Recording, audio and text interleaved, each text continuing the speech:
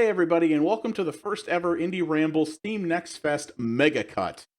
Every Steam Next Fest, I pick a big pile of the coolest looking demos and I stream them live over on my Twitch channel. I absolutely love Steam Next Fest, and I think it's one of the best things Valve has done with the platform in a long time. It gives a bunch of indie games who might otherwise get drowned out in the absolute sea of new releases that we get every day on Steam a chance to get in front of people and do so in an actual playable way that really is good at showing off what they're working on. This Next Fest, I have to say, is probably the best one we've had by far, and my already obese wish list has already grown a couple of belt sizes. A couple of people asked me if there was a way they could watch some of the demo coverage outside of the streams, and what I decided to do for that is to highlight all the individual demos on Twitch and then combine them all into this Mega Cut video. If you don't fancy watching 9 hours of demo coverage, I mean, if you want to, please go ahead. But if not, check the description down below because I actually have timestamps to each of the individual games, as well as links to their actual Steam pages. Feel free to hop around. There is a crazy amount of variety in here and something for just about everybody, I think. All different kinds of genres and styles, and yeah, I think something for everybody. If you do like any of the games that you saw, make sure to go to their Steam page and wishlist them because that actually does help developers out a great deal in terms of getting noticed. This was a lot of fun to do, but also a lot more work than I expected. So if you did like what you saw here and would like to see more stuff like it, please don't forget to leave a like on the video, hit the subscribe button and the notification bell, and leave a comment down below. Tell me what you thought of some of the demos in this, what you think is cool. What did I not cover from Steam Next Fest that you think is cool? There was way more in there that I could possibly play, so I'd like to know what you guys think is interesting that's coming up as well.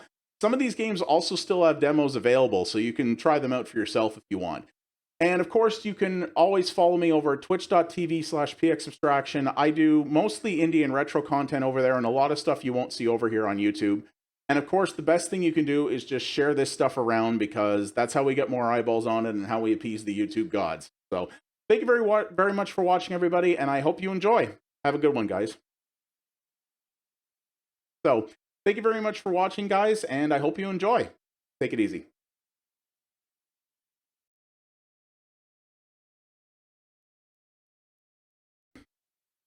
All right, this is the first one we're going to play. Holy crap, y'all. This is something else. So this was announced recently during Devolver's press conference for Not E3 week. These guys are crazy. Oh yeah, pause. You can clip away as you usually do. This thing is nuts. This is from Free Lives, which is a developer who has made a stunning variety of stuff. They made Broforce, they made Genital Jousting, they made Terranil, which we played during the last Next Fest, which is sort of that chill revitalization strategy game, and they made this. It's basically like if Devolver Digital went to them and said, hey, the guys at Dennyton won't make a Hotline Miami 3, but we really want one. Can you do something like it? And they went, can do! And this is what they came up with. This is ridiculous in the best way, and I'm going to show you guys why right now. This is just... oh. I love this game. It's so good. I wish listed this the second it became available. So go over to GameCap. So it is called Angerfoot, and it is basically Hotline Miami, except you're this crazy like frog-footed guy and a criminal stole your favorite shoes, and you mostly go through the game kicking people. Well, just watch. So there's 11 levels in this demo. Like I said, it's actually fairly long. Hang on, I'm gonna turn the game audio down. So I'll go back a little earlier here and show you guys what this is like. But we're only gonna do a couple levels here. But the levels are relatively short. You're on a timer. Everything's done to this crazy beat. And you do get guns, but like in Hotline Miami, they're very limited. Your principal weapon is this. Because you do things like that. Oh yeah, you can kick guys in the face with doors. There's bonuses for beating levels with only your foot, even when you're given the option for guns. I will say this game has a lot of bathrooms in it for some reason. And every level of this apartment building has like speakers in it. Like everywhere. I don't know why. But this whole game world is completely nuts. So you lose health very quick. It does regenerate, but you'll lose it quick. It only takes a couple of melee hits or shots for you to get killed. So you got to be really careful, and you gotta be constantly moving in this. There are environmental hazards as well. You can double kick guys like that. Through you. I want to see if I can do this whole level with just my foot, and I did. And I unlocked air violence and corridor blaster shoes. This game is just, it's just soaked in ridiculous style, and it's so good. Someone like NoClip needs to do a documentary on the Free Lives crew, because this is a developer that's only been around a few years. Not only have they put out a very wide range of titles, but every single one of them has been completely different from each other. Like, it's so rare to see a team that can make such a crazy wide variety of games like this and have every one of them be a banger.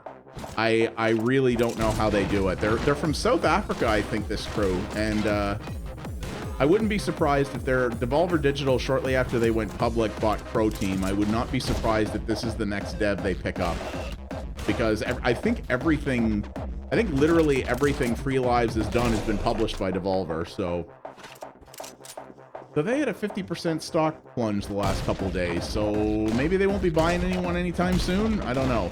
I guess we'll see. But yeah, this game is just so dumb in the best possible way. I have no idea what the lore and story of this world is. Son of a bitch. I'm assuming you'll find out more of it when the full game comes out, but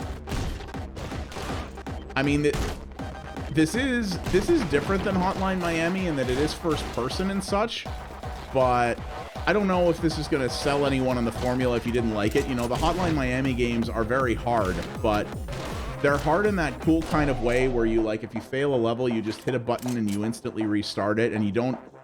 Like, I find the best kind of hard games are the ones where they don't give you time to get mad, because that's what turns people off of hard games. It's not so much the difficulty, it's because when you fail at them, you get annoyed by it, right? What games like this do that I love is they don't give you time to think about your failure. You fail and you're like, damn it, you hit the button and you go again. And that's one of the reasons I finished both Hotline Miami games, despite them being quite difficult indeed. And the same reason I'll like this one, because when you die in this, you just hit the button and off you go again. You're not waiting for anything.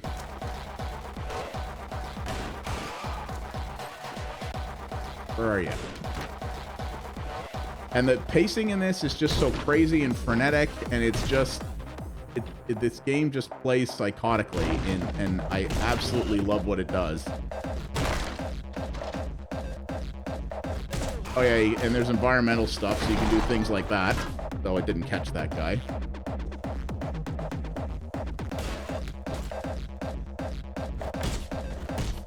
Hit this guy. Oh, and then I got shotgunned in the face. Really? Definitely should be able to.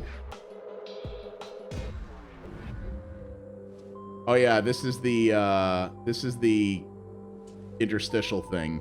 I don't know, everything is weird, like frog people, but you can, like, you use your feet to do everything. See, I'm drinking wine with my foot, and then double fisting with my other foot, because this is what Free Lives games do. Let's actually skip that.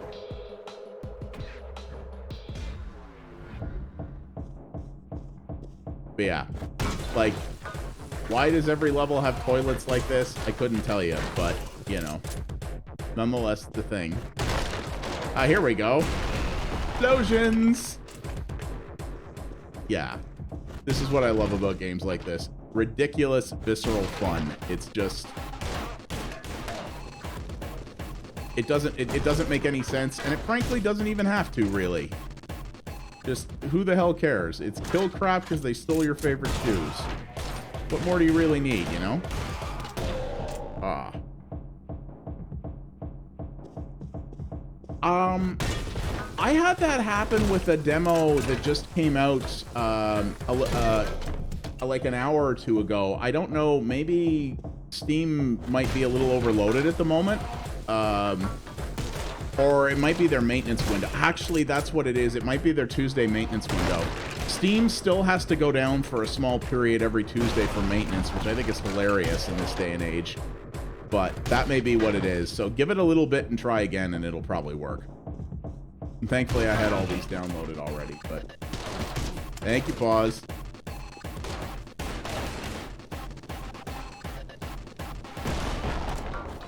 There we go. So anyway, yeah, this is pretty much the bulk of it. There's more mechanics and stuff to it, but yeah, this is an absolute delight. I wish listed this the second after I played this demo on the weekend.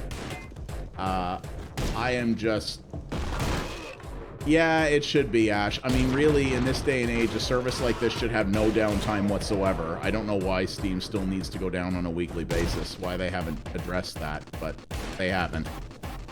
So. But I'm just guessing, too. That may be another problem. I don't know. So anyway, yeah, this is kind of the core of it. I didn't want to replay this whole demo again because it is fairly long. But this demo is about an hour, and I can't recommend it enough. I absolutely love this. I think it's due out this year. I guess let's see. Let's hit that store. Let's hit that store page. 2023. Crap. So it's next year. Ah, bugger. So... But yeah, absolute blast, and can't wait to hit that one. Can't wait to hit that one up. So the second one, again, is one that I played on the weekend, but I really want to show you guys as well, because while I do love games like this, I also love games like this. I love a good brawler, and this one came onto my radar a little while ago, but it is something I think looks really cool. The impressive thing about it is you're going to see the production values on this thing, but this game is actually made by only one person, apparently. I don't know if that includes the music or not, but it's pretty much all done by one person, and it's pretty damn impressive, all things considered. So I think this is going to be pretty cool. So I've actually exhausted all the missions in this demo already, but essentially what happens is you wake up and you're in a city that's going to hell. Basically, like the purge is happening effectively. And I don't know if I can see that intro again. But yeah, you can, there's playground settings you can go into to fight against dummy characters to practice. There's all kinds of character customization. There's all this progression stuff that's built in. There's a full upgrade and skill tree in this game. Every level has scores and timers, that like timer targets that you can have to beat. You earn money, which you can use to buy upgrades. There's a crazy amount of stuff that goes on in this, and yeah, it's a brawler, so you earn different combos and different moves and stuff that you're going to attack enemies with. Like I said, this is not. And you can replay the old missions with new moves and combos that you've unlocked. And it's got this pretty dope soundtrack as well. But there is a story to this. It looks like I can't see the intro again, so I can't really tell you guys about that. But yeah, it's a really well-made brawler with this cool isometric style. And I just get so impressed seeing any game like this, and that I found out is made by one person. It's bananas. What this guy has managed to do on his own. So there's the dialogue in this is not spoken. I don't know if that's going to change or not in the final release. I kind of hope it does, but it's not the end of the world if it doesn't either. This game does have a story, and it sounds like it could be pretty cool, but this game's also just about the ginormous beatdowns. So yeah, you've got melee moves. You are able to pick up limited use guns and melee options like this, kind of like a traditional fighting game. They have durabilities on them. You can also grab things from the environment and do things like that. So all the boys on that sucker. And if you can move quick enough, you'll see that there is a combo system and scoring system in this. And it kind of works, it works in countdowns differently than a lot of other combo systems do, which I think is kind of cool, actually. So you actually will have, there's a lot of different ways to score in this. And like I said, the game has score and time targets, and they're both leaderboarded. So super cool. I'm just skipping through the dialogue here, but... And there is a full parry system. I mean, you know me, I suck at parrying anything, but there is a full-on, there like that. There is a full-on parry system in this game as well.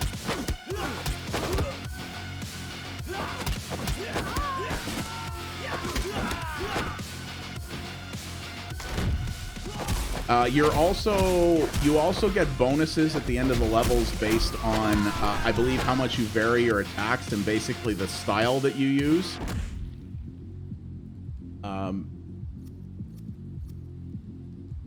Also, I just completed 2 optional objectives, so I just beat my best score. And because of how high that score is, now it's an S rank. So you can replay the levels and get extra stuff, and you see I just unlocked new cosmetic stuff. Oh yeah, the game has a GIF maker in it too, so you can do that. And there, it shows your leaderboard score and time rank, which is really, really cool. So there's a huge incentive to like keep replaying this and get better at it. Really neat setup. Looks like maybe the leaderboards are having some issues. I think this demo's been a bit of a hit, so. But yeah, really cool what this is, and I get so impressed seeing any game like this that's made by only one person, and apparently this one is. So I am very excited for this one. I will absolutely be covering the hell out of it when it comes out.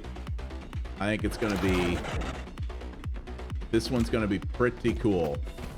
And yeah, Humble Games is publishing this, actually, which is the game publishing arm of Humble Bundle that started up a while ago. They have been putting out some, they've actually been around for a while. I shouldn't be acting like they're new, because they're not, but they have been putting out some really good stuff.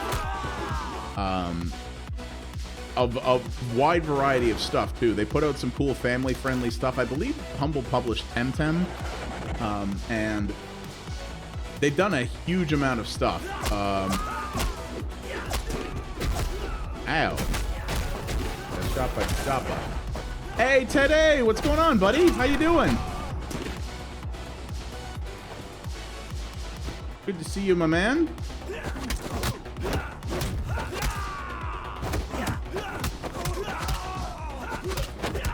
Ah, nice. Putting the baby to bed, showing her some nice little indie violence simulators.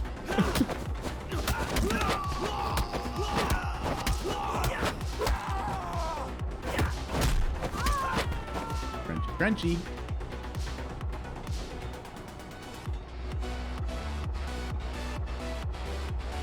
But yeah. Again, I've already played through this demo, so I'm not going to do the whole amount of it. I saw this and... Oh, dang. Dead. I saw this and Angerfoot on the weekend, and I was like, no, I got to try these now. These dropped a little bit before Next Fest did, so... Son of a bitch.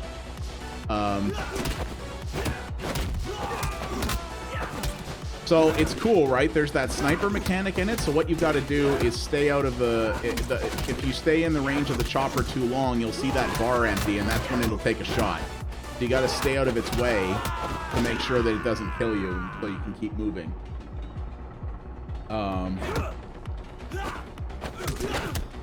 So yeah, this already just feels like a super polished experience, and this with just a ton more, like, I don't know if you guys saw on the interstitial screen there, but there's going to be 40 missions in this game. The demo only has 4. So we got this is going to be a beefy title, I think. Probably going to be a lot to this. Something that I think would be cool, but I know it's a big ask and it's absolutely not necessary. Co-op would always be cool to see in something like this, but not necessary either. Brawlers are always fun when you got a second player, but again, totally not needed at all.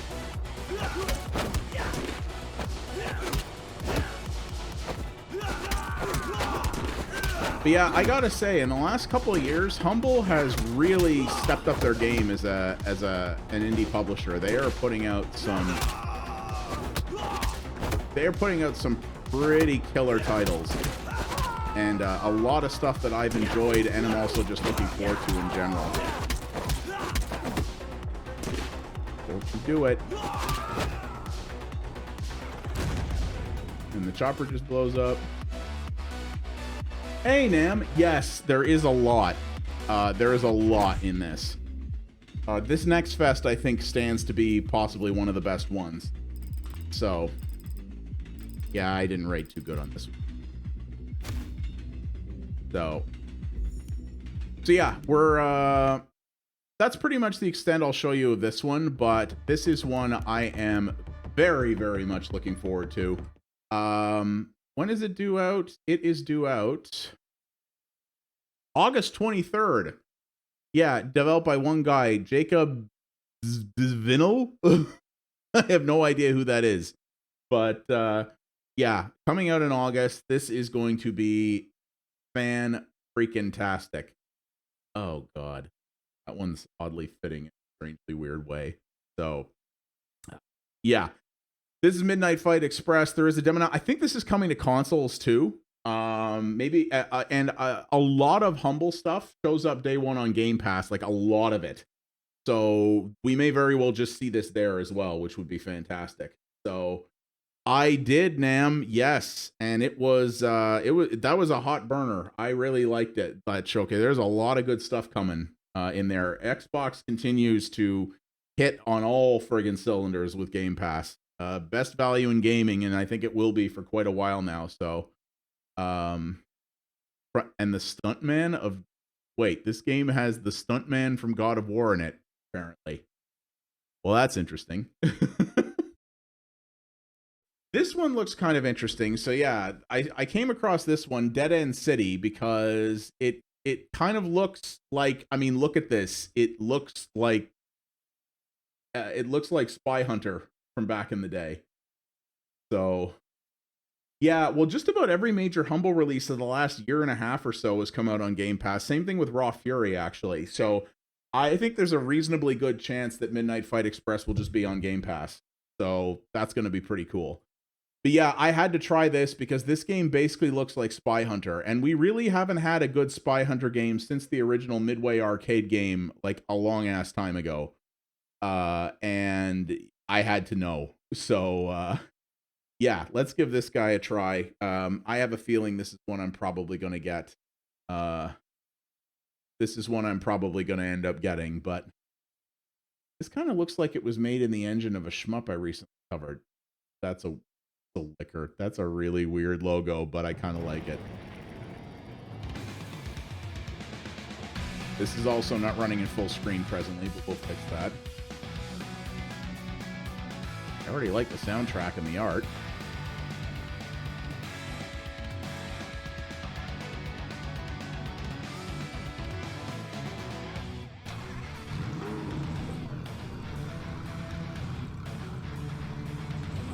This is already making a good impression. Sick. Not for sale or distribution. Uh-oh. Guys, turn your eyes away. I'm distributing. I'm so sorry.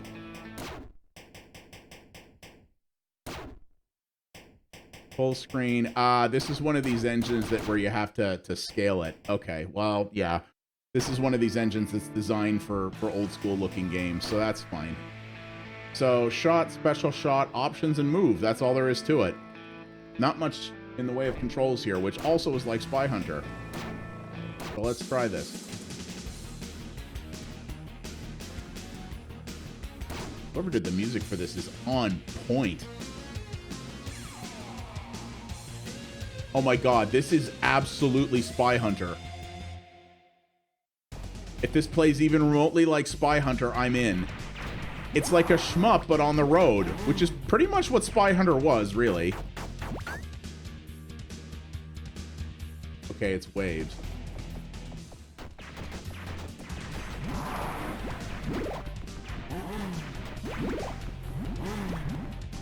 Okay, if this is wave-based, it's not quite like Spy Hunter, but I still kind of like it.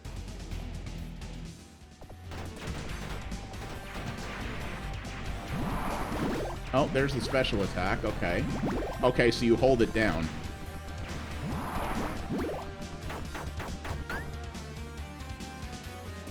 Okay, so I think this is mostly a wave shooter, which isn't quite what I was expecting, but it's not necessarily bad. Actually, this is still pretty damn fun, if I'm honest. It looks like you have to make sure you pick up fuel from enemies as well, because... So that kind of reminds me almost of Road Blasters from back in the day. If you don't pick up fuel from the enemies, that's what keeps you alive for the most part and gets you through the waves, is having enough fuel to do stuff. So... that was a mechanic that you also didn't see replicated in a lot of games. It's the stuff that Road Blasters did. Man, somebody make a modern-day version of Road Blasters. We need those. I miss Road Blasters. Road Blasters was the freaking bomb, man.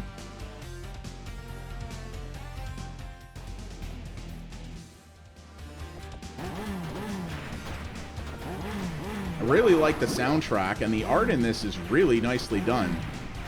Actually, nice sort of hand-drawn pixel stuff. I think this is pretty cool, actually.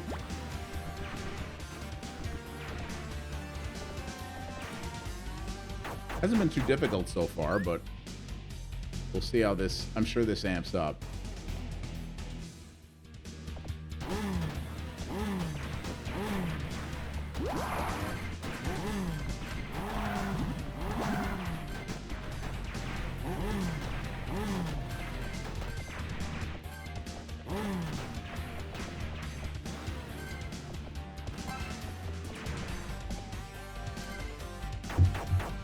It's gonna hit me with a boss battle at some point soon. Okay, so we've changed environments here now. So now it's not just an empty straight line. Now this feels a little bit more like Commando or something. Okay, yeah, you take your gas from your blown up bus shelter as you do. This is what's going to happen in our future with fuel prices as they are now. People are going to blow up bus stops to fuel their cars. How we do in the year 2022.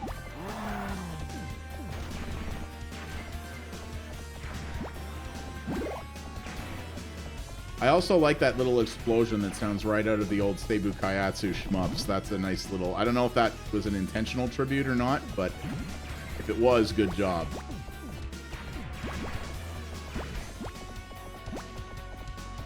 Oh no, I missed a guy.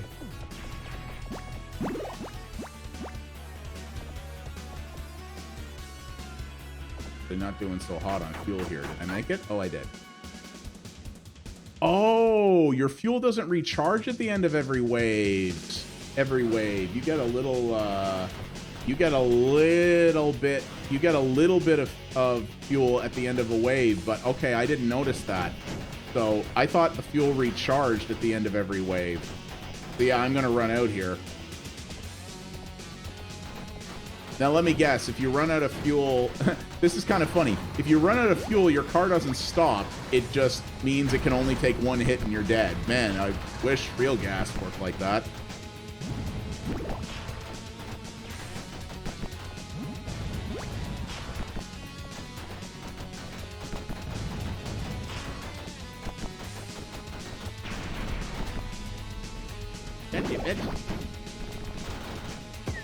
Or maybe not.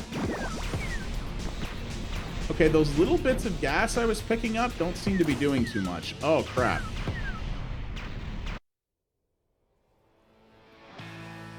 Okay. Well, it ramped up pretty quick there.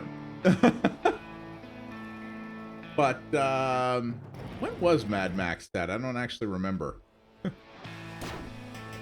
Alright, well, this is another relatively short one, but you know what?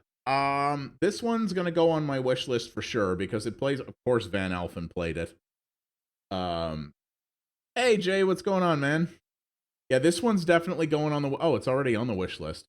Yeah, this is pretty cool. I will say, at least so far, up until that boss on normal difficulty, a little easy, maybe a little easy, but and it's not quite the Spy Hunter I was hoping it was, but it's close. It's definitely got vibes of that in there.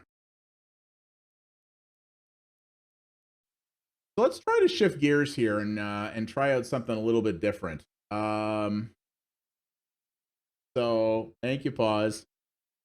So this one's interesting. A developer told me about this one. This is a puzzle game. It's called Vita, and it looks kind of interesting. I'm not good at puzzle games, like even slightly, but I really enjoyed the look of it. And this is one of the devs who hit me back on Twitter and said, "Hey, do you want to check this out?" And I was like, "Sure, let's do that." So I think this is worth. This one is definitely worth a look. I don't puzzle well. I don't like um I don't puzzle well, but this does look really cool. So I do want to give this a shot. So nice, dude. Oh, that's really good news. Yeah, I gotta friggin' knuckle down on my training so that I can friggin' get I have another promotion that I would literally will get if I can complete 2 training objectives, but it's just been so busy. I'm gonna have to start dedicating some evenings to it, I think, unfortunately. So let's see what this game's about. The look of this is very Monument Valley-ish. Maya has been lost inside of her dreams. You must find each fragment of her soul in order to wake up. Help. Cool. Oh. Boy, such rat. You know, they said they said that God of War, still the new God of War Ragnarok, looks like it's coming this year. I was like, wow, really, eh?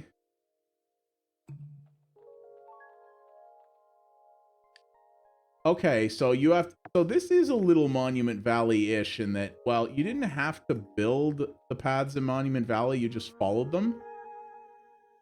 But it looks like this is kind of trying to follow that idea a little bit. Yeah, me too. But I also can't wait. It is going to be the bomb.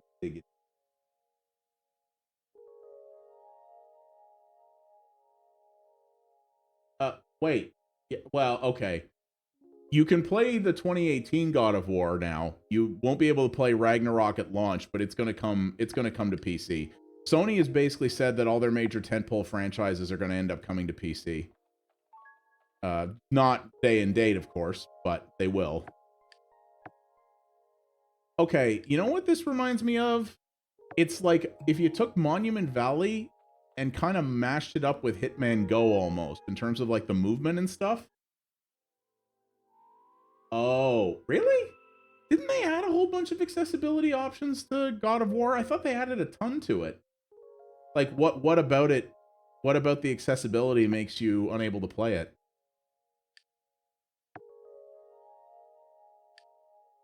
I'm 99% sure, at least in the PC version, they addressed that. I feel like they did. At least in the PC version.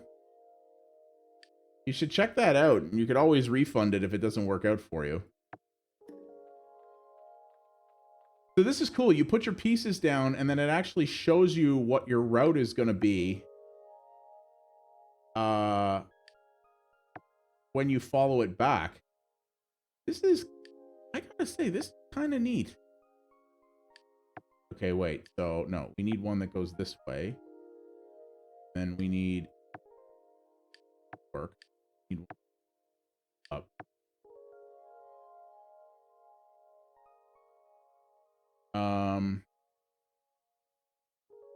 They don't have any straight pieces, so... Oh, wait a minute. So I can get her to go, like, here.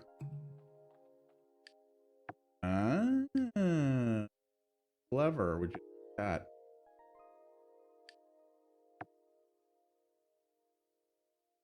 However, that's still not going to do it.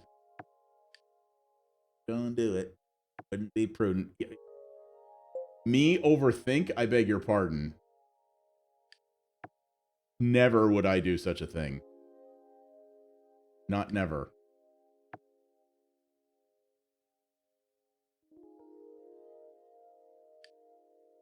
So I gotta get to that there red crystal, right? Go back where I was? Okay.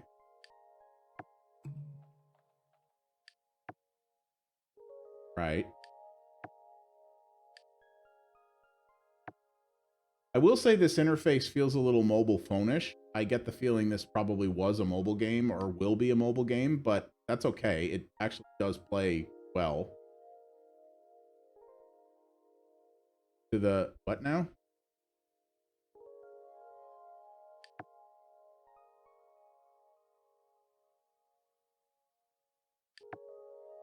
Can you rotate in this? Or is it permanent isometric? It's permanent isometric. Okay.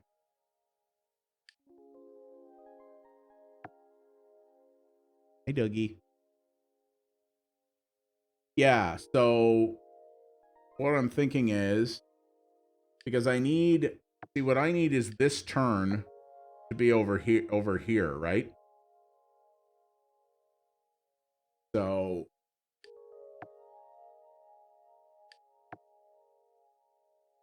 I gotta say, this has a very zen vibe to it. I kind of dig it. And it's not a high-pressure puzzle game, so it's one where you can just sit here and futz with it until you get it right. You don't feel like you're under time pressure or anything, which I like.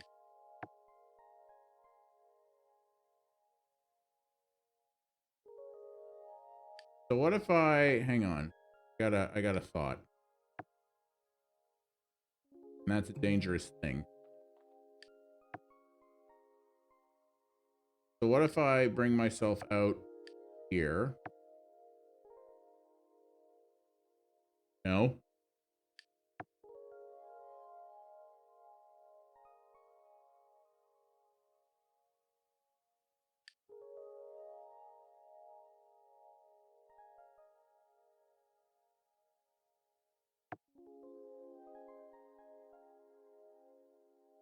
Yeah.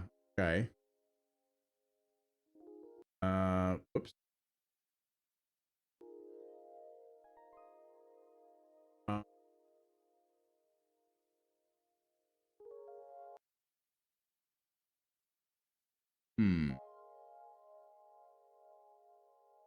So see, if I bring her... so there's only two pieces I can put to bring her out. One would take me back to the start.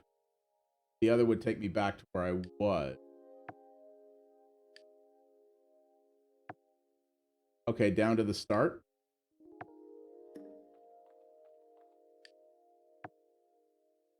Okay.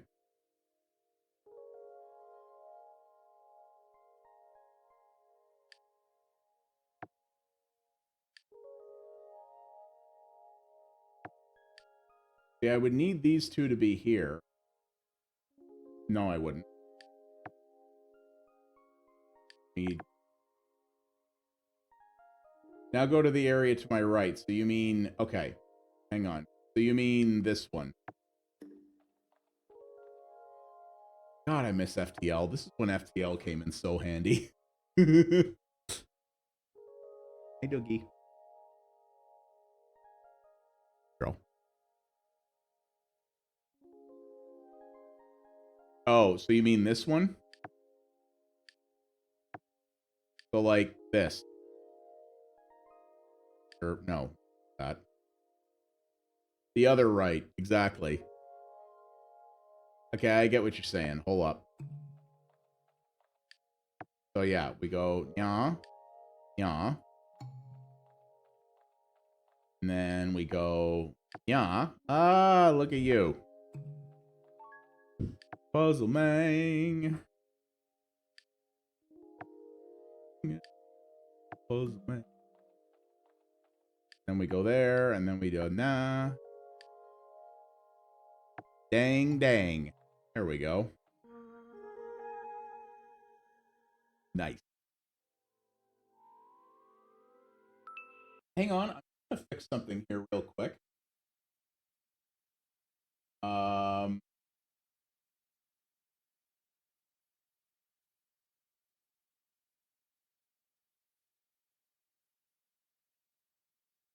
Oh, right. I can't easily fix it.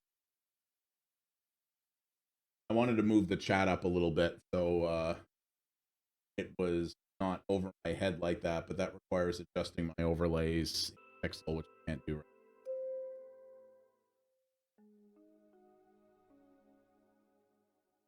Okay. Now we got buttons. You know things are about to get serious up in here. What did that do? Oh, it brings up a spike. Like for serious. Dogs.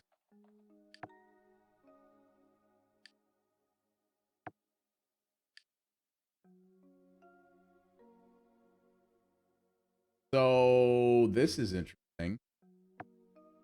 This is so Monument Valley mixed with Hitman Go. It really is. Terra Victus? We'll take a look at that. I'll look that up after, Nam. I may even have that in here. I'm not sure. Yeah? You are way better at puzzle crap than I am. Yeah? So, like, that?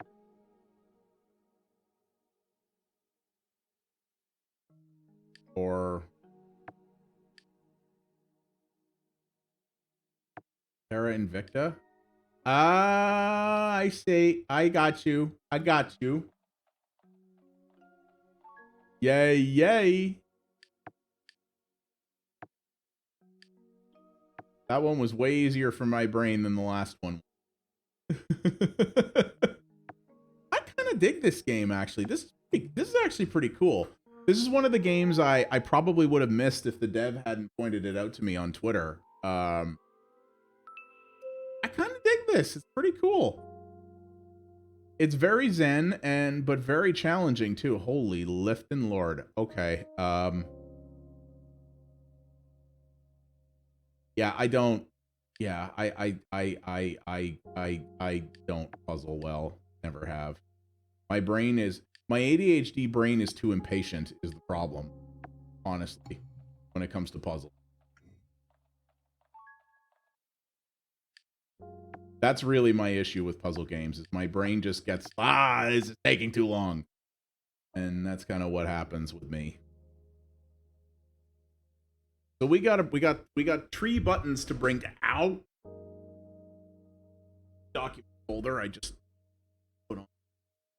So we got tree buttons here, bring down. So we did that one. Now we got to make a... Yeah. Yeah, you're right. Go back to the start. Yeah, good call. Yeah, I think we have 3 hours. So, all right. So we got all these. So we go here. Hard right.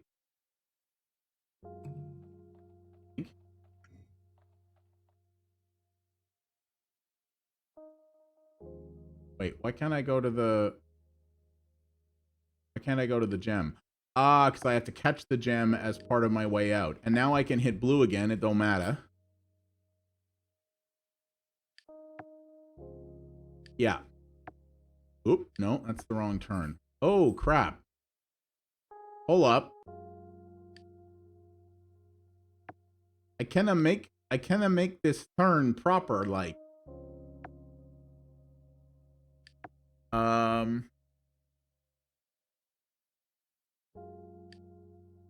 Go down. Ah, I see what you're saying. Yeah, I see what you're saying. Yeah, I got you.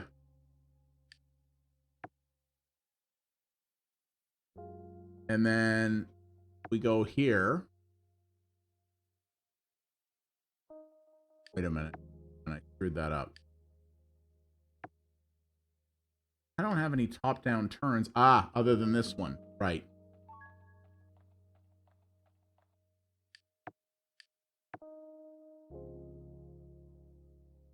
Yeah. So then we go this way, then this way, then this way, and bada bing. Up we go.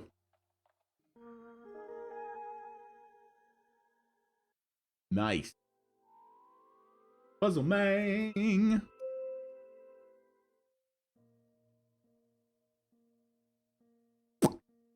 Okay. Now we're off to the braces here. Puzzle Mang. You know what? I just thought of something.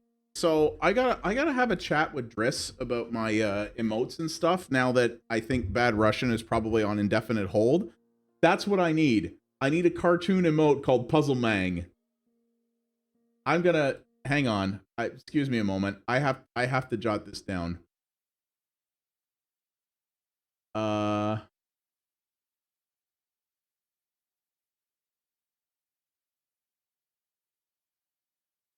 We need a Puzzle Mang. There we go. I'm gonna totally talk to Driss about that. Exactly. I could totally get shirts made of that if I wanted to. It's merchable, people. It has good merchability. So wait a minute. Hold up here. I just noticed. No, there's not 5 ways out of here. These are teleport doors. Oh, goody.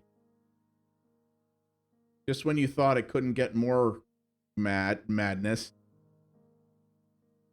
Oh, boy. Okay, hold up. So, let's go here. Oh, my God. I like this. I'm really liking this idea. Like a whole lot.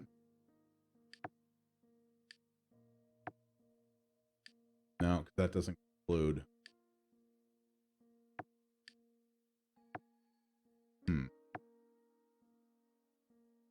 Do you?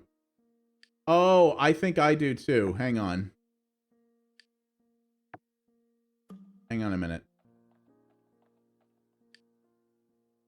I kind of was, but the problem is I couldn't put something there, so it wouldn't conclude.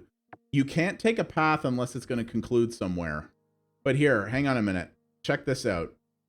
No, that's not going to work because I have to bring down the blue peg before I can go through here. So I can't go this way because we need the blue peg to come down. So, okay, well, wait. So if we do that and then we do that, see, the problem is then I got nothing here. And I can't stand on the button. I have to go to one of these nodes here. So I can't just go to the button. But okay, wait a minute. Aha.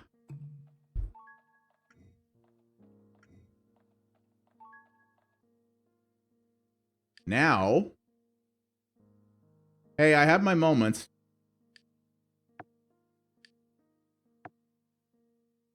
Now, this is the red one. We have to go through. Okay, hold up. My Puzzle Mang instincts are kicking in here. So what we need to do is we have to go up there. The problem is we have to turn right. Okay, wait. Yeah, so we do this. And then we have to go into the yellow, yeah. They were all yellow. No, except we can't do that because we have... Oh, no, wait. Yes, we can. So hang on.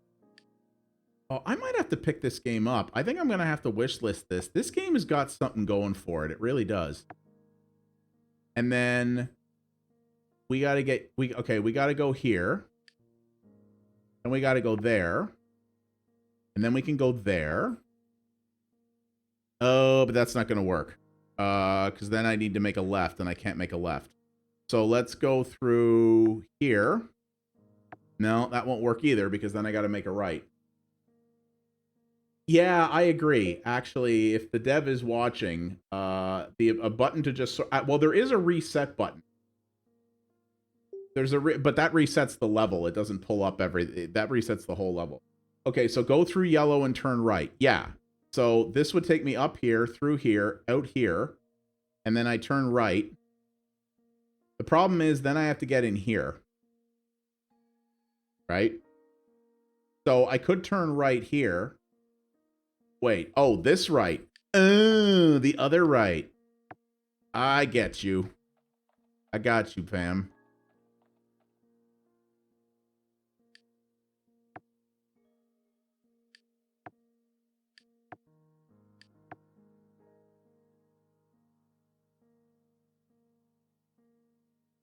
Yeah, I agree. You know what? I may give the dev feedback on that because I'm gonna VOD up all these demos on Twitch to send to all the devs.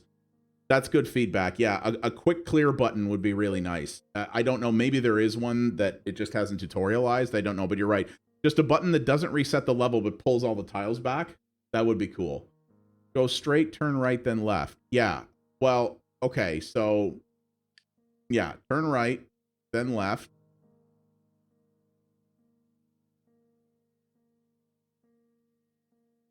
No, because then I can't make another right.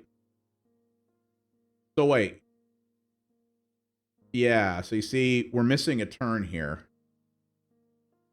We're close, though.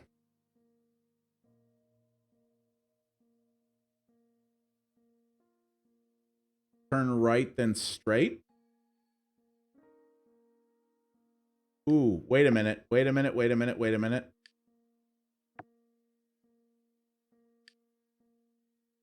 There it is.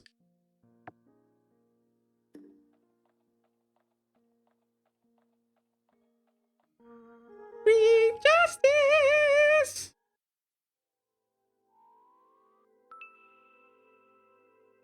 There it is. Okay, you know what, Polyvita? Yeah, me too. I am not normally a big puzzle dude, but you know what? You done got me.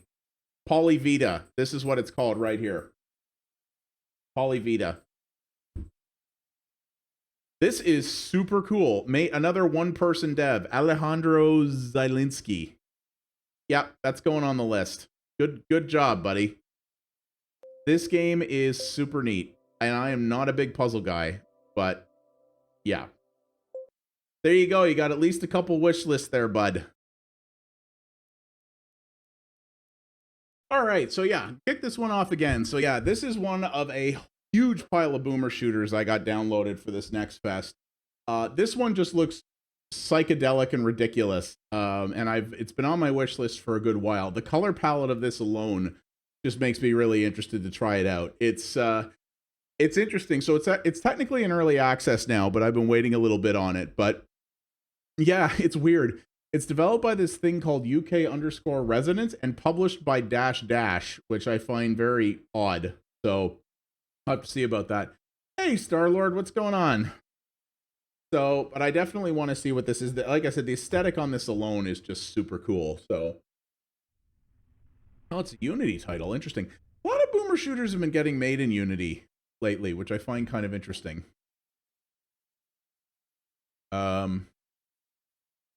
There's no sound there.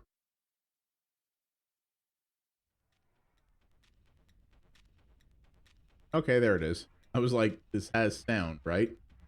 Whoa, its mouse sensitivity out of the box is very high. I like that. And oh my god.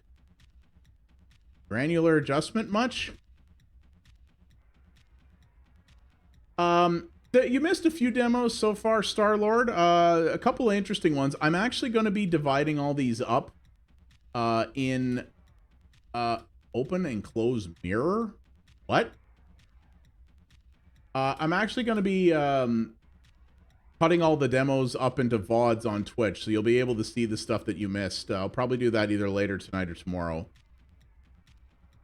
Okay, my god, this is fat. This could be a bit vomit-inducing for me if I can't adjust the FOV. I can. Up to 120. Good.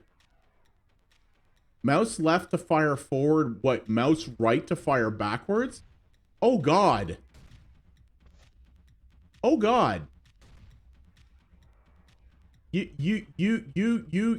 done fire in two directions in this game. What? Even?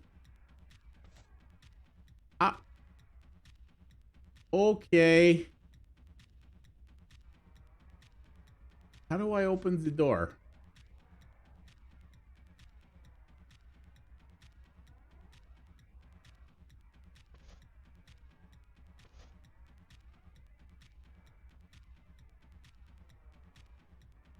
Okay, this is the start of the level.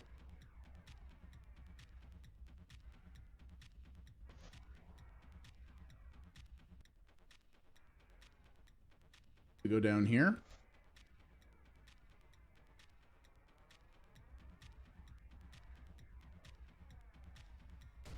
Oh, I shoot the door to open it.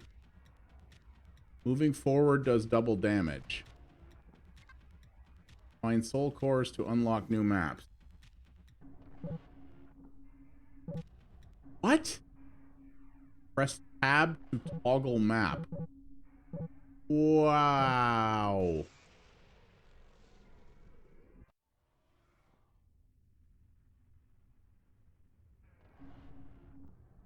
So I can just jump in and out of maps at any time?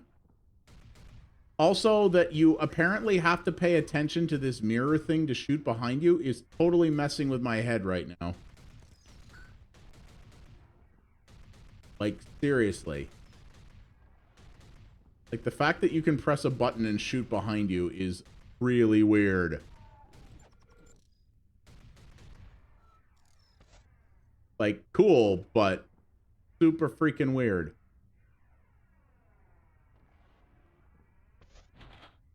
Okay. Shotgun. Always tell the quality of a game by its shotgun.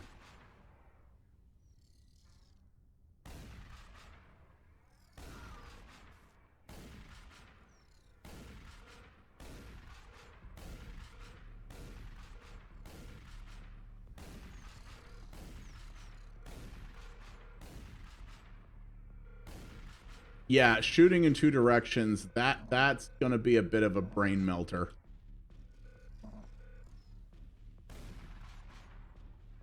Oh, nice, man. You know, so I've beaten the first one. I've had the second one for years. I still haven't played it yet.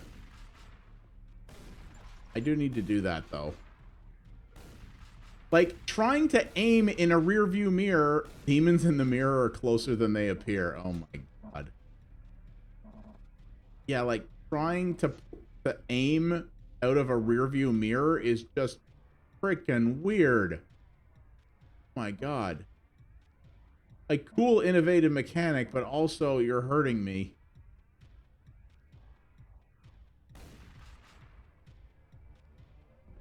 Okay, so what? Whoa. Blah! Giant eyeballs. Can I only hit the eyeball? Oh, no. The eyeballs can only be hit in the rear view mirror. Oh, God. At least they move slowly. Oh, God. And they're creepy as fuck.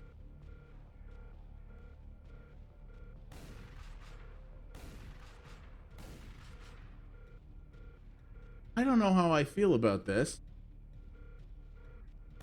Yeah, they play good. They actually are good RPGs, and they're actually neat.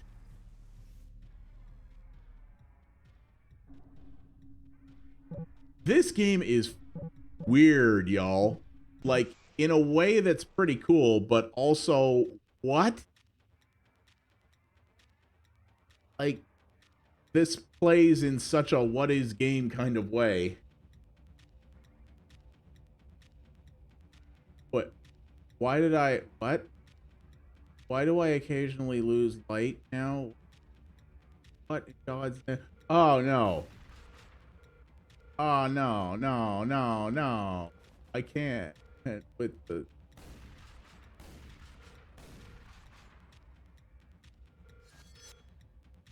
This hurts my everything. One thing I've noticed, though, that's interesting, I don't think you have ammo in this game. I think you just shoot endlessly.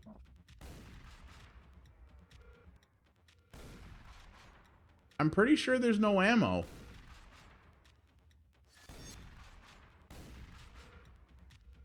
This, like, what the fucking hell, man? This is so strange. I'm playing backwards because this mirror is a rear view. Like, because that's the only view I have right now, I'm literally playing backwards. Like, my controls are reversed. And it's really fucking with my chi. Like...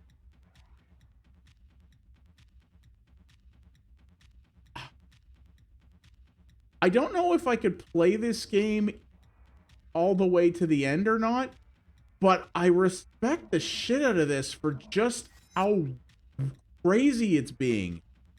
Like, this is off the wall ridiculous. Like, it completely upends any like normal convention of how first person shooters work. Like, I dig that. I respect the hell out of that. But also, oh my god. This hurts my everything.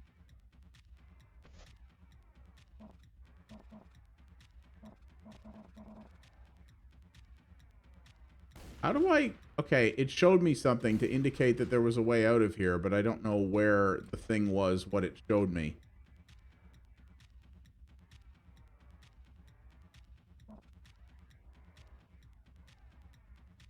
Like, yeah, man, like, I respect the living crap for what this game is trying to do, but my god, it burns.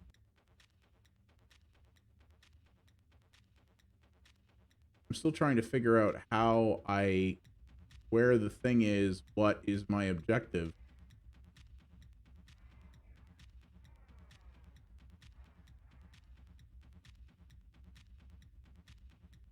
And for that matter, like, what I'm doing, like, why am I here? Like, what is the purpose of this?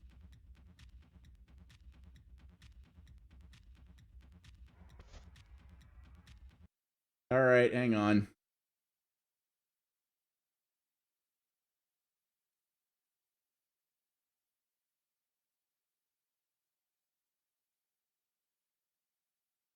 There we go. Bot?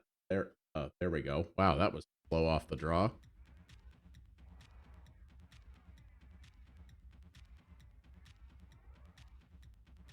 Like, I am really... This game is seriously messing with me.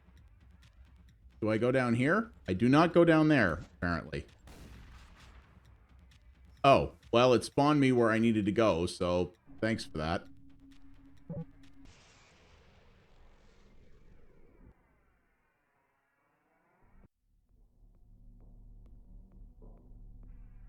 Find a way to break the red glass. Okay. That red glass, assuming, right?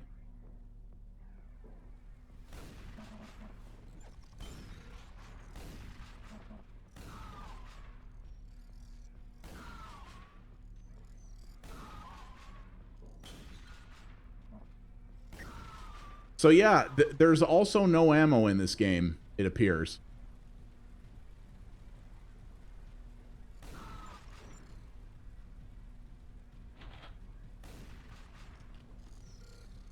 Yeah.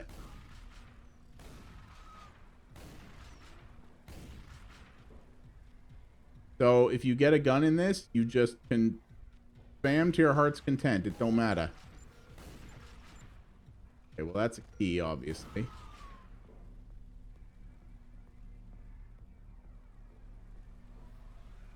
Whoever made this is, like, possibly an LSD enthusiast. I'm just so... Like, I actually really respect the hell out of what this dev is doing. Because this is just nuts. Like, everything you thought you knew about how to play a first-person shooter gets turned on its ear in this game. Like, almost all the normal convention of how shooters work don't apply here. Like, wow. Okay, well, I'm going to call this one here so that we can move on to some other stuff. But yeah, I'm going to keep that one installed because I have to I got to finish that. That just wow.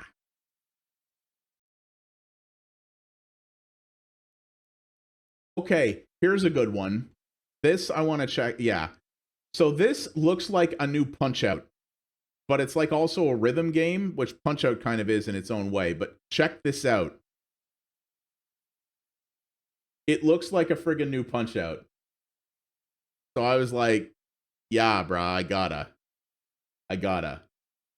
So yeah, Thunder Ray, arcade boxing, retro-like gameplay with blood and violence. This just become the GOAT of the universe. Yeah, I think it's kind of like synth. They should call it synth out. But this looks super cool. I want to give this one a go. My wish list is at like 158 items now, and it's gonna end up at like 180 by the end of this, isn't it? Oh wow, this is made in Buenos Aires, Argentina. That's cool. You don't see a lot of devs from that area. Hello. Jesus, okay. This game is very loud. So, how do I play this?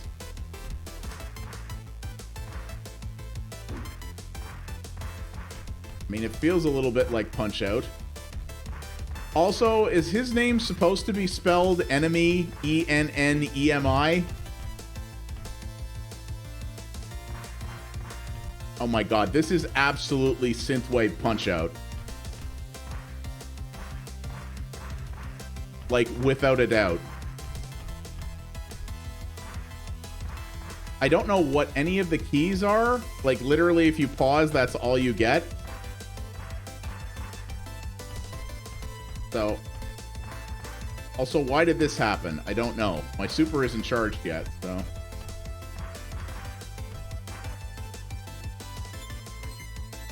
Ah, yes. TMNT is still on mine as well.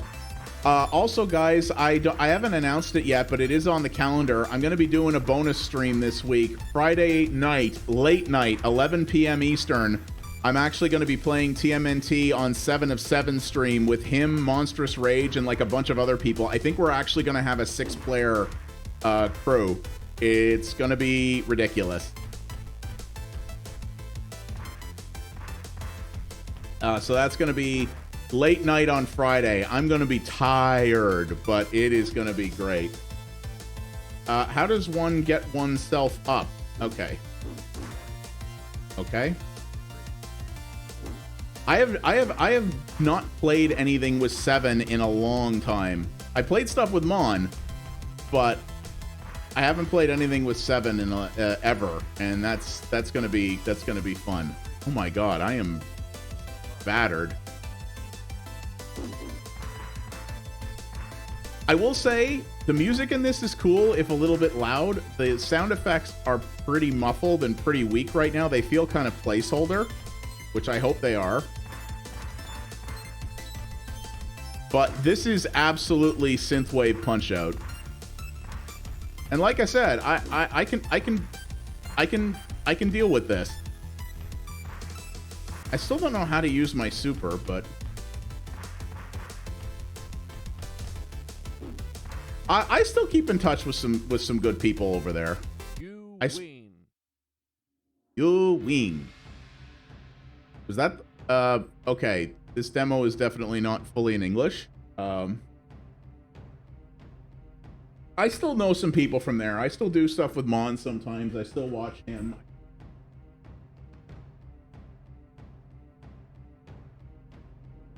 I still follow some of those guys. So, yeah, that is Spanish. They're from Argentina, so yeah, that makes sense. I still know some people from there. Okay, so it's just the one fight. So, okay. This is interesting. I think it's clearly very early. Sound design needs some work. The gameplay is good, but it feels like it needs refinement. And yeah, like it doesn't even tell you what the controls are. The pause menu is barely there. It's clearly pre-alpha. So, but it's something I'm going to watch. I don't think I'm going to wish list this yet, but I probably will follow it. Because I do want to see what else comes out here out of this. Because I mean, nobody else does Punch-Out other than like Nintendo, really. So yeah, this has got potential. Let's do another one. Okay, this one looks ridiculous. This is one that It's called Super Intern Story. I was recommended this one by the dev on Twitter as well. And yeah, it's a fun little adventure about working as a monster in a video game. Wear different costumes, get slain by heroes, all while getting yelled at by your boss. Discover the joys of working behind the scenes as an unpaid intern in the game industry.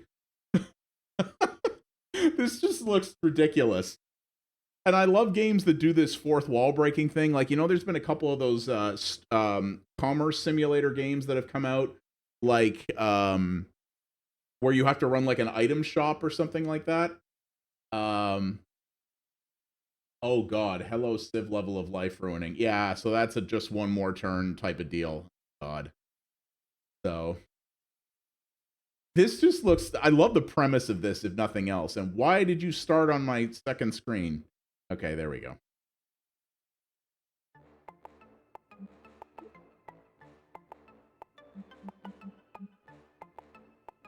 Pause game and lose focus. Yeah, let's see what this is. I love this idea. Or like my job is to get slain, apparently. Or Marvin learns to comply with the rules.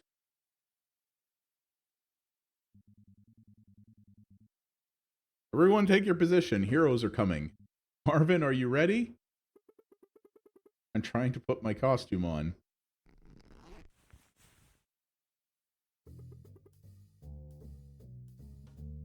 Damn. Welcome to Super Dungeon Land. Our company offers many adventures for hero, and you are here to play a villain. Yay. So what is this, friggin' WrestWorld? Cover the basics if you please. Jump with A and attack with X.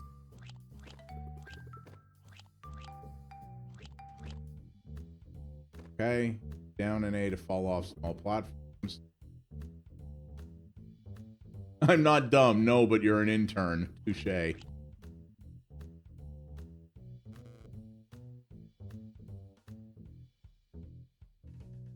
Go to room 2 for my first assignment. Hit block.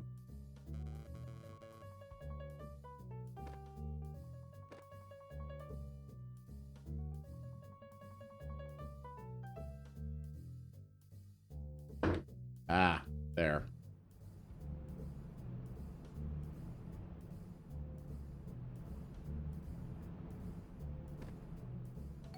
Okay. Got kind of a neat vibe to it.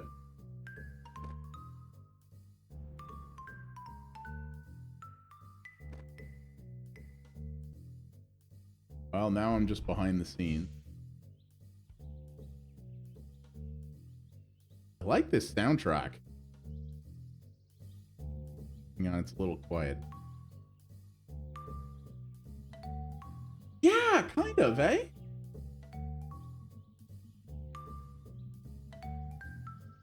Do not attack the hero.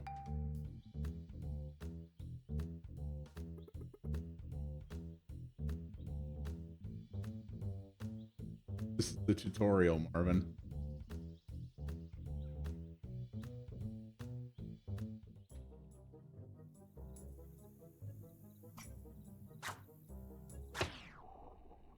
Ha! I have to play dead. Oh, could this be Stanley Parable-ish? I wonder.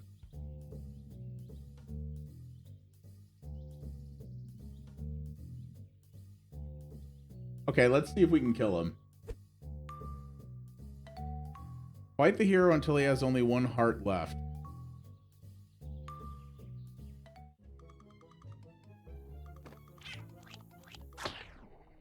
Oh. Sorry, I died.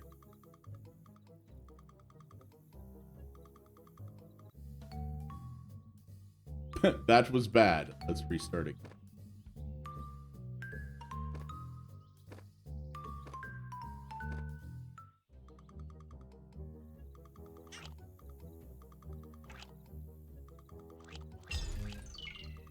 Ah.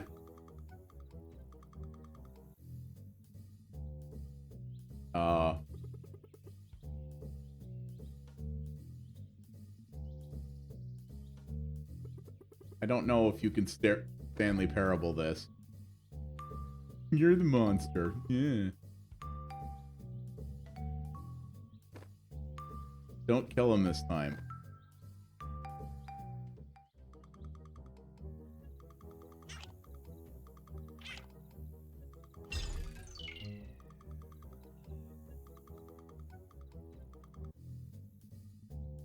Oh, it just loops. Boo.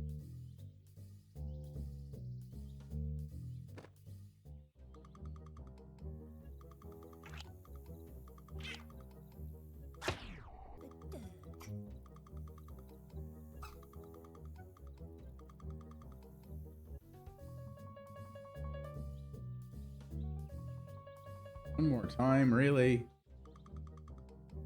Oh, we got the Miyamoto rule of threes. What? Whoa, why'd he die in one hit?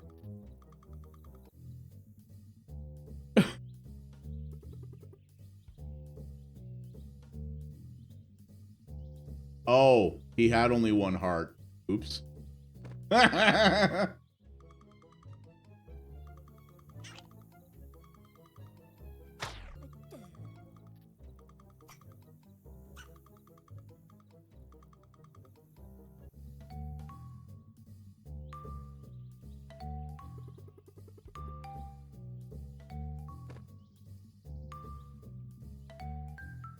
Am I?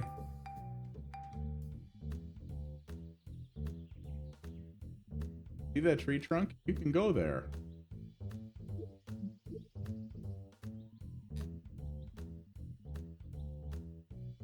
Oh, interesting. Okay.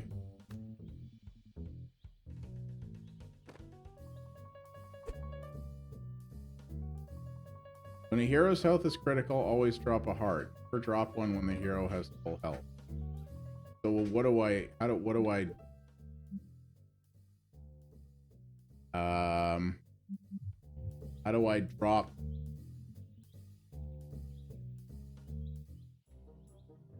I drop a heart? Ah, I see.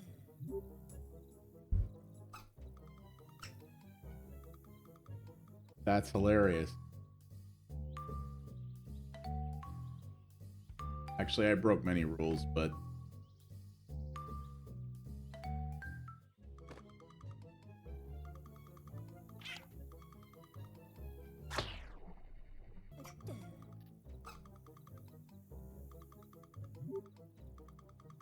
the AI had a moment there.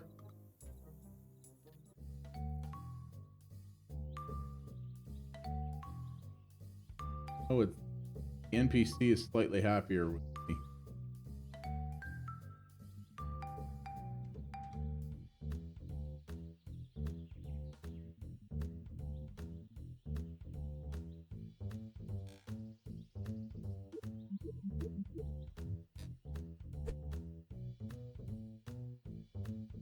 Always place at least 2 coins in the room before any hero.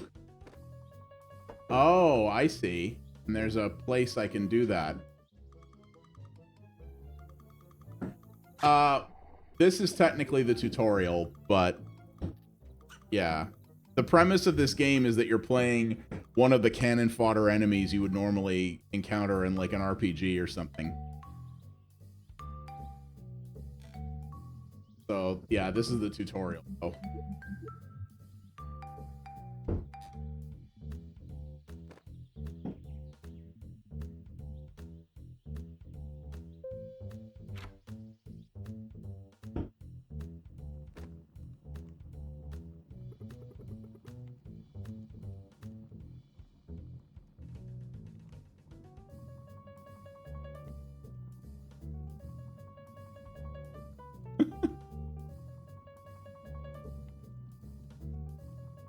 In charge of setting them up.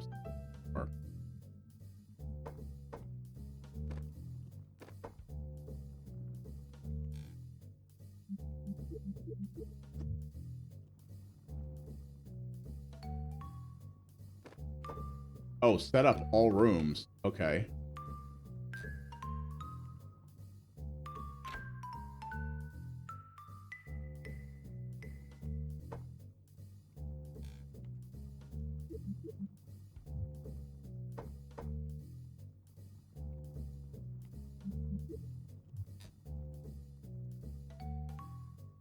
Okay.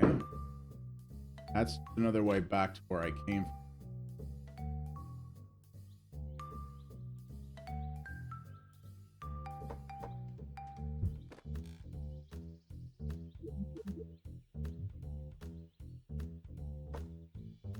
Okay.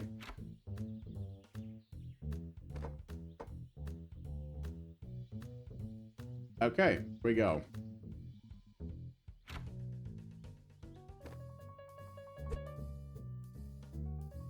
You should always be present before they come in. Okay, so it shows what room he's going to be in.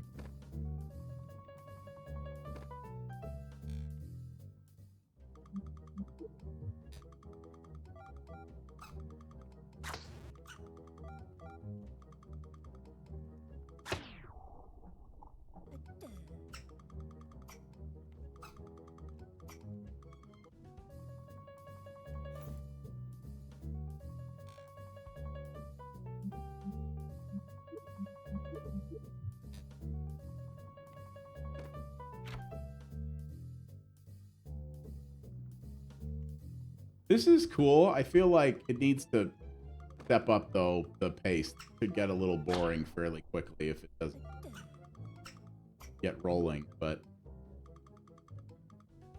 I don't think I need to do this. Oh, okay. I don't need to do it all 4 times.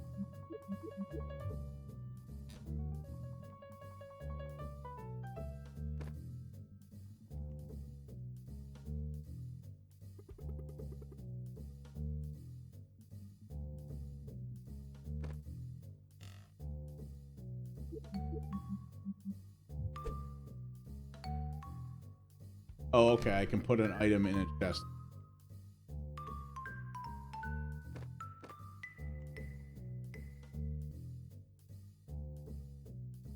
I really do like this jazz.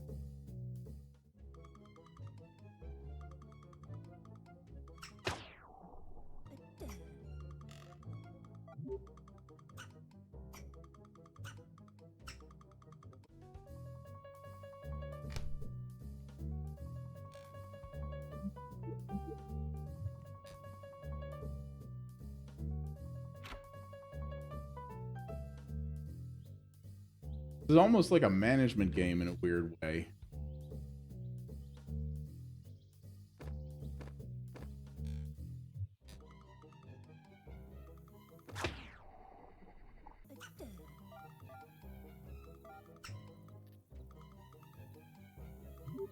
The AI definitely gets itself a little confused sometimes, but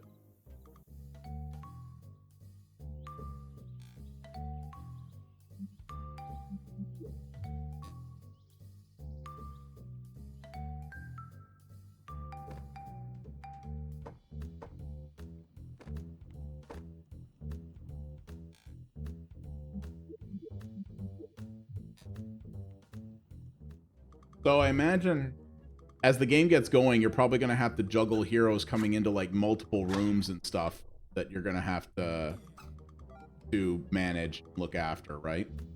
So that's probably where things in this are going to get a little bit more complicated.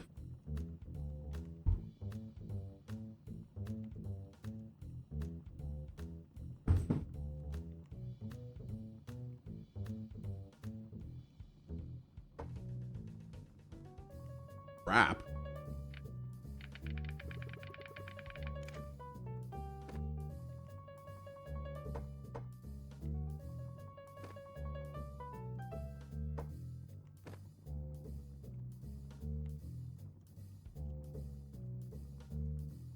You use it 3 times the hero.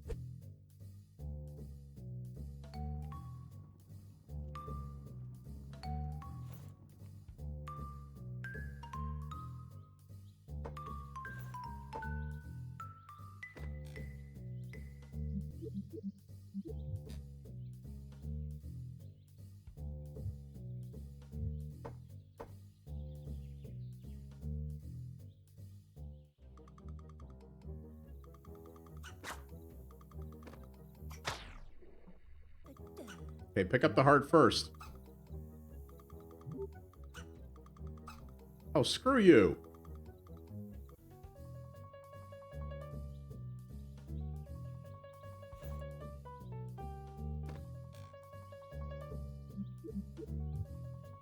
Good hero. Okay. So for the hell of it, because I said we had a couple of these, let's dive into a horror game. So this is called Cryospace. I know nothing about it other than it's in space, so I like that. And, you know, cryo, so, you know, frozen in space, kind of like Alien. So I don't know. We'll see what this is. Indie horror games tend to be either really good or pretty bad. So I really don't know what to expect out of this one. But we'll see here. That guy looks like he's having a rough day. What? What? This not how menu work on PC game. It doesn't take mouse inputs. Oh, it's because my controller is still on. And it's using like the Destiny menu system where you have to move the cursor around. Okay, but it did that because it detected my controller. Okay, I was like, whoa, okay, no. 640 by 480 at 60 hertz. You know what? I think we can do a mite better than that. What is this, Windows XP? Jesus. Let's just do this on easy because we're, we got stuff to get through.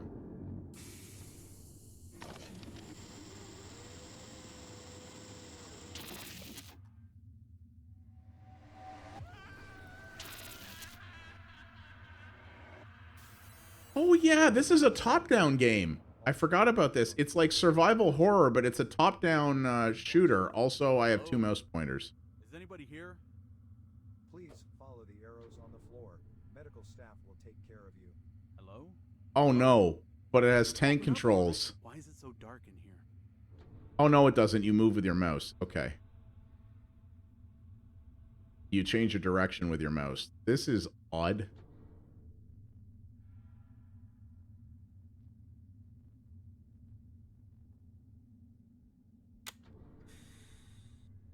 Oh, the controls for this are very strange. Does anybody hear me? I'll ask to speak with the supervisor of the cryo chambers department. Press Y to use traditional controls or N to use cryospace controls. Could you tell me what those are? I don't know what you mean. I mean, I'm already using cryospace controls, so I guess let's try that. It doesn't seem to matter because no matter what I press, the prompt doesn't go away. So... okay. Chip is outdated. Please update your software. My chip is outdated? Oh, crap. That was unexpected. Oxygen level low. Please put on a spacesuit. Ooh, this voice acting. Ah!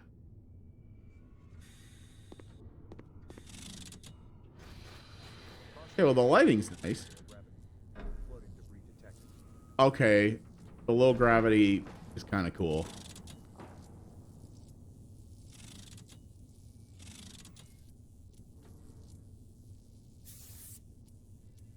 Okay, I just gave myself more air.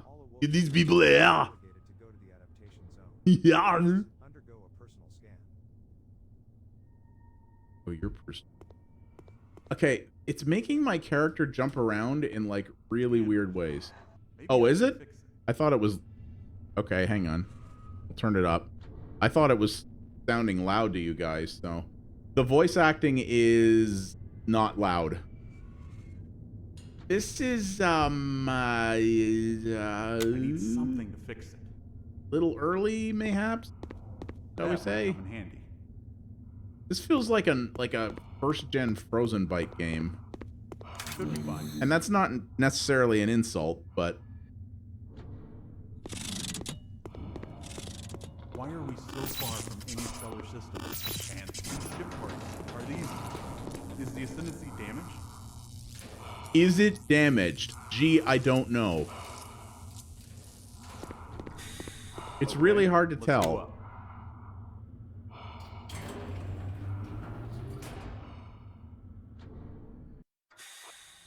feel like this game was maybe a little early to put out in demo form. Feels like they got some interesting ideas here, but this seems pretty rough around the edges. Hello, dear passengers.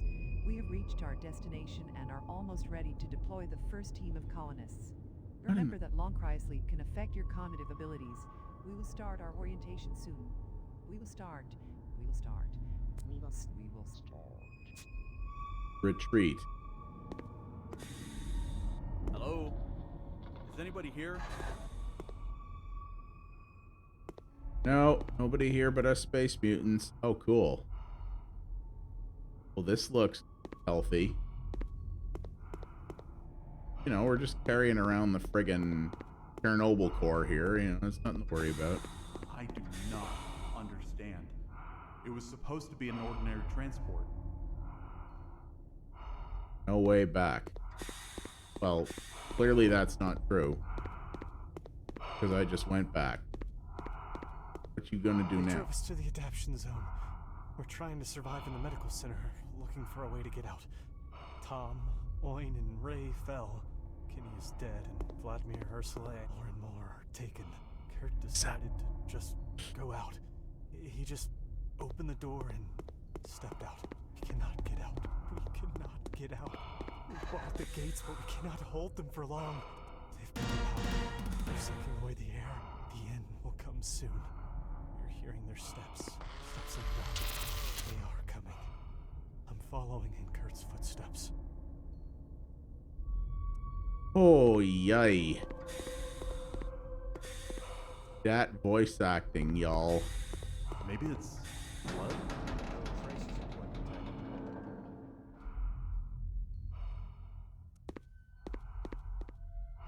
Hi, creepy eyeball thing.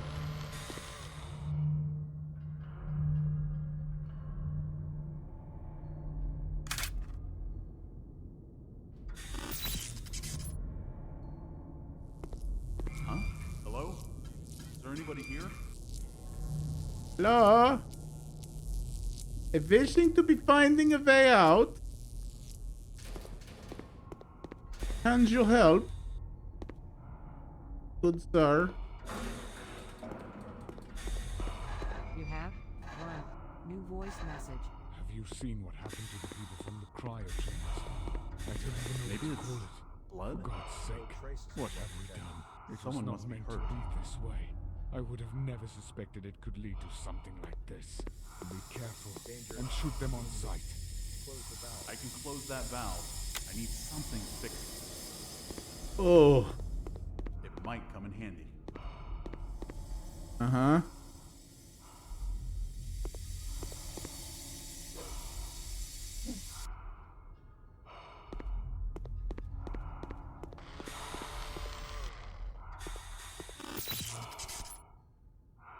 Maybe it's blood?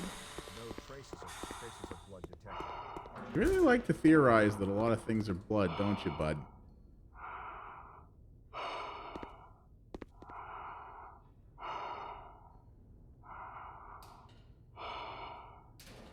Wow.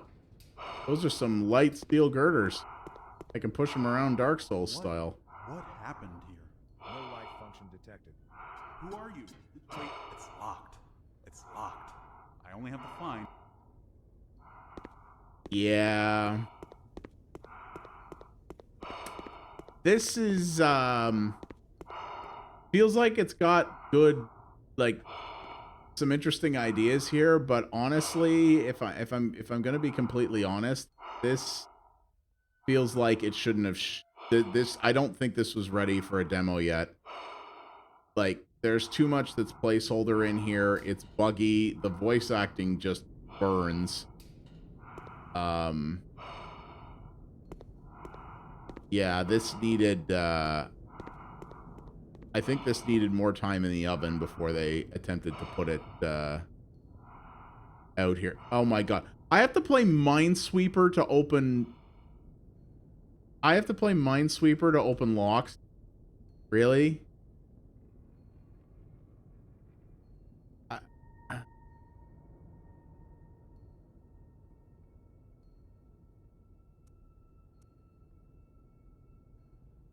No.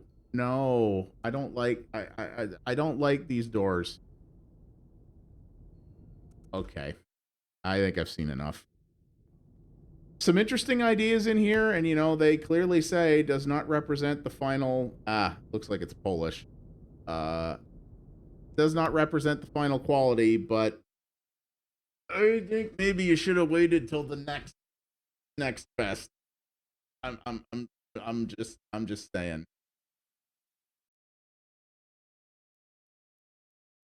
All right. So next up, let's check this one out. This has been on a lot of people's radars for a while. It's technically a boomer shooter, but it's like about fashion police. So, yeah, I don't know. This looks weird. It's put out by No More Robots, who always tends to put out unique and different stuff. And this has been on a lot of people's radar. So I was like, you know what? Yeah, let's give this a look and see what we got. Because this just seems strange to me. But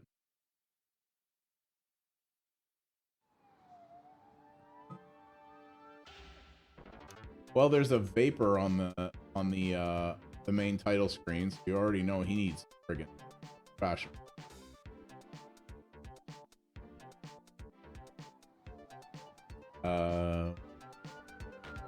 Another one that seems a little bit quiet.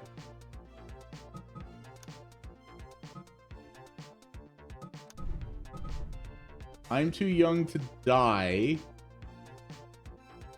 Fashion is my passion. You reap what you sow, or make sure it's haute couture. Oh my.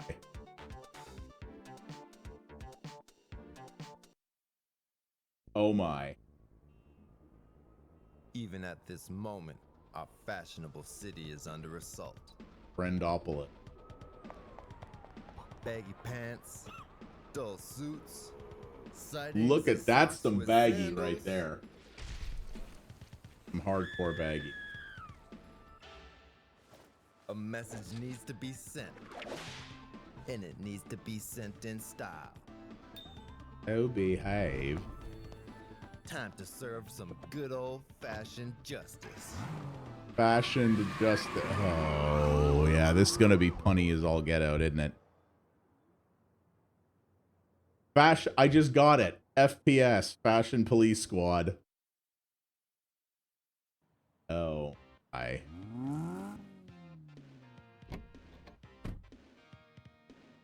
Wow. Boomer shooter indeed.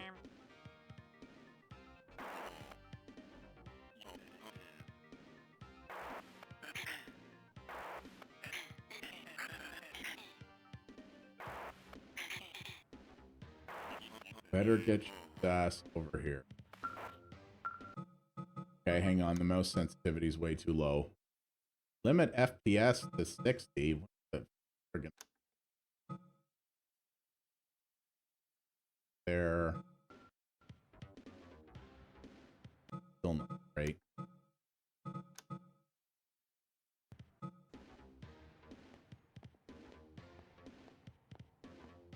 Okay, the look of this thing is pretty cool. Oh, look, scooters. Fee-based advisors.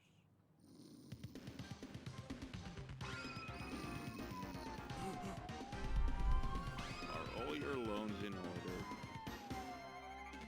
B2B. Let's go.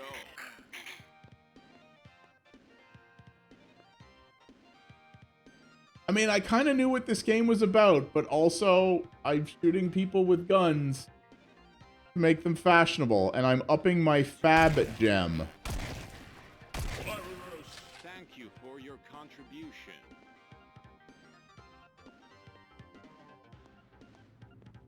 There's boomer shooters, and then there's what is game. And I just picked up swag, which is armor. Oh my god.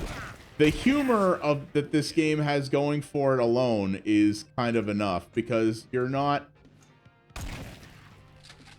because you're not. Because I heard about this. This is a shooter where you don't kill people. You're refining their fashion. So you don't actually kill anybody. And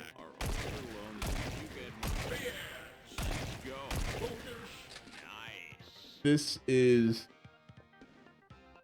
Yeah, I know. To me, this doesn't look that fat. I mean, he does have that yellow tie, I guess. That tie is pretty fabulous, I suppose. And I picked up a mocktail.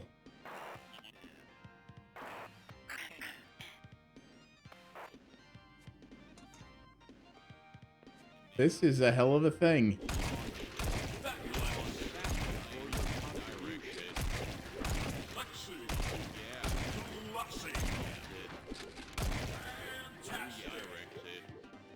Clubs play.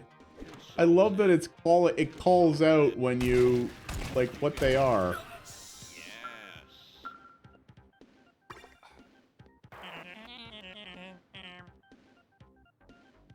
Pony Dill Picker Park.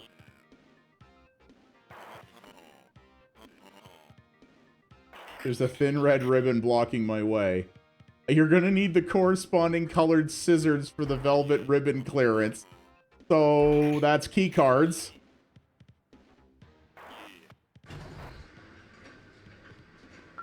Because you can't, because it's behind a velvet rope. You can't go through it. Oh my god. Also, I'm just gonna say, I don't think this thing has repeated that yet. One of those like compliment words. I don't think it's repeated one yet.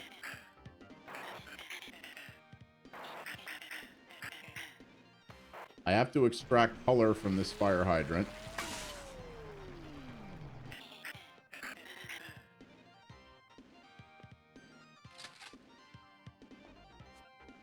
Ooh.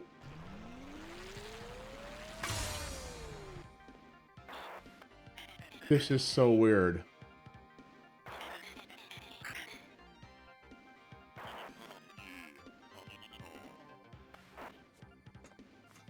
It's not lacking in personality, I'll tell you that right now. Let's go. Let's go.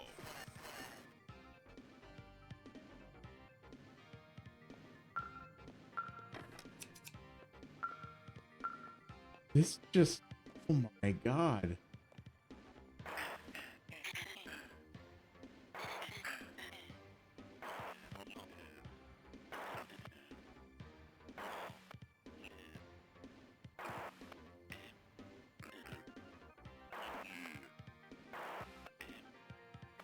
Uh-huh.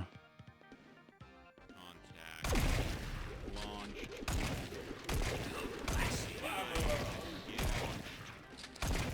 Civi 11 better do a video about this game. Launch. If he doesn't, I'm going to be very disappointed. Yes.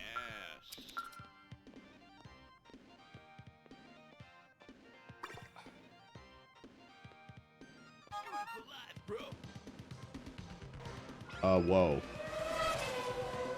He looks like he has color I could sap out of him. The neon bra.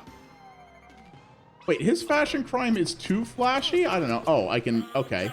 I can do that. Now he's just like every other bro. I like them as neon. I don't know if I agree with this game's stance on everything. Want a piece of this? Out of my way. Huh. Gosh. Yo, bro, this banger. Want a piece of this?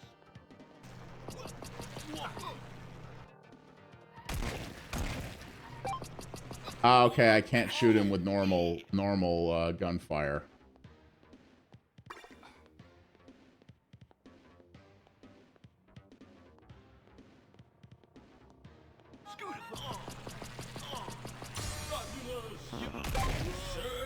Thank you for your contribution. Seductive? Go that far.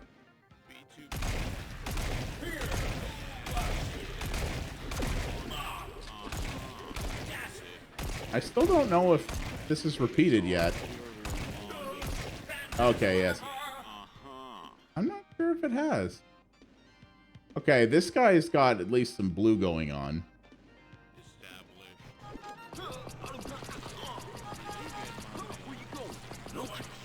Bro, check it. 11 Heaven. Boss. You da balls. I like the mock store names here. This is good shit.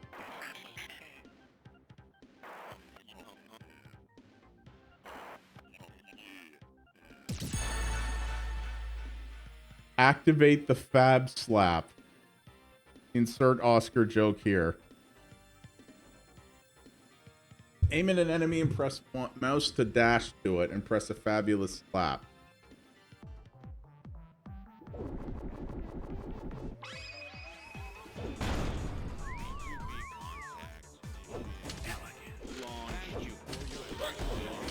Keep a wife's name out you. Sorry. I had to.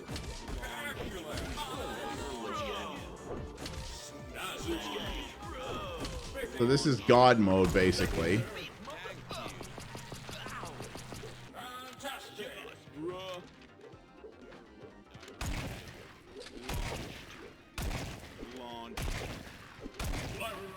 Thank you.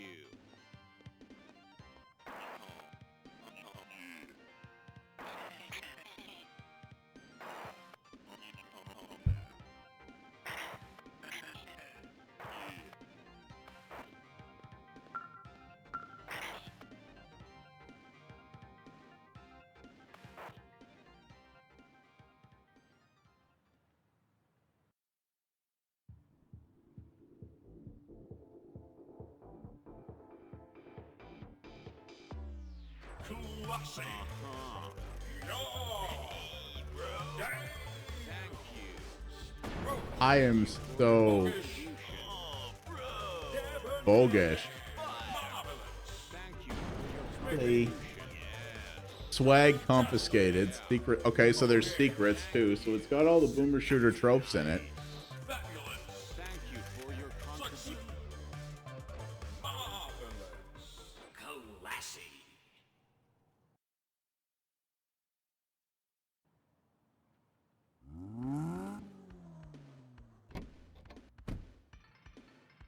I Supreme. Oh yeah, we had to have that one, didn't we?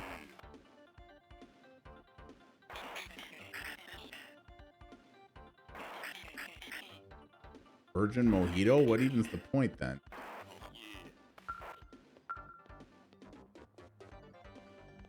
I'm going to assume the challenge level in this apps up at some point because, yes, I'm playing on a medium difficulty, but so far this is pretty darn easy. Also, I only seem to have the one gun at this point, so one's going to assume this is going to get tougher later, but...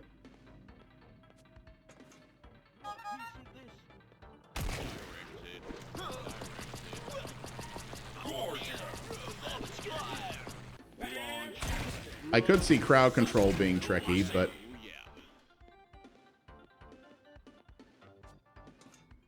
Ooh, what is that? Oh, that's flag, okay.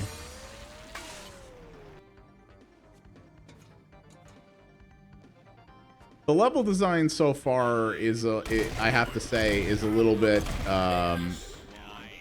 simple.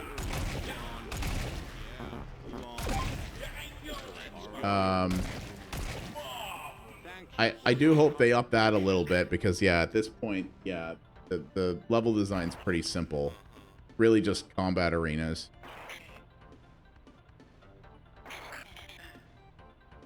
Try painting the area around you.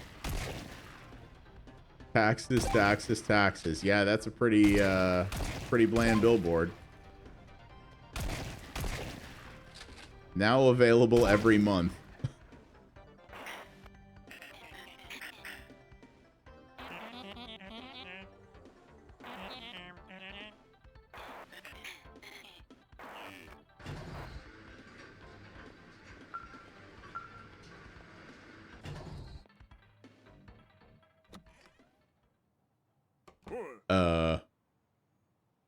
Bro.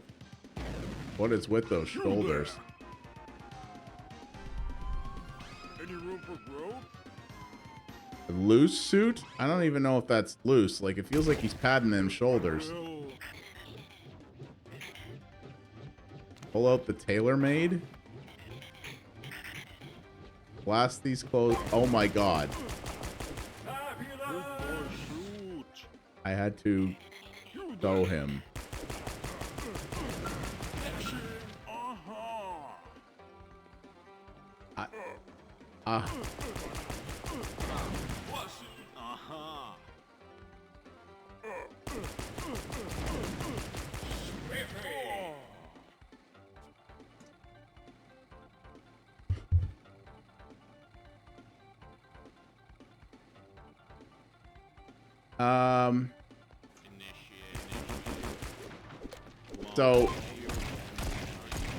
So certain enemies can only be harmed by certain weapons, which is interesting. That's a little different than typical.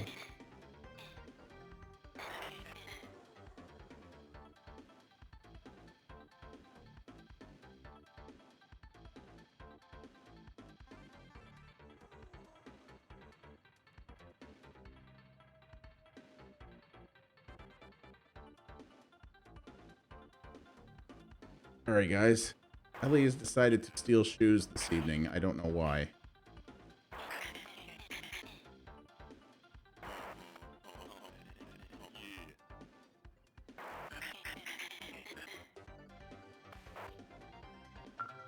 Left shift. Whoa.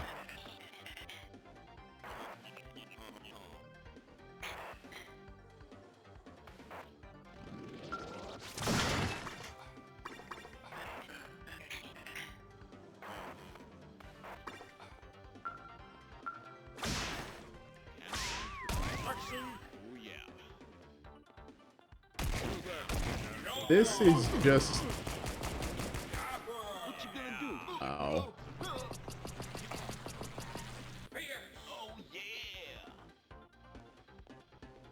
Any room for growth?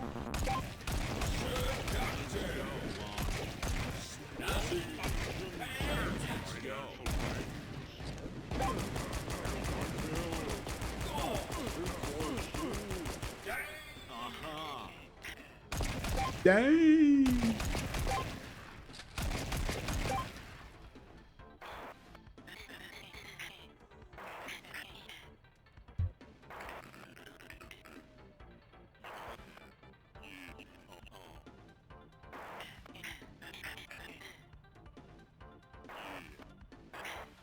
Yeah.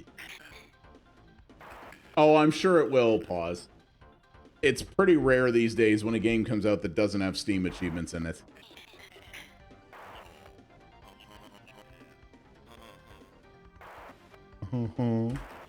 I love the way that guy talks.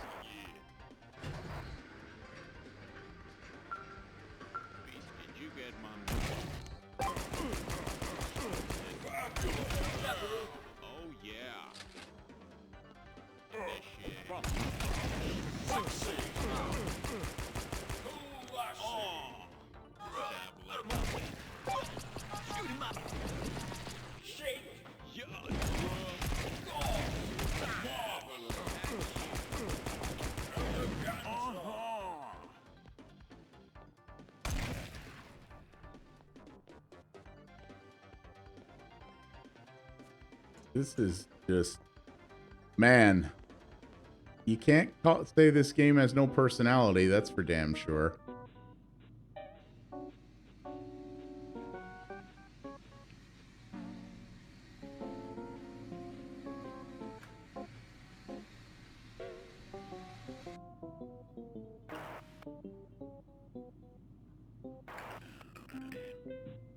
Deep coat. Oh, God.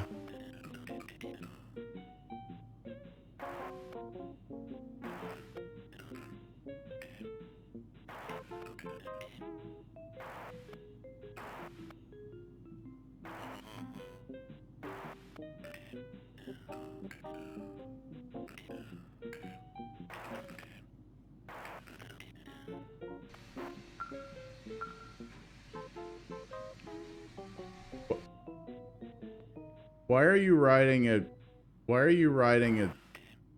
a robo vacuum?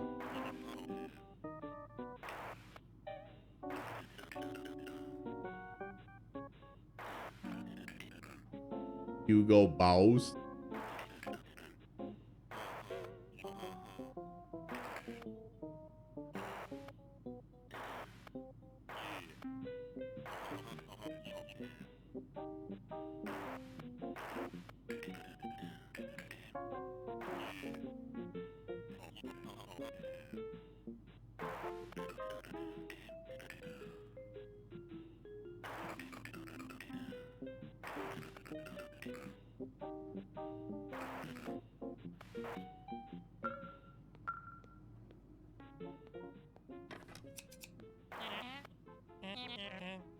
Calling all fashion popos.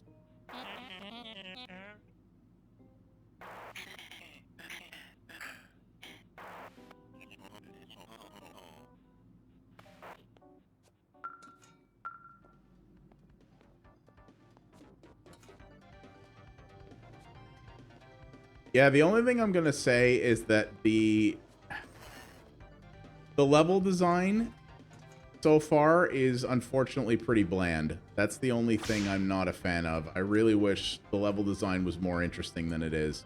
Maybe it gets more interesting in the final version, but it's just a lot of like square rooms and going between like groups of enemies in said square rooms.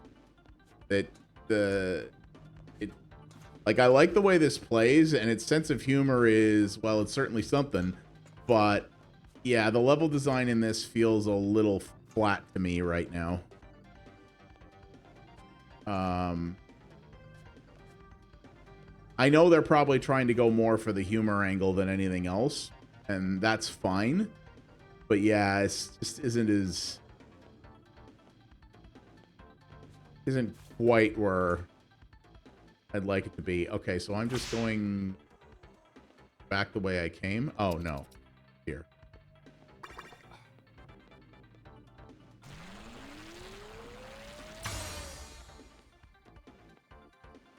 Vape Nation, bro.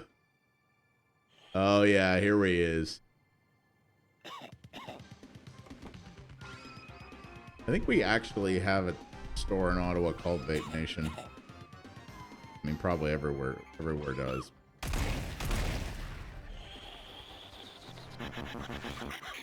Oh my god, he attacks me with vape bubbles. How do I hurt this guy? Oh, hit him with the belt of justice? I just have to beat him into not being a douchebag? I mean, I'm okay with this. Oh, God. I mean, the enemy designs are just a damn riot, I gotta say.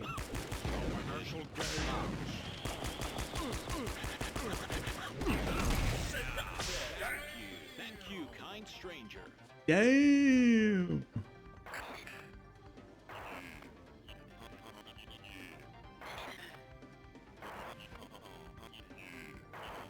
Oh, I can swing from flagpoles.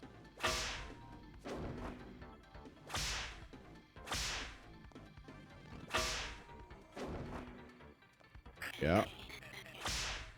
Oop.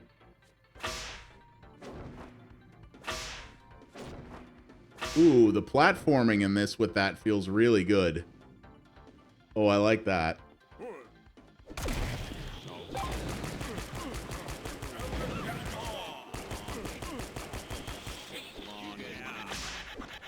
Launched. Assaulted. Thank you. Launched. Uh-huh.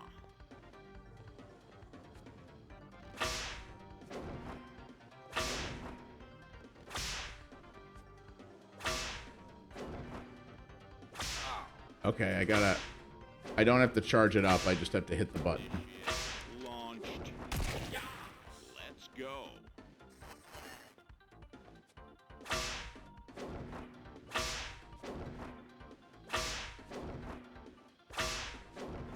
You don't often have platforming sections like this where you have to change direction in midair. I like it.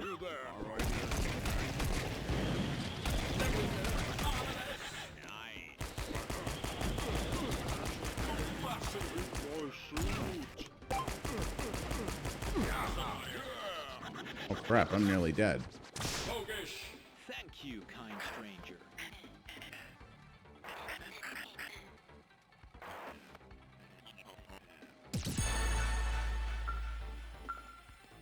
Oh, I got my full fab.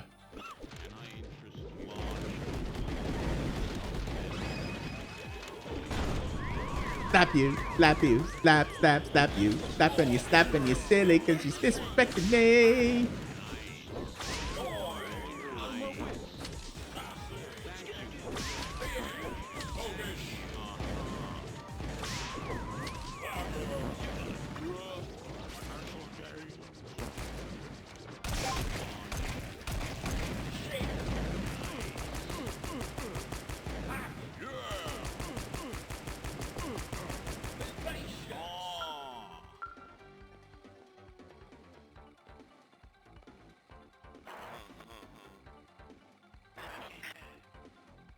You ever do okay? So she doesn't actually do anything, it seems.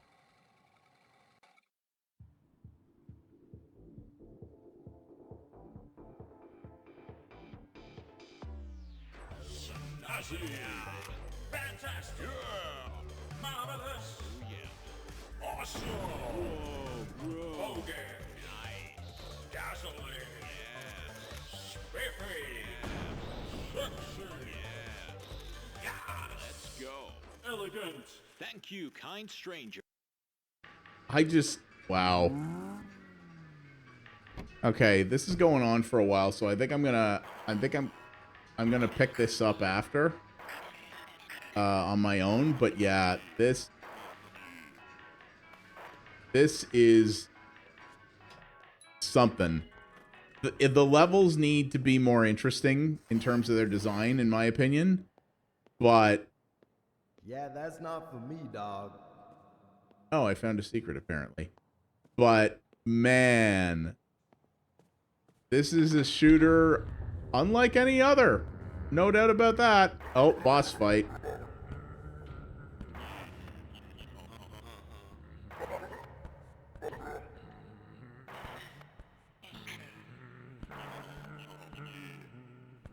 Listen to this stat.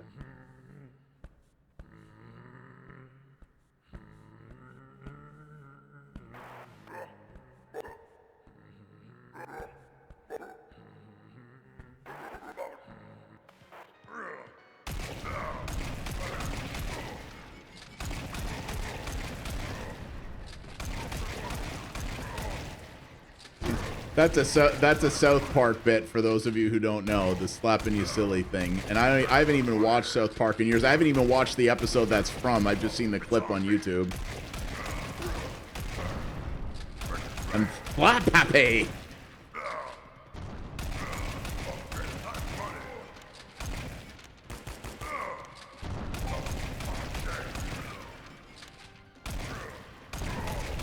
Yeah, if I was going to play this game, I would definitely play it on hard mode, I think. Because really here, it's not that difficult.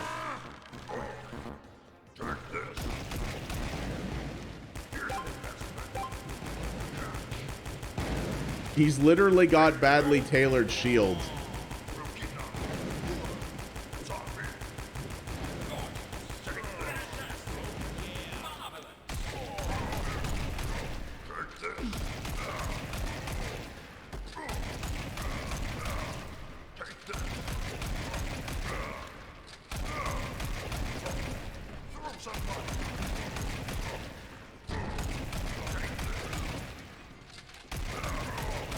But this game, boy, personality.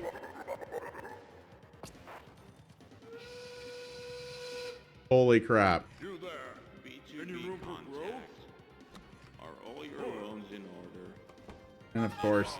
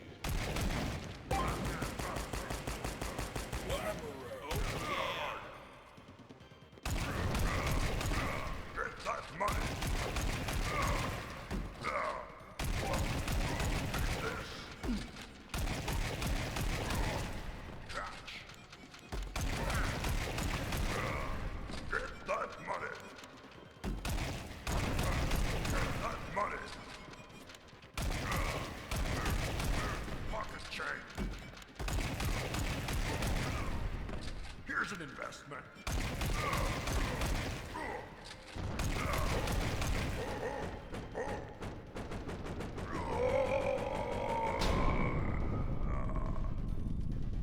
I wouldn't say he looks much more fashionable there, but what do I know?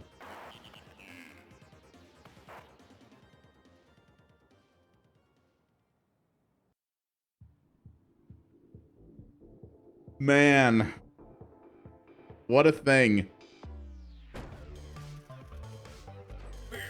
Oh yeah. Thank you. Damn. Marvelous. Let's go. Classy. Let's go. Sassy. Let's go. Seductive. Oh, yeah. Nice. Bro, that's fire. Sexy. Oh. Fierce. Oh yeah. Classy. Uh-huh. I mean, this was already on Steam, so okay, they have demo feedback, which is cool because I'm going to give them a little bit, but that's a thing. That is certainly a video game. I will probably play it because it looks ridiculous. But boy. Oh, what a thing. Okay, here's an yeah, all right. So here's an interesting one. So this is a roguelike, I believe. I think somebody gave, I think this was another one where a dev told me on Twitter to check it out. Yeah, high octane action game where you can only move by dashing. Abilities like bullet deflection and time manipulation allow for cinematic improved badassery. Okay, I thought this was a roguelike, but it's not actually by the look of it. So, but this looks neat. And it's funny, I just saw HYPERBLADE and I was like, HYPERBLADE reminds me of that extreme sports game from the Windows 95 era that you basically can't make work on modern PCs that I have a sealed copy of in the library. I thought that was kind of funny.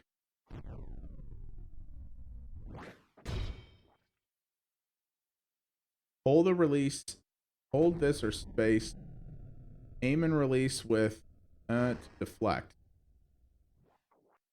Okay. Oh, I see. I have to aim where it's going to deflect back to.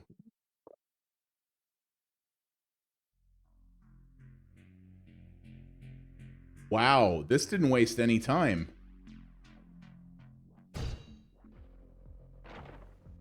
Yeah, this didn't waste any time at all. The tutorial was super quick and to the point. I like that. This looks like Spaceline Miami. It absolutely is. This is Spaceline Miami. It honestly is. Yeah.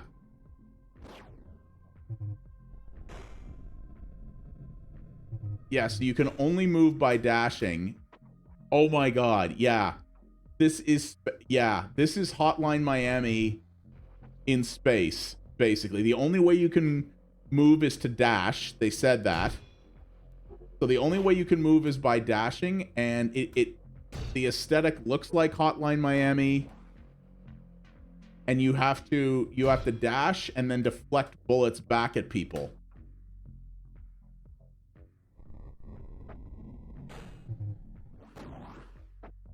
Oh, this is cool. This is very, very cool. And you can slow down. You have infinite slowdown. So you can slow down to sort of plan your moves out, but you can't, it's not like a tactics game. You can't stop dead. You have to slow down and plan, but you can't spend forever doing it because the game will.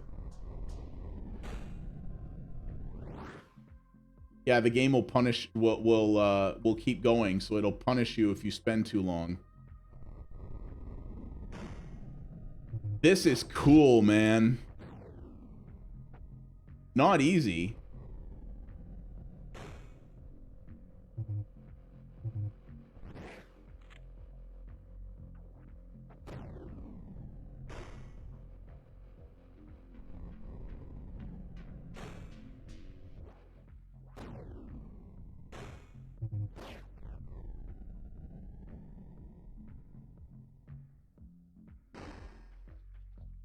Boom. This is so neat. The pacing can be a little weird vis-a-vis something like Hotline Miami, because you're like Hotline Miami is all about being fast, and constantly moving, right? And never slowing down. Whereas this, you have to slow down, and it is a little bit pace breaking in the sense that you have to slow down so much. But yo.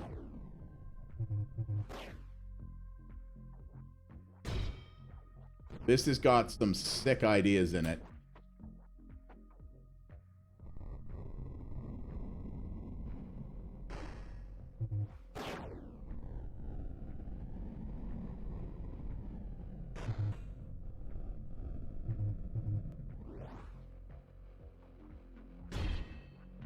I can already tell it's tough though.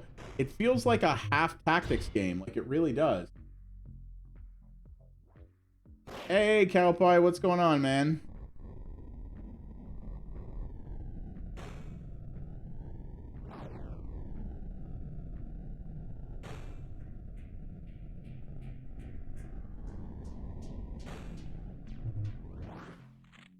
Oh, this is tough. But really cool ideas here. I think this needs a little bit more refinement, only in the sense that the pacing seems a little hard to match up. But damn, son.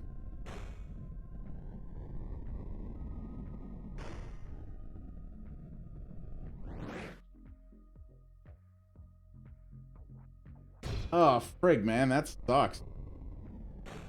Sorry to hear about that. I'm glad she's okay, though.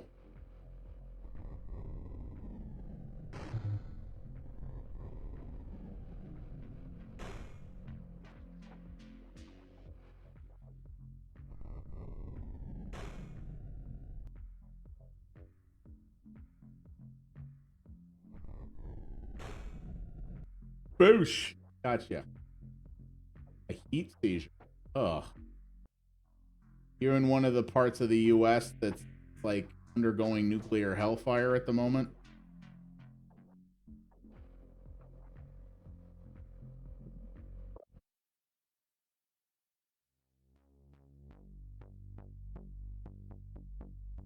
So, yes.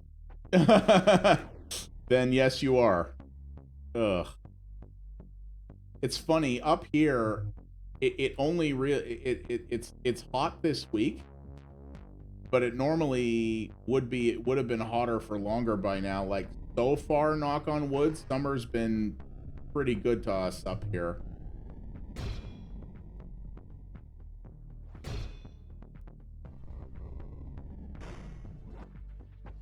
Oh, there was electric stuff there. Damn it. I almost did really well on that room. Yeah, well, that too, eh? Oh, but the guys are still dead. Oh, neat. Okay.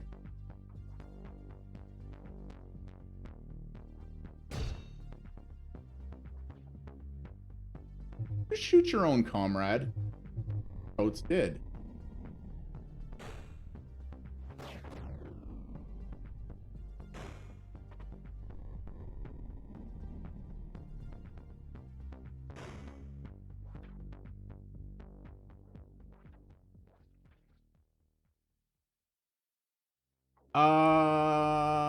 Galveston hurricane? I mean, I know what Galveston is. I don't know if I've ever heard of the Galveston hurricane. When did that happen?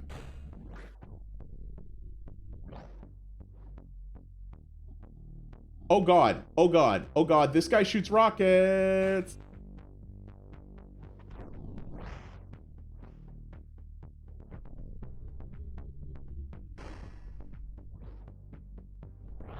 Oh, and they can swing around. Oh, that's nasty.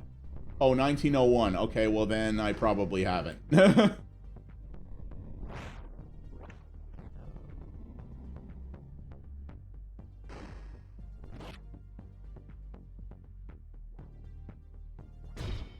Gotcha.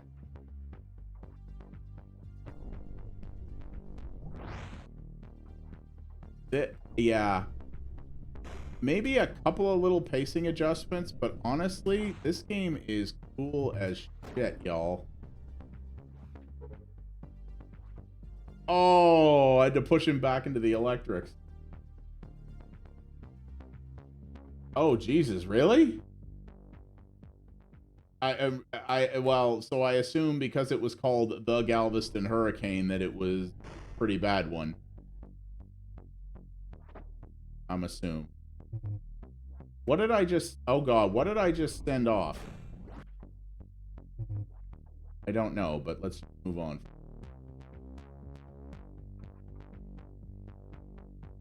All right, man. Well, thanks for popping in. Appreciate it. Nasty in terms of heat pause? I know it's supposed to get nice again before the weekend, apparently, which is always...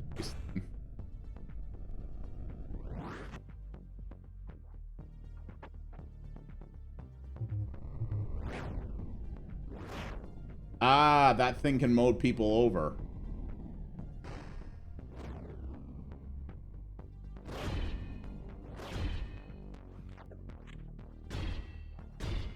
Gotchas. Oh, I'm getting the vibe of this.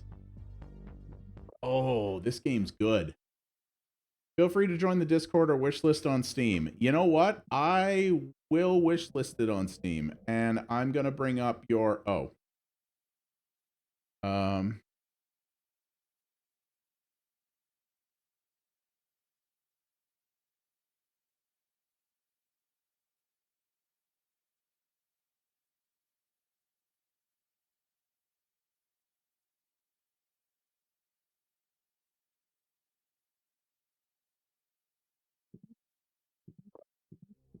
Yeah, this is way cool. That's 2 games with the name HYPERBLADE that I like. So that is, yeah, that is super neat. I really like what that guy has going on there. So let's check out something else that's a little smaller, I think, at least by the course of its name. So yeah, this is called Hands of Necromancy. They call this a teaser as opposed to a demo. So I'm curious about this one too. This is also this is also a boomer shooter. It's actually done in the GZ Doom engine. Kind of looks like Hexen a little bit, or it says similar to Heretic. So I kind of like that. So, I mean, there's going to be a disproportionate amount of boomer shooters in here because, frankly, I downloaded a disproportionate number of them. So, you know, there's going to be a few in here regardless. But, yeah, let's give this guy a look and see what we got here. This looks like it could be... They call this a teaser, so I think this one might be a little shorter. So, let's see what we get here.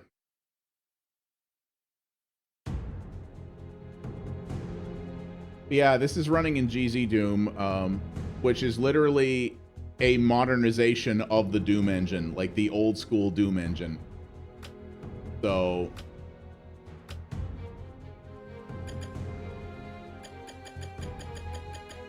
Yep, and it totally is that.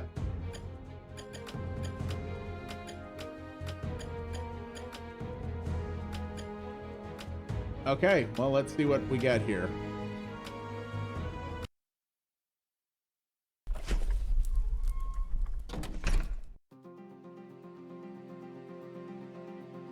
You are the Necromancer, and something terrible is happening in your world. Creatures normally afraid of weaponry and sorcery have left their realm to invade the lands of humans, bringing much death and destruction.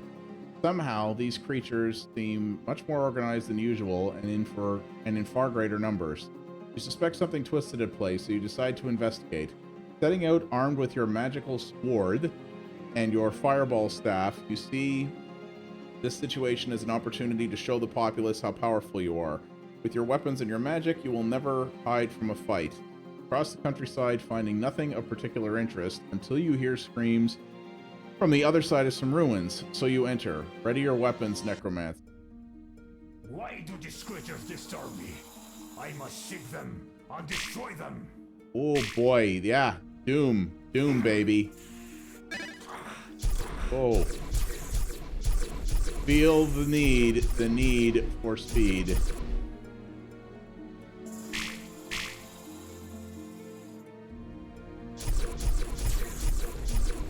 It's a little dark, but that tends to happen with GL Doom games. Actually, I think that happens in the Vulcan renderer, not the. This might just be a dark game, because I think it's in the.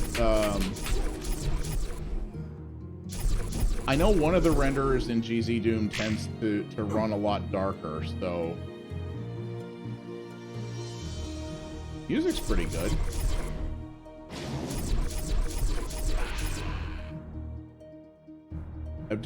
Whoa, tiny objective. Explore the area. Okay.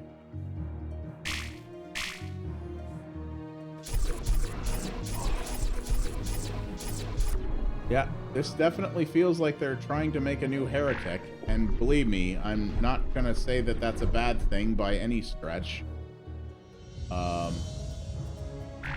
They've done some nice work on these sprite models.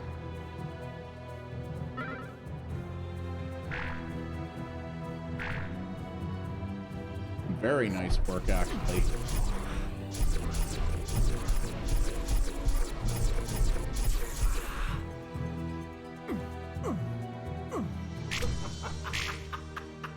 And it moves like hell on wheels, there's no doubt about that. Oh, I have a sword, too. Oh, yeah, it said that in the beginning of it.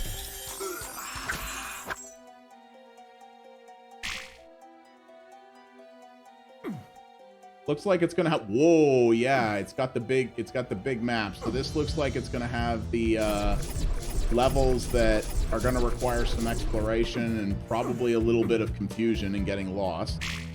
Again, pretty common for Doom.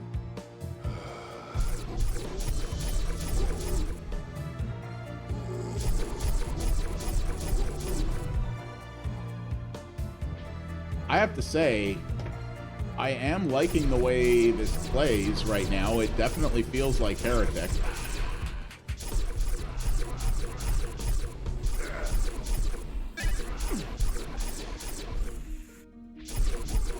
And they nailed, like, the best way to make use of... Because there's a lot of game devs out there who make games in the GZ Doom engine, but who don't really know how to play to the engine's strengths in terms of art style and animation and the like. Basically, they try to make the engine do things that it's really not... They try to make the engine do things that are not to its strengths, I guess is the way to put it. These guys definitely knew what they were going for with this.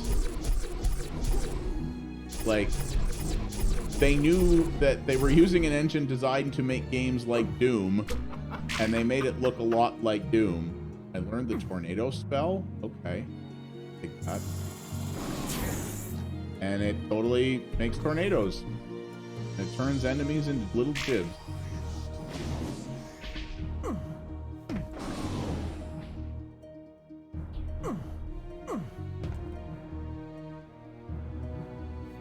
Yeah, these guys seem to be making something designed to play to a, you know, like they designed this game for a particular aesthetic and method that was very suited to the tools that they had, and not every GZ Doom dev does that. Yeah, it's similar to Doom as well, though. You're right, it is slow by the standards of modern shooters, but by the standards of Doom, that's pretty much in line. Weapons in Doom did not switch super quick either. They're clearly leaning really hard into their inspirations here, which again, I'm okay with this.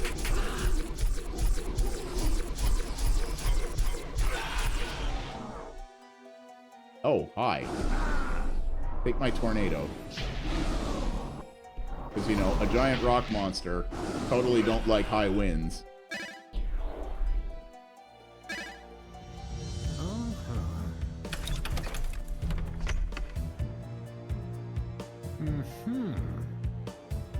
That didn't open anything. Why did it not open anything? I like the sound he makes when you try to use something he can't. He's like, Oh. Whoa, hi! Oh wow, the tornadoes are not an insta-kill for every enemy type. Portal? Portal. Things got very dark in here.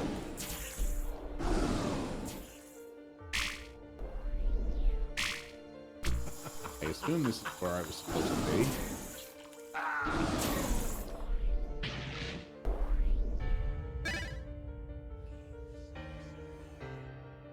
Music is really good. You wouldn't have gotten music like this playing Doom. That's something they definitely modernized, but in a good way. I like it. Ooh, magical sword ammo? I don't know what that means, but I assume it means... Oh, the sword is now not just a sword, it is magical, which means it do more damage, I assume.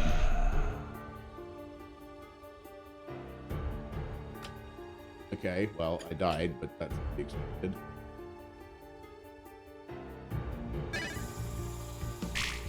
I gotta say, I hadn't heard of this game before I saw the demo for it. I'm pretty impressed.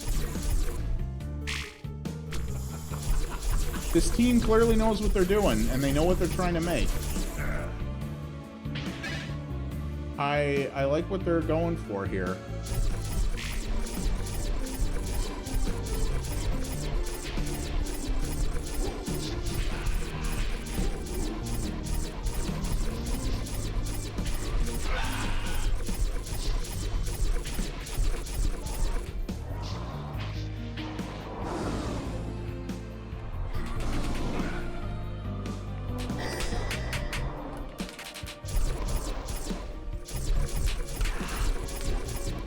Throw like firecrackers at my feet?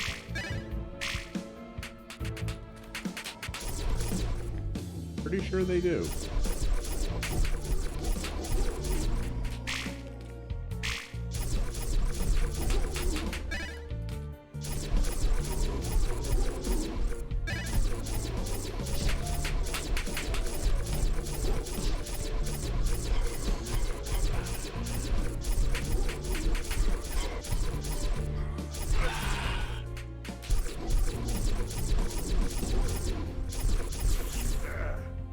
I think the sounds could use a little bit of refinement.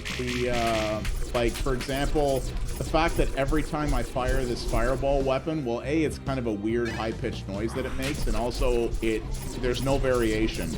Like, usually when you have weapons in games, they'll have multiple different sounds for the weapon firing that it will cycle between, typically at random. This one is the exact same sound every time you fire it. Now that kind of is in line with older Doom games, but it is a little bit repetitive, and that's something they could definitely do, is improve that. So that's something I think would be nice, is make the weapon sounds a little bit more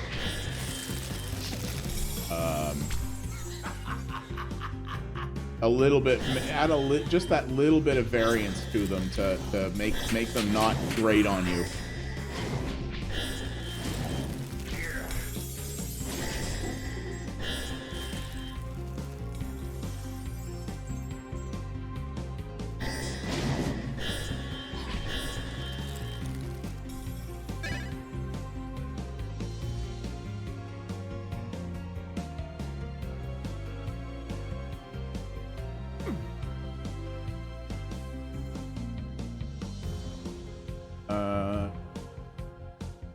Become a serpent in the garden to find the win key.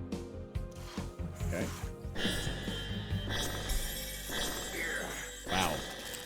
I will say this ice spell doesn't do a lot of damage.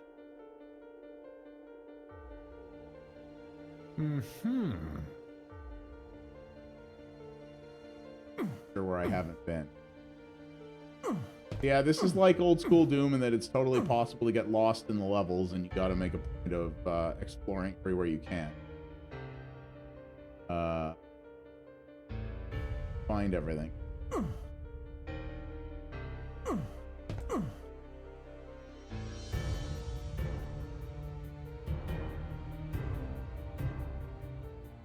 Looks like this is almost a little bit open world. I don't know if I can go back to the level I just came from or not.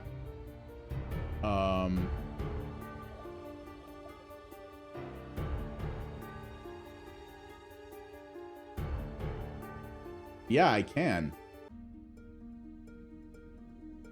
I can actually teleport around, so this is somewhat open, the world in this game. That's cool. I like that.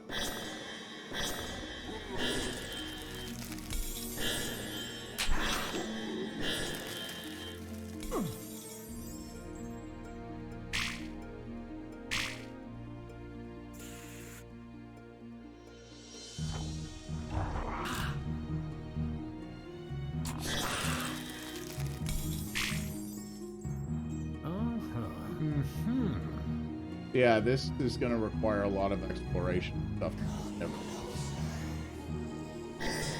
Okay.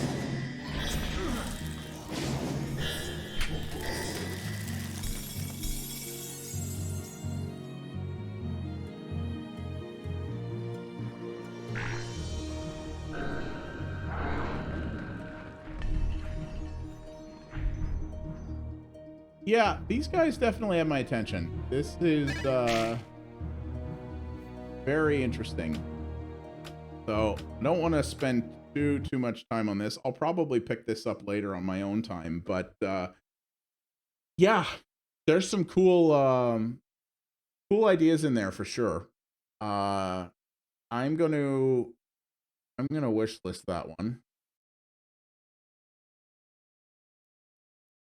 You know what? Let's check out this one. So this is interesting. So BioCrisis is a very small, very inexpensive game that came out a little while ago by a developer who literally just goes by Jim.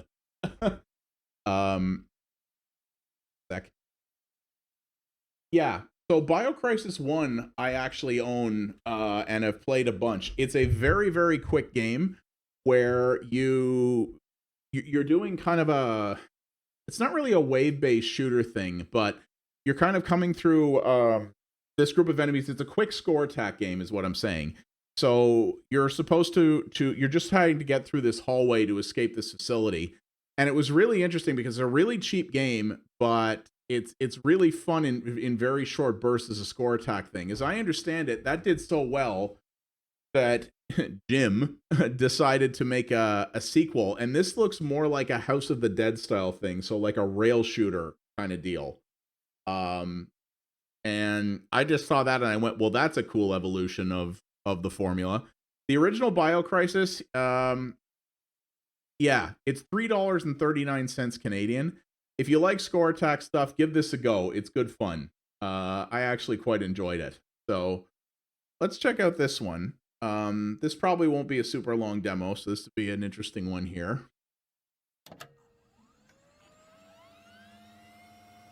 Oh my god. And he made it look like a DOS game. That was a mock award software BIOS. That is a deep cut. Oh, I love it. That was super cool. Oh yeah, this absolutely looks like...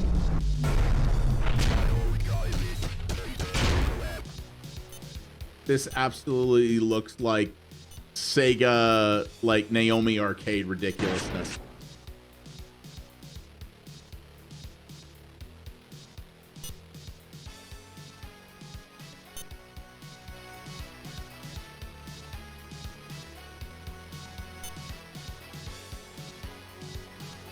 Oh my god, these icons. Oh, I love this. This is like a Windows 95 era PC game. And it's got the jerky camera movements. Just like, this is just like House of the Dead from the Sega Naomi arcade platform. So this is when BioCrisis 1 ends, is when you jump out of the lab. So it decides to take over from there. Yep. Yep. It's House of the Dead. I am so okay with this, you don't even know.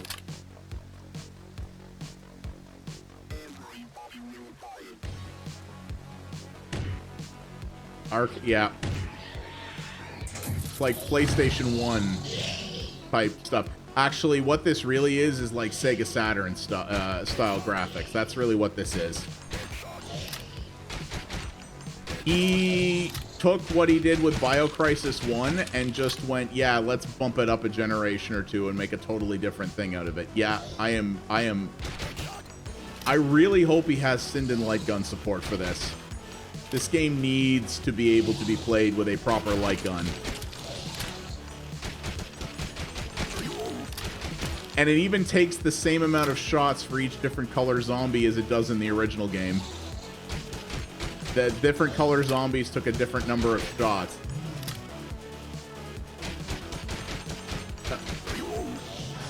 Hey, Canadian Geek, how are ya? Oh, babe, what did I ever do to you?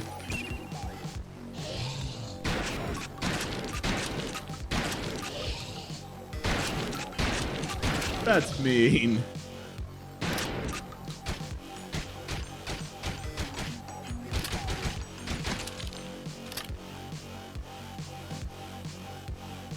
That I put up with sometimes, I tell you.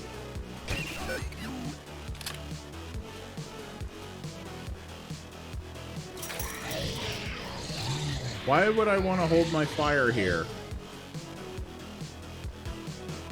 Doesn't seem wise.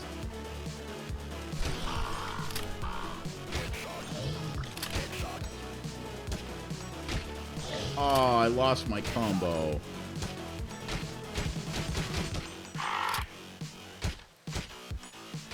Fuck you, birds.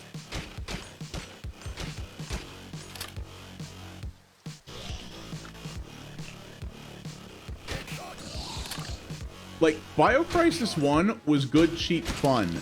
This goes so much further than it did.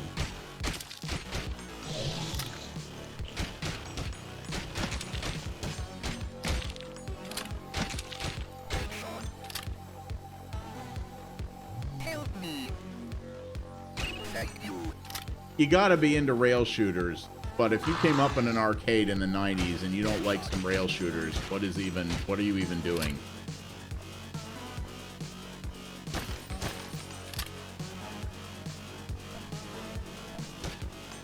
Also, D's rain effect. Ooh. Sega Saturn through and through.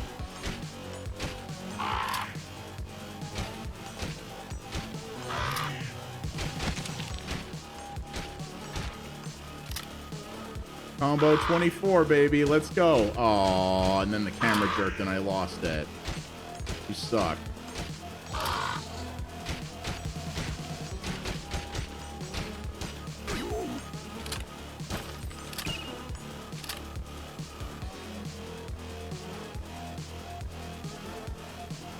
Pretty good synthwave they got going here.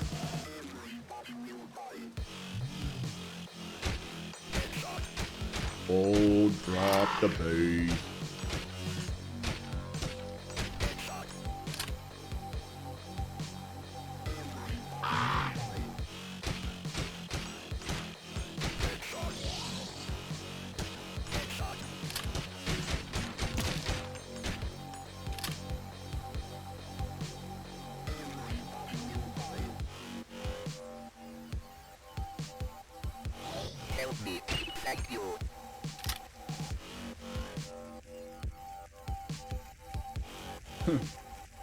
Love the weird CG voices on everything, too.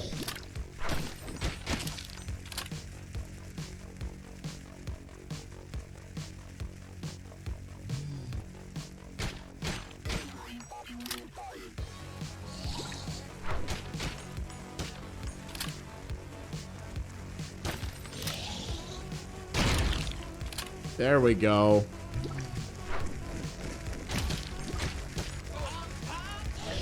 Jeez, bot, why are you so slow tonight?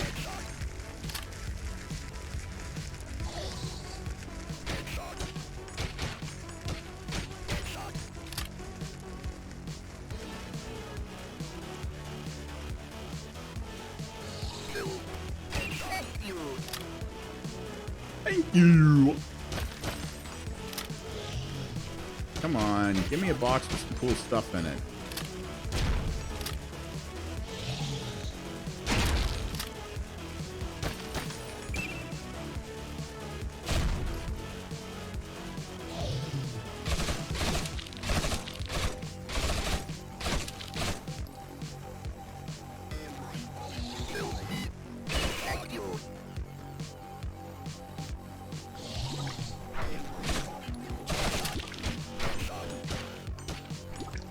Yeah.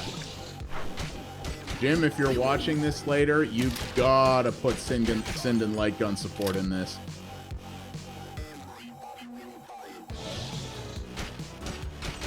I've considered picking up a Sinden at some point, and yeah, this is perfect for it. Boosh!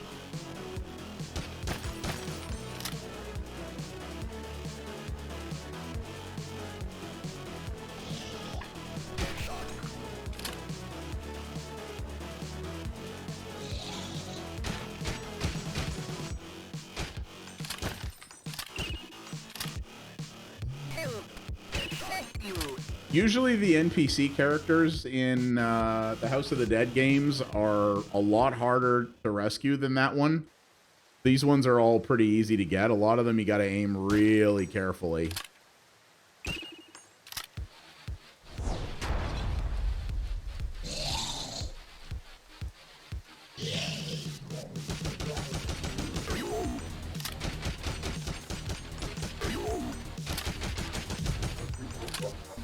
Where'd he go? Oh. This is patient zero, is it?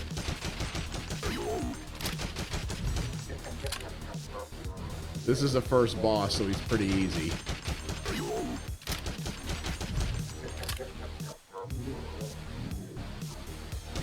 Also, this isn't an arcade game like House of the Dead, so he's not gonna make it as brutally hard as that is. I mean, the arcade games were nothing less than straight up unfair.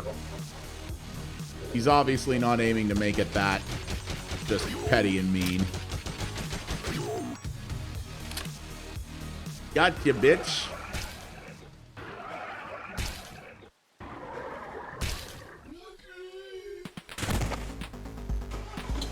Got a selfie stick.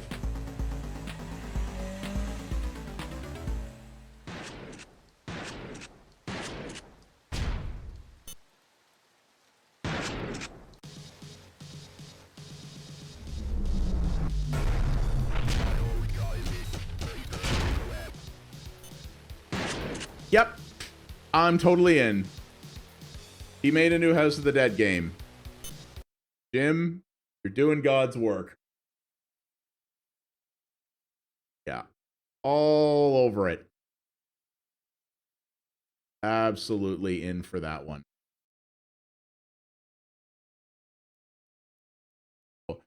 So I want to check out this one. This is Hyper Gunsport, which this is being published by HitSense, which is a small publisher who's put out some cool things that I've really liked. An arcade action game about shooting a ball into a goal. It's cyberpunk volleyball with guns. So it looks interesting. Necrosoft, I'm not a big fan of the guy who runs Necrosoft, but this should be interesting to see. So I'm curious about this one.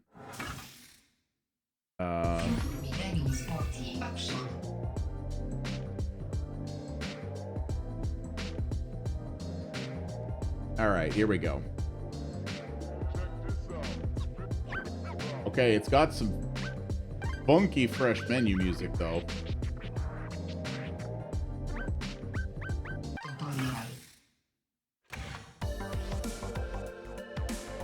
Gunsport is all about shooting a ball into the goals, but there's a few tricks to it. Let's start with the basics. You'll be starting as the keeper. The team defense, first shoot the target. Team with R and fire with...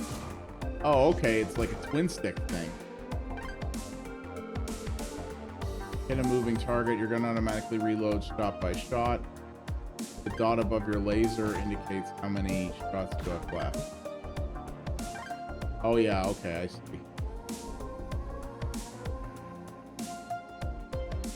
1.3 from top to bottom, 1.3 points to 5. Oh, I see. Okay. This reminds me a little bit of, in a weird way, almost like, what am I thinking of here? Windjammers.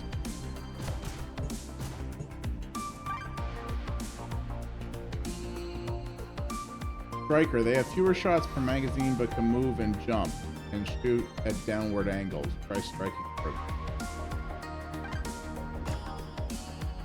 Oh wow, and they're fast.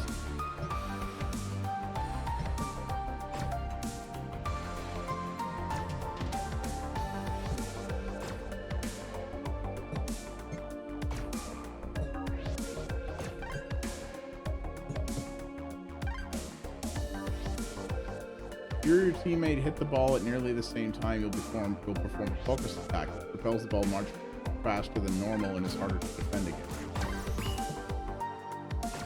Okay, that's cool. One last piece of info. I like this tutorial's quick. As you play, your team's special gauge slowly fills. Some teams charge the special move more quickly than others. Once it's full, press right bumper to give your team access to their unique special weapons for a limited time. Each team has their own set of special weapons. Think about when to unleash your specials. Since your specialties are activated immediately, giving you a full magazine of shots, you can activate your special weapon even if you have already exhausted your normal shots.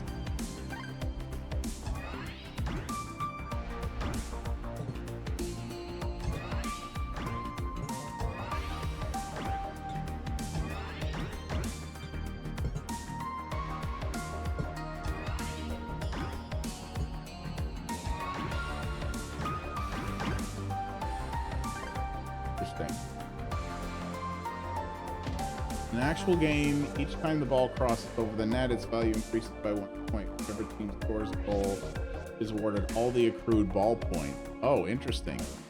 But be careful because the longer the ball is in play, the faster it moves. So yeah, it rallies. So the longer the ball passes over the net, the longer the ball rallies, the higher the score, effectively. This is kind of neat. I don't see this being the most fun thing in the world single player, but as a multiplayer party game, this could be pretty cool. It looks like it does have a campaign mode, though.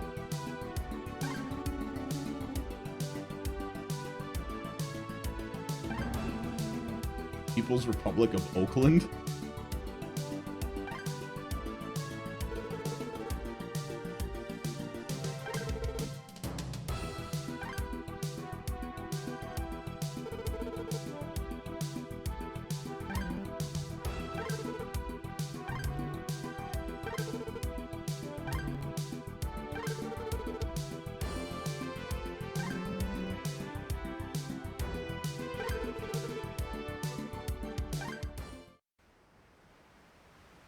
The look of this thing is really slick.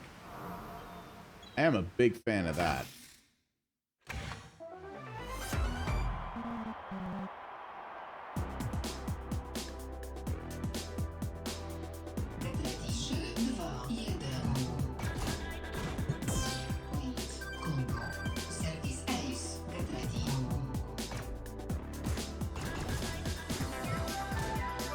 Oh, and the goals open and close sometimes too. Oh, this is neat. So when I choose to play as a striker or a keeper, crap, both dying. when I choose to play as a striker or a keeper, it's not which side you're playing on, which team you're playing on. It's which role you're taking on. This is pretty cool, actually. It would be really fun as a party game. It's almost Windjammers-y. But this, in terms of that it has a campaign, I think is actually really cool. Though I could see it. This will probably become like games like Super Dodgeball or something on the NES, where it just gets like brutally hard later.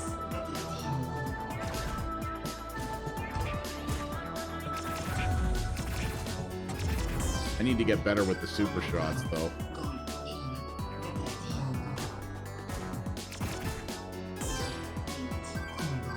The light, I love the look of this, though.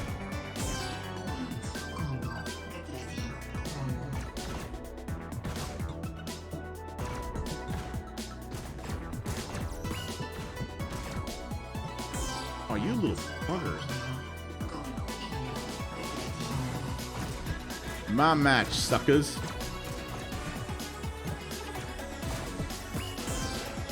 See, because timing your shots is would be a lot easier if you were playing with a friend, right? Like right now, you have to rely on when the computer's going to shoot, and you're not really ever sure about that, right?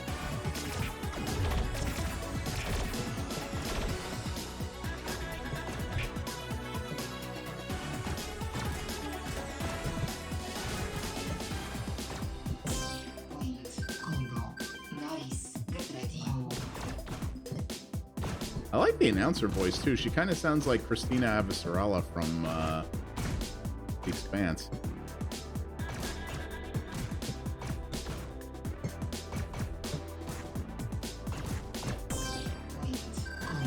Oh, I got you. Hey! Hi, Dawina!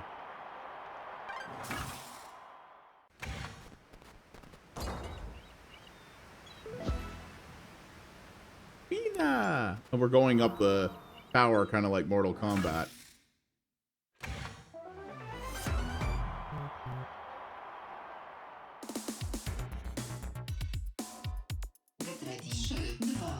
This one I think is definitely going to go on the wish list, and I have a pretty decent relationship with HitSense, so hopefully I can cover this properly when it comes out.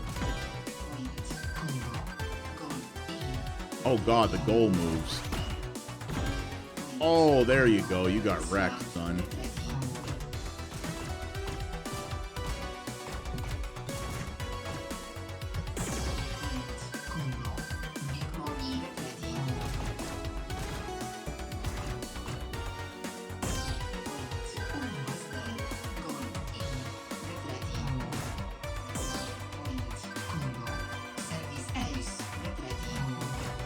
Wow, the game gives a lot of point bonuses for different things.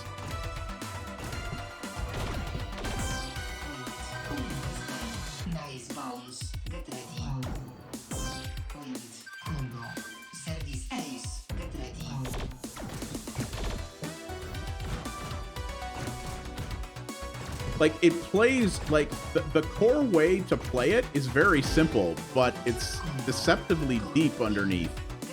Like, it's only a couple of, like, this is a game you could hand to anybody and they could easily, like, pick up and play with no problem whatsoever. The core of teaching someone how to play this there's nothing to it, but there's a lot of depth to this.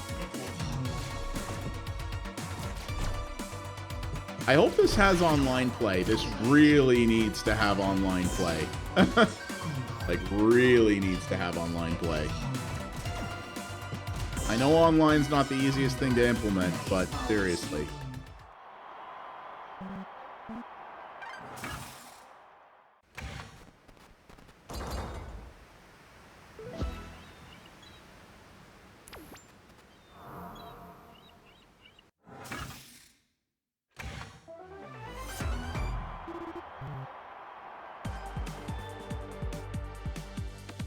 Wow, I love the look of this. Look at this environment.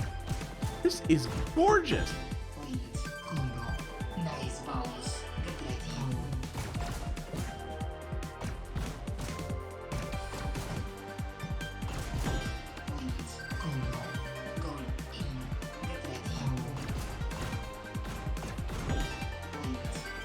Hitting it in that lower goal would be a bitch. Man.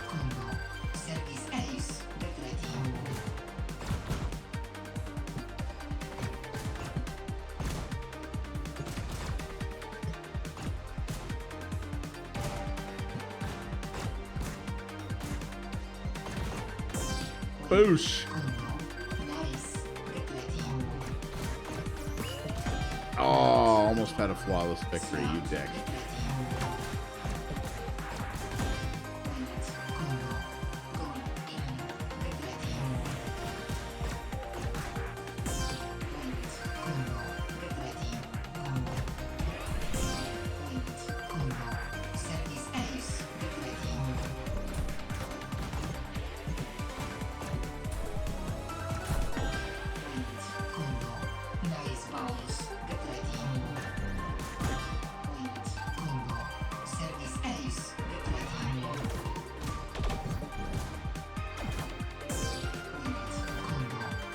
Gotcha. Oh, wow, we rocked that one.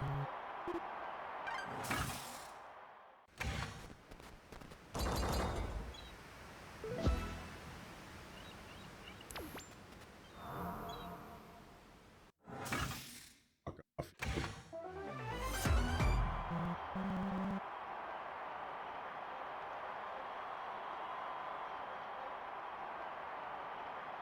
How do you mean? Oh, I spelled it.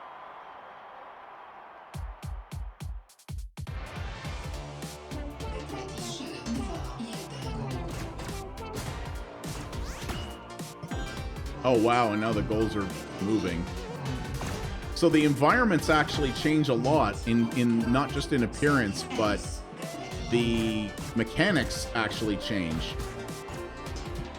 Like the goals move and the whole, it changes the whole dynamic of how you score. Damn it, controller, just stick with me a little bit more.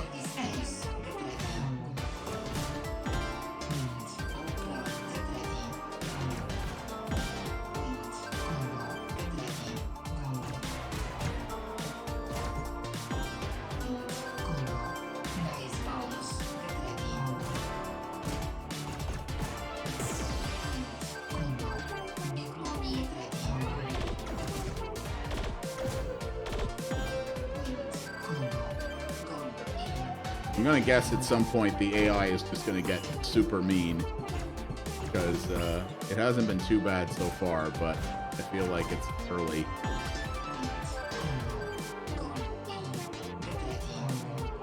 My controllers, batteries are shot. Probably it telling me I shouldn't be up to date, but screw you, controller, I do what I want.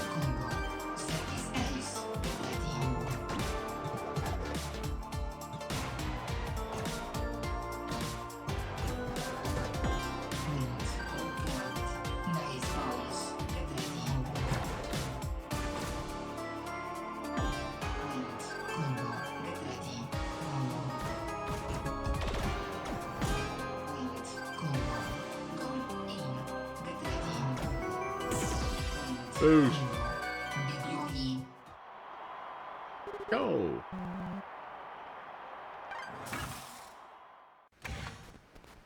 I guess this just keeps going in the demo.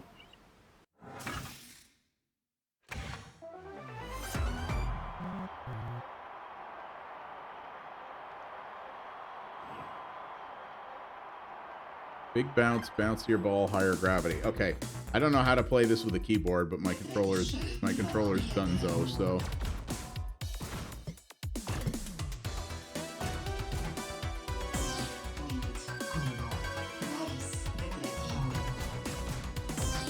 Okay, space bar and the left and right mouse button. Actually, this game plays perfectly fine with a mouse too, which I wasn't sure it would, but.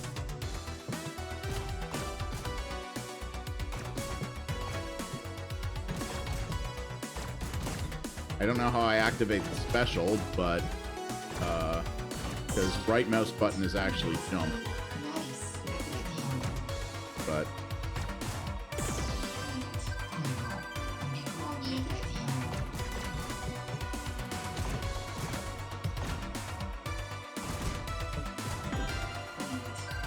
Oh, it doesn't lock mouse to the monitor, though.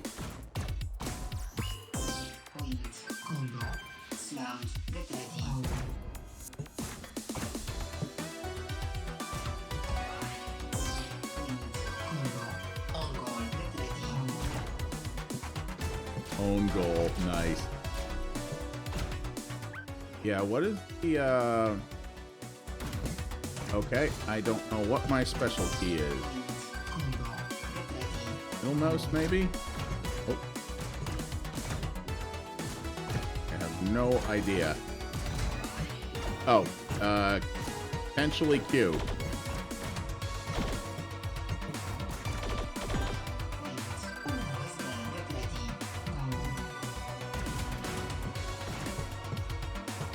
Oh, no mouse lock. That's a crime in modern day gaming.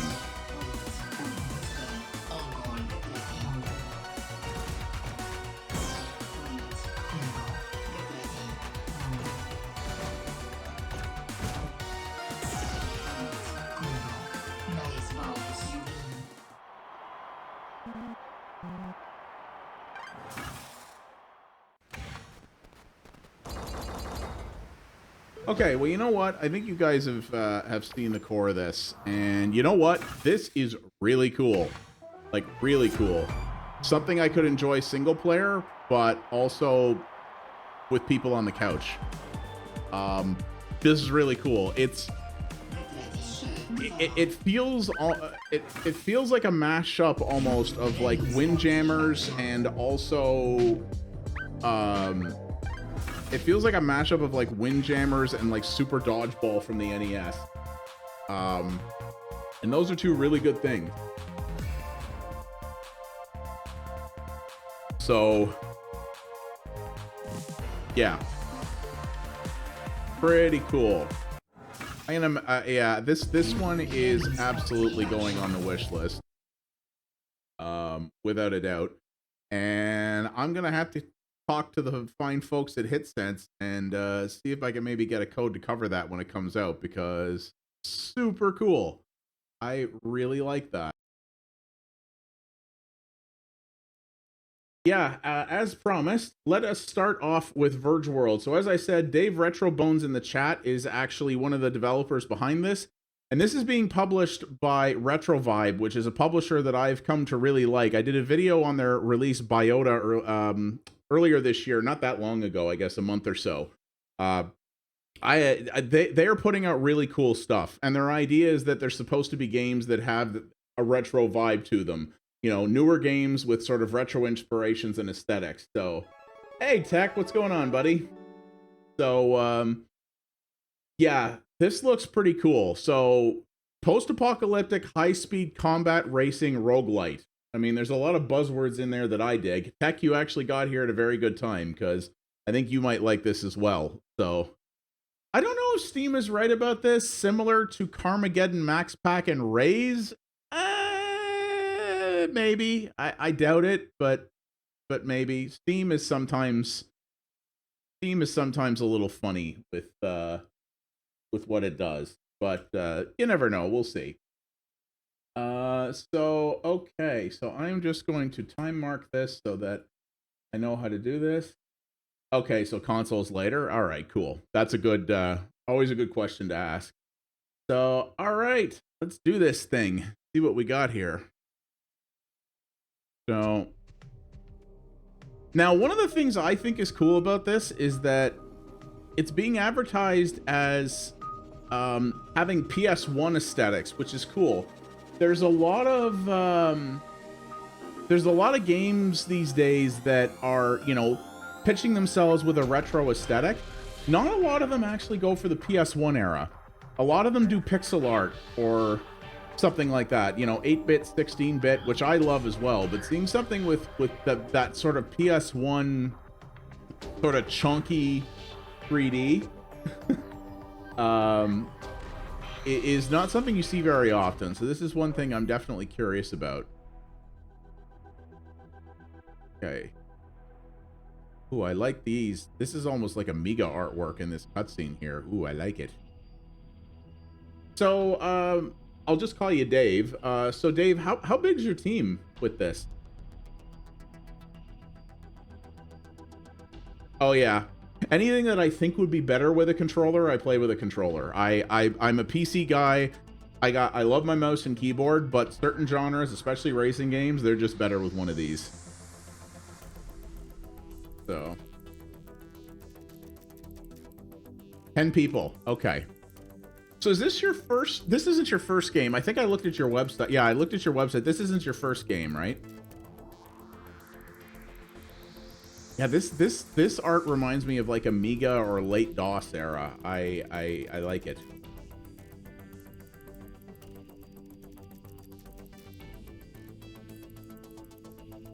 Oh yeah, that's pretty dope.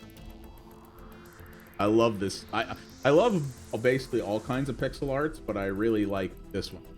Oh, for this team. I see. Okay. Yeah, I play platformers with a controller. I like most, but not all, third-person games with a controller. Depends. Racing games, absolutely, you need that analog. Things like shmups. You can play shmups with a keyboard, fine, but I'll use a controller. No shit. Dude. Okay, see, that really interests me. I'm a huge retro player. I used to be a really big retro collector, actually, and I'm planning to build a small retro lounge in the basement of my house this year that's going to have hopefully a couple, like a really what would have been a god tier DOS rig, hopefully an Amiga 500. I have a Commodore 128D that works fine in the basement. It just needs some aesthetic restoration, which I'm planning to do. But hearing that this started you actually started this on the Amiga and the Genesis, that's super cool. Oh, are they? Oh, I gotta go check those out. That's super cool. Yeah, that would be super neat. I've loved some of these Steam releases that have come out lately with that were games that were actually developed for the Genesis, like Tanglewood and XenoCrisis and some other ones like that were actually built to run on those old retro systems, but also got PC versions. Love that stuff. Holy crap, he's back! What's up, Ware? How's it going, buddy?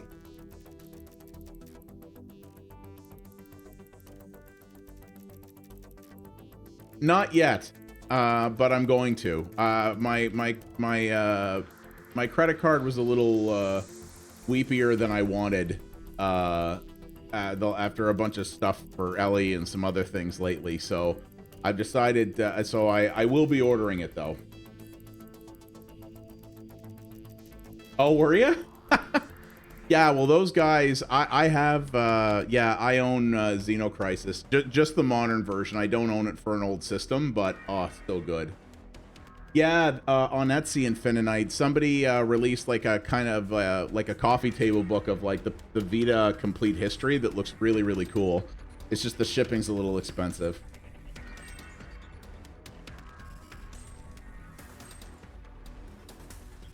Oh, very nice.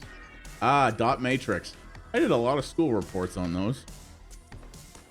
Tilt forward, float up, left, right, fire weapon, hold to auto fire. Okay, let's give this a go. Oh, wow. Okay, well, don't hit the rocks. Point one, don't hit the rocks. Oh my God, this. Yeah, I sure did. And I did it again. Listen, it wouldn't be a roguelike if it wasn't punishing to a certain degree, you know? It's alright.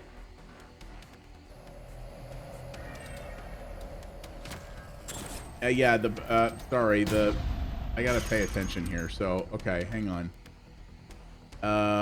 What's the boost again? I didn't pay enough attention to the control tutorial, clearly. Okay, I'm getting myself completely screwed up. You know what my problem is? I should actually maybe, well, let's see. I should maybe reverse that. You know what the thing is? I play most games, any games with flight like this, I tend to play like a flight sim. So I tend to play like up and down, like with up and down reversed. And this is kind of messing up my chi a little bit because of that. Because I'm just not playing it right. I gotta say, though, this PS1 aesthetic, you done pretty good. I mean, it runs at a frame rate the PS1 didn't, but that's a good thing. That sort of chonky 3D-ness is pretty cool. Whoop, that's a rock. This is not the game's fault necessarily, people. This is a game with controls I'm learning while trying to commentate, and we all know how well that always goes. Yeah. So how long have you guys... So this started as like an Amiga Genesis type of messing about, you said. So how long have you guys been working in earnest on this PC version?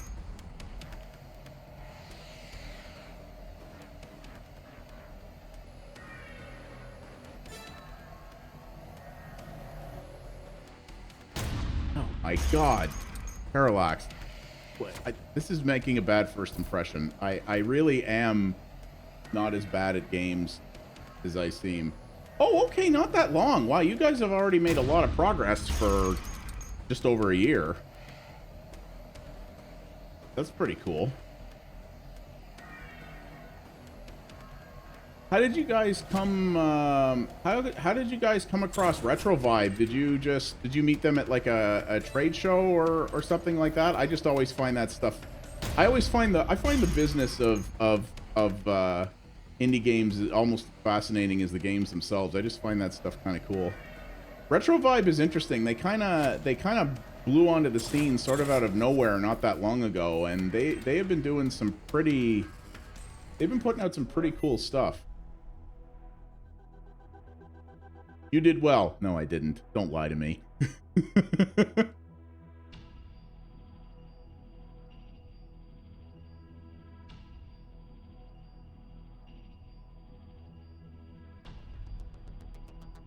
Don't flatter me with your lies. That's awesome. Wow. Just went like, hey, how's it going? That's super cool. Ooh, homie.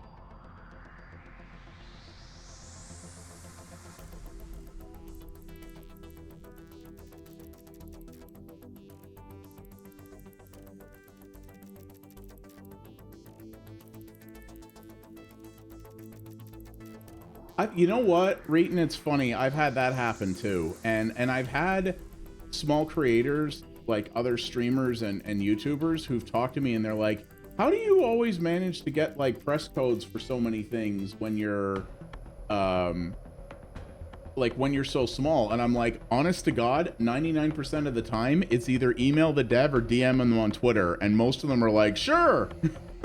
That's really all there is to it. Like there's not much else to the game, honestly. Is just email people and tell them who you are and ask, and most devs are happy to have more eyeballs on their coverage.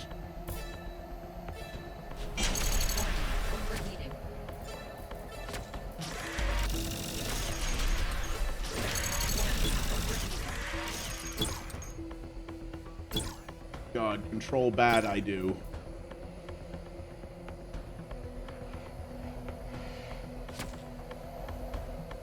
Whoa, no, I don't get the hills though. Not tonight, where? So I tweeted that long thread today of highlights of the games that I covered yesterday, or on Tuesday, I should say. I will be posting a similar thing. I just don't have a set order here. I said I'd cover this game first because the dev was gonna be here. So I just gotta check here. I'm missing something here in terms of my up and down movement. I think I'm not doing it. Oh, I see what I'm doing wrong. Okay. Yeah, you know what? I should actually reverse the Y on it because I'm trying to play this with like flight sim controls, which is what I always do in games when you fly. So I'm doing it backwards. That's the problem. This is why I keep dying on the hills.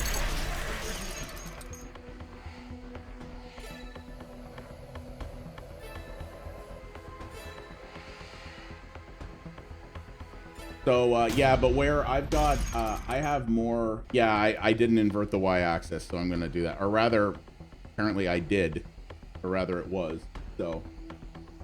Yeah, so where I have more demos downloaded right now that I can possibly cover tonight, but we're going to try to do a good number of them. We did 13 on Tuesday. I've got a lot of boomer shooters still to play, and yeah, we're trying this out. I've got some platformers. I've got a couple other cool things. Okay, this is now working much better for me.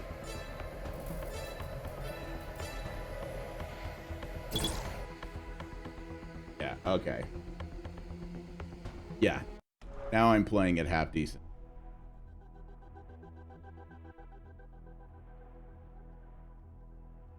Yeah, there's a lot of roguelikes in here. Yeah, fair enough.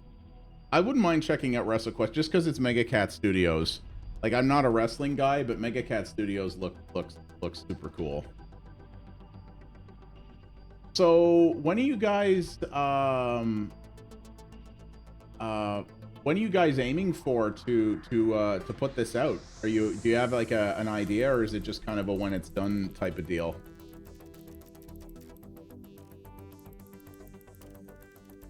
These are... Yeah, I haven't played Everspace in a while. Everspace just... Everspace...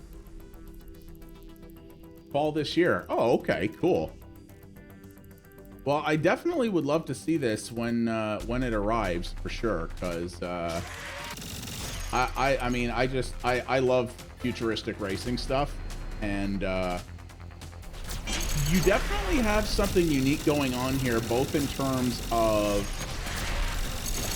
Oh yeah, I'm playing this much better now. Both in terms of the aesthetic, because like I said, not a lot of devs go for the PS1 look anymore. Or anymore, it's just they just don't tend to in general.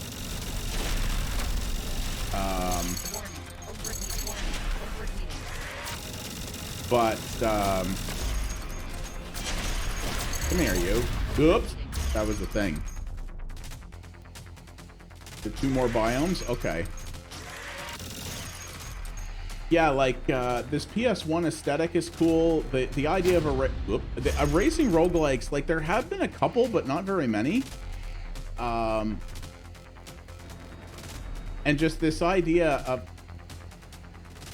So, when I talk about games that have retro inspirations, I always try to equate them to something, like, where I can say, like, this is like this game from back in the day.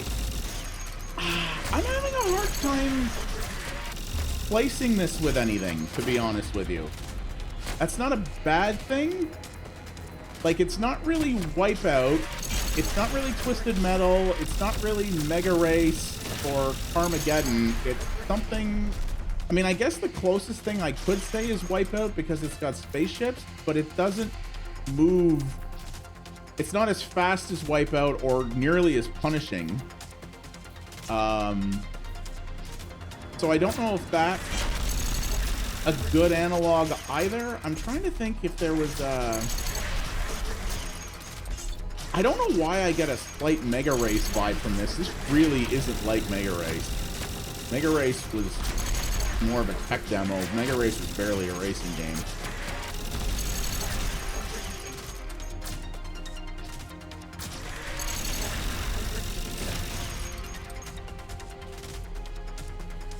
Return to base.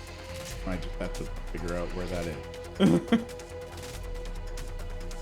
Space Harrier? Yeah, a little bit. Kind of. Oh, look at that one. Yeah, there are no easy references. Exactly, right? Star Fox, closest. You know, okay, you know what? It's you know what it does remind me of? A little bit, but still not entirely. A little bit of Star Fox and a little bit of, like, the older Ace Combat games. Space Harrier was very much Yu Suzuki. Yes, it was. It was cool, but it was strange. Okay,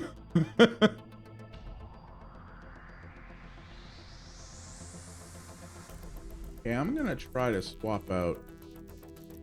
Okay, so the double gun goes in the hull slot. Oh, and I see. Okay, so if you go with the double gun, it's a hull slot, which means it takes both things. Yeah, let's try this, though. You need sidekicks in this that sound funny, like in Star Fox. You need a sidekick who just goes...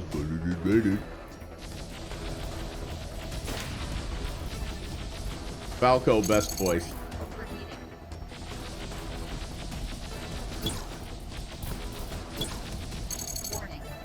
But yeah, I played literally every Ace Combat game, and I finished all but like the Game Boy Advance one. And this does remind me a little bit of that. The combat feels a little bit that. But yeah, a little bit Star Fox as well. Obviously, this has, you know, a frame rate, which is to say that's more than Star Fox, but...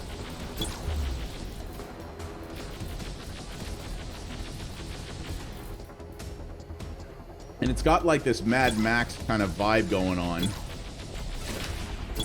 which I think is pretty cool. And as you'll know, and as you will learn here, I should say, my community, especially Technomancer and I, we're both big on the roguelikes. So that this is one of those is definitely of interest.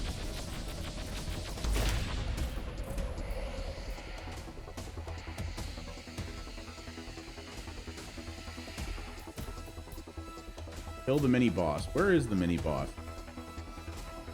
He disappeared on me. And I'm like on fire, so... hopefully he shows up again soon.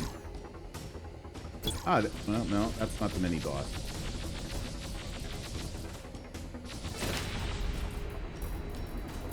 Oh, here he comes. And this is a mini-boss. Oh, well, he's dead now. I'm a pilot man. So now that I reverse the controls, I'm definitely getting the hang of this. I am decidedly less terrible.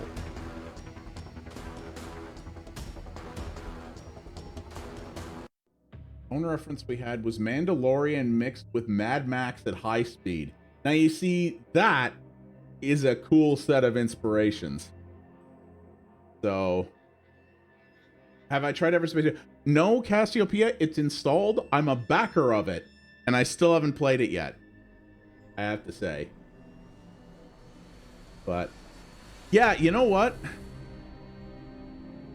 Yeah, wish list now. You know what? I think I will. Oh, actually, I already did. So, well, pretend I did it again. This is cool, man. You guys definitely have a cool idea here. I'll definitely be... I'm in the Retro Vibe Discord, so I will definitely... I would happily cover this when it comes out. Anything that puts a spin on the roguelike idea is something I'm very interested in. And I love car combat. Like, I love combat racing. So, it's very... yeah, anything like that is definitely in my wheelhouse. So, yeah. Very cool, man. And yeah, thank you for popping in. That is very cool. Okay, gonna wait for the info of the publishers. Yeah, fair enough. I imagine it probably won't be too long if you guys are aiming to come out this fall. So, well, listen, dude, keep in touch, please. Like, indies and retro are really my main two jams around these parts, both on here and on YouTube as well. So I cover a lot of games on YouTube that I don't necessarily cover over here. I kind of cover things in different places that are better suited to that platform.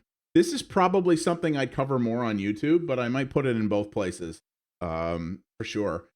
But Yeah, I enjoyed this. They are you got a cool thing going here, and I really like, you guys nailed the aesthetic, and I think you're nailing your inspirations pretty well. So I'm looking forward to that. So absolutely, man. Yeah, it's you know what? It was because of the Retro Vibe Discord primarily. They were the ones who put up the announcement saying, "Hey, we're doing this thing, and by the way, there's a demo for it." And I was like, "Yeah, all right."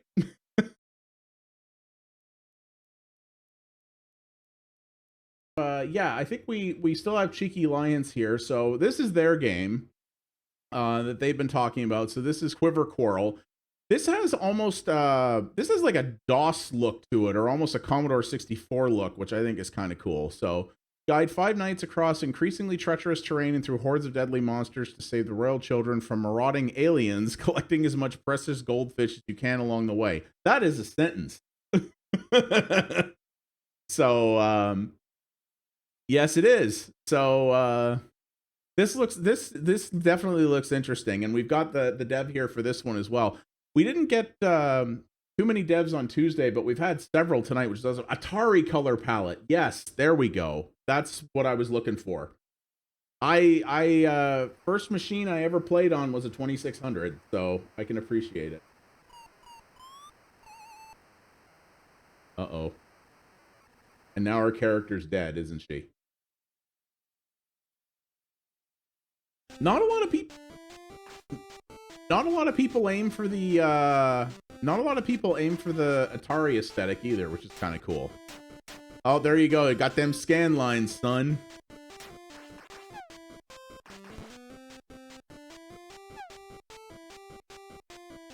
And it's got that it's got that good square wave. Checkpoints, checkpoint bonus. Okay. Oh, and there's the font, the NES font.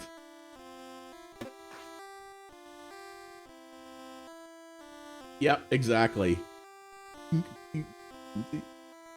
It is, yeah.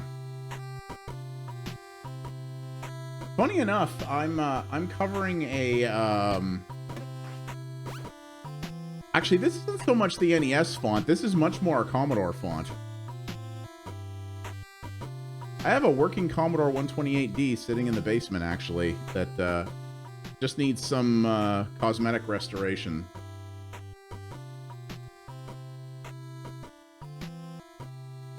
So I'll ask you the questions I like to ask everybody, Cheeky Lion. So how long have you been working on this? Like, obviously you were talking about work, so this is clearly a side gig.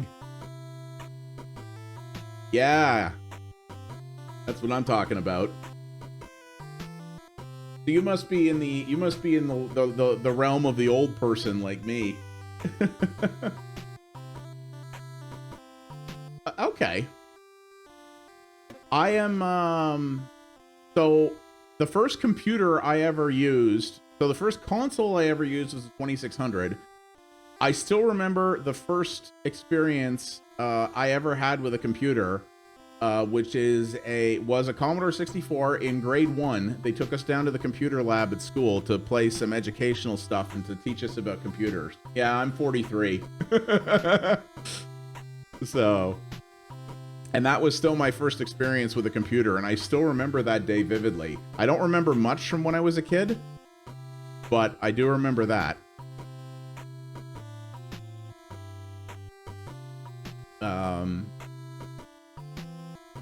Yeah, this really takes me back to that era.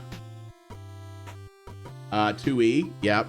A friend of mine had one of those, and I did use those. My first Oregon Trail, yeah.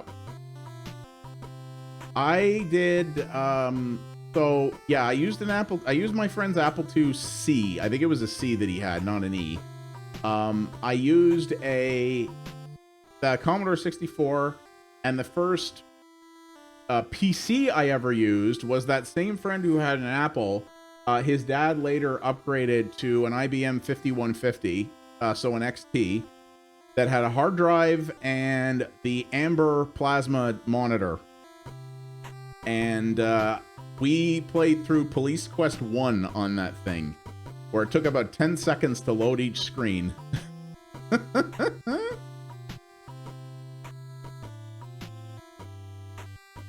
Yeah.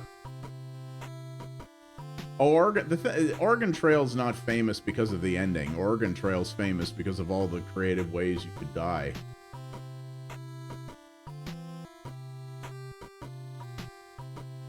So it's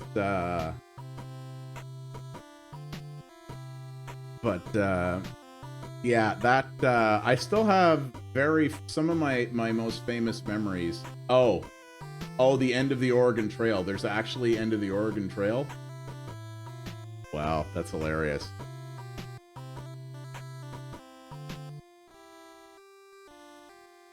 But yeah, I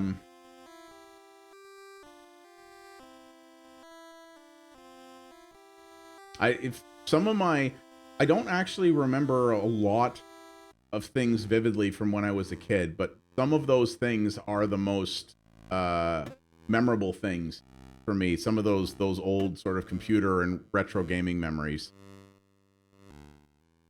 Okay, so this is keyboard controls. I probably should be playing it with this instead of with a controller. Oh, wow. Okay. So you hold Alt and like change your ranking or your rank position here. Better get. Whoa, okay, but my controller did vibrate.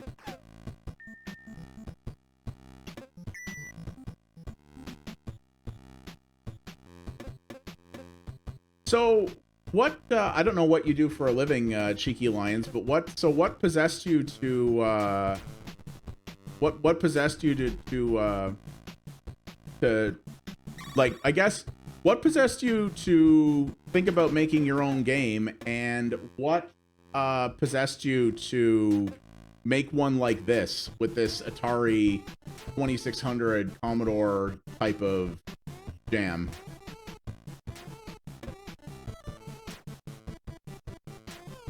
Oi, switches. Oh, do I have to do these quickly? Okay. Yeah. Oh, you're a librarian? Really? That's cool. So you're not even into software dev. That's cool. This is almost Lost Vikings-ish in terms of the way you've got to structure things.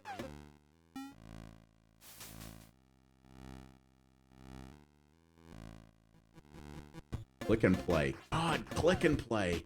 I remember. That's the wins of old Zelda. Interesting. Okay.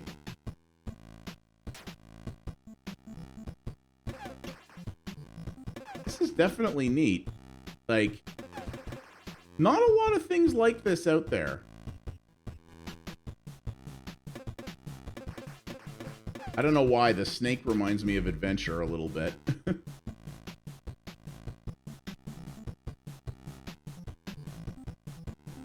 Yeah, I understand.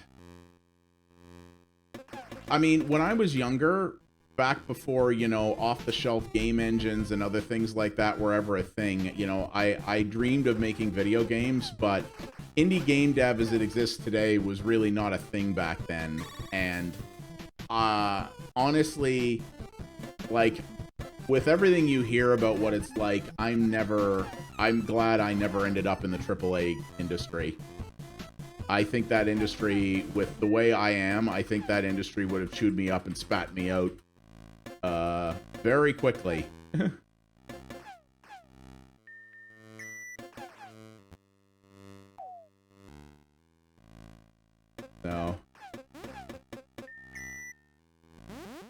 So is this you did? Is this your own tech that you're rocking for this, or are you running, like, is this built in one of the various tools that are available these days? I've seen a lot of games lately that have, a lot of people are using like Godot and some of those other engines that are like open source and like aren't the usual Unity, Unreal 1.2 that you see. Oh, this is built in Godot. Oh, nice. people seem to be really like, I played a couple of really good shmups that were built in that, like Tech Beat Heart was built in Godot. There's been people making like really impressive stuff in that. I'm not sure. I think he may be caught back here.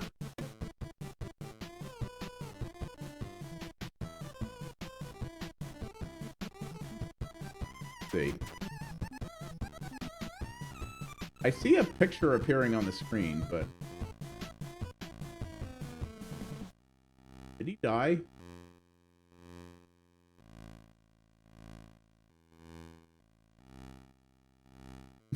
Hey Nam, yeah, I hear ya. How hard was oh, okay, so yeah, he did. All right.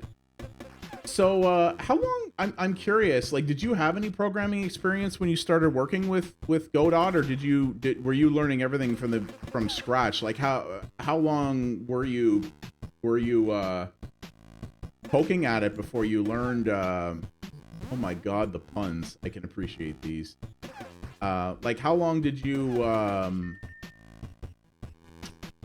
did it take you to learn this to the point where you were actually able to make like something playable in it and start developing out your concept? I don't know if those rats run into each other and cry, or...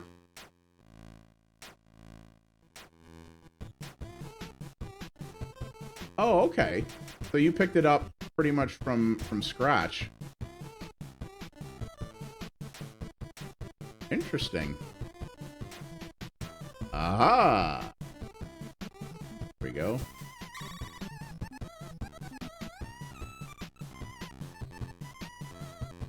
Okay. That's cool. I mean, people make way less cool things to achieve a similar goal, so that's cool, man.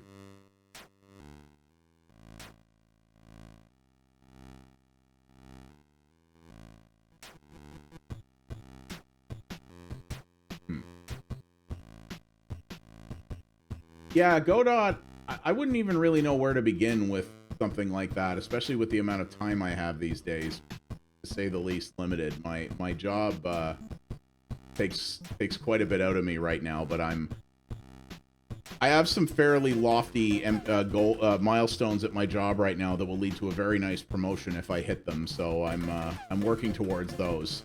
But yeah, I should see. I imagine there's probably a bunch of good Godot tutorials out there. I should download something at some point and see. Maybe just poke at it and see, like, can I make a thing that, like, I don't know, makes a dot move on the screen or something, you know? You can Google it, Infinite. It's an open source game engine, actually, and it's been used. It's not like a Unity or an Unreal in terms of its like 3D capabilities, but people have made some pretty interesting, especially 2D games in it. That's nice. Yeah. Yeah, my job keeps me... I like my job, and I moved from like almost a decade doing help desk related work in IT to project work at my employer last year, and I'm learning a ton and finding it incredibly fascinating. It's just... Oh, damn. It's just... it's tiring. But it's very cool. Too little, too gate. I appreciate your, I'm sure WereTiger's groaning incessantly right now, but I appreciate your, you have some pun skill, I gotta say. Yeah. I mean, I was good at help desk. Like, I was really good at that job, but uh-oh. Now I done it. But yeah, the project stuff I'm doing is fascinating, and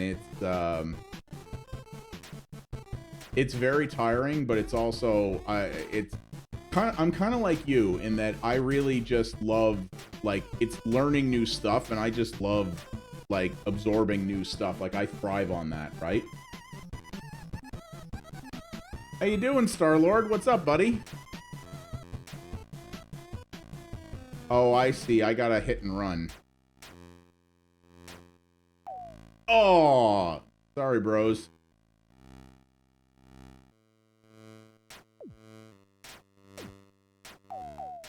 Oh no. Oh no. Oh no! Okay.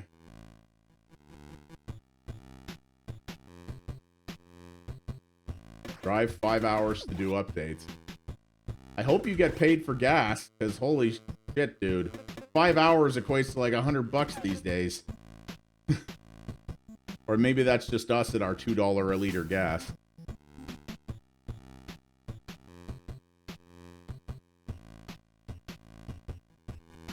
$0.54 a mile. Oh, okay. Well, that's better. I guess. Cost me almost $100 to fill my 10-year-old 2-liter Hyundai that makes 147 horsepower. I love it. I love it. More South Park? Oh, nice, man. You still digging that?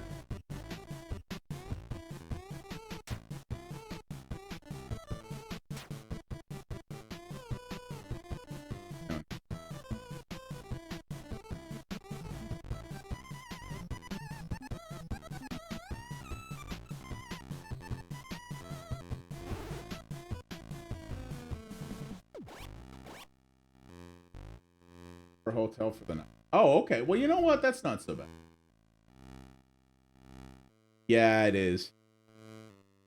But it gets you out and doing stuff too. Like sometimes I like going on site just for the change of scenery. Like, don't get me wrong. I've been working from home since the start of the pandemic and I'm quite happy about it.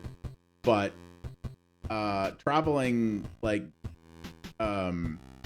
sometimes just being like, yeah, I gotta go on site. I get to drive somewhere, blast loud music in the car with the windows down and stuff. It's nice sometimes, you know?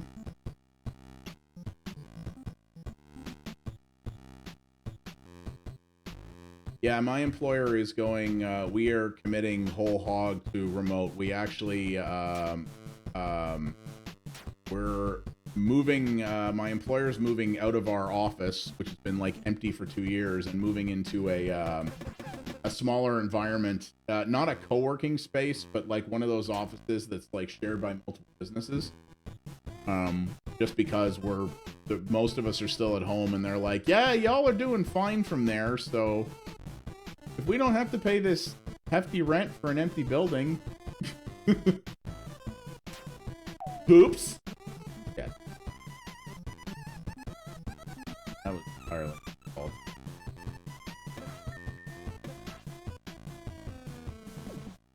Oh, yeah.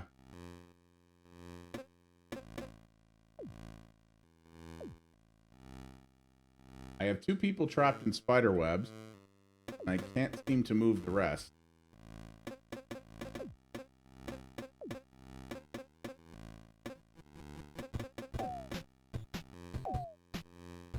Sorry, guys. Didn't work out so hot.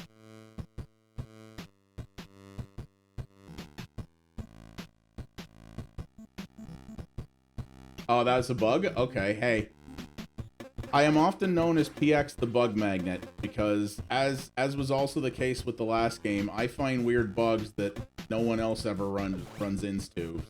So, you know, it's, my bug finding ability is legendary.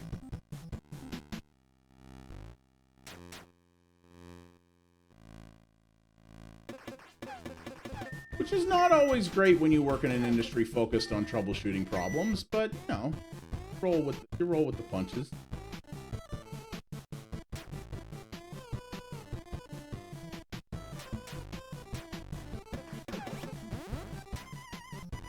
Ah! Fuck you, bats! Field of Streams, yeah, okay.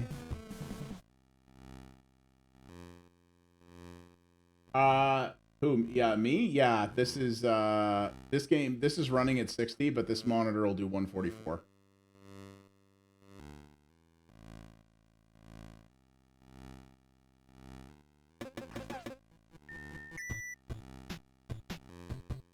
Well, I'll tell you this, this demo's got a decently chunky amount of content in it, that's for sure. Give people a lot of opportunity to learn what they're messing with.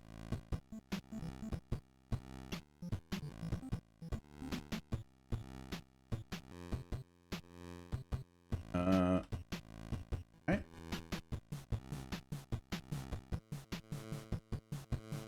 Ah, here's where it breaks. Okay, this is to be expected. Okay.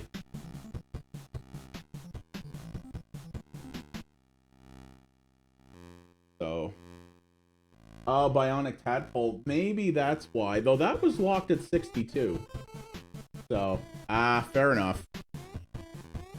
Okay, well, that's all right. We got a pretty decent look at this one here. Yeah, you know what? This was pretty cool. Yeah, fair enough. Listen, making software is hard, man. So I understand entirely. So yeah, that's Quiver Quarrel, guys. I am definitely gonna wish list that. So well, listen, man, like I told the other devs, keep in touch. I'd love to cover this when it comes out. So keep in touch with me on Twitter. I've got a Discord as well. We're quite dev friendly over there, so I'd love to chat with you about it. This is neat. You got something cool and different here, so I always like that. So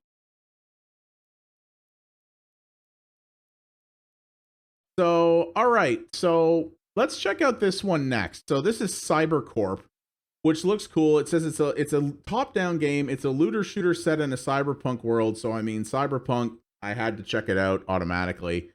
A loner with friends. So this is going to be kind of like the Ascent in that it will have co-op in it as well. The Ascent's not really a looter shooter per se, but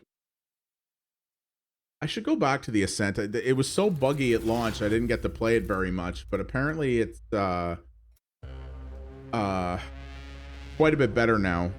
So I should go back and give that a go again. It already looks good. That I was so stoked the other day when I heard how the developers, Ion Lands, the developers of Cloudpunk, are making like a slice of life simulator, almost like a cyberpunk Stardew Valley set in the Nivalis universe. Oh, I can't wait for that. That's going to be really good. Apparently this demo has multiplayer too, which is also cool. This must have half VSync on because it's running at 72 frames a second. Also, this is apparently a cutscene, but it's not doing anything.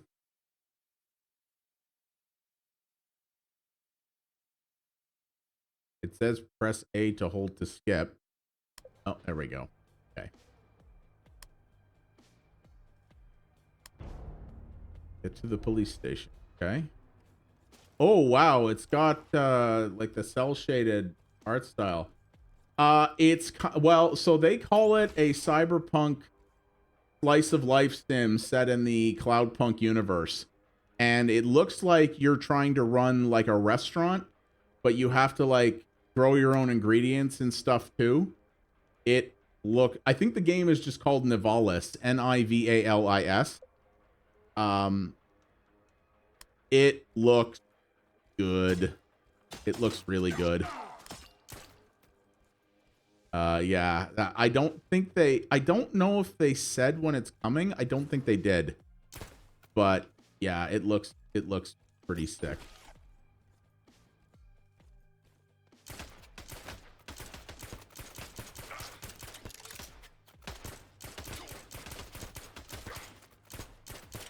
Well, this plays fast, that's for sure.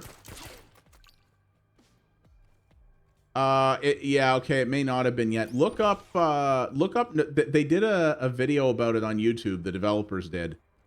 Look up, like, Nivalis, or look up Ion Lands, that's the developer. Use A to take down an enemy while he's blinking. Takedown restores your health. It can help in difficult situations. Sure can!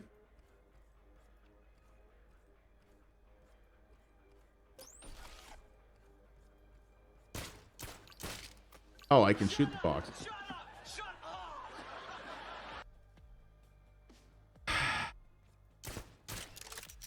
Love you, babe.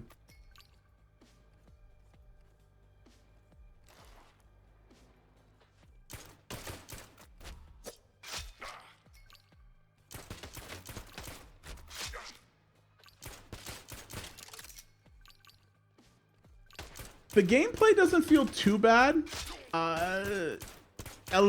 Some of the animations are stiff. It's a little rudimentary on that front. The UI could use a bit of polishing too. Feels a little early, but I think this is early though. Ooh, body armor. It's playing pretty well though. I think there might be some good bones here.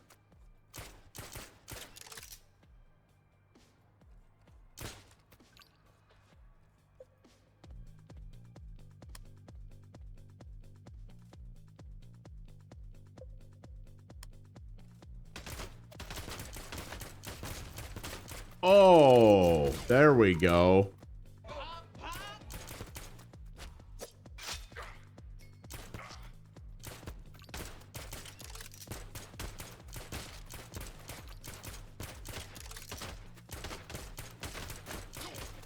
Gotta start using that active reload.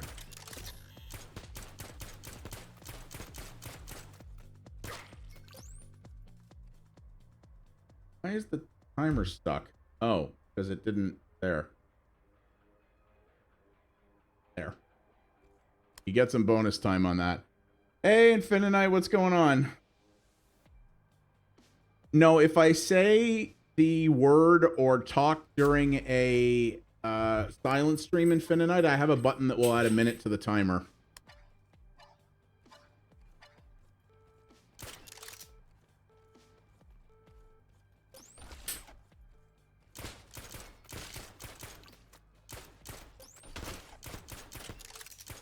How's it going, Mantras?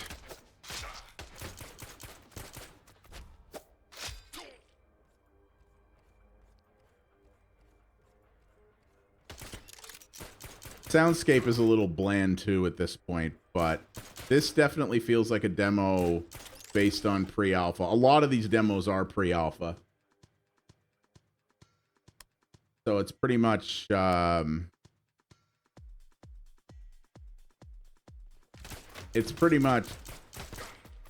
these are things that will likely get improved.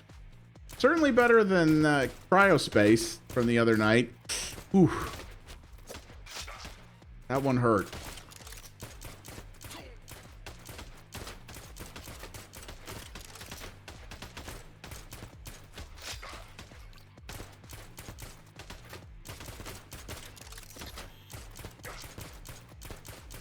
It's hard to do the active reload because you're not really looking in the corner for where your gun ammo is.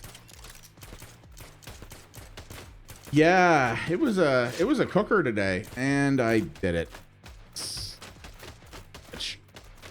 There.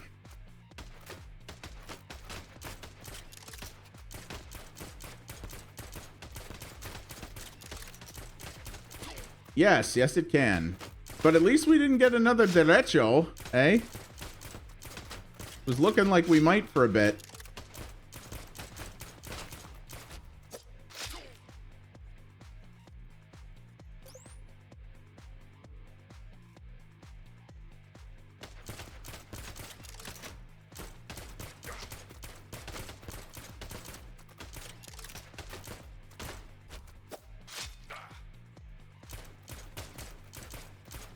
Did you?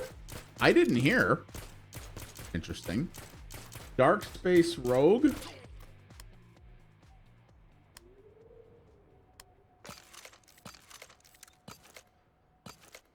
Take a look at that one.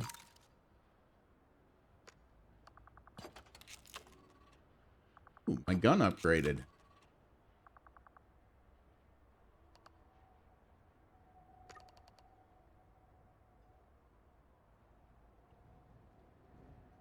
Dark Burst Rogue. Okay.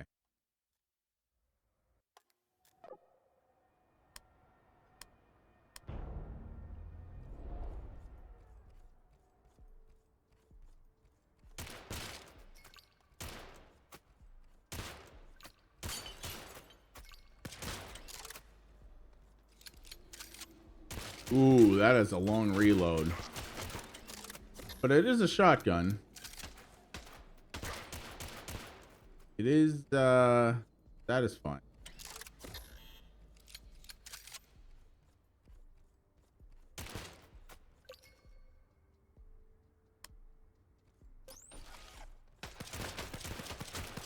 This lady has like a Judge Dredd looking vibe to her.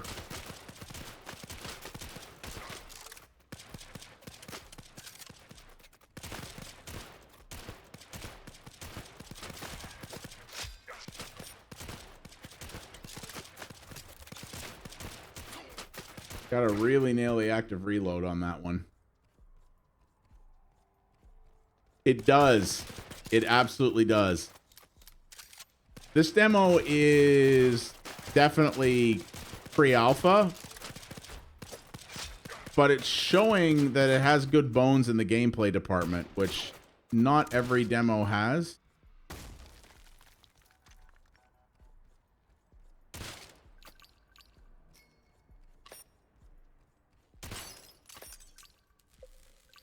If this gets some more polish, this could be pretty cool.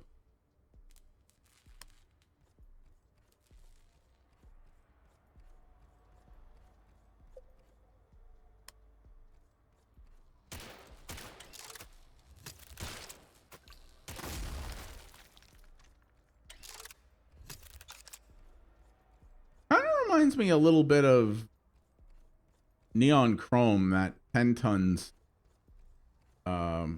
roguelike that was kind of like this.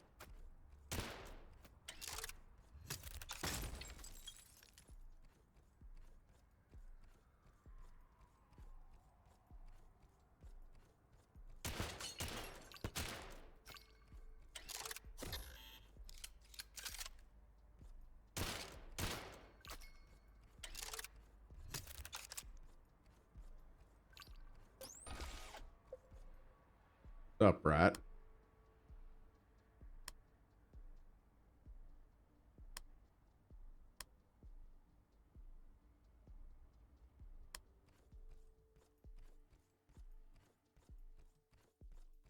Okay.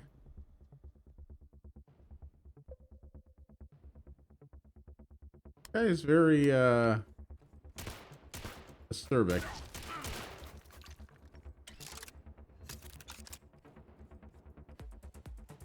Come on, dumbass.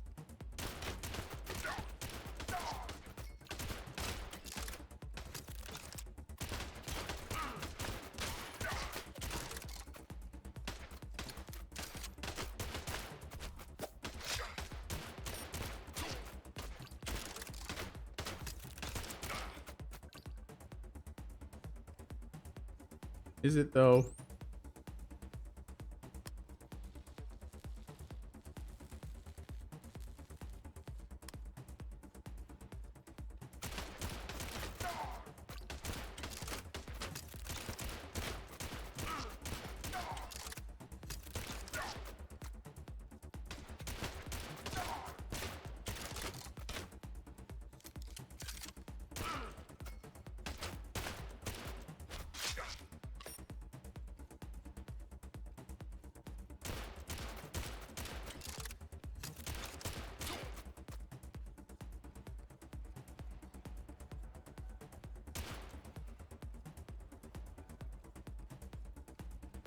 Where am I supposed to take this dumbass?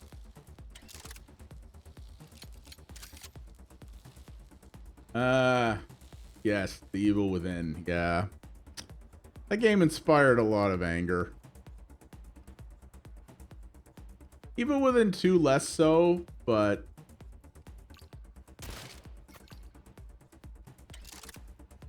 hey, dumbass, where's the freaking exit?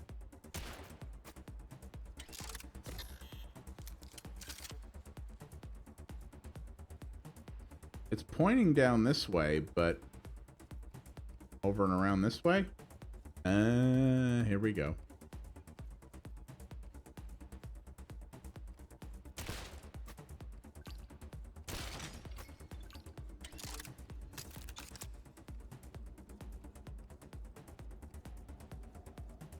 The club, the extraction point? No.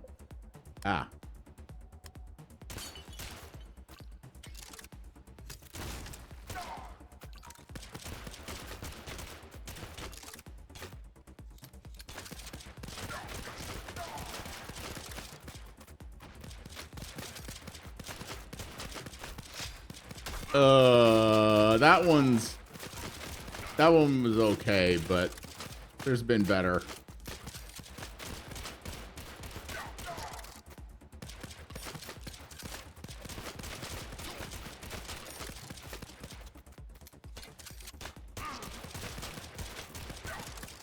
Good Lord, how many of you are there?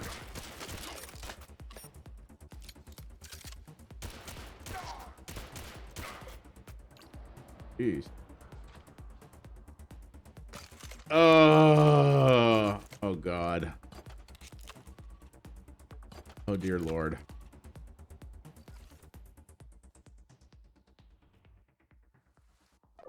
Okay, well, I'm not going to spend too much more time on this one because I mean it's cool that this demo is beefy, but probably going to have to finish this one up on my own time. Pre-alpha for sure, but ow, there's some good essence of cool gameplay under this, and it's going to have online co-op like the Ascent does, so that will be really, really cool. Will you piss off with the mine shit? And it does feel somewhat syndicate-y, not just because the bad guys in it are called the... You know what? Let's crack in here to one of the bigger titles that I have been dying to play. I can't wait on this anymore. This is RIPOUT. It's another new boomer shooter coming out from Pet Project Games and 3D Realms, the new 3D Realms. Also, I didn't realize that this is online co-op too, or it's going to be, so that's awesome. I didn't even know that it was going to have online co-op. That makes this even better. Shut up, Outlook. Yeah, this is super cool. So, all right, Reeton, enjoy. I like Payday 2. It's a good game. So, yeah, so I need to play this and see what it is. I mean, it's 3D Realms, which means I'm probably going to buy it at launch because, yeah, I like basically everything that they got going on these days. But yeah, this just looks so friggin' cool. And now that it's online co-op, I'm even more psyched for it. So,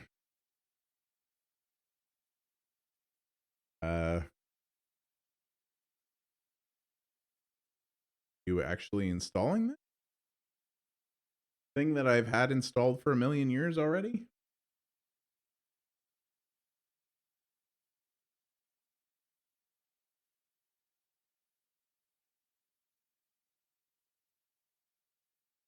Oh, I have like 19 versions of Visual C++ installed already. Oh, there it is. Apparently, I don't know. I don't remember half my own quotes either. So, come on, you.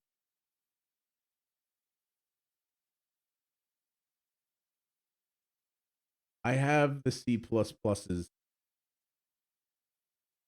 and they're very visual, I assure you.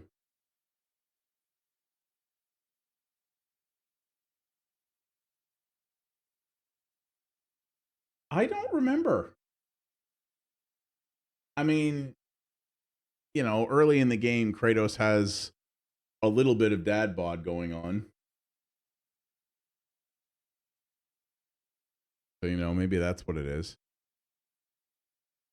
Seriously, what are you installing? There we go. All right.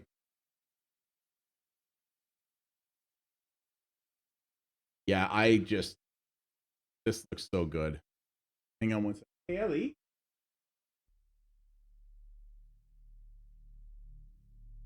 Heard you making noise out there, and it makes me nervous you're destroying something. Hi.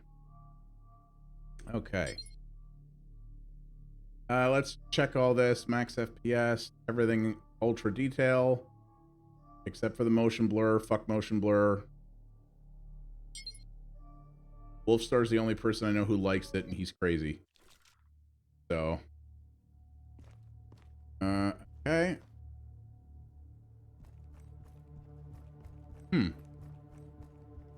This has a bit of boomer shooter. I have to admit, this looks more modern than I was expecting. But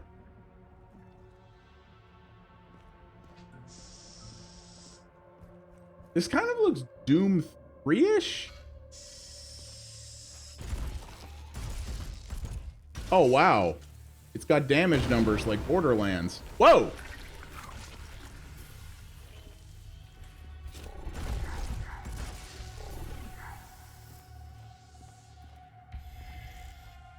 Okay, the way the enemies dissolve is pretty neat. Yeah, well, you know.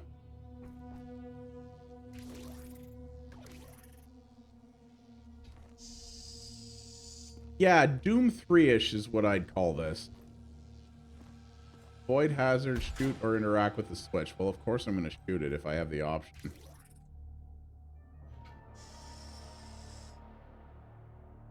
Ew. It might, yeah. I just... What the hell? Why does my gun have legs?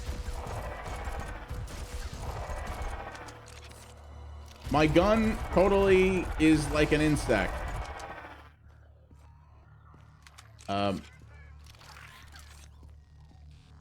Definitely pre-alpha. How you doing? Just hanging out, eh?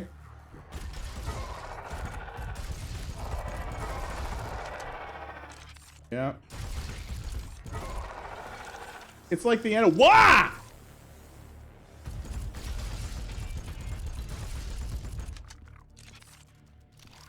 So he was passive, but his leg wasn't. Okay. You know what? You little fuckers. Did my gun just absorb that Roomba? What is game? To fire, retrieve modules. Shoot different parts of the enemy to light up weak spots. Oh, you're right. This is a tutorial, isn't it?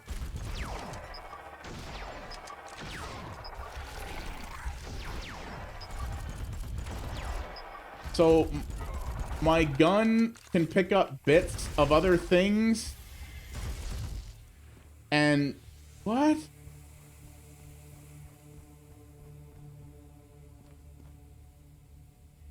Hold E to interact with the shuttle. Oh, here.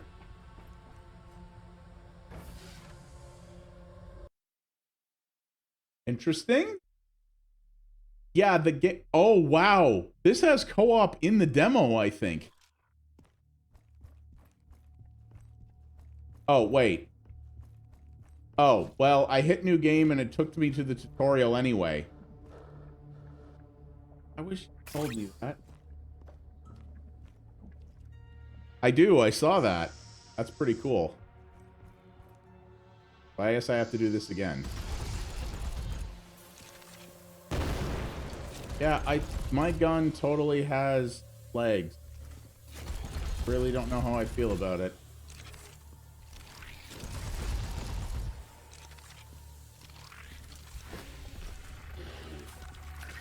Yeah, I can release my... Okay, my little robo-dude can be released on objects to go and kill them.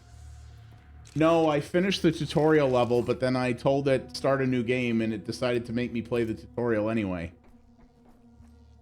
So... was not clear on that. But that's fine. We'll just power through this quick.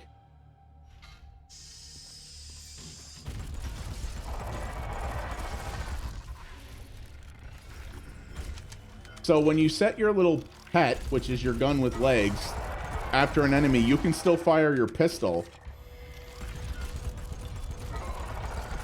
But you can't, but yeah, you're down to your pistol until the thing comes back to you.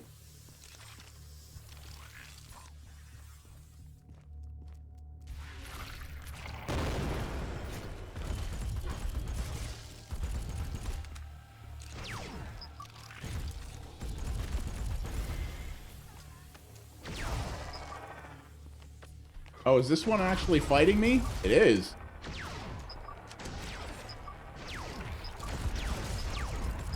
Yeah, okay, the ability to just pick up and have a second gun is kind of dope. I will say that. I shall call him Gleg. Hello, Gleg.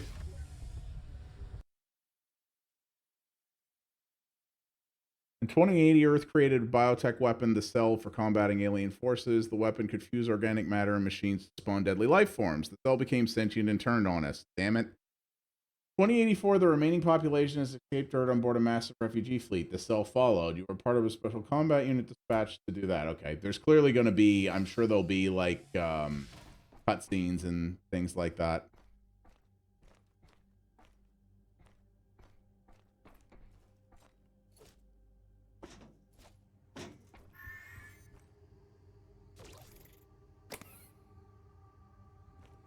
Hang on a sec. Hey, Ellie. Ellie. What are you doing, doggy?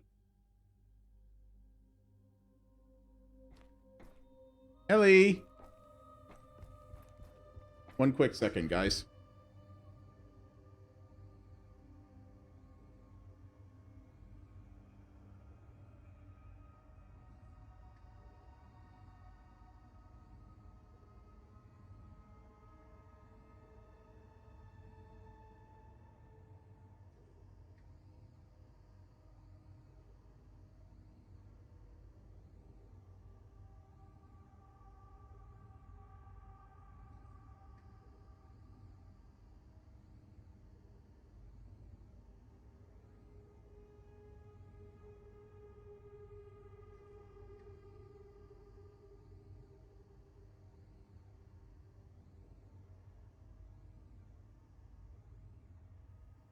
Okay, sorry. 6 out of 7 dwarves aren't happy. Oh god, get that one. Oh.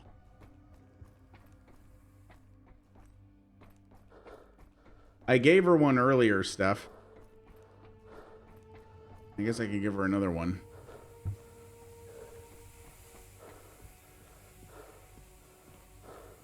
This is the hub ship.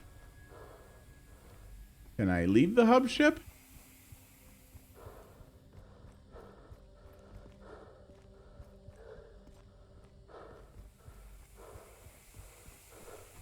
Yeah, it did me too, actually.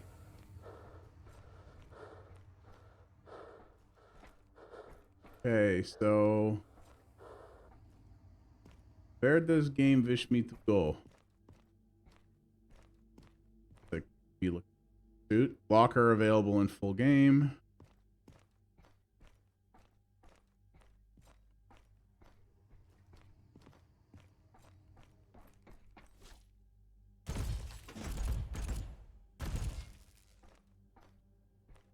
I'm not sure where it wants me to go. Gene pill a day keeps the cyber operators away.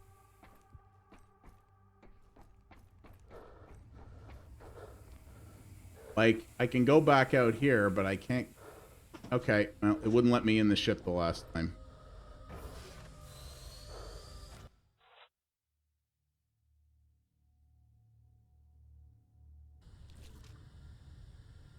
Okay, this is loading for a lot longer, so...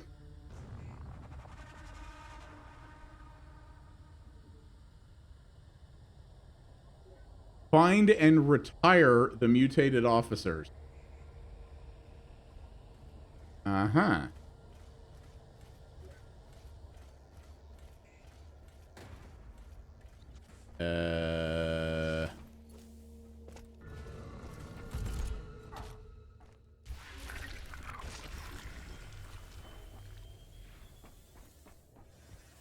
Okay.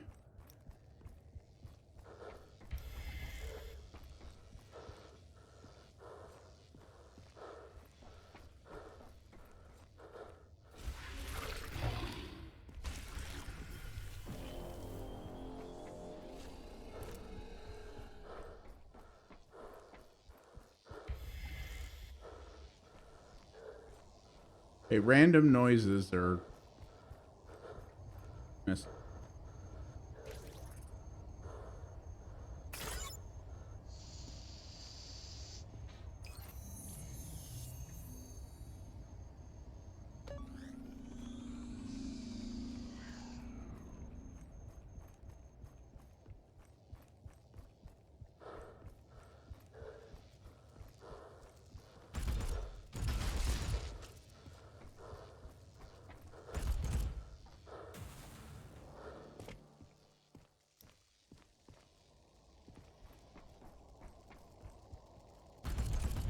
Don't run. Hey, yo, Arm, why you running?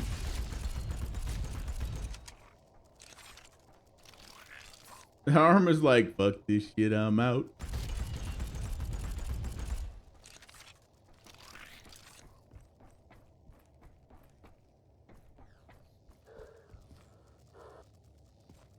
Don't mind me. I'm gonna grab my stuff and leave.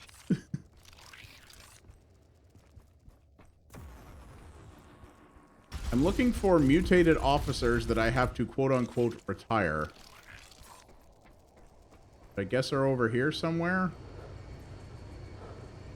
This is apparently an objective of some kind.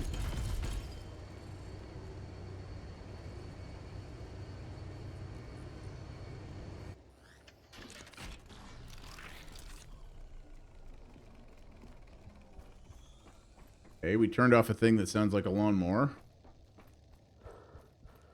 You know, that's true. Oh, Extinction. That game wasn't good. It really wasn't good.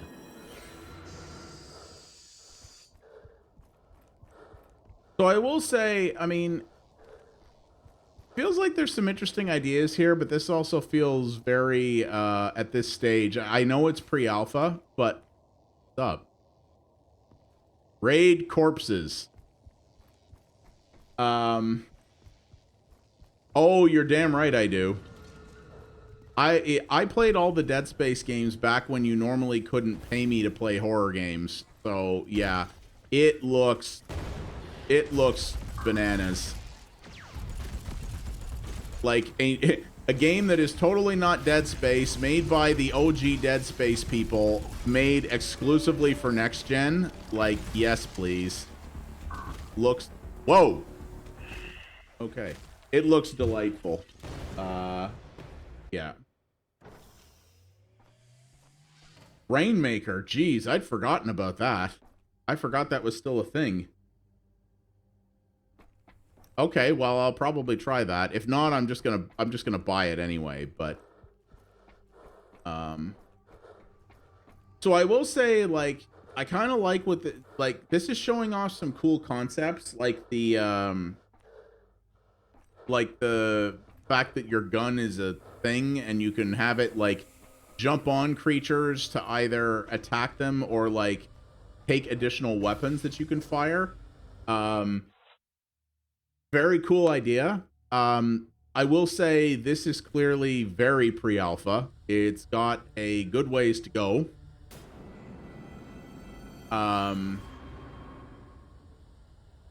Before it's ready. But, you know, they announced this. I think this game has a when it's done sticker on it. So it does look cool. Again, things like boomer shooters and stuff like this, I like to equate to an era, right? So for me, this feels like Doom, like the aesthetic in this feels Doom 3-ish to me. The gun feels pretty good. It's got a decent amount of kick. It's punchy.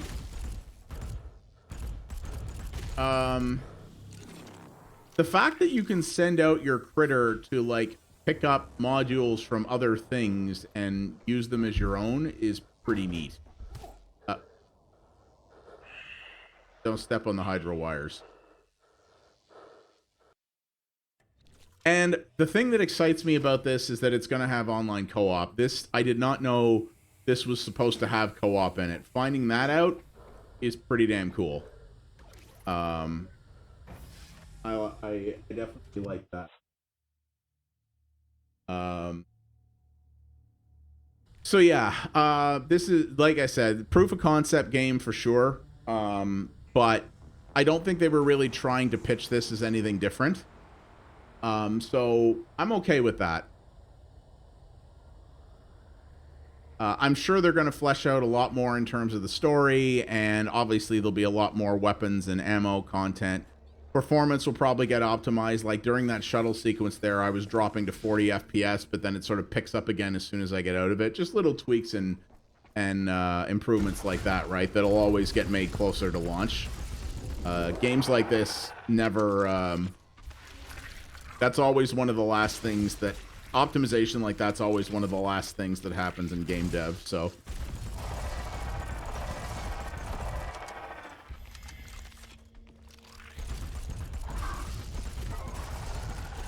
I wonder if this is going to be a roguelite, though, because the, like, the level that I'm going to here seems to be the same every time, but the enemies are not. So, it looks like elements of the levels and stuff are changing with each run. I will say, movement slower than I'd like. Your walk speed is really slow, and your run is not that much faster, but is still stamina limited. So that's a little eh. I think the movement speed could be picked up a touch.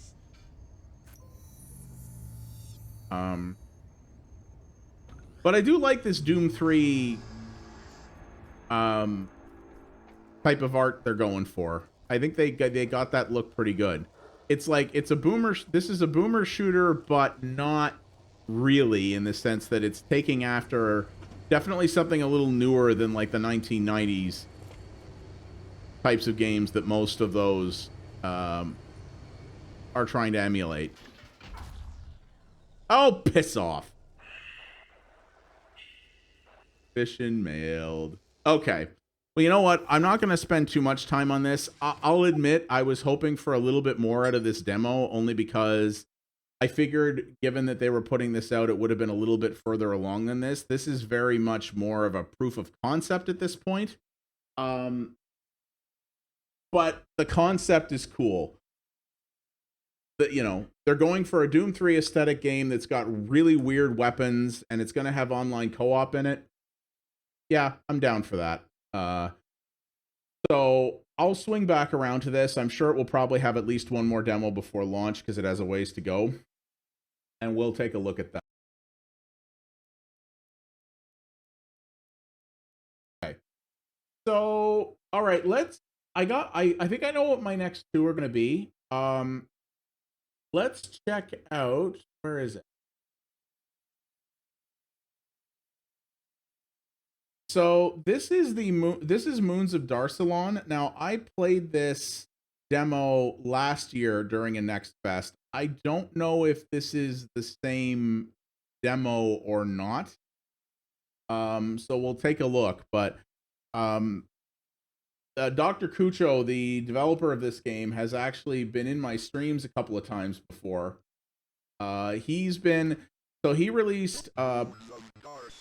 He released Pilots of Darsalon. Oh yeah, version 2022, July 2022. So this is a different game. No, it's not a boomer shooter, but it's very retro inspired, as you can see. It's sort of a side-scrolling type of affair. Pilot of Darsalon was like a much smaller sort of physics puzzle game that he put out a little while ago, mostly to get his feet wet with the tech and that, but he's been working on this game for several years now. He's actually trying to find a publisher for it at the moment, but it's pretty cool. Yeah, you don't control the lemmings, but you're trying to like rescue people and stuff, I think. This has Twitch integration apparently, but I won't bother setting that up right now. But so yeah, rescue one Darsonaut, they stay untouched, less than 67 seconds, and all challenges in one go.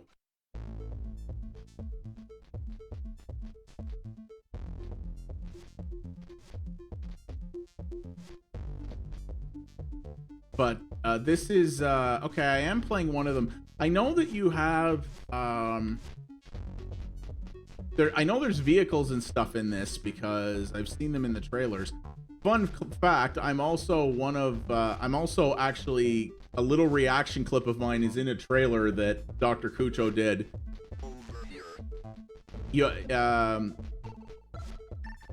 He did a bunch of reaction trailers with streamers in it, and I'm one of them. Yeah, so you have to kind of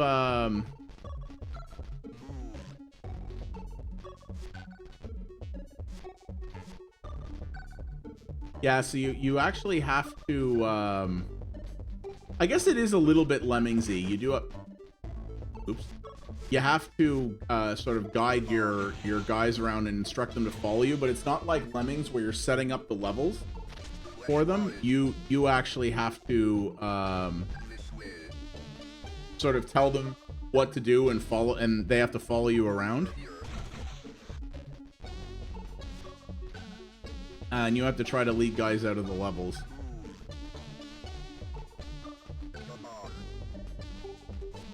Okay, what is this tool doing?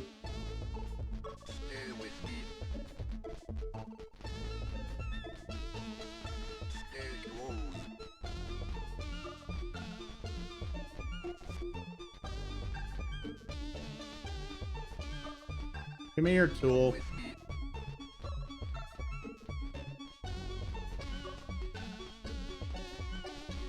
Yeah, maybe a little bit. Oddworld's kind of an interesting, yeah, that's kind of an interesting comparison.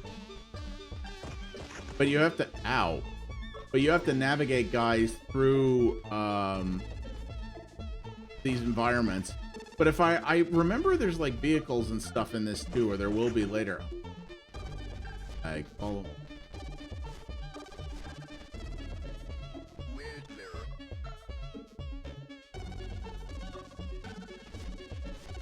Probably.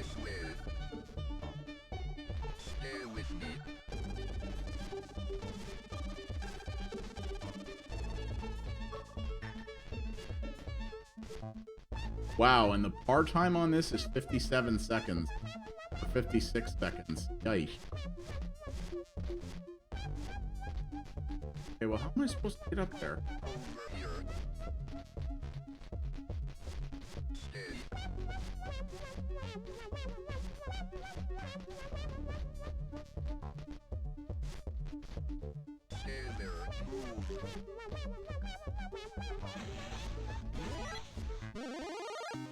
Oh, okay, I only have to get them out, not me.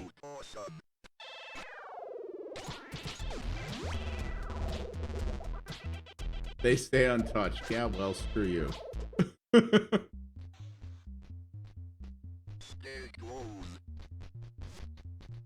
I really do like the, what did I equate this game to? I think I equated this one to, like, Commodore 64 style or something.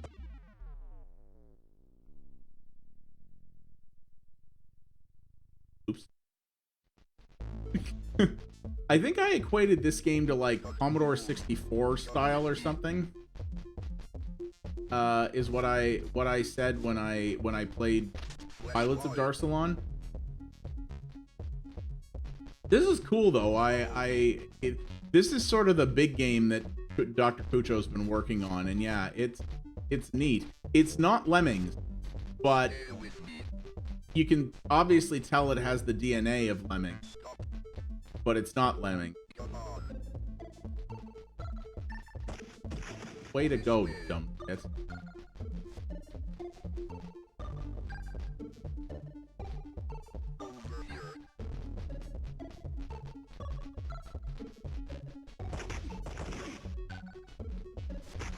Okay, they're about as smart as Lemmings, though. Somerville is dead. Hey, Cucho, if you're watching the VOD of this, there's 2 E's in coffee. Would you like to know more? Yeah, there feels like there's a lot of referential humor in this.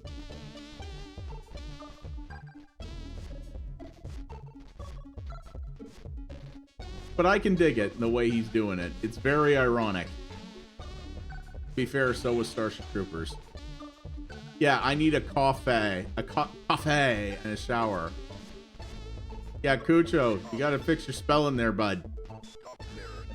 Coffee's got 2 E's there, bud.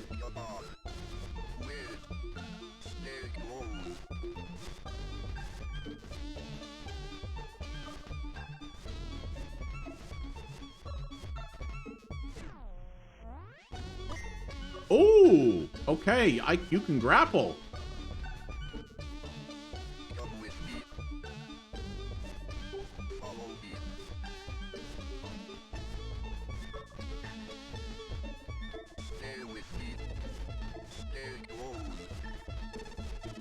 can't we go through the... Why can't I go through the door? I have to go up from here, I guess?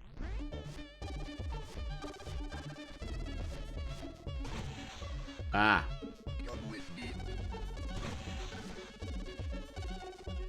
Oh, can you dumbasses not jump cliffs? You can't, can you? Suck.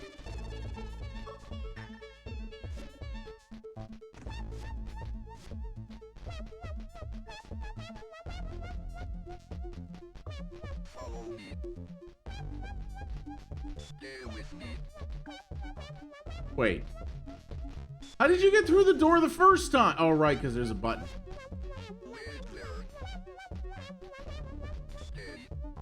Did hear you.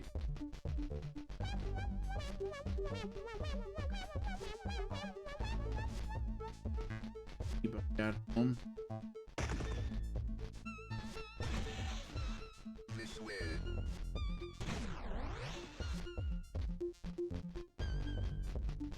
So, Pilots of Darsalon was good. I actually liked it as a game, but as one of those physics-style puzzle things, it got really, really hard.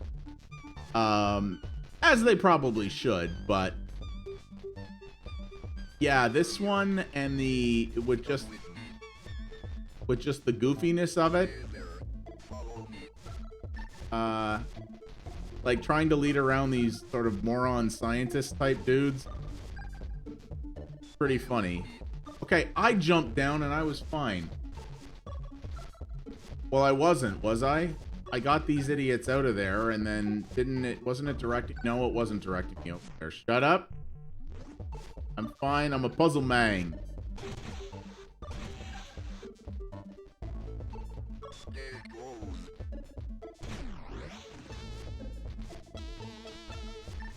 Puzzle man. Except, how do I get these idiots up here? They won't come up here. They can't get up here. Ow. Also, how have I been playing for 3 minutes and 65 seconds?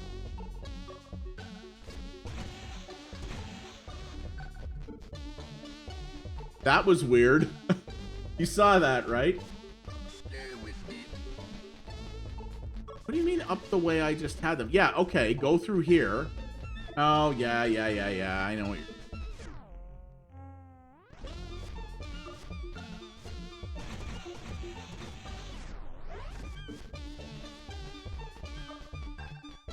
Up here, idiots.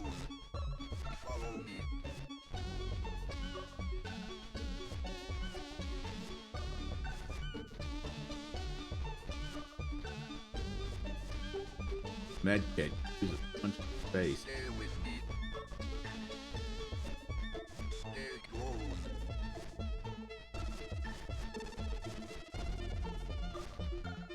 Oh my god, jump. Why are you so stupid?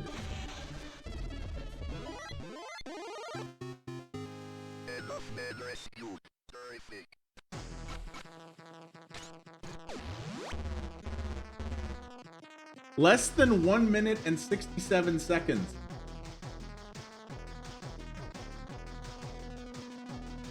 Cucho, I found another bug for you. There's only 60 seconds in a minute, and there's 2 E's in coffee. Wait, did I?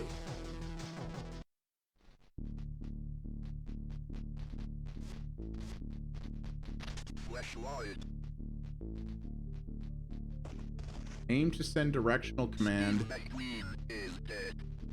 Oh! What do you mean somebody's dead? I just started the level. How's somebody dead?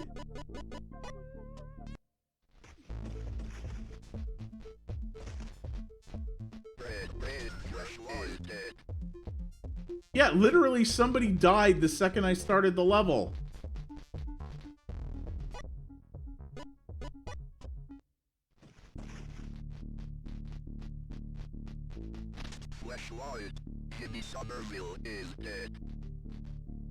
Yeah, so there's a glitch there. Somebody dies the second this level starts.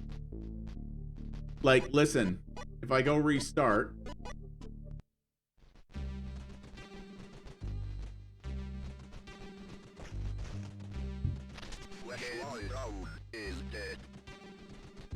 Yeah. So there's a bug in this level. Somebody dies right from the get-go, I think. This way. Over here.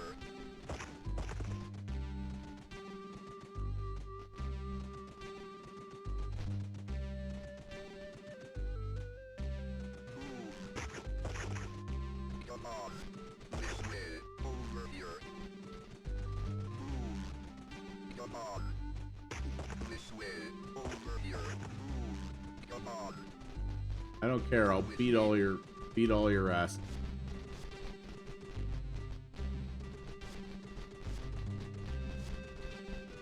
God, these guys are all terrified of the dark, aren't they? This way. Over here.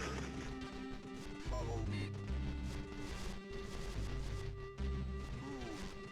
Stay with. Stay close.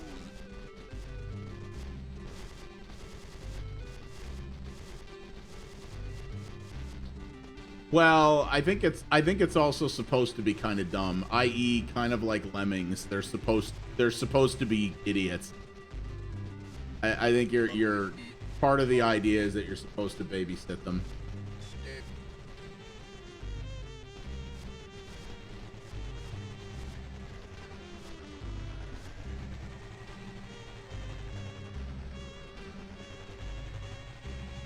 Come on. Stay close.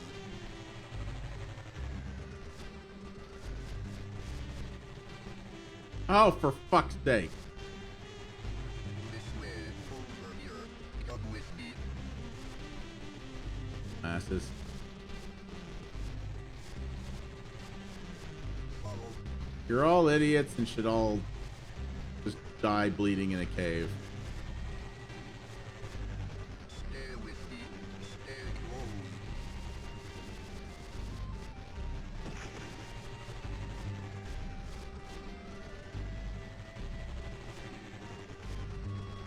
Children AI, i.e. end user. Come with me.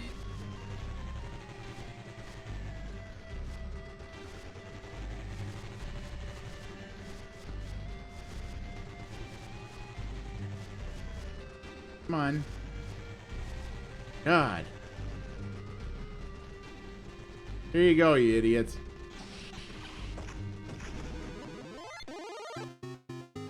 Enough men rescued. Awesome.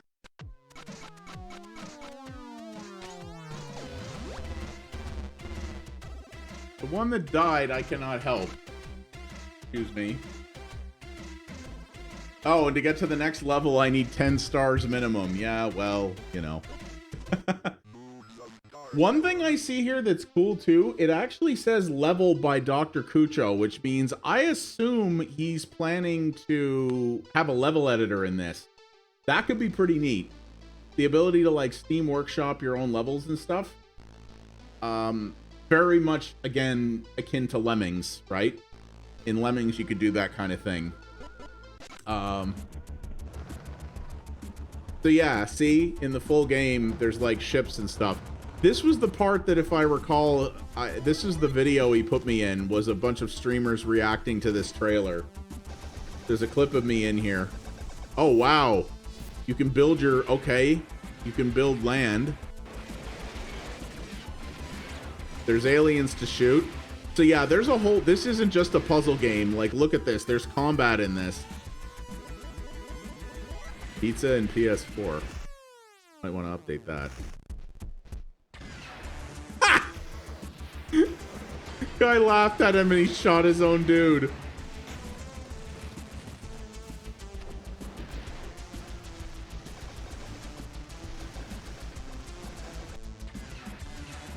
This could get really gnarly, it looks like.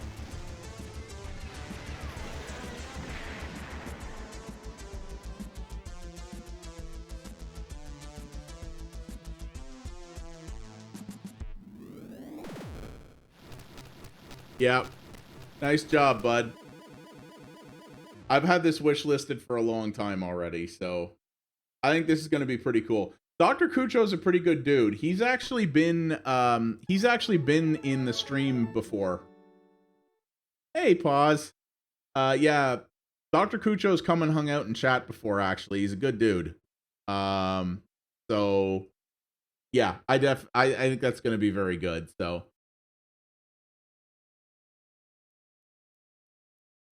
let's check out. This one looks kind of interesting. So I saw this one.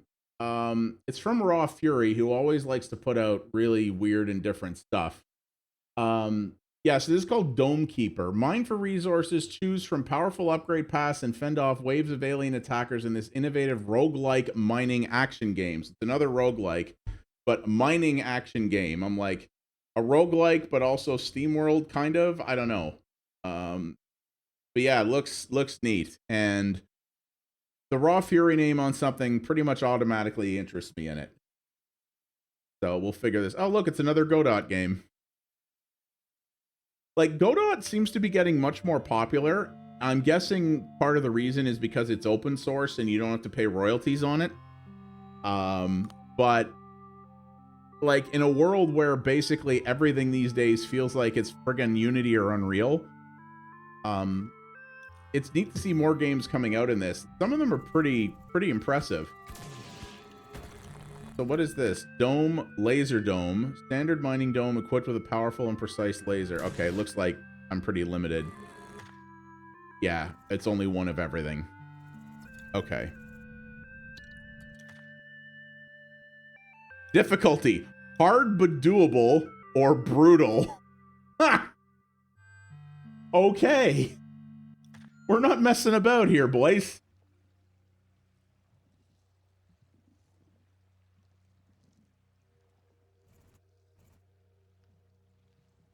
Okay, I'm going to turn my controller on. I think this is a game that's suited to it. Ooh, I like the look, though. This is like Space Quest 4 level graphics, kind of.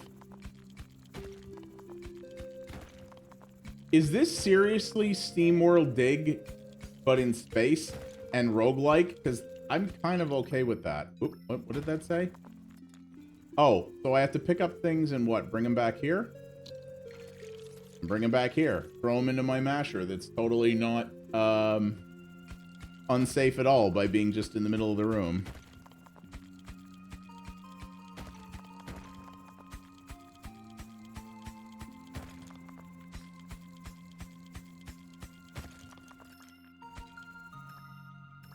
Oh, I have a feeling SteamWorld Dig people are going to vibe the hell out of this game.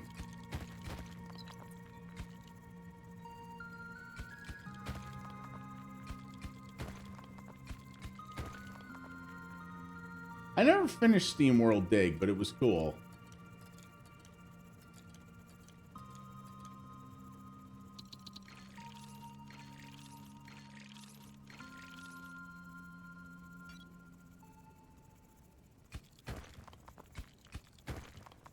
Oh yeah, this taps SteamWorld Dig. My dome is under attack.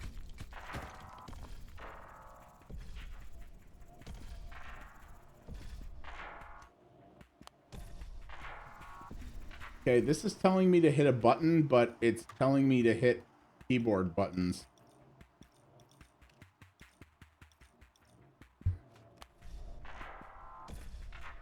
Move to the station and hit... Oh, here we go. LB battle.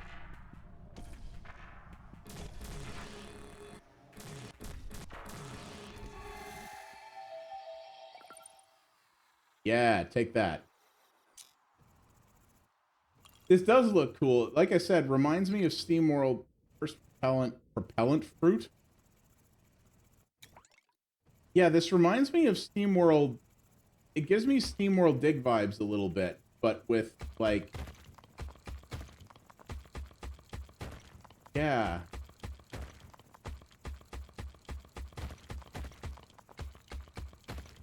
Oop, what this?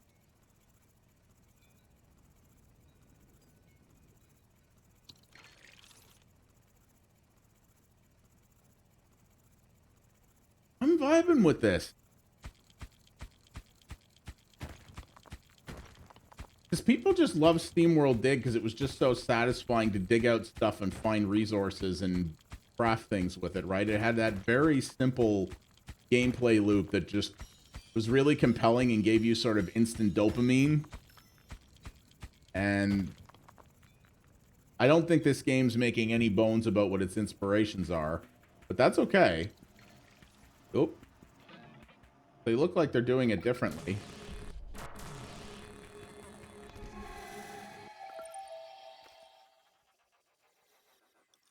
Yeah, I think I'm gonna, yeah, this one's probably gonna wishlist me too. So yeah, and you can buy upgrades.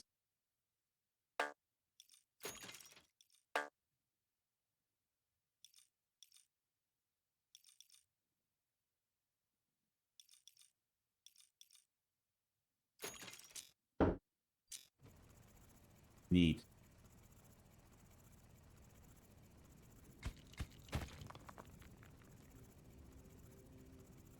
Oh, man. That's good, but bad.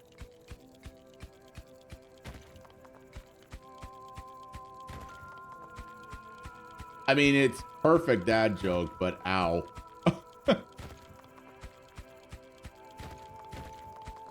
And obviously, dealing with your dome is going to get increasingly more difficult the further away you go from it, right? So, this is where things get more challenging, is as you dig further and further down.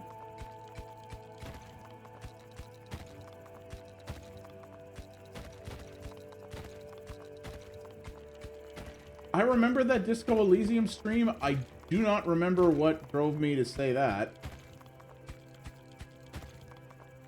Maybe it was,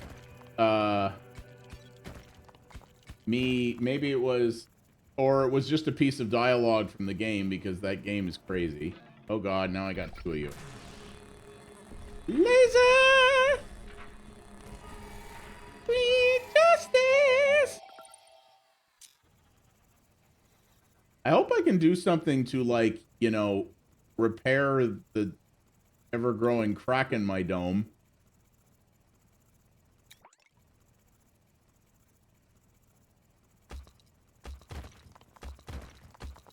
Oh, that's an interesting thought. Yeah, I think because of that, because of the color, like the shading in that on things. The character and animation is definitely not another world, but yeah, yeah. The colorization in this and stuff like that, I definitely see where you get that. Yeah, and the enemies. You know what? I wouldn't be surprised if there was some another world type of inspirations here. You're right. It definitely has some vibes of that. Ooh, we got lots of gold.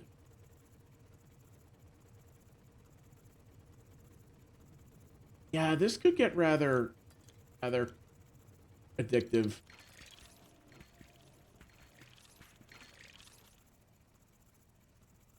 You know what's cool about this? It's Raw Fury, which means almost certainly it'll launch on PC Game Pass.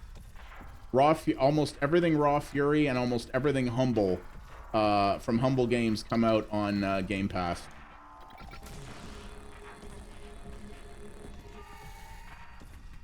Oh, we got a problem, boys. Wah, wah.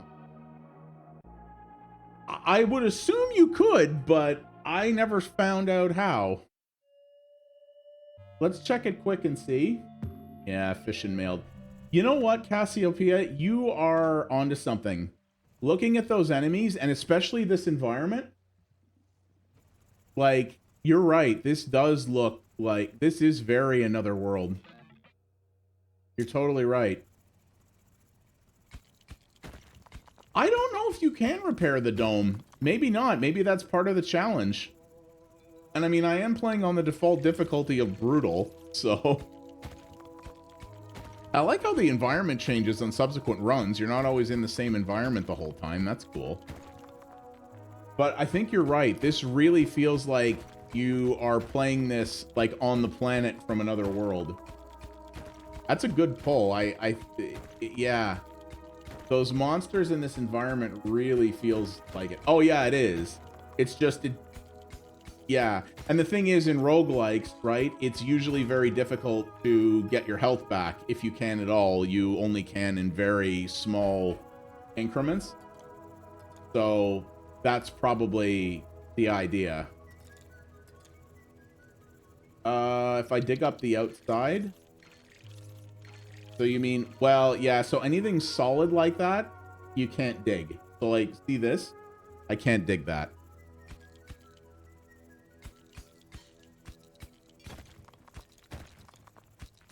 So like I can go up here, and then when I hit there, I stop. Uh-oh. Yeah, they kind of have that figured. Interesting thing is that the game actually stops when you sit at the computer terminal. It actually pauses to give you a moment to sort of figure things out.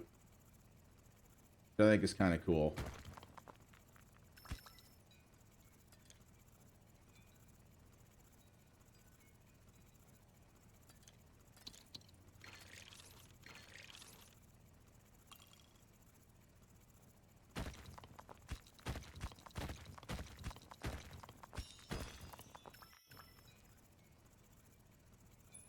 Yeah, he's just like blah blah. Yeah. He just puts on some Judas Priest and headbangs it. Yeah.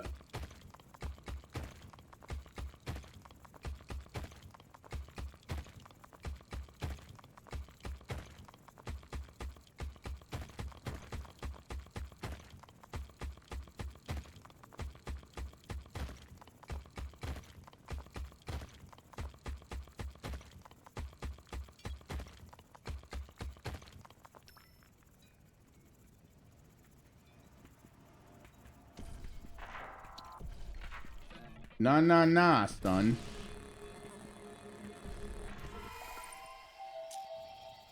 Tell your friends. Come here, you get laser faced. Disney Speedstorm? No, I can't say I did.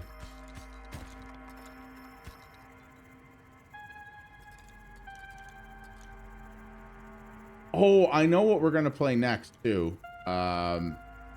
Because I was really happy to see that the demo was out again, and I've been chatting with the dev about it, actually. Disney's Kart Racer? I didn't know they were making one of those. Interesting.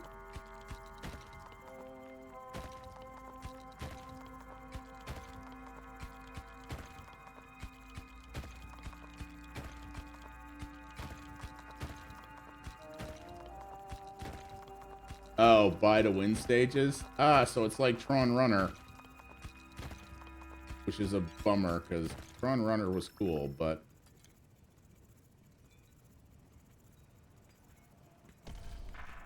Oh my god, will you fuckers give me a minute?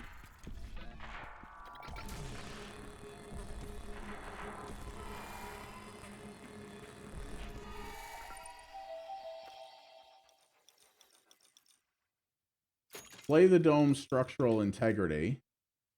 Okay, permanently increase the structural strength of your dome.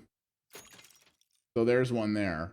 So you can permanently increase its strength, but it doesn't actually repair it. It just makes it tougher.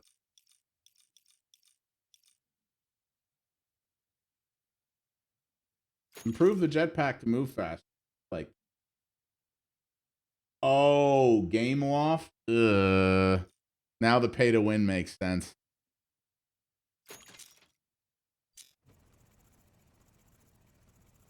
That sucks.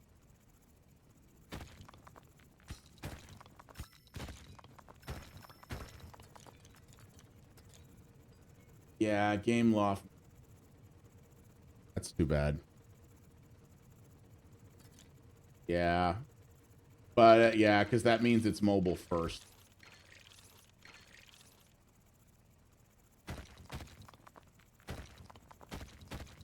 Oh my god. This drill upgrade is the bomb. Well, yes, and that's a fair point. Yes, tell them what you don't like now while they can still fix it. What the hell is this? Really strong. Uh-oh, did we just find something interesting?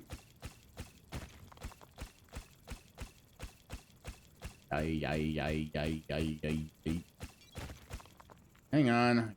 Fight off stupid aliens again. Okay, so it gives you a little bit of a warning before they come in, it looks like. Oh, display the time left until hostiles arrive at the dome. Okay, so it'll give you a warning. What the hell are you? Whoa, la. All you fuck off.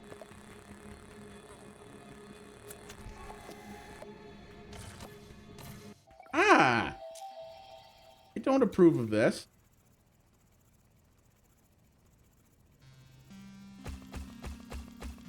Okay, what is this thing?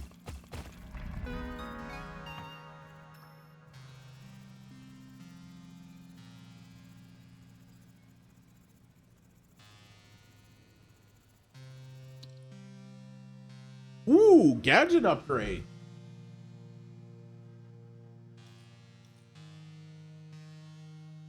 Slowly produces water through condensation.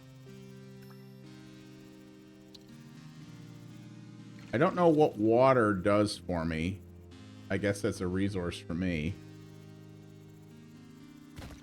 Yeah, you know what? I think this is definitely going to go on the wish list, and I'll grab it. This will very likely launch on Game Pass because it's Raw Fury. This is cool. It's SteamWorld Dig, but with some... Like, SteamWorld Dig didn't have a base you had to fight monsters off from. This is like that, but with a real sort of danger element on top of it as well.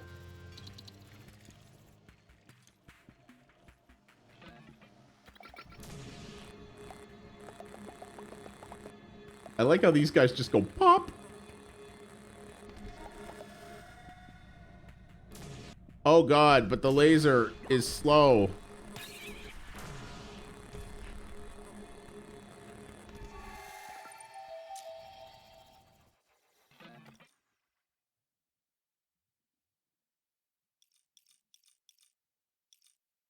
Yeah, I don't think this was on. I'm not sure if this was on any of the indie streams or anything. I didn't get to see it. A lot of those. This wasn't in the Xbox showcase. I just know that basically every Raw Fury game comes to Game Pass these days.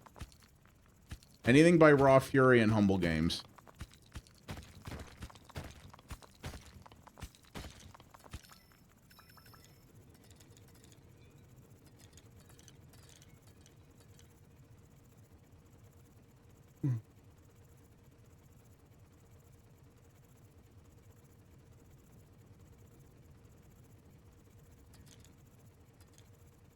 Oh, okay. Yeah, fair enough. So yeah, you know what? This is pretty cool. I think this is on my wish list already. I'm not sure. No, it's not. Okay, well it is now. So yeah, that is Dome Keeper. Yeah. That's got something cool going for it.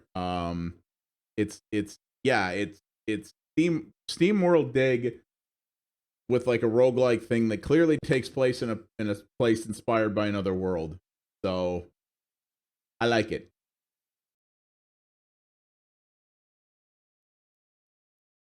All right, well, let's switch gears a little bit to something that looks really interesting. This is called Outnumbered, and I saw this because, I mean, as many of my regulars will attest, I love shmups, and I love twin stick stuff, even though I'm generally bad at them. But this just looks neat, especially with this like burnt amber aesthetic. I think this looks cool, so this is one I wanted to try out. So let's give this a go. See what we can do, nya.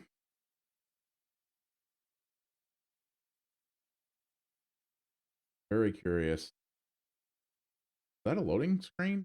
a pretty cool loading screen. Was. Alpha 0.0.1. I'm sure this will be bug free.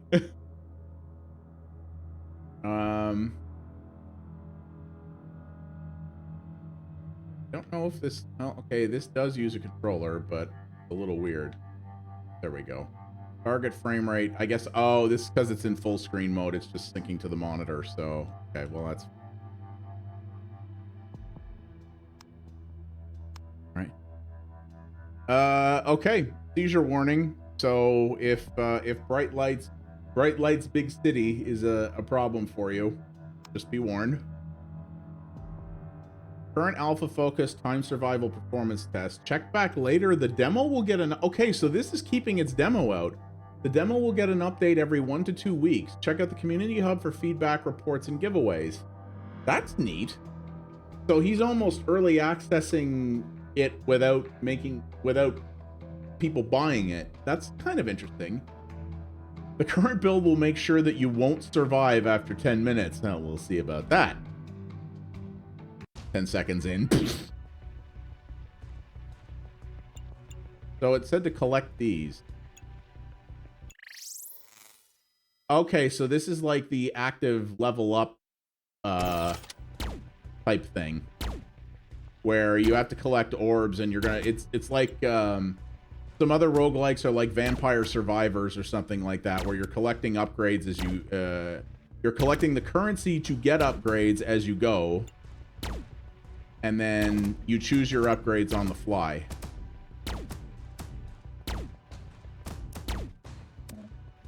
Okay, this is simple looking, but I can already tell this is kind of like Geometry Wars, but it will beat your ass.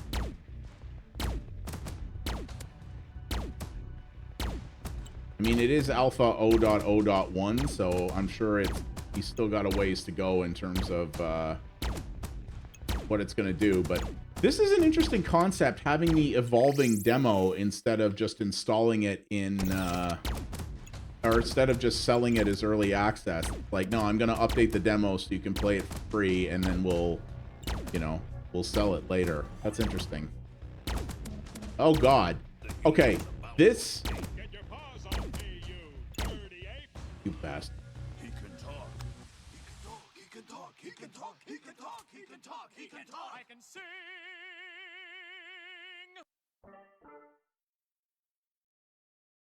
My singing is not representative of the quality of said demo. The developers of Outnumbered do not endorse or decry my horrible auto-tune. So I'm gonna tell you this right now. This is very clearly Vampire Survivors in space. Because it has similar weapons. You're dealing with a lot of enemies on screen at once. And alright, well, I won't be playing it too long, Infinite. I pretty easily to tell early on what this is. Like between the weapons it has and the core gameplay and the leveling up on the fly. Not on streamware, but I have played it and it's good, bro. It's good. Yeah, there we go. Parallax auto-tune. Yeah, Vampire Survivors is fantastic. I love it. Yeah, and these waves of massive enemies that come in and form a border. This... Okay. That's not to say that this game is bad. In fact, I think I will probably wishlist it. But either this dev's timing is extremely fortunate, or they're trying to capitalize on the viral hit that Vampire Survivors is. Fun fact, if you don't have it now, Vampire Survivors came out on Game Pass for PC as well. If you don't have like the $4 or whatever Vampire Survivors costs on Steam, it came out on Game Pass as well.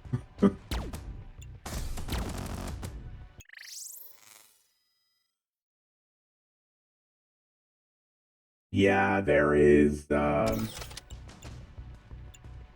No one really expected Vampire Survivors to, like, completely blow up the way it did. See, the thing is, making a game that clones the simple concept of Vampire Survivors is not that hard. Making one that clones it and is interesting is harder. See, this is cool, but the thing is, Vampire Survivors has a weird, I'm gonna say, personality to it. It has like a, like just the whole vibe about how the game works just feels kind of weird and cool. This feels in its present form, the aesthetic is cool, but it also feels a little bit more generic.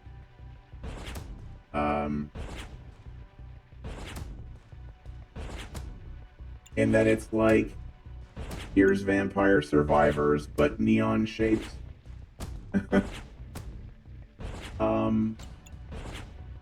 But it's still that gameplay loop. And that gameplay loop is pretty addictive. But yeah, Vampire Survivors just blows my mind with what an insane, like, viral hit that became. It's good. It's actually really good. I really like it, but it's just, I'm surprised it got that popular. But I guess it's also because playing it in terms of core basic concept is so simple that I guess it's a game like anybody, like I could hand that to somebody who's barely ever played games and they can learn it right away, right? Like it's not a hard game to understand. Very easy to learn, harder to master.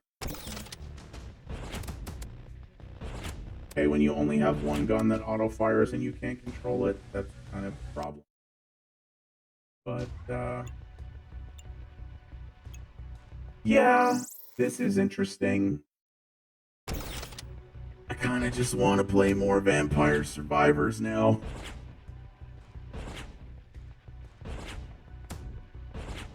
I'll probably keep my eye on this.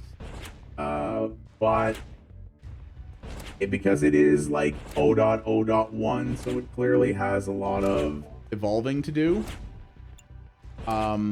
But if it's just Vampire Survivors, but in space, we have that. We have Vampire Survivors already, you know? But this clearly at this point is mostly in a proof of concept phase. So it's really hard to judge it to a significant degree at this point.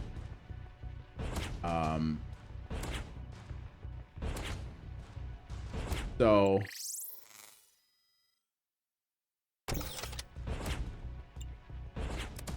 yeah, it's interesting, but Vampire Survivors definitely has more in it right now, despite being in early access, and jeez, does. The game will ensure you won't survive after 10 minutes, it says. Yeah. Yeah. So, it's gone, Infinite. Yeah. Okay, so that's Outnumbered. Interesting concept, but I want to see it evolve more, because right now, like I said, we already have Vampire Survivors. Vampire Survivors is heroin. And yeah. So, well, it's interesting. Like I said, interesting, but yeah, I need to see more. Let's check out what else we got here. God, there's so much. What was the next one? I said there was two I wanted to try. Oh, yes. Let's check out this one. This one I wanted to try as well. So this is Moonscars. This looks very interesting. It's another one from Humble Games, so this will probably launch on Game Pass. Push the limits of your combat skills and master new abilities to progress through an unforgiving, non-linear 2D world, so Metroidvania. Face off against relentless darkness that seeks to destroy you. I think this might be kind of like kind of like Salt and Sanctuary, that sort of 2D Dark Souls. So we'll see here.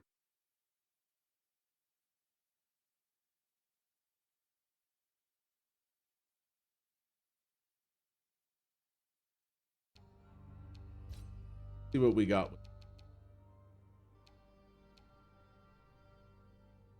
All right, buddy. Yeah, I'm gonna keep at this for another hour or so. I think if I can see if I can pull off some more demos. But yeah, have a good night, man. We'll talk to you soon.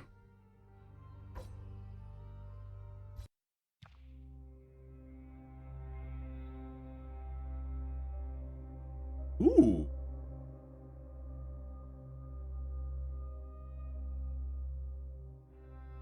Ooh, nice painted looking cuts.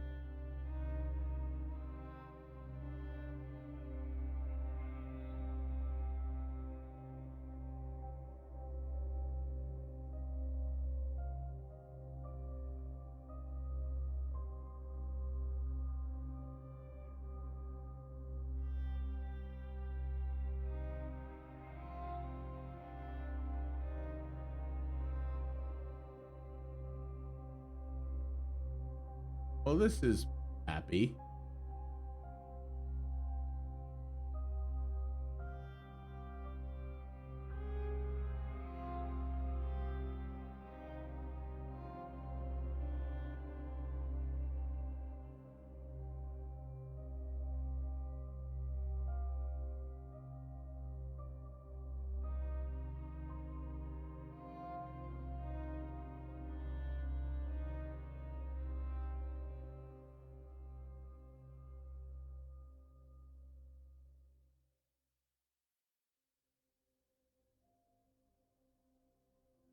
One of this dude's like creations.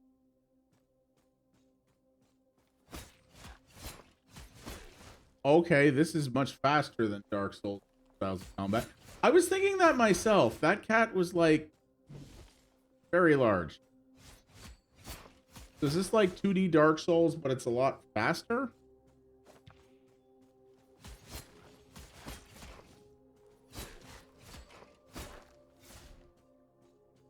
I think this definitely has Dark Souls inspiration in it. Oh, but the combat is really nice. Is that the cat? That is a large cat indeed.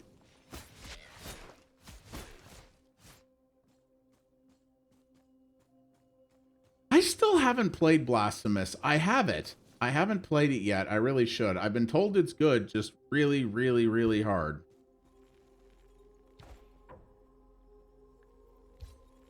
Learn Burst 1, a basic witchery.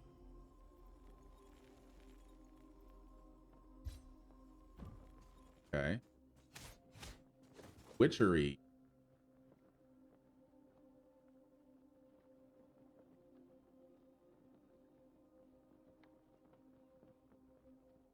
Oh, good. Does not open from this side. My favorite kind of door.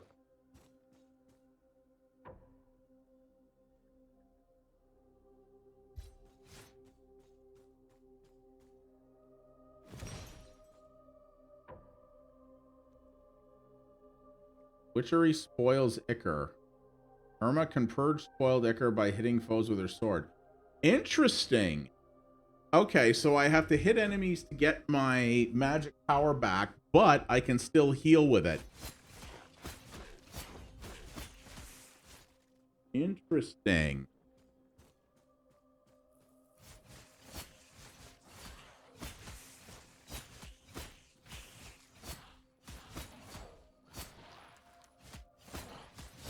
This is much faster than something like Assault and Sanctuary, though.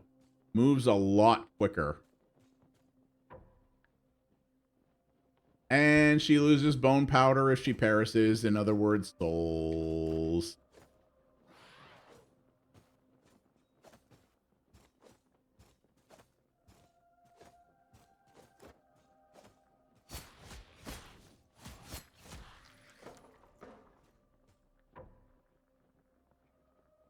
Oh, parries. Yes. I love parries. I'm not horrible at those at all. It really likes pulling that quote, doesn't it?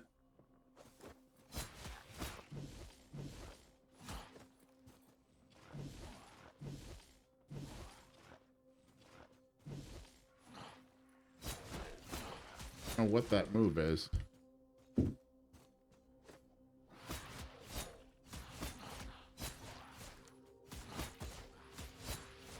Might be. Oh, wait, that's the heal button. So, wait, what is parry? Is it left trigger? No.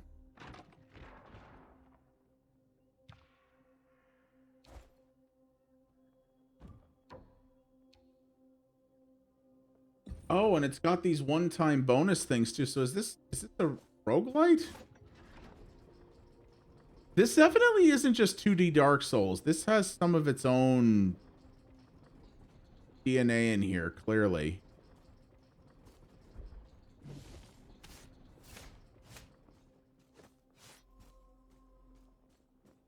Hey, that's a repeat.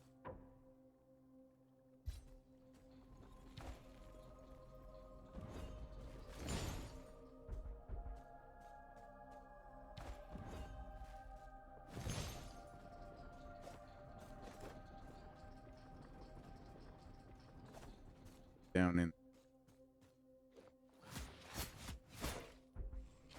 So hang on, what's the parry key again?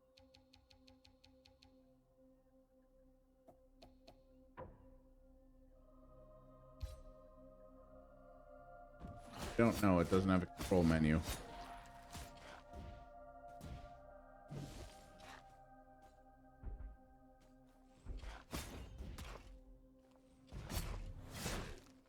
I guess that's it? Wow. Is world.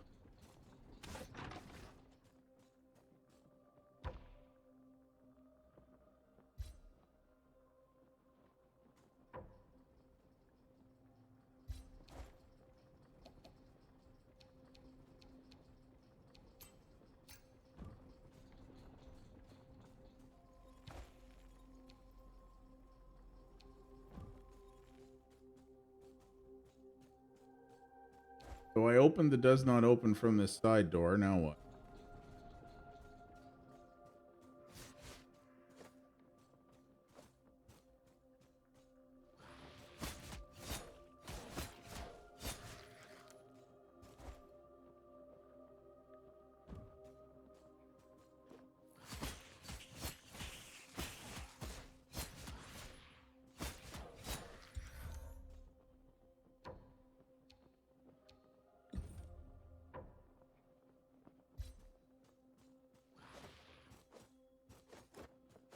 So yeah, all the enemies respawn when you go to one of the save points. So that's Tolzien.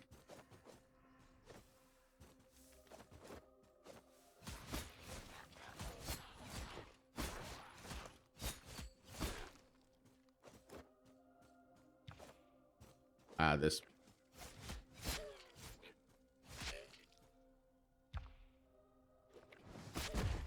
Ooh, airdrop. Nice.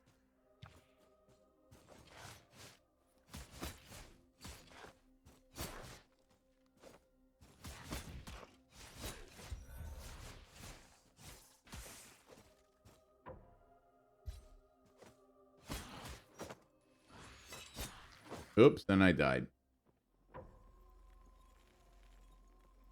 It can be retrieved to place of death. So yeah, this is it is 2D Dark Souls, but at the same time, it's also got its own ideas and its own sort of DNA, I guess you'd say.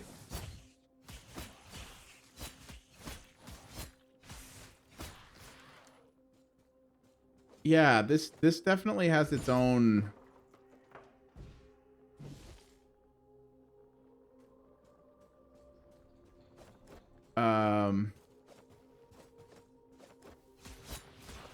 This has its own ideas going on for sure.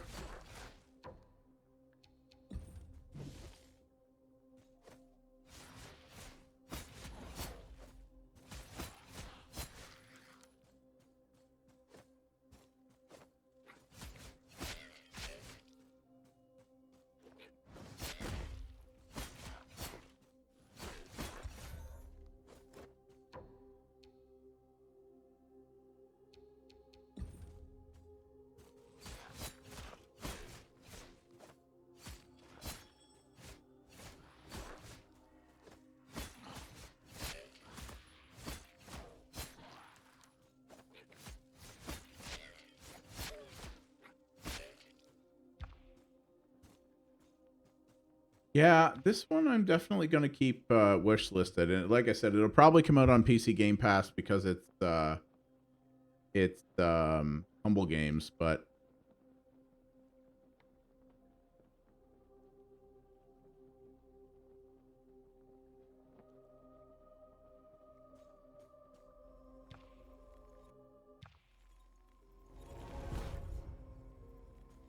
oh my.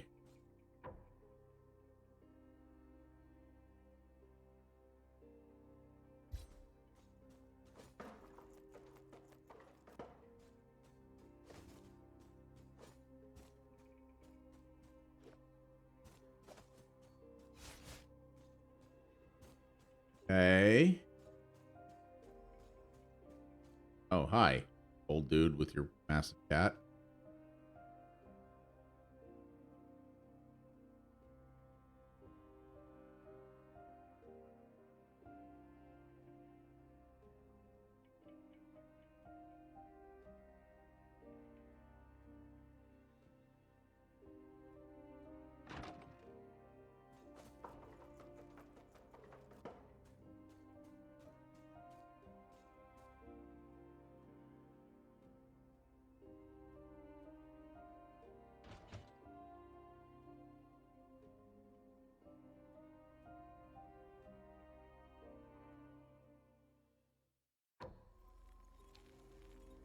Discover special weapon.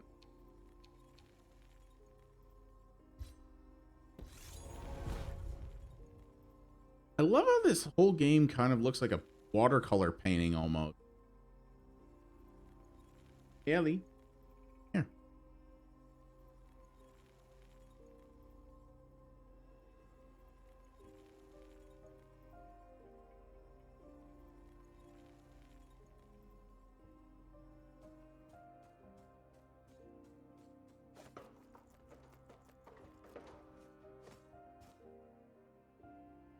Wait, did I just duplicate myself? Oh.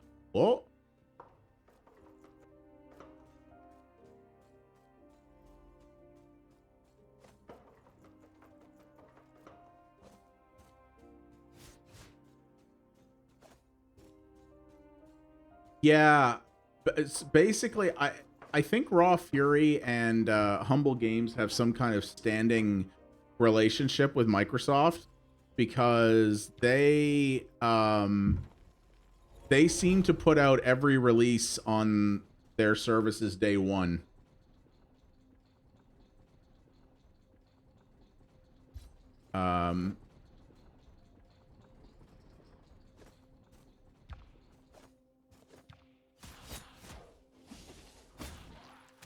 Ooh. Special attack is special.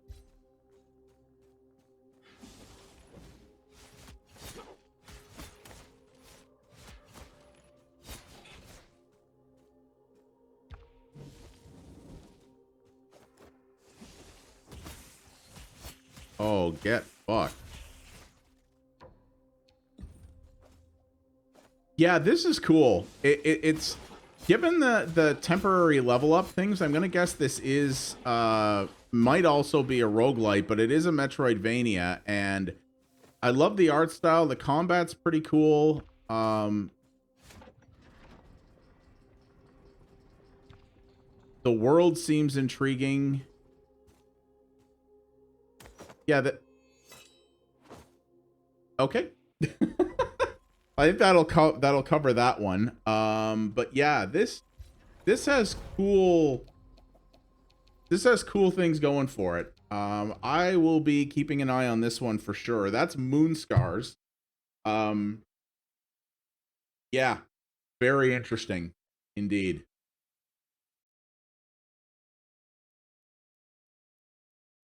Okay, so next up, this is one I really wanted to check out. This is called Perish, and it's a 4-player FPS. You have to slay hordes of enemies, and this almost looks a little bit like Dark Messiah Might and Magic. Like you're using melee weapons, you're kicking guys, like this looks pretty great, and it's up to 4 players, which could always be a lot of fun. I've been interested in this since it was announced, and they finally put a demo into this Next Fest. So, yeah, I want to give this one a crack.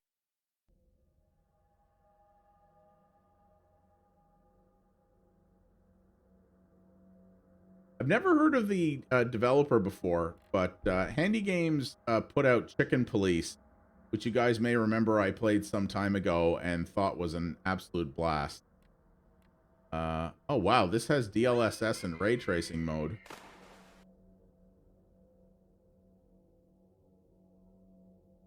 Let's see if I can turn it on without it completely murdering my frame rate. Most indie games that have ray tracing usually can't hack it very well. But let's see. Well, 84 frames.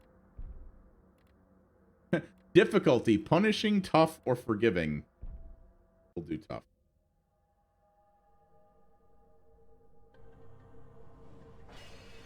It's very shiny.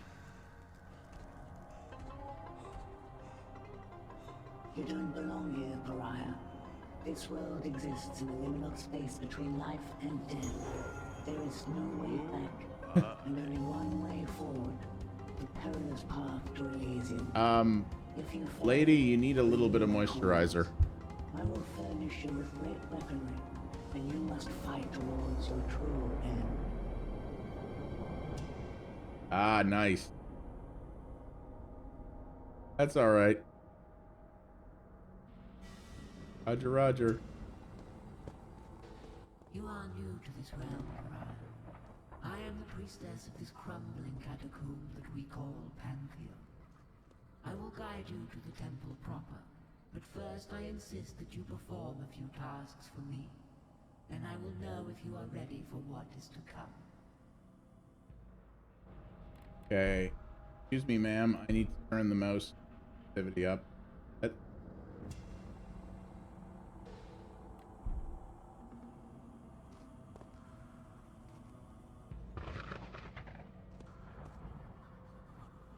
Well, this is demanding with RTX on, but it's holding above 60, which is not something I can often say for indie games. I think that... Hey, Jay, what's going on, bud? I think this game with 4 players would be pretty dope. And shattered bridges. They must be navigated skillfully and attentively.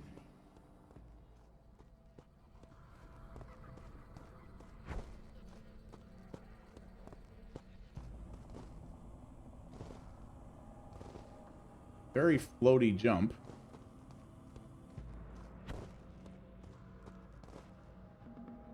Look at all this gold. Why are you leaving that on the ground? Stonks, bro.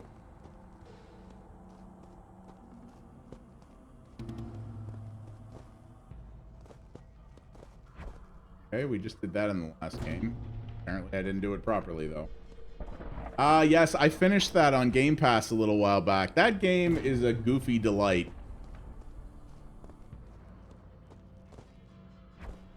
Also, what's his name? Chris, the guy from Archer. Show me that you can handle yourself in combat. It definitely hitches, though. I think the RTX is definitely causing this game to hitch spots. Defensive posture might save your life in the dread realms of purgatory.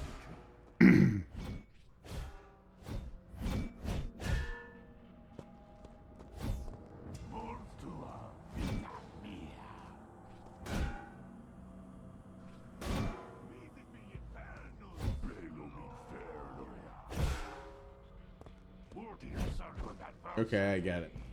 Hold right. What's the clock? Kicks can stumble enemies, but next to Yep. Okay. they can also be Yep. used to your deadly advantage. You already got my attention. Oh, I could do this all day.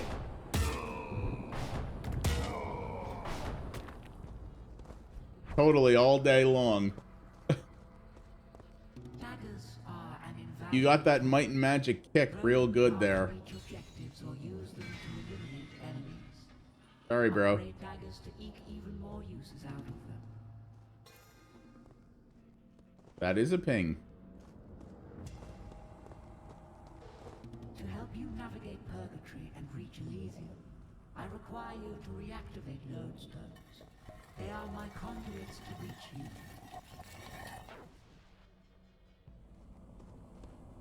Well, I'm the only player.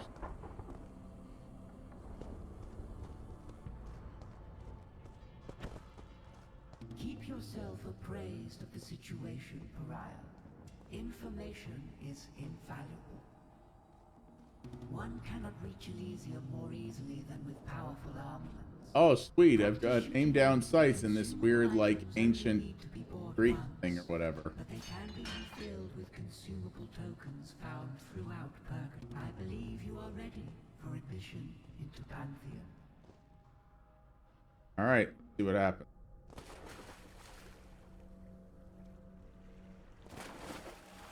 I believe this is a roguelike too, but...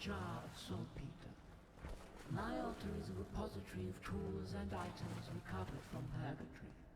Without them, you will find the journey to Elysium impossible. Very Deus Ex-y colors in this game. With the rest of my inventory. If you find more tools or weapons in Purgatory, I will restore them for you at a cost. I have shown you all that I can. Pass through the portal and discover your fate, Pariah.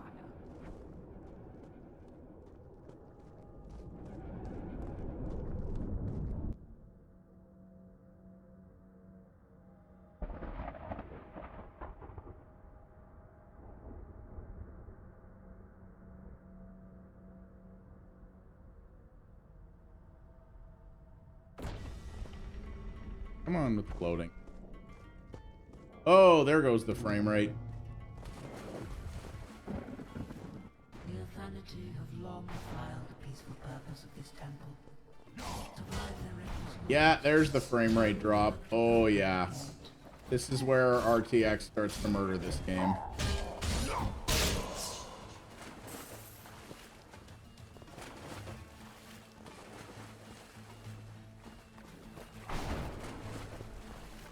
The hell is that?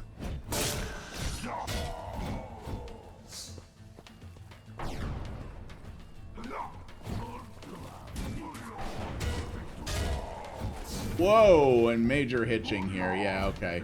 The RTX in this game is definitely not ready yet. Not as bad as other games, but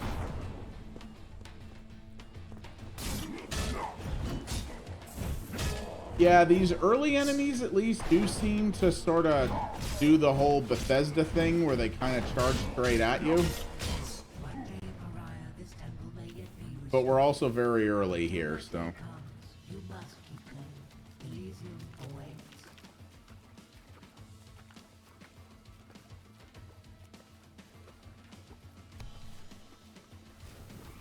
Yeah, okay, that sort of card thing feels very, oh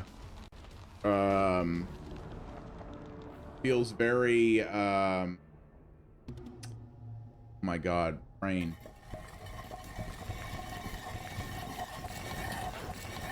There's a roguelike from Milkstone that I really like. There's two of them, and I can't remember the name now because it's late and I'm tired.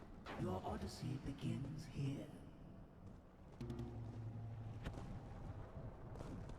Yeah, so this is very much a roguelike. Needs some optimization, but I definitely like the look of it, especially with ray tracing on. It's a pretty game, and with 4 people, I think this would be a pretty good time.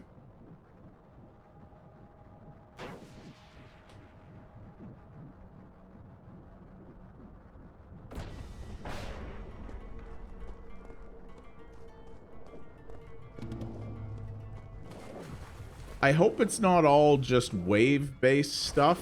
I don't think it is, but... As you head towards Adonis, Persephone will be heading in the opposite direction, towards you. Dedicate the lights of this Orphic temple to Persephone, and she will likewise guide you to your rightful fate, Pariah. Definitely needs some, Yeah, the enemy AI needs a bit of work because right now the enemies just seem to all come at you in a straight line, which isn't terribly interesting, at least at this point.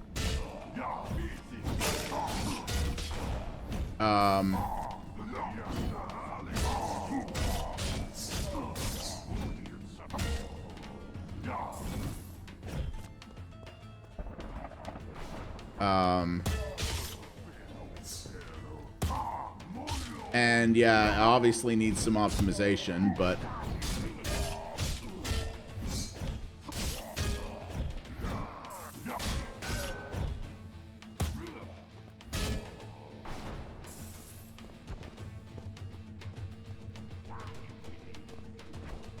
Ziggurat is the game from Milkstone I'm thinking of. God, I love those games. I finished the first one.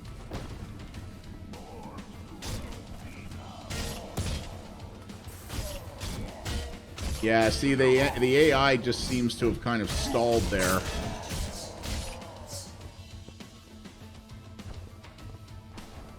It says return to the Pantheon, but I don't know how does one do that? Yeah, see, like if I stand up here, these guys just aren't smart enough to get up here.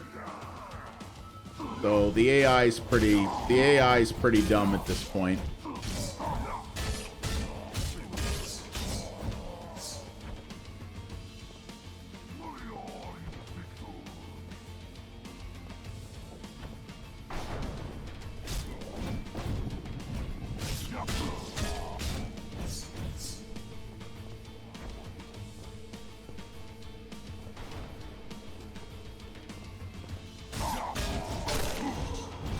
No, I failed again.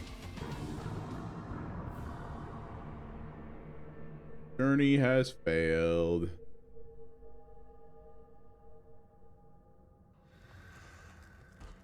Yeah.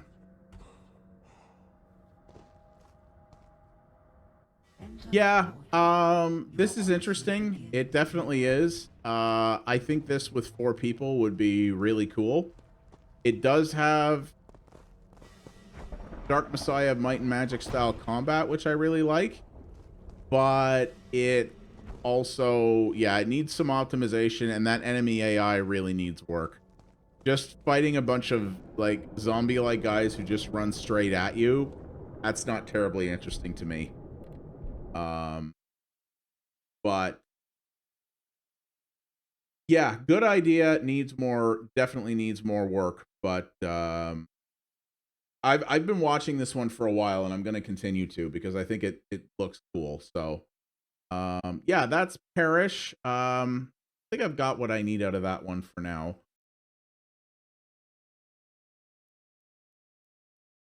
All right, guys. So after a little bit of live debugging, we had the dev of this game hanging out in chat tonight. I couldn't get it to work properly, and it looks like he figured it out. So, very cool, Saga. So yeah, we're gonna check this out here. This is Bionic Tadpole, a run-and-gun, non-stop action platformer shooter. Pick up a weapon, a jetpack, a force shield, all while evading bullet hell madness. So it's certainly colorful. There's no doubt about that. So I am very anxious to see what this is all about, and I'm very happy. I'm very happy the dev got it running here. So that is awesome. So we're gonna go back to full screen here. There we go. All right. Super happy that this is working. So check her out.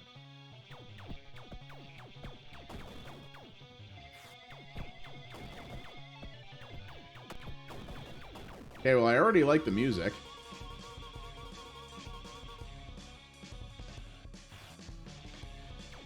Four by 6. Yeah, you're right. It is, eh?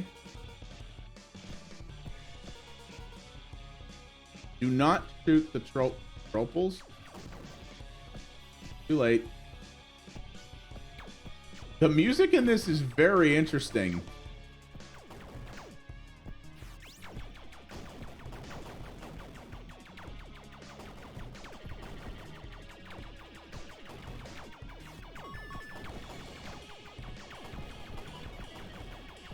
You know what this the color? Yeah, you're right. It's not pixel art, but it's not fully something else either. It's like halfway in between. I'm not sure what to call it, but yes, you're right. But it gave me points.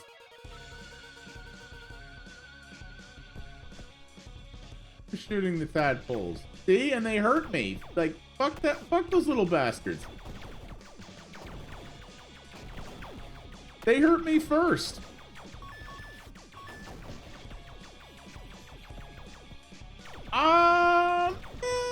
Commander Keen. Well, Commander Keen was. I mean, you had a gun in Commander Keen, but Commander Keen was principally a platforming game, more than a combat game.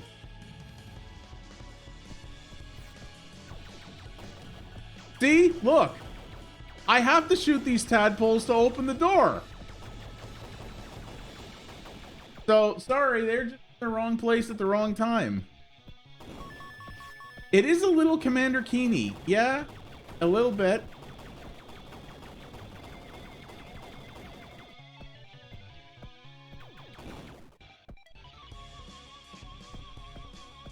I don't even know what genres of music to call this. This soundtrack, but it's pretty dope.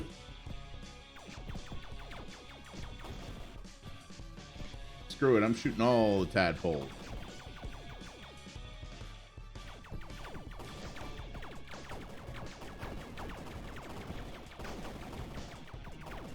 You know, though, Nam, the more I look at this, the more I think you're right. It kind of is Commander Keen. Like the color palette a little bit.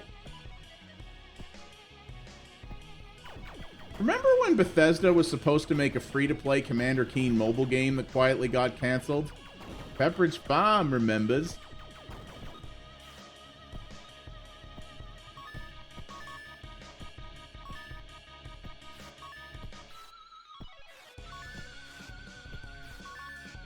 They were like, Commander Keen is back and he's coming to phones and it'll be free. And everyone was like, no, nobody asked for that.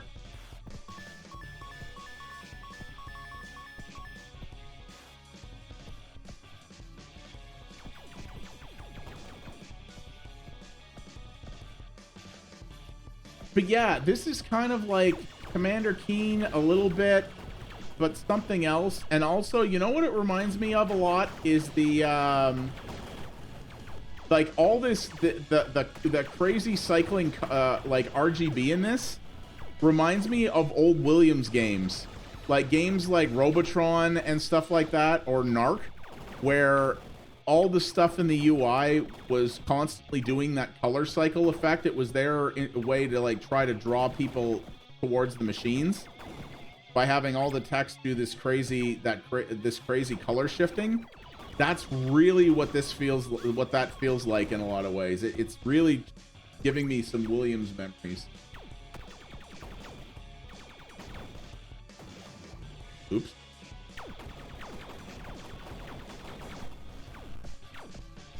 And as someone who adores old Williams games and has a Williams pinball machine in the basement, trust me, that's not a criticism. My God. He wasn't kidding when he said avoid bullet hell. This gets helly very quickly.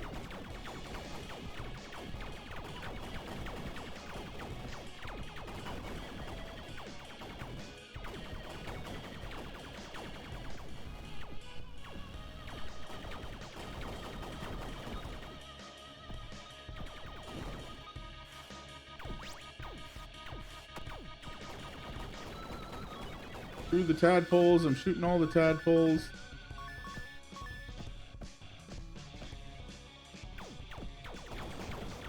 Oh, here's Tortoise Neck.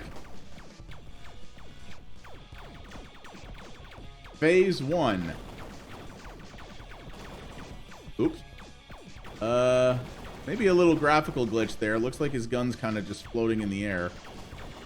Oh, until he came down again. Oh, it's because it's black.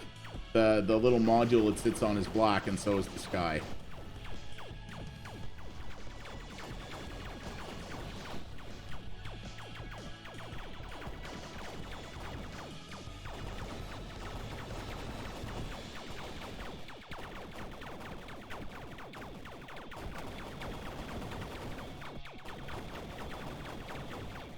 It's definitely, the gameplay in this is definitely manic. Holy crap, it doesn't let up.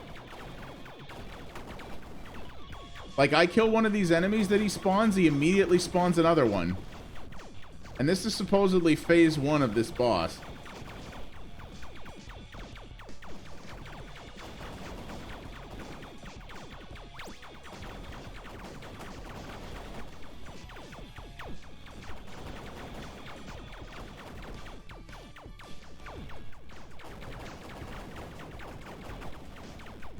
Okay, let's see what the next phase is.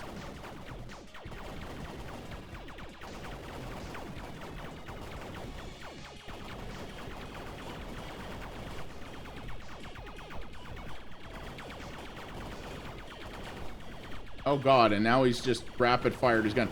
We're apparently still in phase 1.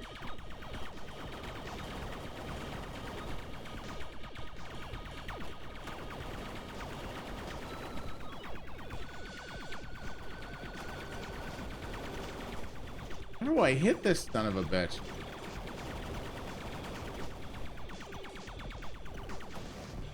Oh my god. Wow. I have to hit that black module that his gun is in, but it's almost impossible to hit when he's rapid firing. I guess I have to hit it from the side or something.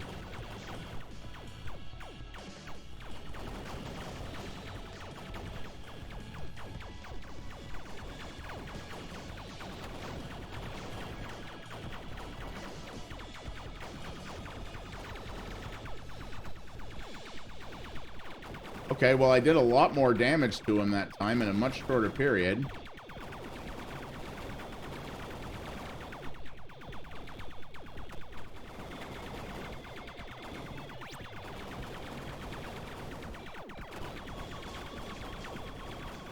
So yeah, I sort of have to hit the side of where his gun is.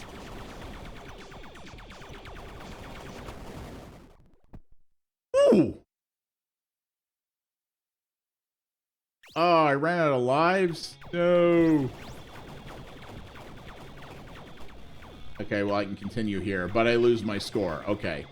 I was going to say, I hope the game gives you a disincentive to using continues, because games that, like, don't reset your score when you use a continue kind of defeats the point of having continues. But, yeah, this does. So, this gives you an incentive to try to 1cc it if you can.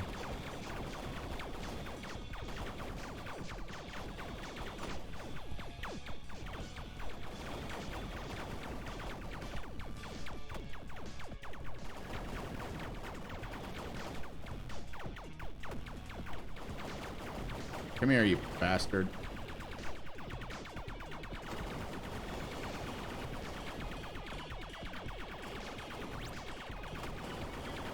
Well, by rapid firing his bullets, I can certainly get a lot of score very quickly.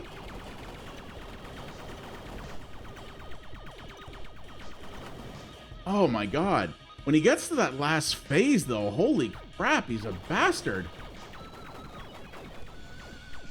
I will say I kind of prefer in the, and I know that that probably takes out some of the challenge and bullet hell aspect. But I would probably rather be able to hit the guy and do damage to him, not just by hitting that black module that his gun is on, but maybe the dome above him. Only because when he starts that really crazy rapid fire phase, it's very, very hard to hit that gun module because your gun can't keep up with the number of bullets that he's firing at you. Like, you actually can't fire fast enough to stay sort of ahead of the curve on that. At least that's how it feels. But maybe I just have to get good. But I fully admit could be the case.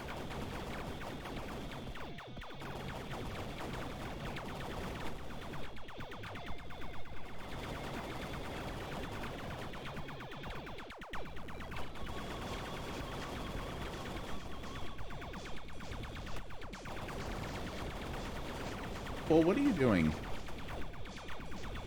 Girlfriend's cat is doing something behind me, making noise, and I don't know what it is.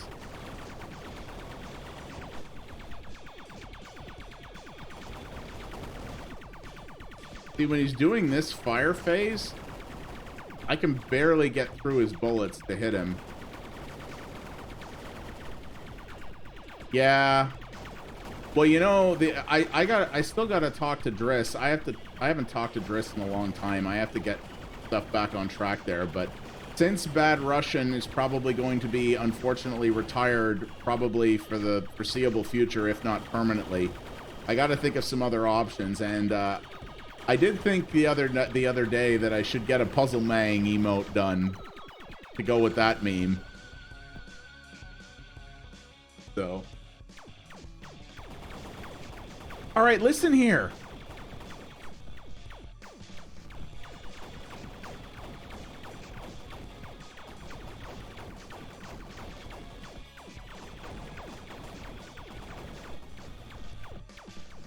This ain't cool, bruh.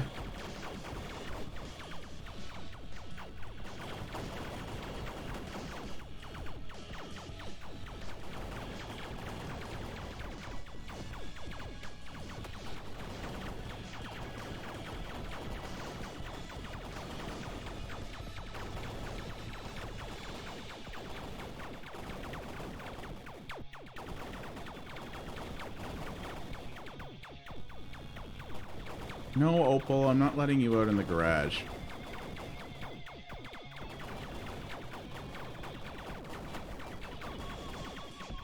My girlfriend's cat has become obsessed with going out into my garage, even though there's, like, nothing there.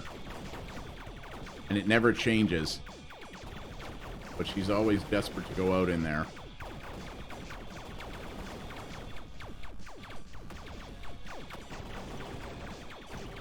Ah, son of a bitch. Okay, I want to try another couple of demos, so I'm not going to keep going at this for too long, but yeah, I'm glad the dev managed to get this working, because this game is very interesting. When I started it, I wasn't 100% sold on the art style. I was a little bit like, this looks like a bit of a fusion of a couple of things, and I'm not sure how I feel about it. But the more I've been playing this, the more it's kind of grown on me.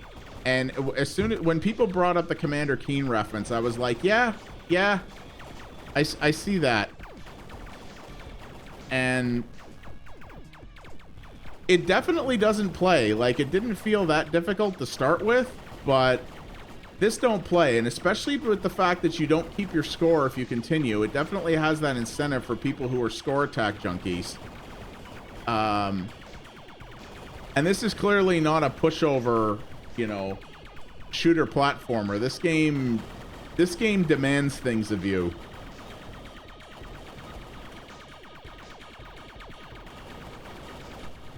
And yeah, if you get, like, I really like the chaining mechanic. The more you hit enemies without missing, the higher your score multiplier gets, up to 2,500. And, like, if I hit these bullets in rapid succession, like, I can stack my score, like, crazy high.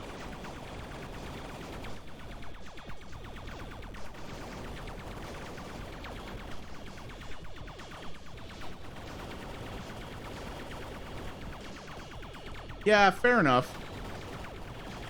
This scratches a lot of retro gaming itches for me in terms of the old school platformer, and it scratches the shmup person and the shmup player in me because of the bullet hell nature of it.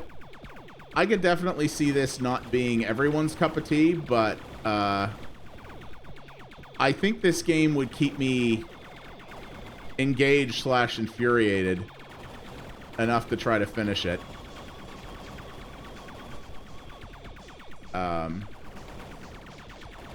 And I do have to say, I love this crazy, manic, like, genre-bending soundtrack in this game. I think the problem is, too, is I need to wait for this guy to get up higher, because he's much easier to hit when he's up high. And I've been trying to shoot him when he comes down low. Oh, there, I got the crazy multiplier going there. I've almost got him.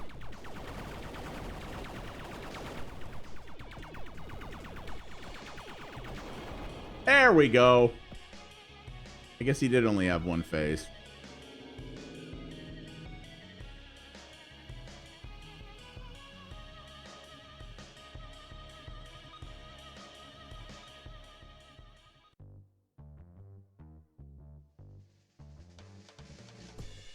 Oh god, there's more levels.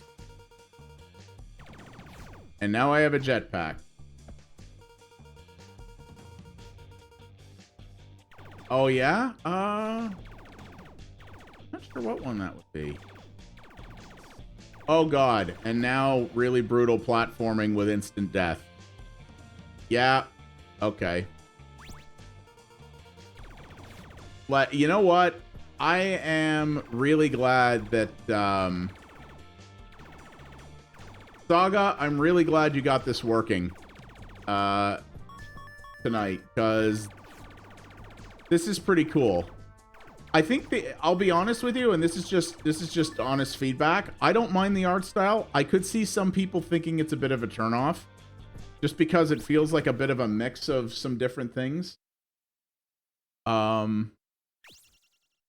But the challenge is currently here, definitely here. This is a challenging platformer without being like a Kaizo or like a torture platformer. This is definitely not in that vein, which is good because I can't handle those. But it's definitely not easy. But wow, I screwed that up. And yeah, the soundtrack is pretty damn cool as well. Yeah, I'm gonna spend some more time with this tomorrow.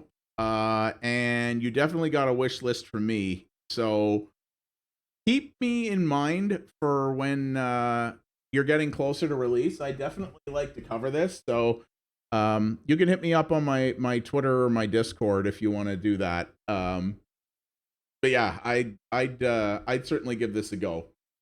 So yeah. Pretty cool, and thank you for hanging out tonight, man. I'm really glad that you managed to. I'm glad that I could find a bug for you, and I'm really glad that you were able to get it fixed. So that's really awesome.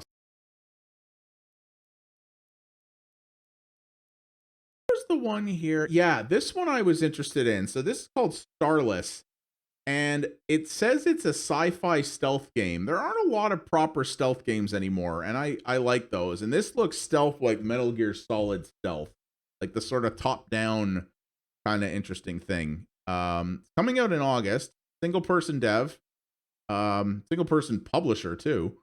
I want to see what this one's like. I am very curious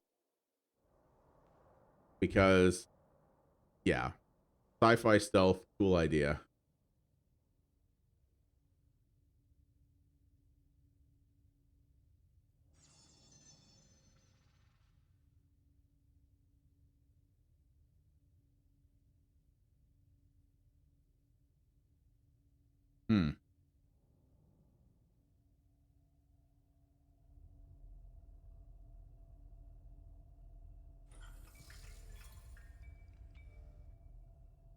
Also, it's stuck at 30 frames a second. I just noticed.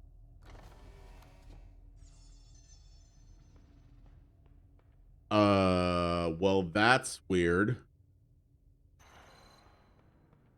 It certainly shouldn't be stuck at 30. Strange.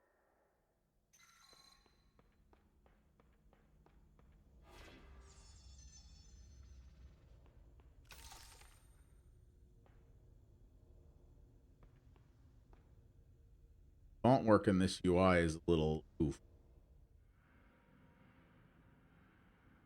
It did a rough.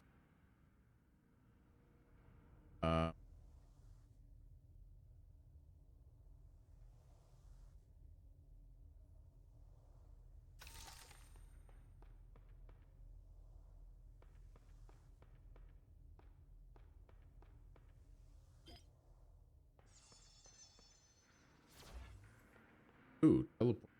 Okay.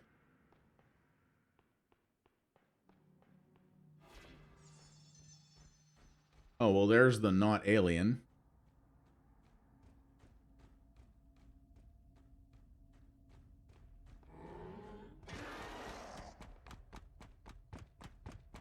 Made the alien upset, but he's stuck in his Sim-style closet.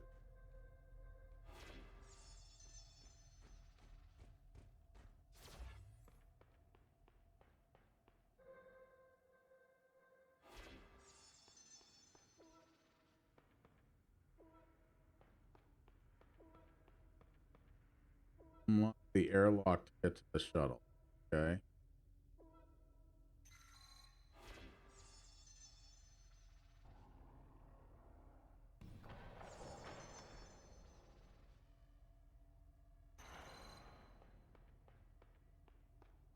And the blueprint of the tracker and module B.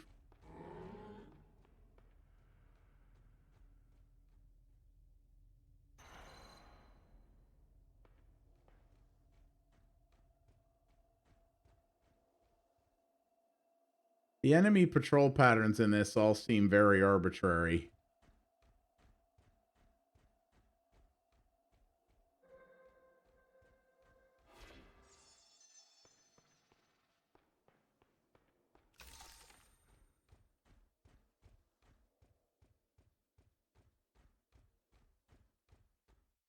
Yeah, I don't know. The stuck at 30 frames a second thing is really weird, especially for a game that looks like this.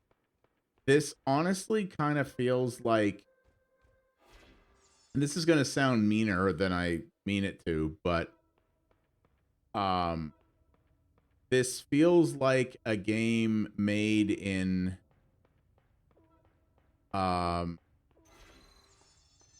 this feels like somebody tried to make a Metal Gear Solid stealth game in like RPG Maker.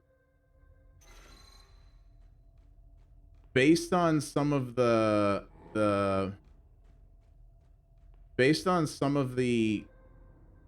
like the art style and some of the way this plays, I think this might be this might even be an RPG Maker game. And people have made cool things in RPG Maker, but this is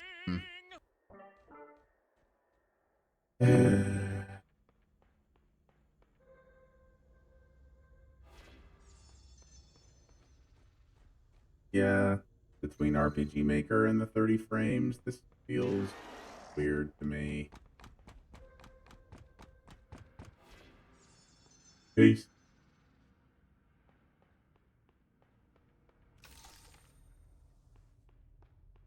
I recommend searching the container in this module, which gave me a blueprint.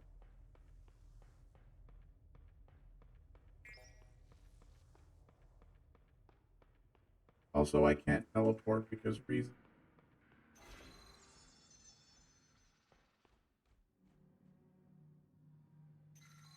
And yeah, like the enemy patrol patterns all feel very just formulaic and not like it just feels arbitrary. Like the enemies are doing this one very particular thing, you know, all the time. Like you can just easily memorize their patrol pattern, and it doesn't feel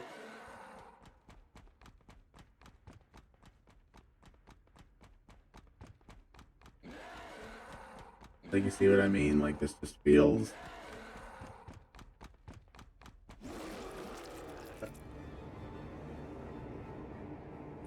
oh dear.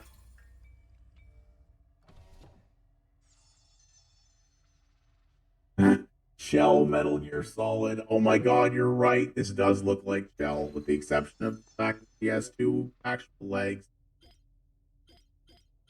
But you're totally right. It does kind of look like Shell.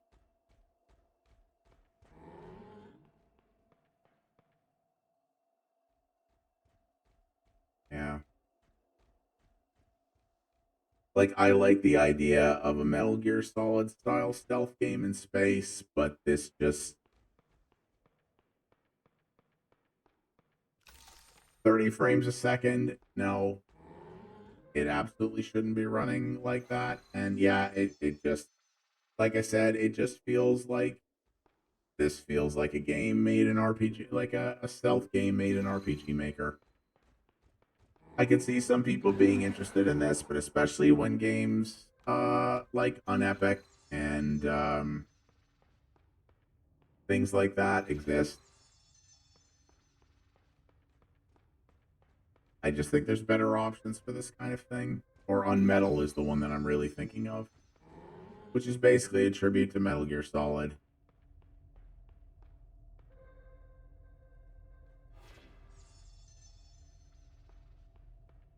I recommend searching the container in this module, except I can't, and I also can't teleport.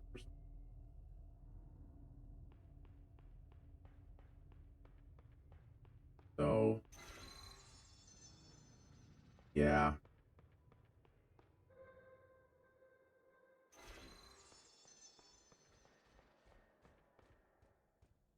Can hide in the service room. I don't know what that means.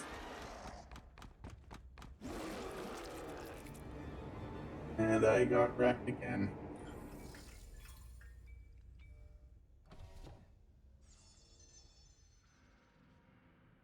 And it looks like you have like a certain number of colonists that you can respawn, I guess, before you run out of them.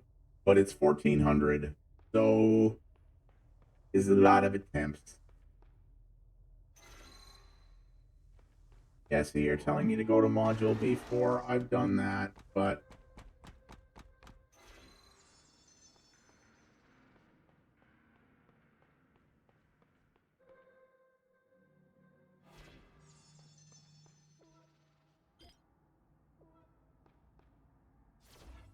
I can't teleport here. Passage is blocked. Use the map in another one.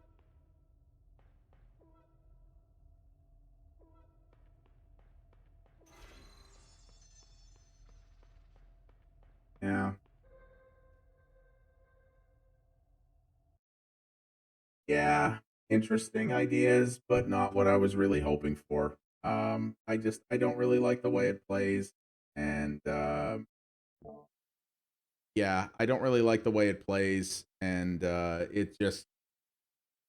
it's very stiff, and I just feel there's better stealth games out there. But you know, you might be into it. This might interest some people as well.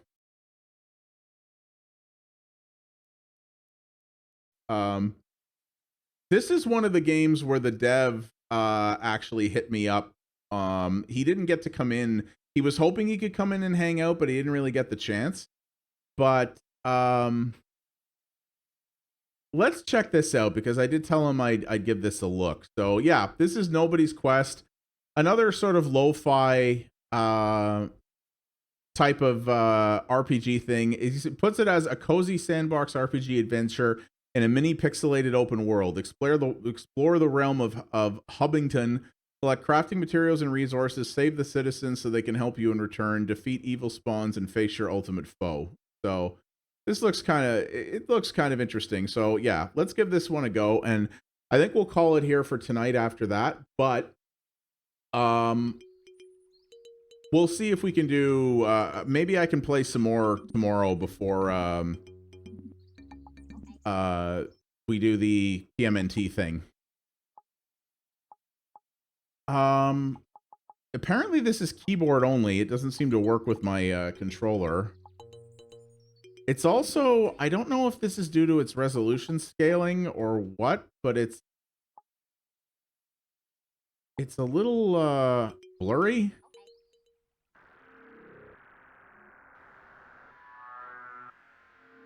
I'm not sure here. I am the goddess. What is your name, player?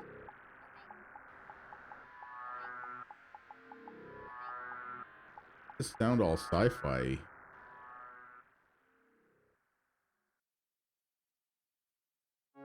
But I think this might also be an RPG Maker game, but again, I've played RPG Maker games that are really good. That's not a pejorative.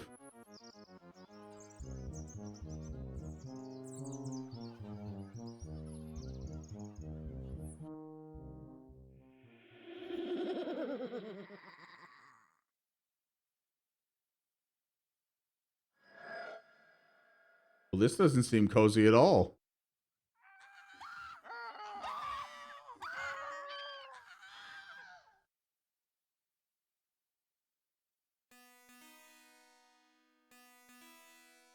Am I naked?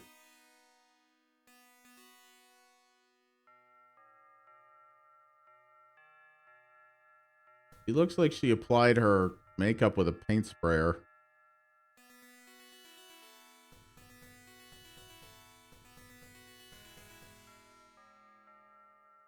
Kitty. Feel a kitty nudging my leg.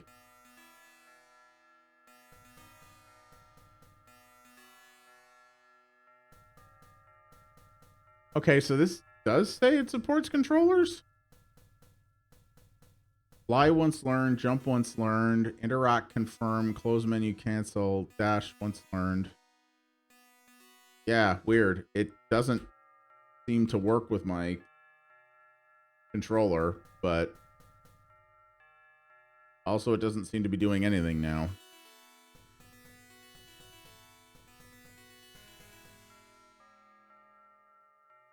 Oh, close menu cancel is Z. Okay. Ah! Giant alien baby head thing.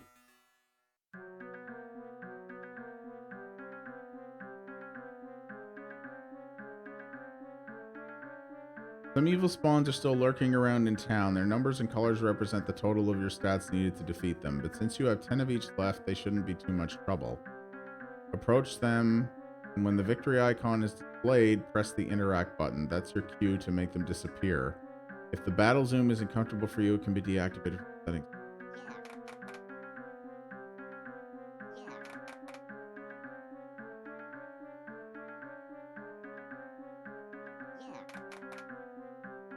This is very odd combat, but okay. I'm just kind of pressing a button and it's zooming in and making somebody disappear.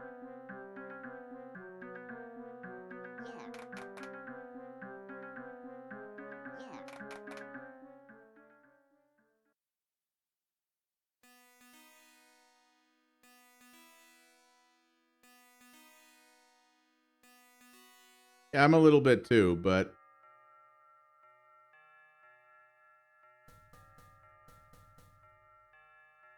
speed and luck. Quite a few stats in this. Wow.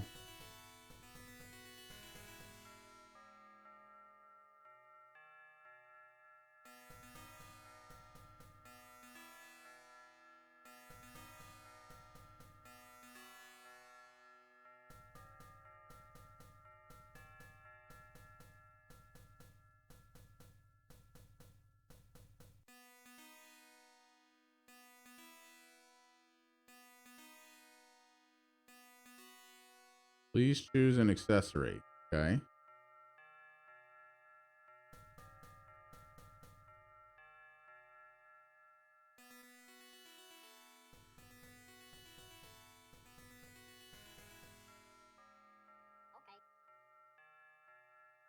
Sweet, the royal beanie.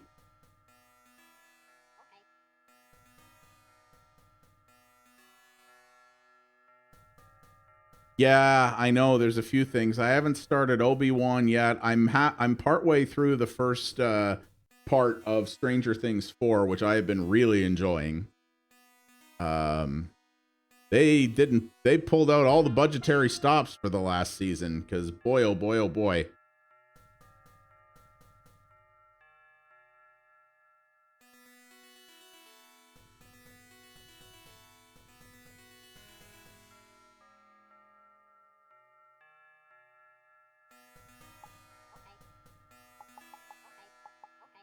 Let's skip the dialogues. We can move on a bit here.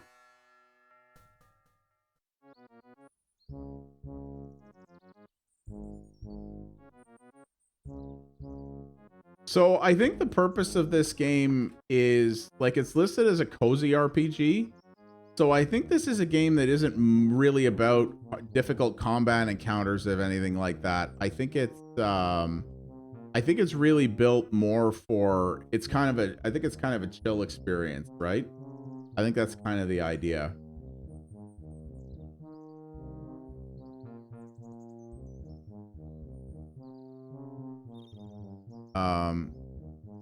I think that's kind of the idea, is that it's just, this is just kind of a chill experience. You wander around, you explore.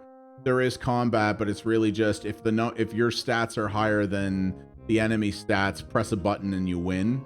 I don't think it's really designed to have that kind of combat depth. It doesn't feel that way. This just kind of feels like, you know, this sort of cutesy world that you're in and go out and explore and do things. Yeah, we use my girlfriend's sister's Disney Plus account, and then my girlfriend's Amazon Prime account, and then my Netflix account, and also my girlfriend's Crave account, which is basically the Canadian equivalent of HBO Max, only with an even worse UI.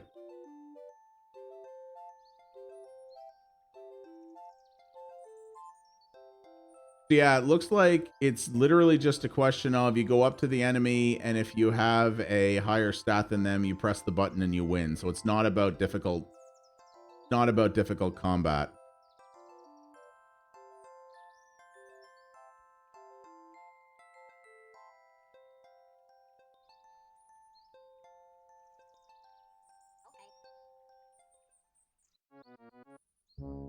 Oh wow, I didn't even have to escort that person.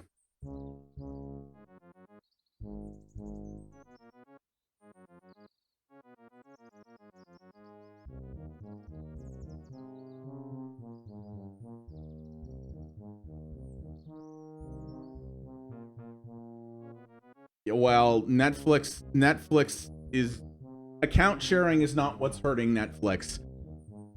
Like canceling a bunch of shows people like after 1 or 2 seasons, garbage quality movies, decreasing content quality overall, and basically making the entire service like Netflix original or only Netflix originals. That's what's hurting them. Also, the fact that the company was massively over leveraged and was basically designed like around the theory that their stuff would never go, their stock would never go down.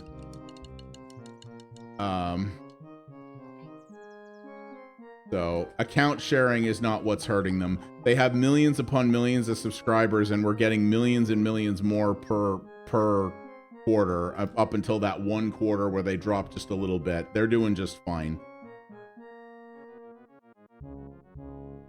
Yeah, it is, but that's just called competition. They ran their business model for too long, acting like they were the only game in town, and that's just a failure of their management. I think, and they'll be fine. They'll readjust themselves, and they'll be just fine. But like, they were reporting record subscriber and revenue growth during the pandemic, and what did they do? They raised rates twice, at least for us in Canada. When the quality of their content has been going down, they raised rates twice during record growth, and now they're complaining. Like, no. You're making your service a worse value. It's nothing to do with people sharing their accounts.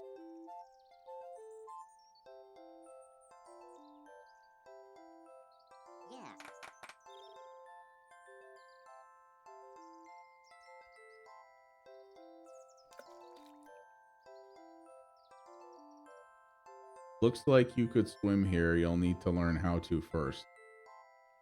Indeed.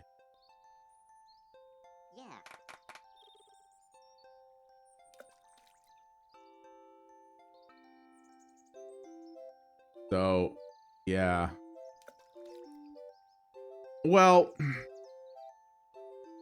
I'll say it. I don't think this game is for me. It feels like it's designed definitely for younger or more casual players. People who want an RPG that has some, you know, cutesy quests and characters and some exploration and stuff like that. But the combat, there's basically nothing to it. It's literally, if your colored stat is higher than the number on the enemy, press a button and you win. Don't press a button and you lose a hit point. That's basically it. I think that works for a certain type of player. As I said, younger players or more casual players. That's fine. I just look for a little bit more than that when I'm playing RPGs or something like that. But interesting idea. I think this could find an audience. And it's definitely cozy. Like when he phrased it as cozy, it definitely does that. It has that kind of chill sort of bright, colorful vibe.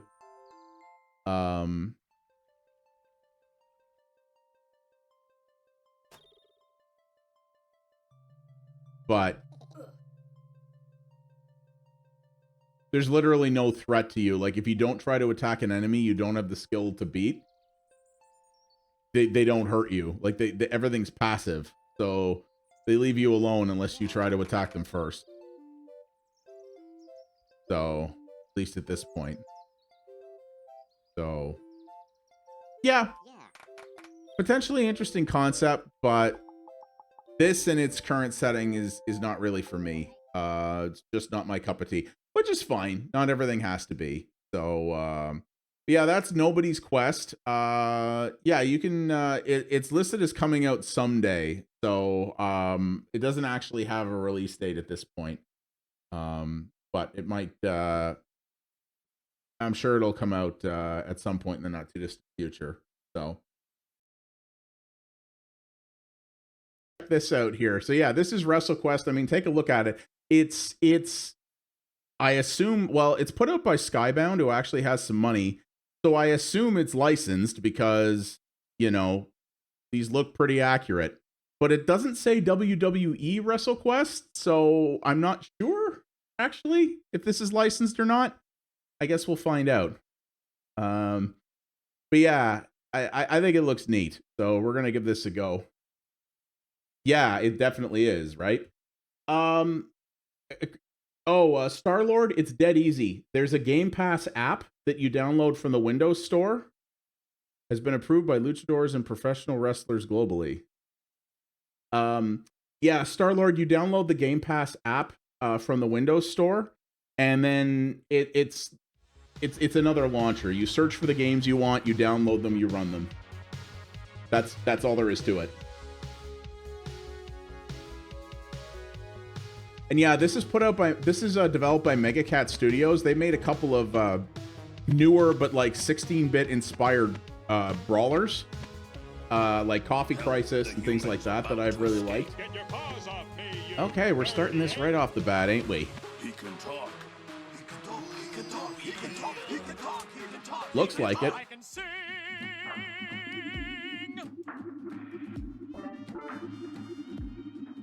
Yes, the app is free. Also, it went, ooh yeah, when I started it, which I'm sure sounded hilarious in auto-tune. Welcome to the toy room, where every action figure, toy, miniature, and plushie dreams of wrestling greatness. You never dare a snake. It's something you never do. Jake the Snake. Maybe because these are all retired wrestlers, they don't have any, like WWE doesn't have any hold over them anymore. From the board game jungles of Jungleology. You're trying really hard not to trademark infringe, aren't you? To the wintry winds of the Great North, where Diamond Dallas Page is. I think Diamond Dallas Page is still in that. Where's Reeton when you need him? It's just weird it doesn't say WWE on it. Every toy lives, breathes, and craves wrestling. Practicing their slams and paying homage to the legends that came before them.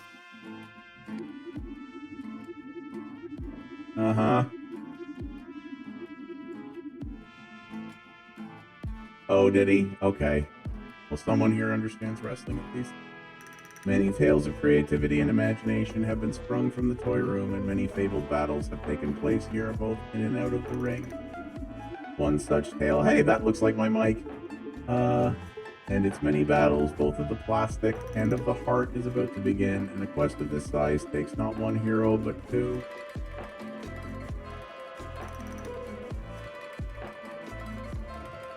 Oh, maybe that's how they did it. But you'd think WWE would still have that lockdown, right? I mean, it's WWE.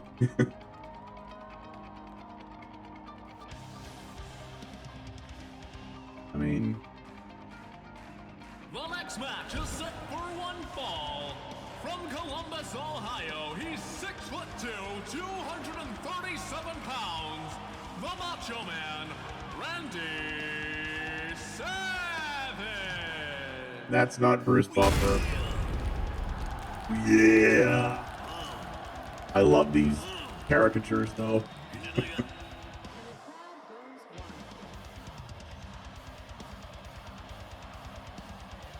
Yes, it is.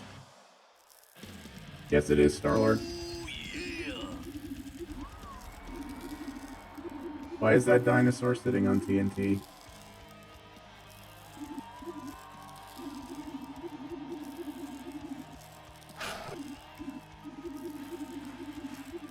You've got to earn this belt, brother.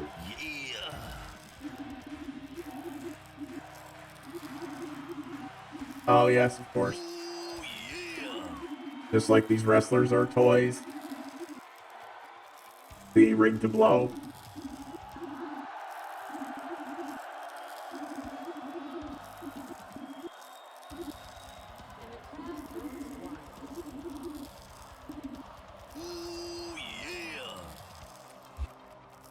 Alright, let's do this.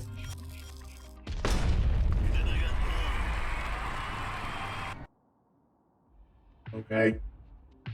Didn't wrestle very much.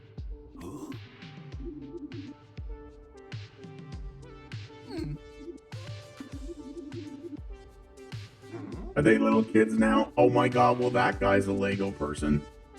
This is just infringing on everyone's IP.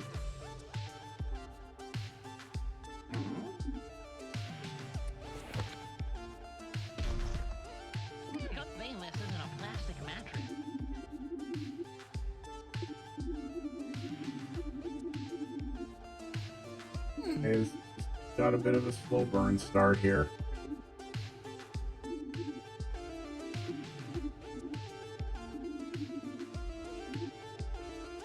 It looks really nice, yeah. Music's pretty good too.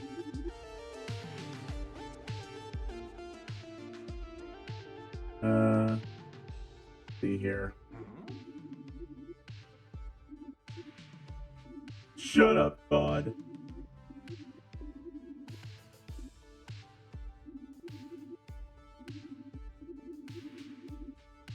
Oh, sweet summer child. Oh, see.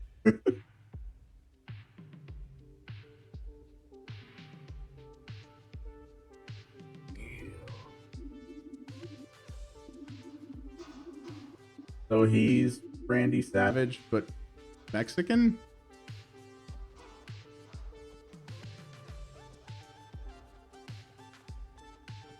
He's walking like a toy.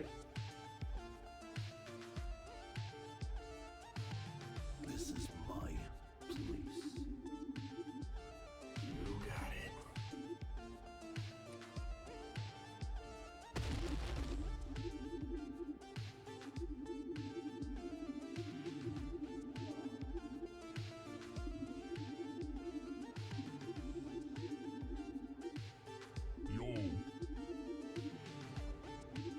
Beer chin.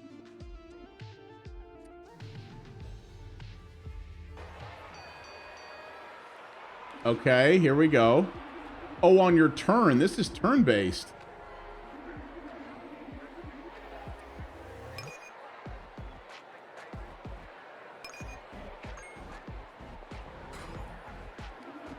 Okay, so it really is an RPG. Oh, if you can match the button prompts. So this is like the Mario RPG games. Yeah, I do. I stacked a bunch of gift cards for it at Christmas a while back, so I have it paid up for like 2.5 years.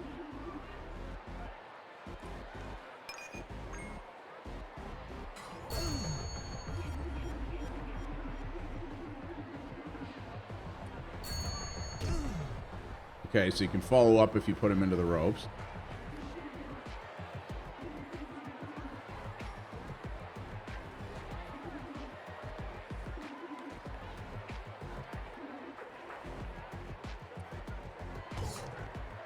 This definitely has the same way too slow burn problem that, like the Nintendo Mario RPGs do. The tutorial is way too wordy and takes way too long to get going. Okay, that was cool.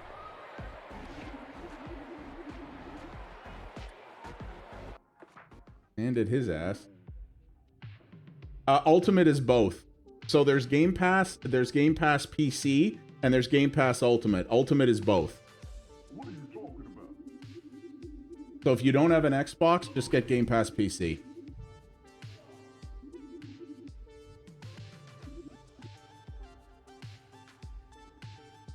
Most wrestlers you face will have to be pinned.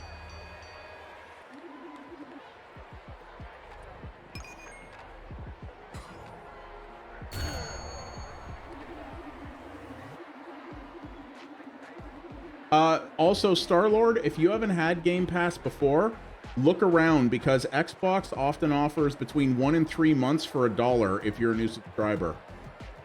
So check for that. Okay, so it's a gimmick to pin a guy. And then I have to hit the button in the thing.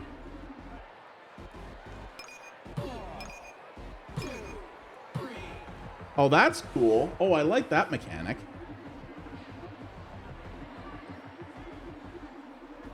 Okay, so 1 second. Let me look something up for you.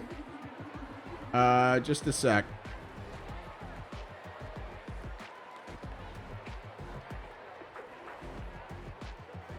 Yeah, here you go, Star-Lord. This is, so you're in the US, so we have to, I'm on the Canadian site here, but just a second.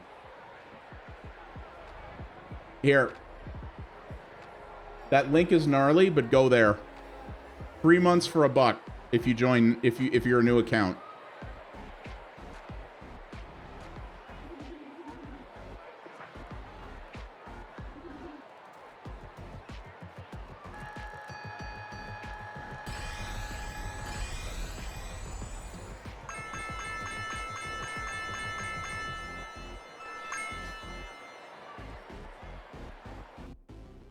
It's taking a while to get going, but I really like the idea of how the battles work. Oh, you're right. Thank you.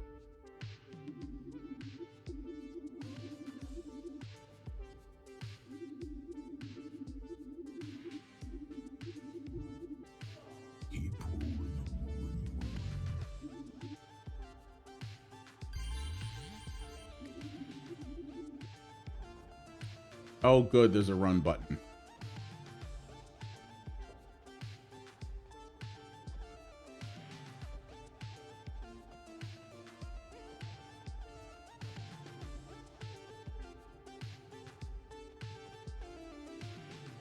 The AV room.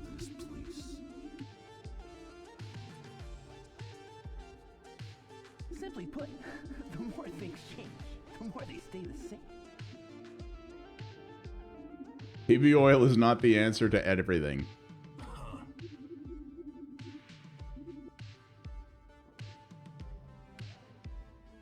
Gotta get on the mic and cut a promo so hot it will ignite the crowd.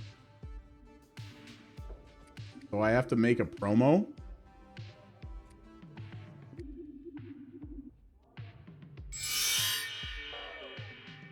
Oh god, do I have to do insult sword fighting?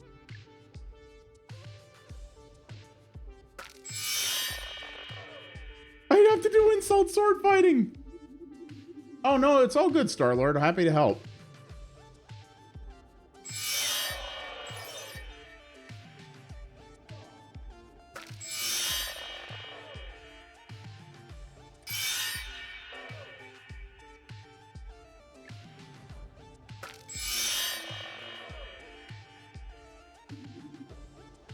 Flexing on the mic. That's pretty cool.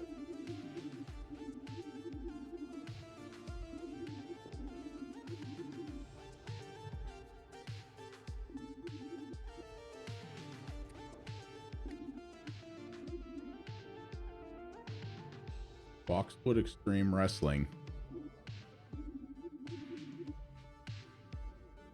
The BEW instead of AEW.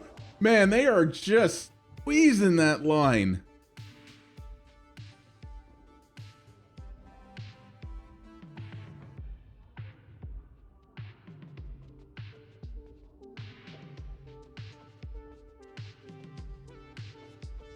I gotta say though, I really like this art style and the music. It's very good vibe.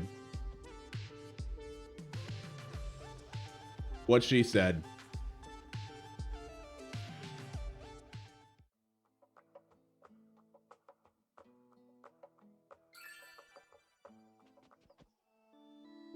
That is quite the statue and quite the plaque, too.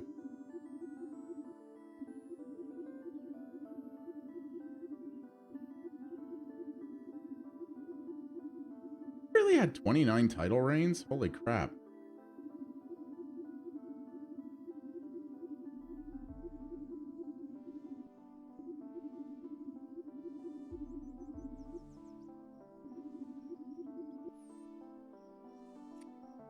Yeah.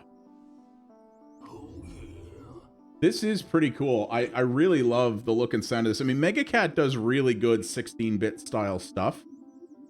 So this is really good, brother. Hey, Infinite, what's going on? I'm glad Reeton told me about this because, like, I'm not a wrestling guy. I never really have been, but this is neat. Like, wrestling RPG played in the style of like the Mario and Luigi games. I can get down with this. Excuse me, pause. We've been told that's highly offensive.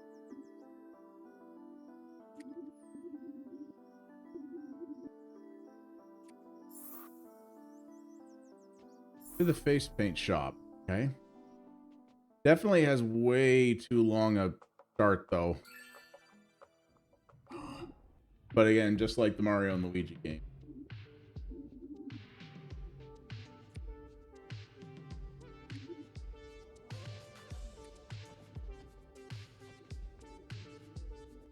You gotta learn the Macho Man meta.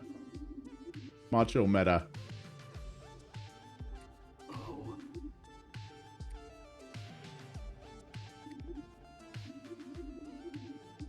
I want to be a Nacho Man, as Homer Simpson said.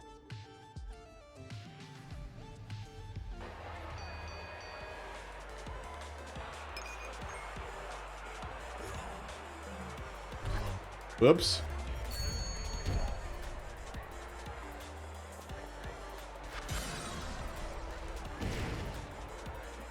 The effects are great. This game, I'm pretty sure, is not licensed Infinite. In fact, I am certain it's not licensed. Because there is not a WWE logo in sight in this game. And most of the wrestlers are older ones that have retired.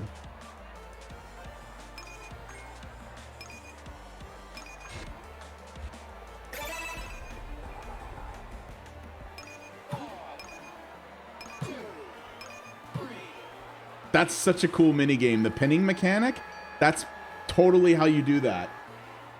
Like that's a great way to do that, rather than just have to wait for the arbitrary timers like you would is in Punch-Out or something.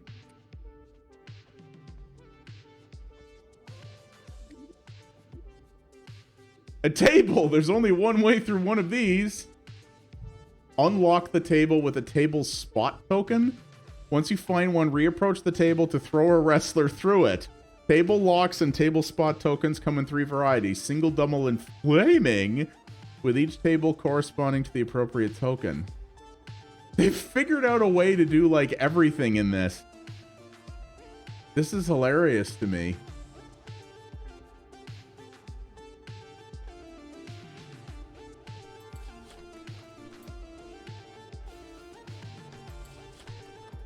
Ooh, and action figure Speedos? Ugh.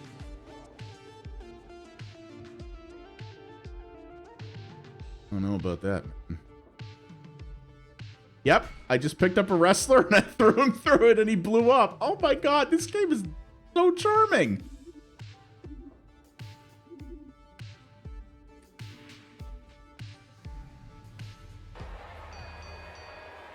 Okay, so you do not heal after each battle.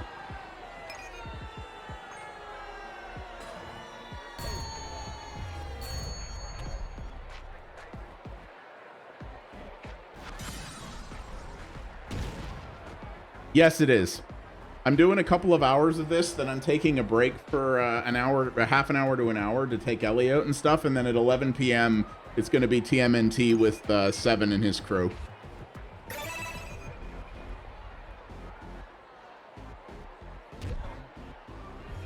I gotta say, this is pretty great so far. I'm definitely gonna wish list this. This is just keeping a smile on my face. I'm loving this.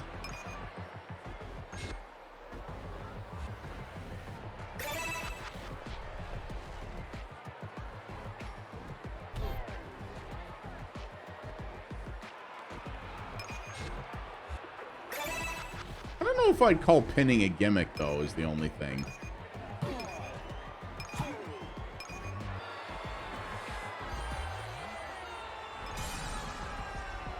There's quite a few boomer shooters on here. Yes, Star-Lord. There's a lot of I've downloaded so many boomer shooters, so there's still going to be a few of those tonight. Don't you worry about that.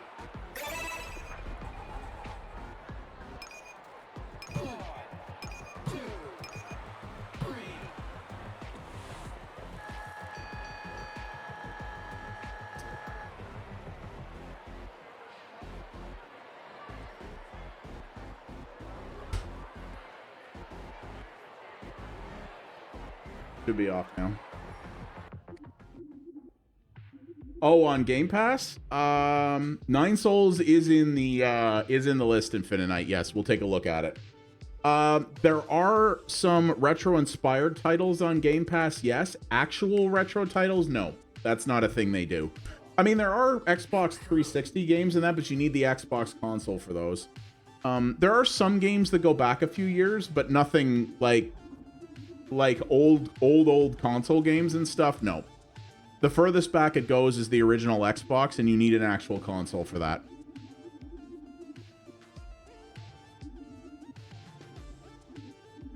Trust me, though, dude, there is so much on there. There's a ton of AAA stuff on there. All the Microsoft published games are on there. And there are more indies than you can shake a stick at on Game Pass. You will have so much choice, it'll blow your damn mind. It is the best value in gaming far and away. Yes, because of Halo Master Chief Collection.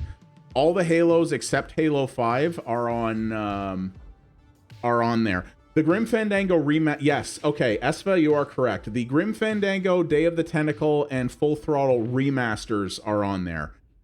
But they're more or less the original games just running on a modern computer. So you're right, those are pretty old.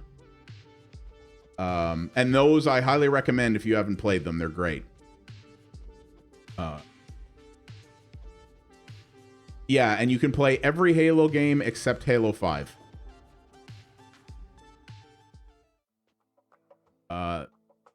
They are... Yeah. It's Game Pass is just amazing.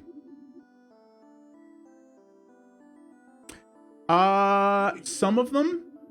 Any of the indies that come out on Game Pass, I will play through there, but a lot of them I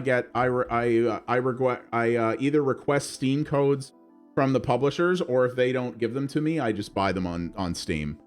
But anything that's on Game Pass, I will play through there. I played a number of things through there.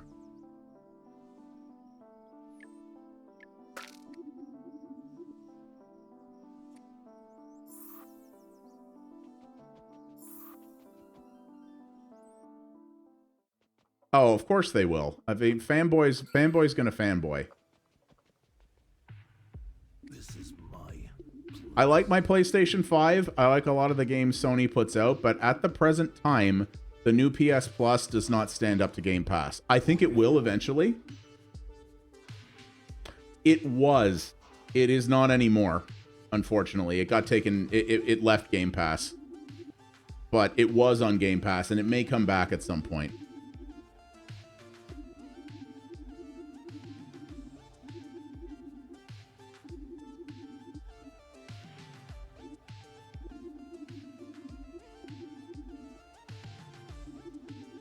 But they're like, while some games do leave Game Pass, they add more every month than they take away. So the total number is continuing to go up.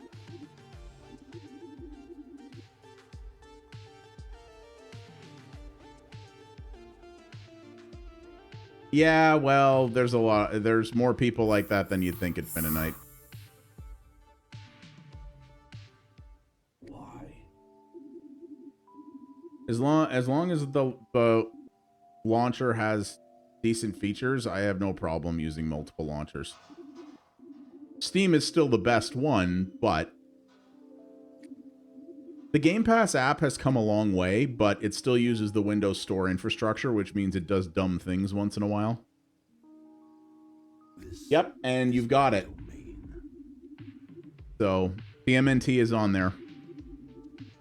I can't wait to play that tonight. I purposely kept myself from even playing a little bit of it single player because I want to go into it straight with people, but everything I've heard is that it's just fantastic. Yes, it is. And it's had some major overhauls in the time it's been out. The Windows Store infrastructure is still janky and does some dumb things sometimes, but it's better than it was. But it's still, in terms of how it handles stuff on the back end, Steam still does a better job.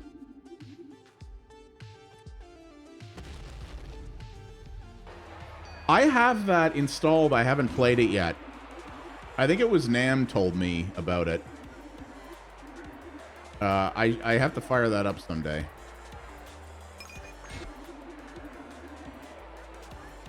Scroll to the right to see your manager gimmicks. Oh my god, you can have your manager do crap for you. They honest to god thought of everything.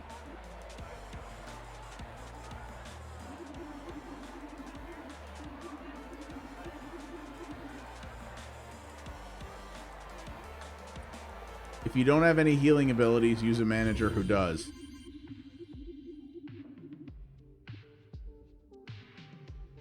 No, no, no. It never does that. Even when it's janky, it doesn't do anything like that.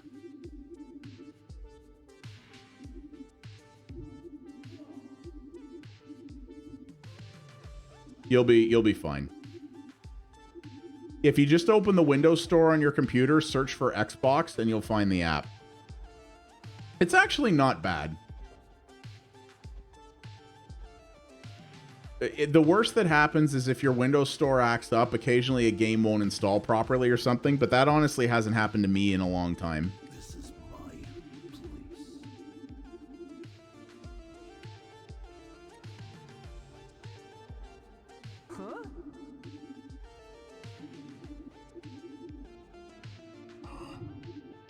Huh? It was mostly on the older versions of the apps, so that happened to me.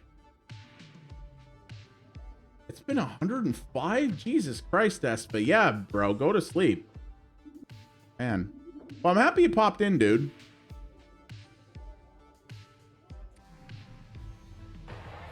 Yeah, get some sleep, man. Hype training video. Oh my god, Mean Gene. Even I know some of these names.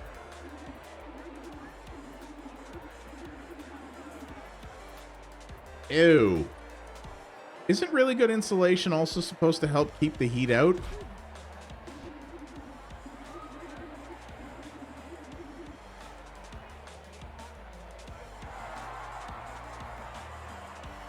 Oh, you have played Inquisition. Okay, that's what I meant. I called it Origins. Inquisition.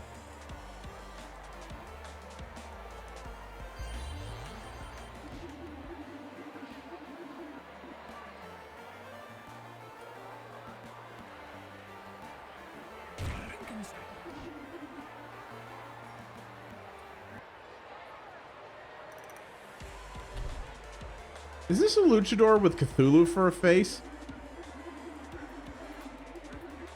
That's kind of dope. If wrestling was like that, I might watch. Oh, well, fair enough.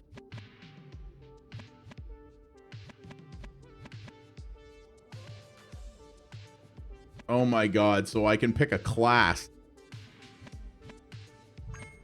Oh, this is cool. Oh my god, look at all this. This is a full-on RPG. Cthulhu Chador, I like that. Shmups, there's a few. Not as many as I'd like, but yes, there are some. Night, Esfa. We'll talk to you soon, bud. Sleep well. Maybe sleep in a nice filled bathtub. Watch your kidneys.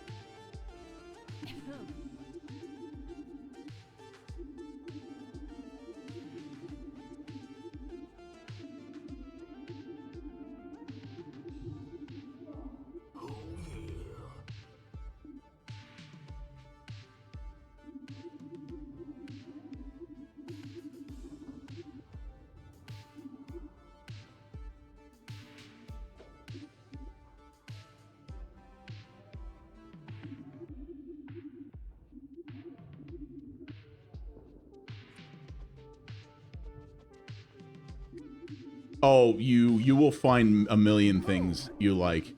There's literally hundreds. It's so good. I absolutely love it. Like in that 3 months for $1 alone, you could play dozens. Like you could finish dozens of games. They got small ones, large ones, like AAA, indie, like it's all over the place.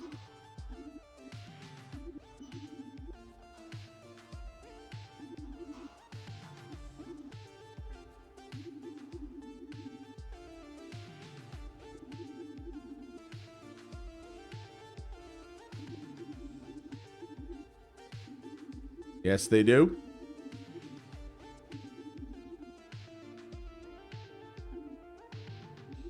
Just about every genre you could possibly think of. It is, but not for PC. Rare Replay, unfortunately, never came out for PC. It's only on Xbox, which is a dumb opportunity. They really should port that to PC. But yeah, it's unfortunately only on Xbox.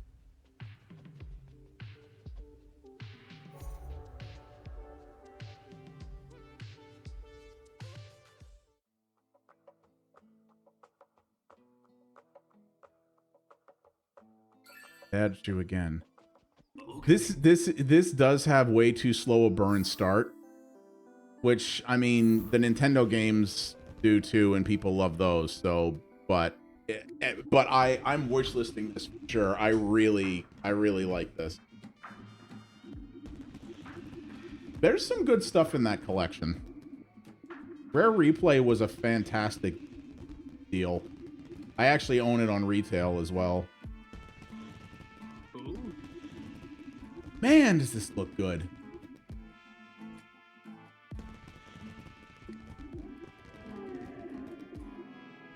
Dag Logan, who has a hockey stick.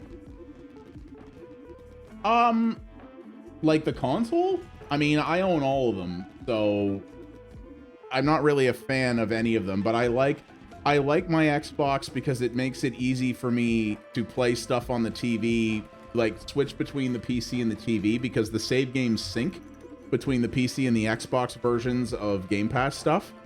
It's basically my Game Pass TV box. That's really what it is.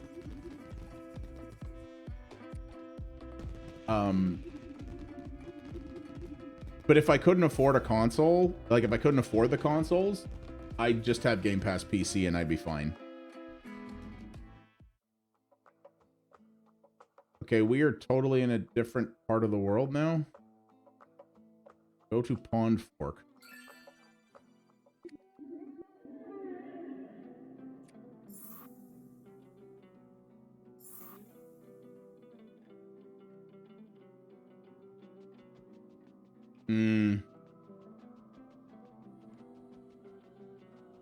That'll probably show up eventually. The characters in this really...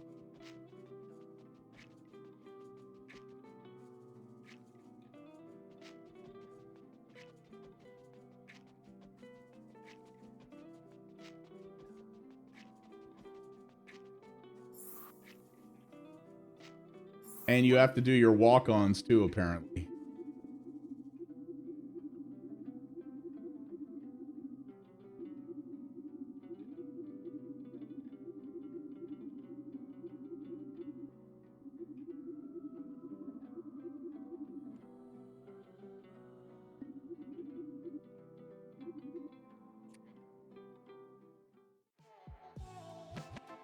Oh, wow, you load preset. Holy God. You load presets of your stuff.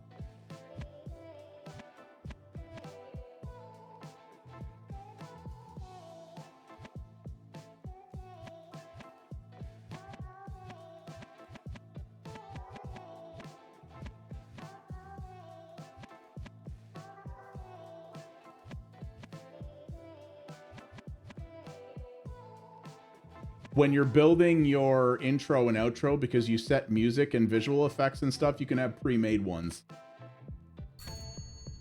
that you can switch between, so you don't have to choose every time.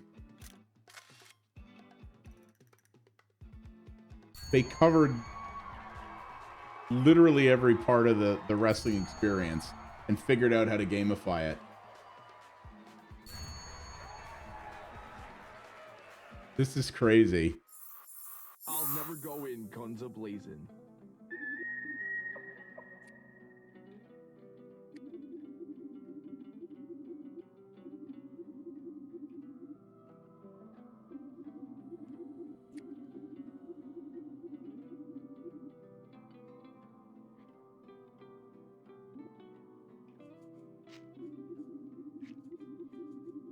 We gotta lose tonight again. Yeah, I bet that's not gonna happen.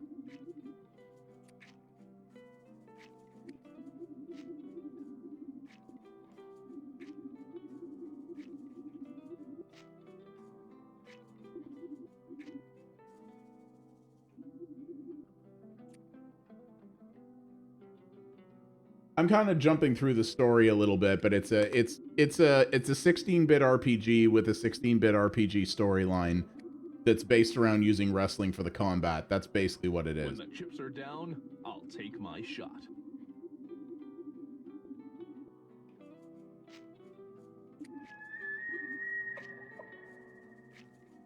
It's just got the problem that a lot of those Nintendo 16-bit RPGs did, where it's way too, like, it's way too wordy and it's moving way too slowly in that respect.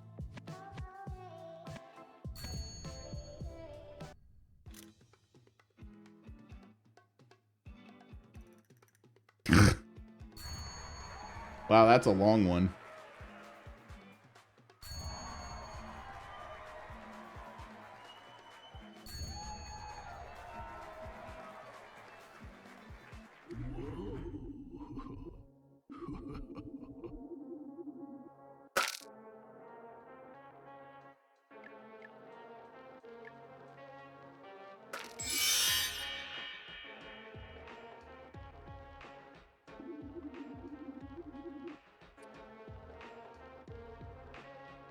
These are dramatic moments. These are special criteria that can emerge before a match begins or even in the middle of one. Perform the requirements to get special reward.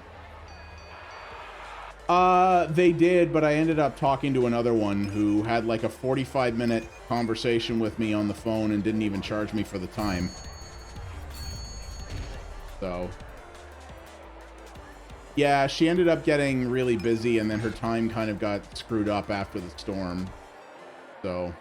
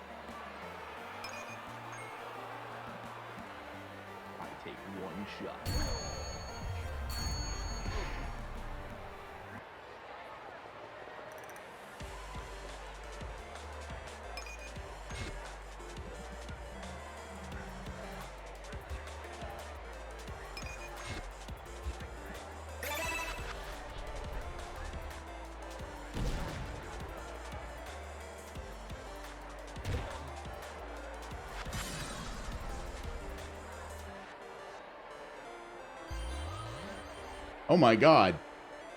Well, that was a hell of a thing.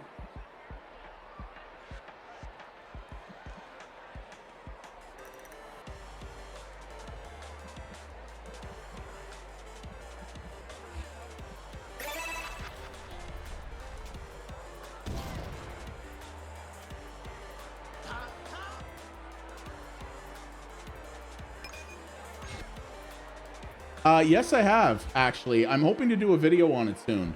It's good. If you like Pac-Man, you'll like it. It's well made. I'm going to do a video on it, though.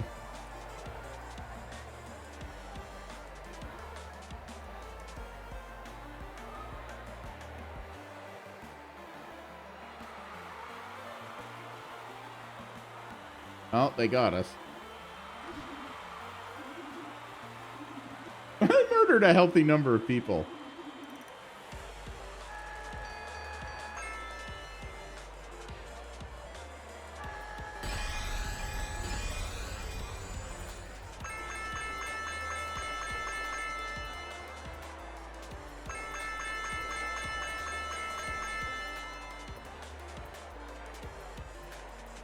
Oh, I mean, that one's good in the sense that you can tell the joke by only taking out one letter, but ugh.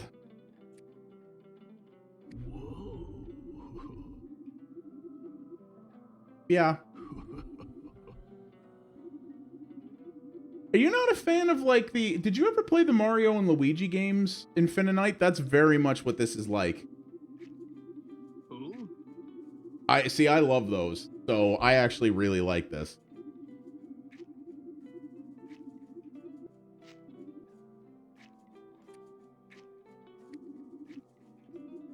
I don't even like wrestling, and I'm totally gonna play this when it comes out. Fair. I mean, they're different. They are different. And this is obviously, see, I don't like wrestling either. I've never liked wrestling. But I just like the way the combat works in this, and the fact that they've actually worked every element of wrestling, like hype and, you know, the showboating and everything else. They found a way to RPGify all that stuff, and I think that's cool. Like, they really, this isn't a gimmicky wrestling game. Like, they really leaned into it.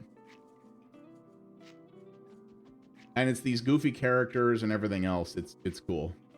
But yeah, this is clearly a very long demo, so I don't think we're going to get through the whole thing, but we've got a pretty good idea of what this is about. So yeah, you know what? I think we'll move on at this point. But this is very cool. I'm glad Reeton turned me on to this. Yes, it does. Xbox achievements. Yes. Virtually every game. Not every game does, but like 90% of them do. And it says which ones do. But yeah, this is WrestleQuest. It's coming out when? It is coming out soon. Trademark. So yeah. Very cool. No, Reeton's the one who told me about it, Sim. Yeah, he's the one who told me about it. Yeah, it's cool. I like it a lot. I will definitely pick that up. So, all right, let's yeah. So let's pick one of the boomer shooters, and then we'll check out Nine Souls after that Infinite. How about that? All right, so yeah, we're gonna dive into one of the boomer shooters here. This is Selaco. It's a new game developed on the GZ Doom engine. It says it's coming out in 22-25. Somehow I doubt that. Oh, in your sleep, Star-Lord. You'd have no problem with it. And I mean, you can download anything you want and try it. If it doesn't work, you uninstall it, right? Oh yeah, you could run, my old laptop could run TMNT. So yeah, you'd have no problem with that.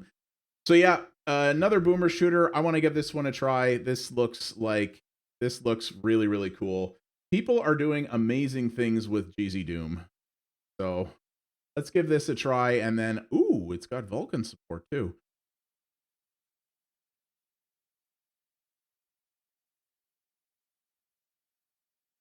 Oh, right. Except GZ Doom has this little problem where it doesn't like to run on the proper monitor. You have to like hack a console command or something in order to get it to run full screen properly. That's a GZ Doom problem. So I might have to play this in I might have to play this windowed.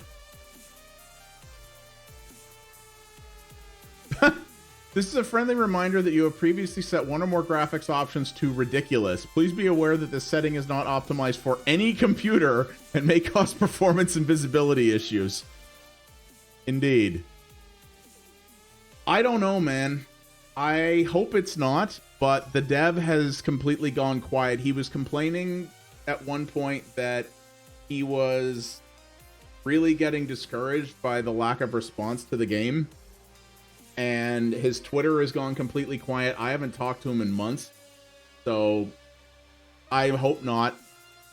It frankly is it's going to annoy me quite a bit if he's still selling the game and not updating it anymore. But I hope he'll come back to it because he really had something good there. This says estimated time 1 hour. Wow, really? Probably not going to do that either, but...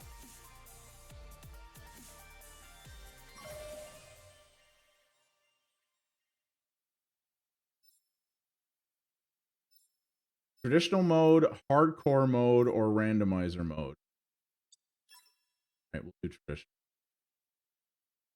I wonder if I can go to game capture. You guys don't see my UI. Ah.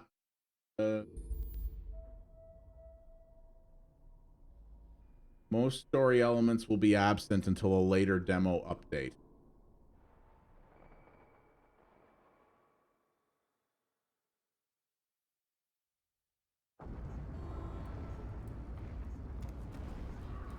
Oh yeah, this is GZ Doom.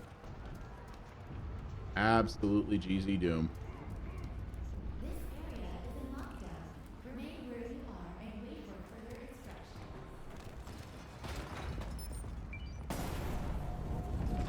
What the?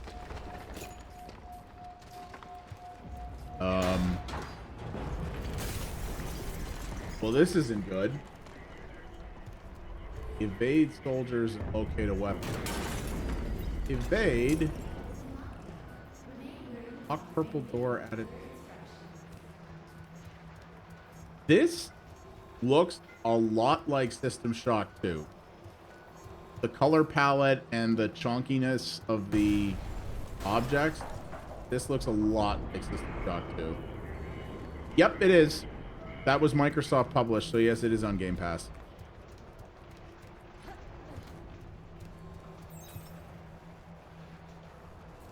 Climb onto ledges by standing near the ledge and holding space. Ah, it's got grapple.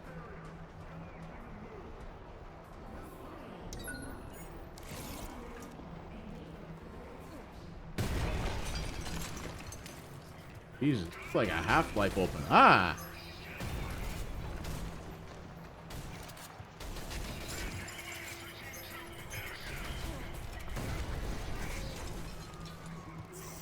Is there a gun somewhere?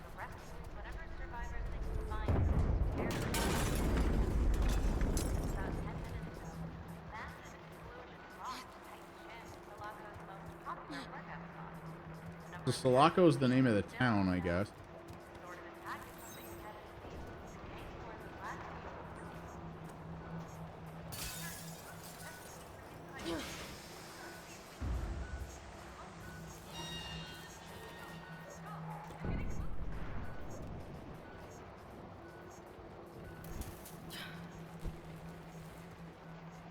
Oh, the player wore out.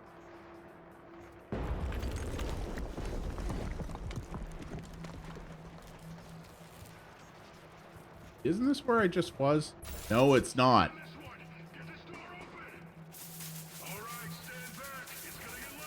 All right, fuckers, let's go. Oh, it's got ADS. Oh, that's a punchy gun sound. This has reloading, too. Oh! Oh, I like this combat. It kicks. It kicks real nice.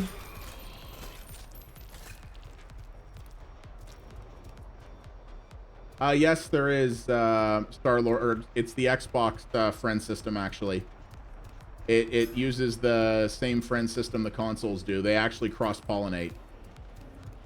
So you can add me on there if you like. You should know by now what my name is on there because it's the same everywhere. So you can add me.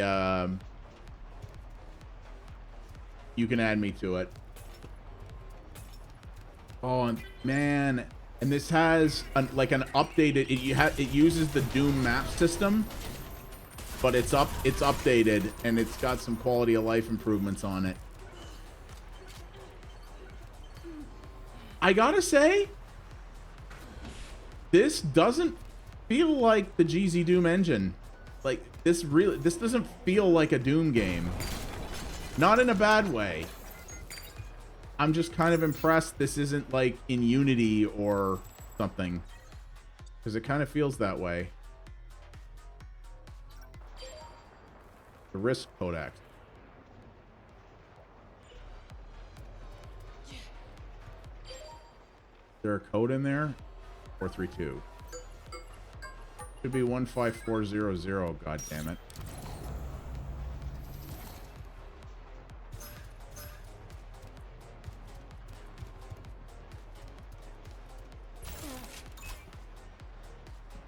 Oh, I wonder what that's in reference to. The roaring cricket.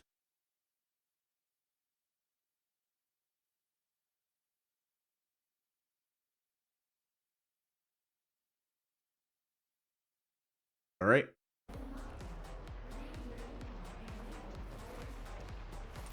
So I've got a hazard suit now. Got a little bit of hazard. Joy to key is no. So there's a couple of tools like that.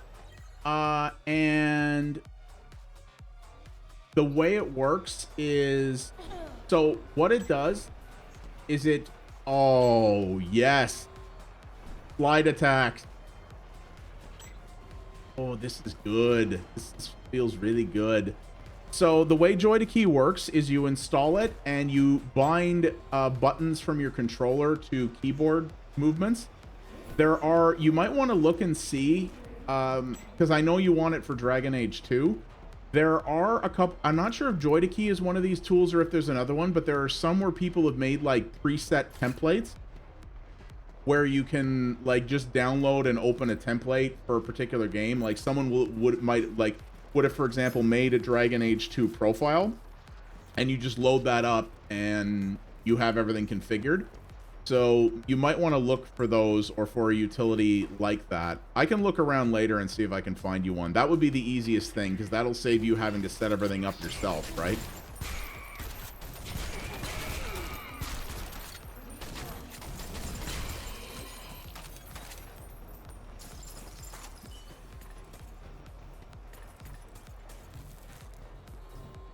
That would probably be what I'd suggest there.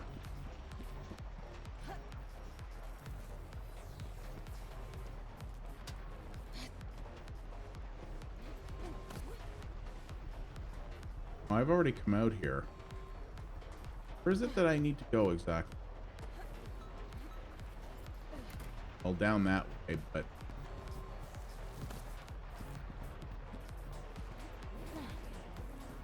So maybe, Star-Lord, Google,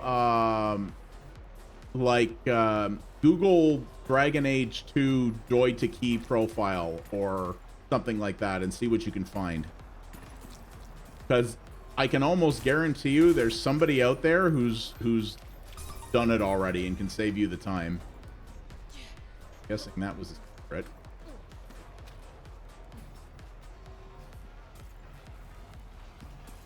Yeah. You can almost bet that someone in the community is whenever you're looking for a solution like that, you can almost bet that someone in the community has already done the work. It's pretty much a given that the community has stepped up and figured out a way. So it's very strange to me that the first two Dragon Age games didn't get controller support on PC when they had it on console. Now, to be fair, Dragon Age 1 on console is basically a completely different game than Dragon Age 1 on PC. They're effectively two different games because they play completely different. But Dragon Age 2, I'm pretty sure, is the same on both.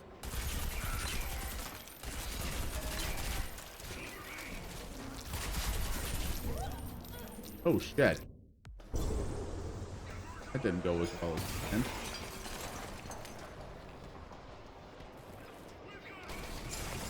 These guys hit harder than you might think, even on this difficulty.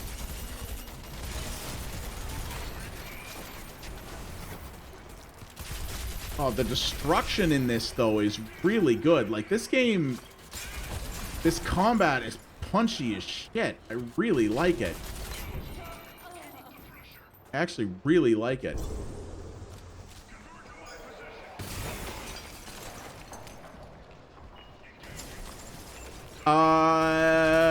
Red Dead 1 did not come out on PC.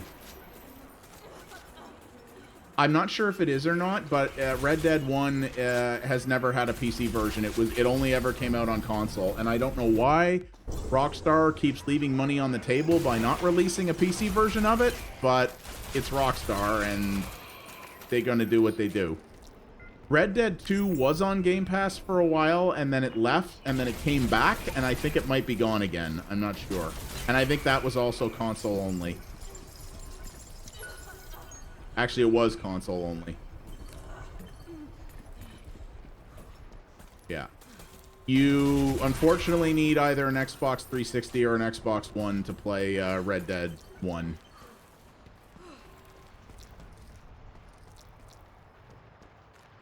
I have no idea why that never got a PC version. The PC community has been screaming for it, and Rockstar just didn't do it. And I'm like, you are literally leaving free money on the table. Your risk codec actively keeps track of the actions you perform and will reward you with credits for achieving certain goals.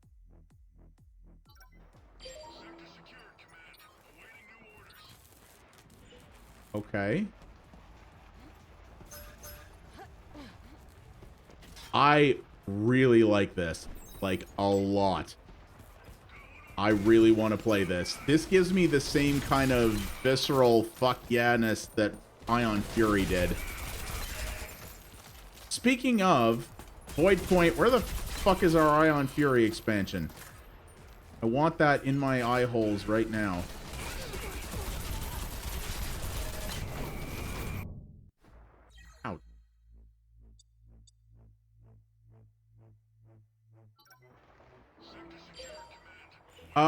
Okay. Name a couple on Game Pass. What do I got installed right now? Chinatown Detective Agency, Chorus, Demon's Tilt is... Oh, Demon's Tilt came off of Game Pass. I ended up buying that. Amazing pinball game. Descenders is a lot of fun. I haven't tried Dodgeball Academia yet, but I've heard good things. Ember is fun. Firewatch is a really cool walking sim. Forza Horizon 5, you might have trouble running that, but... that's really good. Mighty Goose, I've heard good things about. Nobody Saves the World, ton of fun. The Ori games are on there. Pac-Man Museum is good. Sniper Elite 5 is on there. State of Decay 2 is on there. Streets of Rage 4 I bought. TMNT is on there. The Ascent is good. I've heard good things about Forgotten City. I haven't played it yet. Young Souls is on there. And these are just the things I'm working on now. I've played and beaten tons of other things this year. Tons of other things. So that's only a handful of the options. What's up, Mon? How's it going, my dude? Can't imagine why you're popping in this evening. Welcome in, my dude. Hope all is going well. This is one of the people I will be playing TMNT with later. Definitely drop a follow. Does a variety of stuff, old and new. Is a fellow fellow At Games Legends Ultimate Sufferer, though he hasn't had problems with his. And GoV majority shareholder. At least he should be at this point. He basically funds that company with how many friggin' lights he buys from them.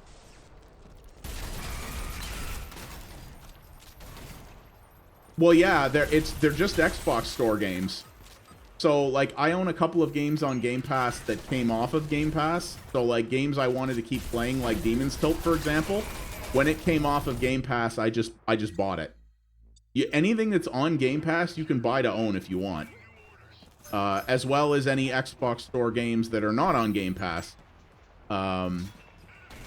Yeah, you can do that. It's just another store.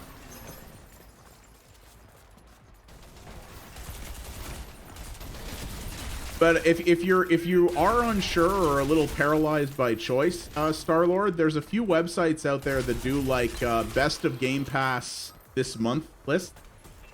So just Google like best games on Game Pass June 2021, and you'll see the list. There's a lot of those.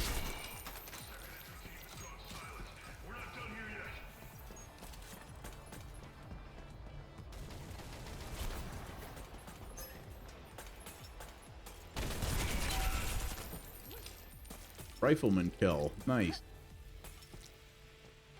Oh, when an enemy is not aware of your presence, a single shot or melee attack is enough to kill them. Wait, melee? What's melee? What is melee? You never told me about melee. Outer Worlds is on Game Pass. That is a very good one. Outer Wilds is on Game Pass too, in fact. They both are. Hey, Tech. How you feeling, man? Q is melee. Okay, that looks a little lame. Looks like they're trying to imitate the Halo melee, but kind of like, Not the best, but that's okay. That sucks, man. By the way, Tech, did you see my message in Gilded the other day about Skeleton Crew? Does that interest you at all? I'm looking to find 4 people to play it with. We will get codes for free from Modern Wolf if I can find a posse. I know Wolf's in, but... What do I... No, they don't do Microsoft points anymore. It's just money. There's Microsoft reward points, but that's a different thing. Yeah, you're thinking the Microsoft points to buy stuff with, that was an Xbox 360 era thing. They did away with that when the Xbox One came out. It's all just straight money. Like, it's this many dollars. Yeah, the Microsoft point, that was a dark time. That Microsoft points thing was BS. Yeah, of course, man. Okay, well, I'll tell them I've got some people to play it with then. I think Bossa would be into it too, so. All right, well, thank you, man. I appreciate it. Go buy some more Govi lights. You clearly don't have enough.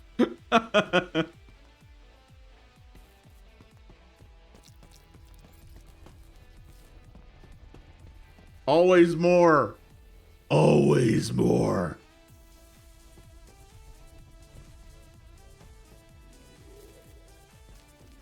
Hey, where do I have to go here? I've kind of lost my plot here.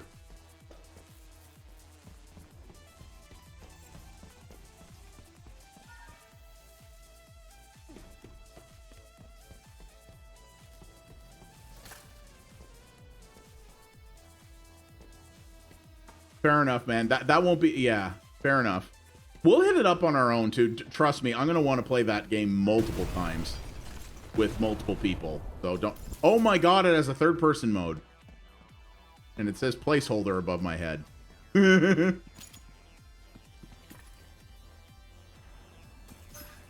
This is not the type of game you play third-person.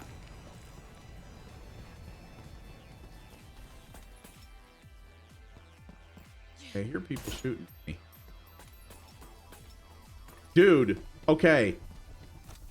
We joke about the codes, but you could make some stacks off Govi, man.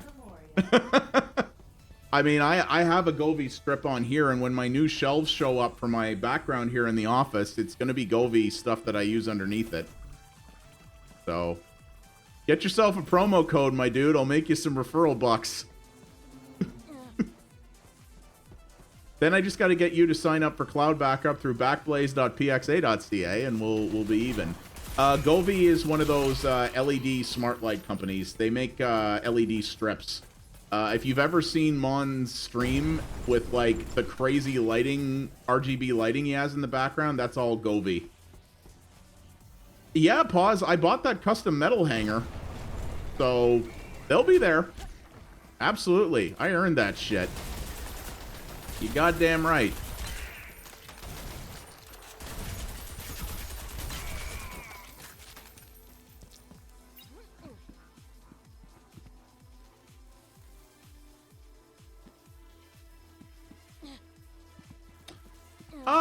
She's doing all right.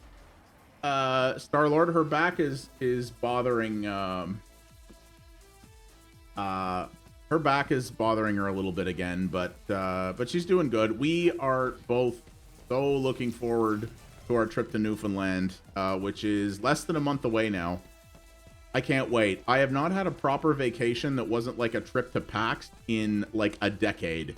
It's been way too damn long. I can't wait, and I've always wanted to see Newfoundland, and it's gonna be awesome. I really can't wait. Okay, well, go check his VODs out sometime, and you'll see what I'm talking about. He puts on quite the light show. And yeah, I'm gonna be using I have a Govee strip around the window to my office that faces the outside. And then I am going to have one. I'm going to have some Govee stuff. I ordered new shelves for the background. These ones from Etsy that look really, really awesome. And I'm going to... I'm quite the something. And they're going to be tied into my alerts and stuff. So when somebody follows, subscribes, etc., they'll get like a little light flourish.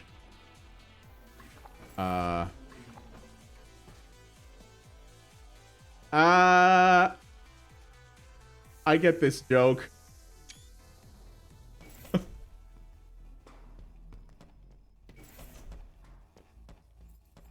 It's gonna be so good. I'm gonna be off work for 3 weeks. We're gonna be gone for 2 weeks and a bit, and then I'm taking half a week off when we get back. Oh, it's gonna be so good. This year at work has been really good, and like I've been learning a lot and really enjoying what I'm doing, but I'm fucking tired. It's been busy.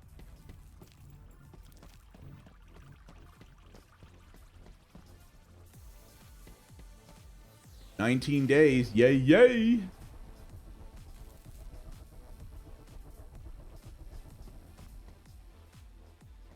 Lost my path again.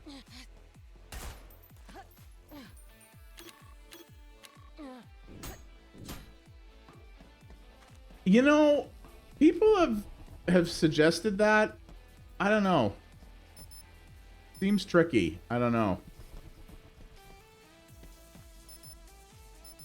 Have I tried actually sleeping worth a damn at night? I mean, it'd be great, but it just...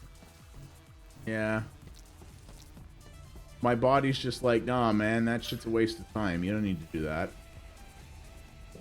And then I tell it, why am I listening to you? And it's like, because you don't have a choice, bitch.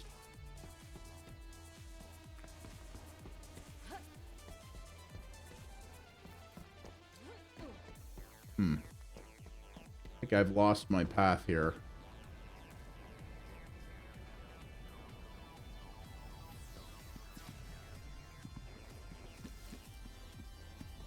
Yeah, but then I always wake up tired.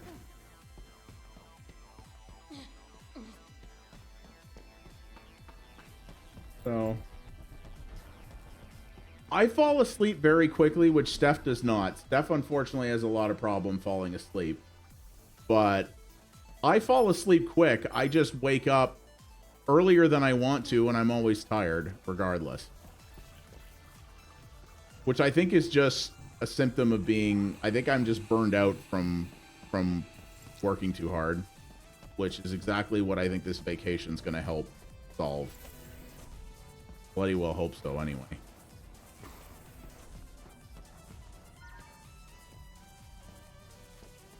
Okay, well, you know what? I think I've lost my path here, and honestly, I get the point of this, and I want this game very, very much. It plays great, and these guns feel good.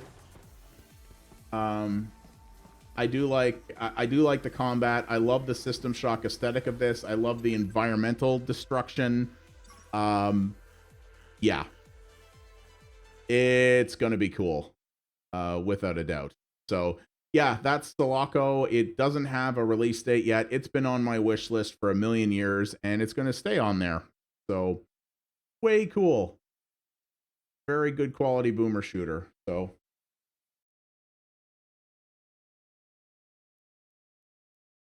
okay, so next up here, let's try this one. This is one that Infinite recommended to me greatly. Oh, Van Alphen played this too. Interesting. So, yeah, I understand that, and I'm very much the same. Pause. I do my best. I do my best thinking late at night. I tend to anyway. So, yeah. So this is Nine Souls. Let's. I think this one looks interesting. This is the one developed by Red Candle. If you follow my podcast, you'll know these guys had some controversy around getting screwed by some digital storefronts because of with some other horror games they have. But this is very different, and it looks really interesting. So, and I want to support those guys at Red Candle. So, no, Grand Cross is not on Game Pass.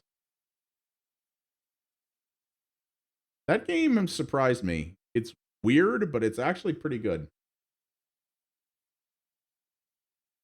Some parts of this game may be considered violent or cruel.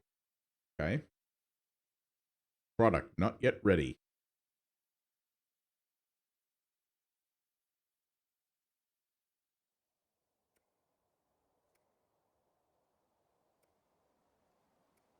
Okay. Controller 1920 by 1080, please.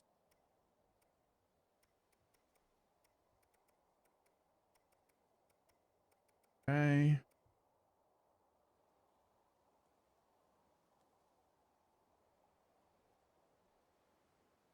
I understand that too, Infinite, and what Steph said. Oh. See, I thought maybe this was a departure for Red Candle and that it wouldn't be all disturbed and graphic like their horror games were, but okay. So this is a little gross too, eh? Okay, well there's a start. Cliff, sword. Cliff, sword. Oh, wow. The art is impressive already.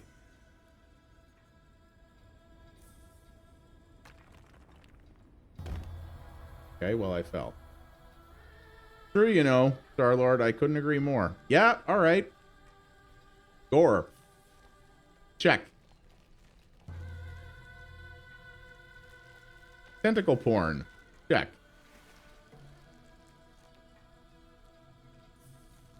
And then Cthulhu pulled me into the mountain.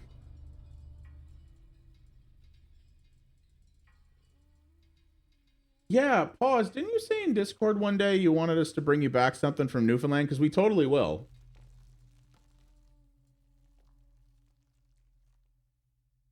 Saltwater taffy. Ah, okay. I'll try not to eat it on the way back.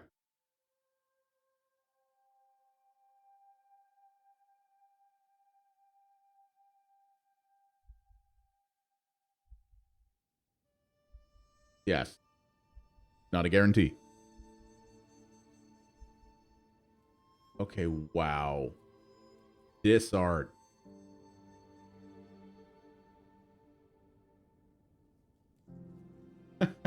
Nah, I'll buy some for myself to eat. I'll bring some back for you, but I'll buy my own. I've had saltwater taffy before, just it's probably better in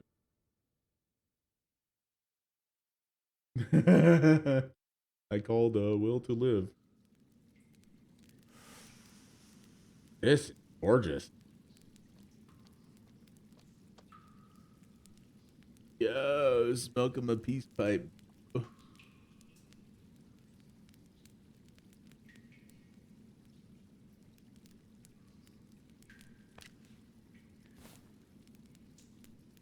Harshing my vibe.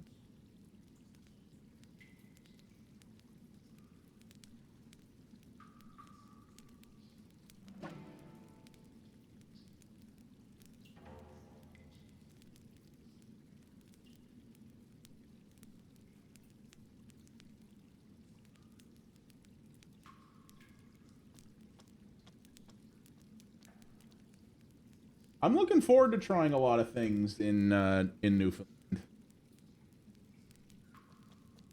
No, I wasn't really, Star-Lord. I mean, they didn't get to a tornado warning. They just said that it was possible.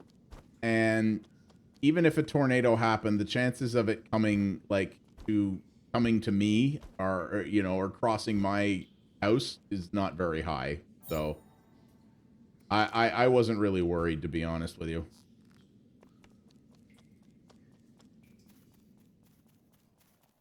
We don't get weird weather like this typically in this area, but, you know, climate change being what it is, I'm sure we're in for more of it. Yeah, cod tongues. That just doesn't sound like, just the name of it makes me be like, I don't know. There was a photo on Reddit of someone who took a photo in this town, actually, of a rotation, but it didn't touch down.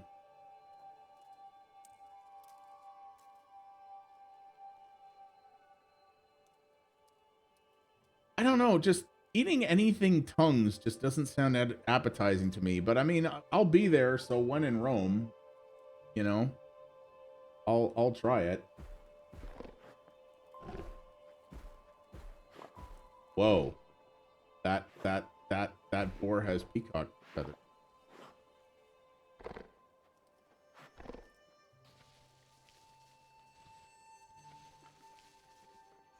Check Twitter. Wait, what?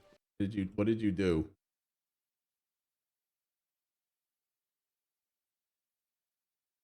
Where the hell is my browser? God, I have to crap.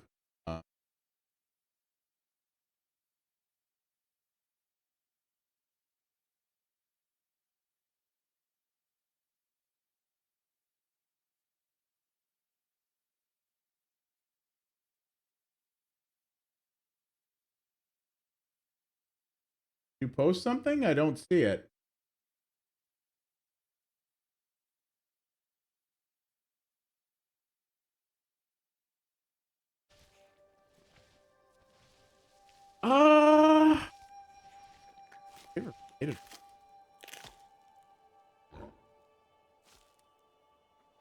Tall order.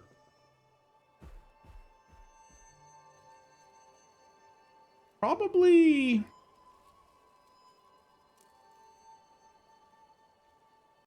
Oh, did you? Oh, there it is. It took a minute.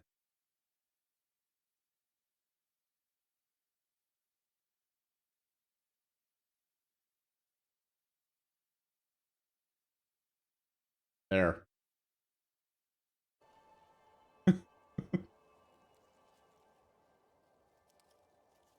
If I'm going with a classic,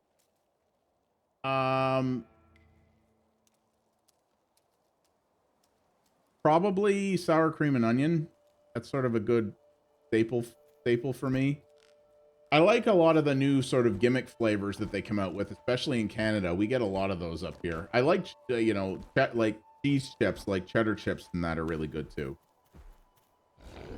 Yeah, Steph just hollered from the living room, sour cream and bacon. Yes, that is also very good. I can't eat too many of those though, or my mouth gets sore. But yeah, sour cream and bacon is a quality piece. Barbecue's always a solid piece too. Yep. You know, that's kind of an old faithful staple, you know?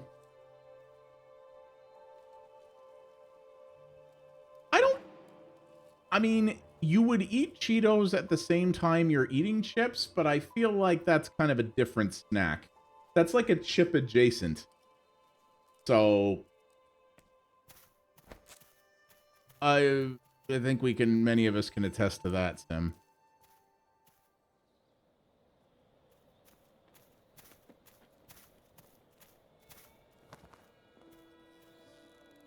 I see what you mean about this game, Infinite. This is gorgeous.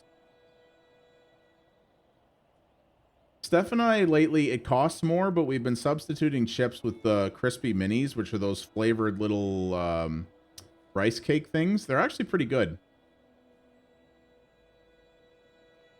Dave is all of them. Or PC. PC makes, they've been making some of the real funky ones, like loaded potato skins and like butter chicken flavored chips. Like they've been going hard on that.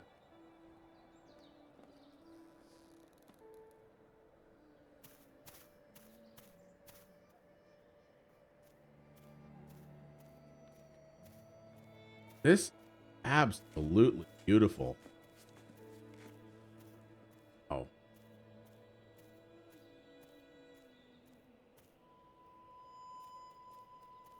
Hickory sticks are good. I like Doritos too. My favorite is actually Cool Ranch Doritos, which seem to be hard to find these days. But I'll take some regular too.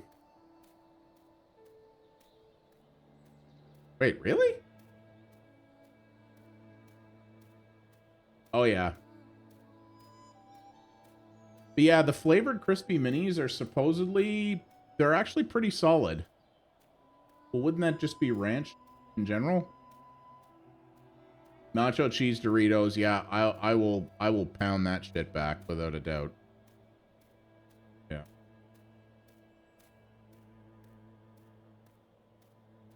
I don't buy chips very often because if I do, I'll eat them all. And you see, as a certified fat guy who is trying to not be,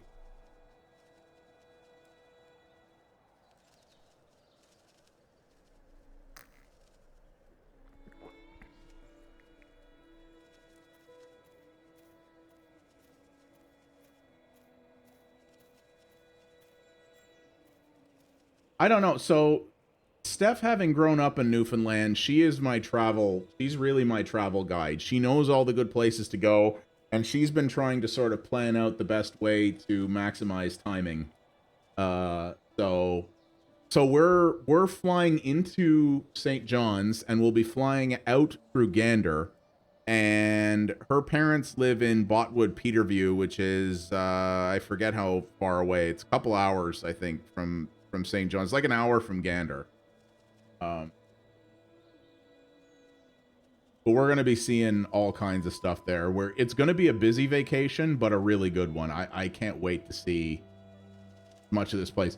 I'm going to have, don't you guys worry, I will have a running gallery in Google Photos. I actually upgraded my Google storage tier so that I can put more photos and videos in it. So I'm going to have, I'll probably make like a newfoundland.pxa.ca or something. And I'll have a Google Photos gallery that I'll be updating as we go, so you guys will be able to see the trip as I'm doing it. So.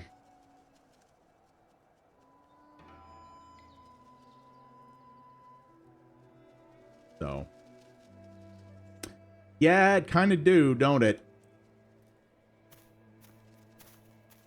This is clearly not a wholly happy world. Yeah.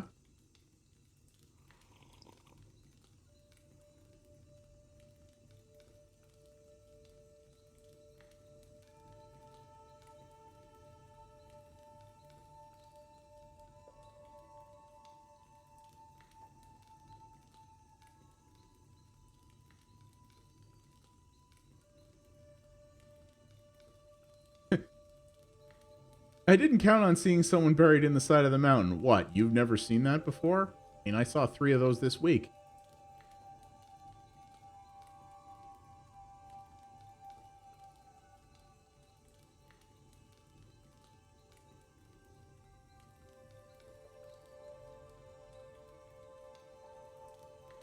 Love them.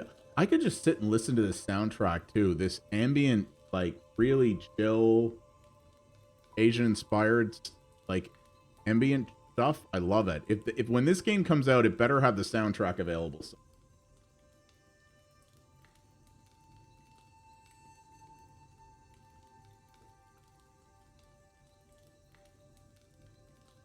Oh, you saw Come From Away. We've been meaning to watch. There's is it Disney Plus or Amazon Prime? They did a show, like a recorded show of that I want to watch. Oh, Apple TV. Okay. Yeah. Yeah, Come From Away, which was like this weird niche thing about the Newfies who hosted all the stranded Americans after 9/11, and it became a huge hit. Such a crazy thing.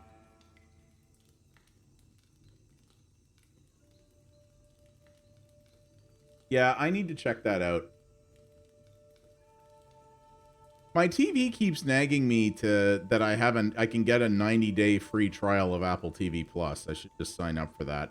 Because I also want to watch Severance. People have told me that show Severance is really, really good.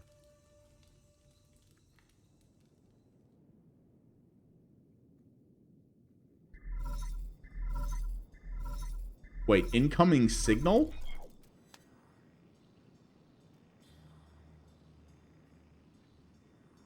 Did it just suddenly become Cyber Japan feudal punk? Feudal punk! Oh my god, there's a new genre. Oh, Hamilton's coming to Ottawa? No kidding. That's the one that's on Disney Plus, Hamilton.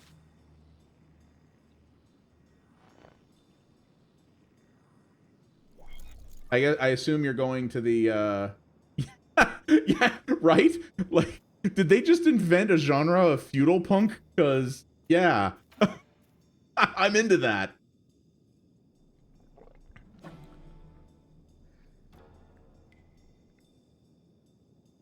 Okay, who is this crotchety old man yells at Cloud?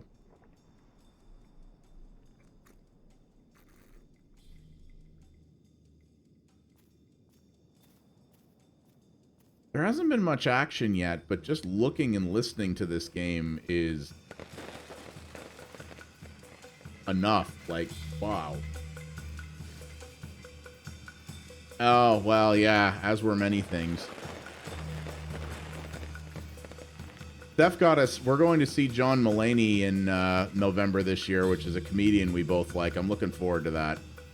I haven't seen nearly as much live stand-up as I'd like to.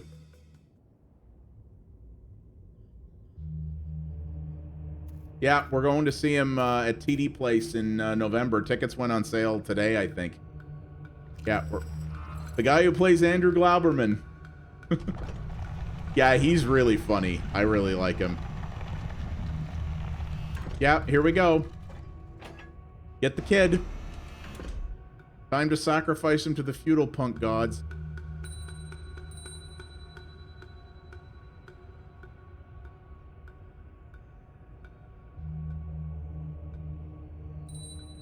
In you go, Junior. Time to make the gods happy.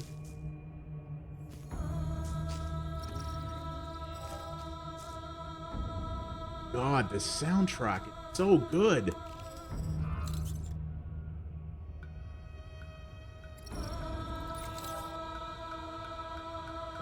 Oh, that can't be good for your neck.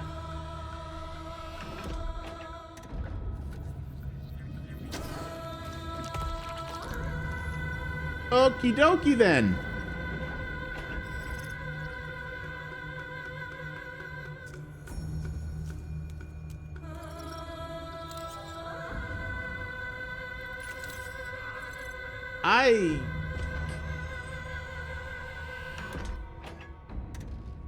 Red Candle Games, do not shy away from the fucked up subject matter. Oh, wow. Okay.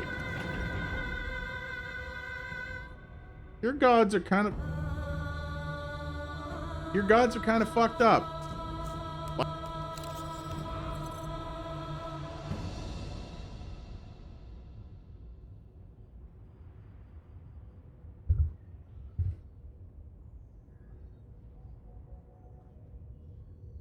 No, you're not. Big bro ain't having it.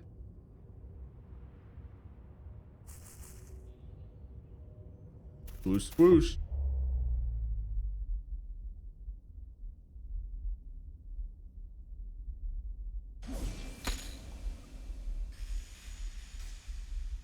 Oh, the cyber gods will not be happy.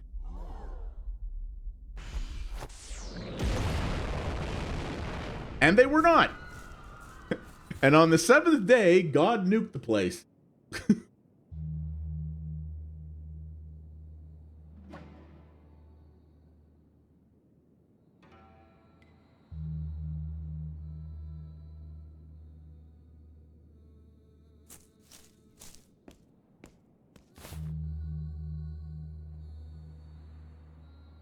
Hold B to hack the platform. God hasn't seen the likes of me. Human body treatment field. That's a sentence that shouldn't be said by anybody. Ooh. What? Damn, son! And he just walks away like a cold motherfucker.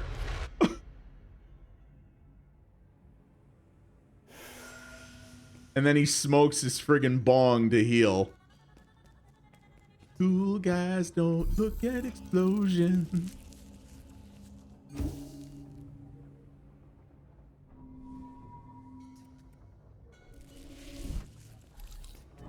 Is this Soulsian combat-wise?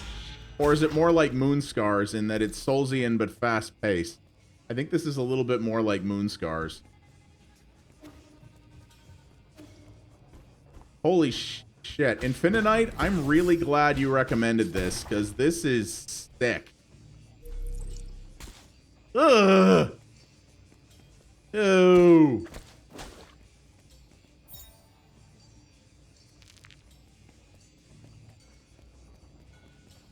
It dropped a meat cube. Yeah, me too, dude. I am all over this. And I'm happy to be supporting Red Candle Games as well after they got screwed by both Steam and GOG with Devotion.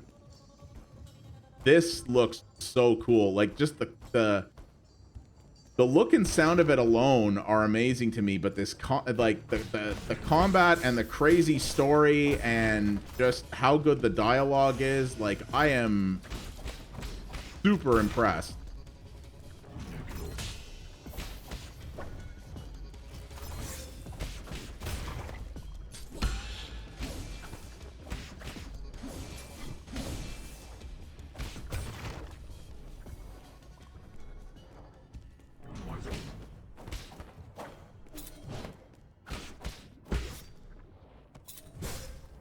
Yeah, I'm trying that, but I'm not getting very far with it.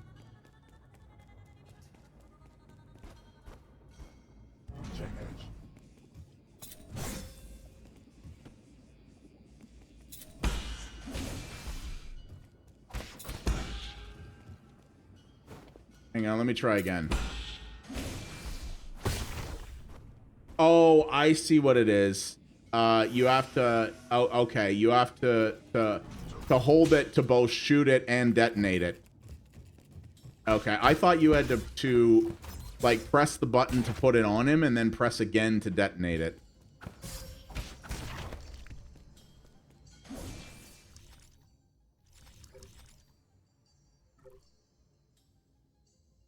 Okay. What about it?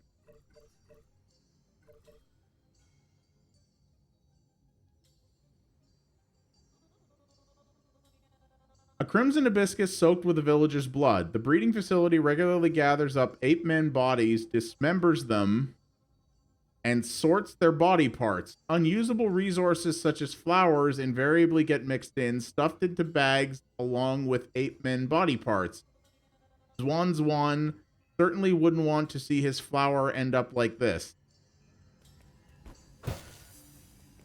The people who made this, y'all need some therapy.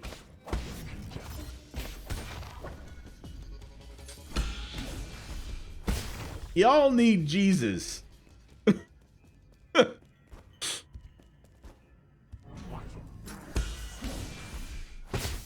Because y'all got some problems. Oh, is it Wan? I'm never sure. X in Chinese dialect can be a number of things, so. Yeah, this is, Juan.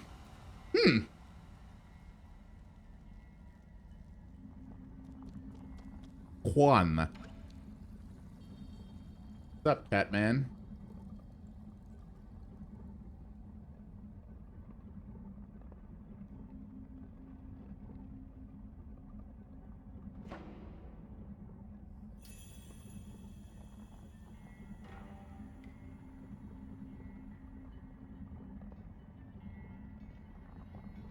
Juan?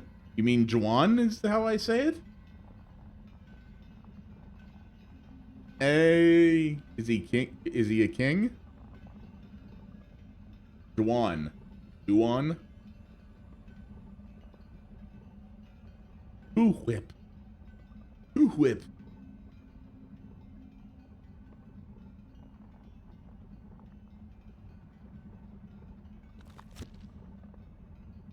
I died and I am being tutorialized further.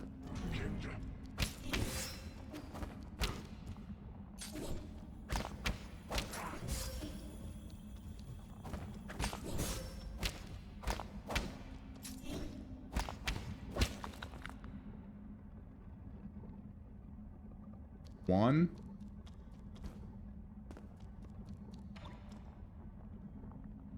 Subtle J. That feels like that should be somebody's streamer name.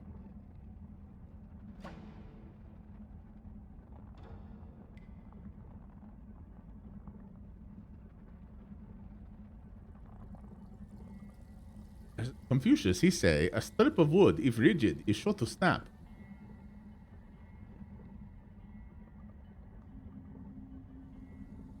Yeah, that's true.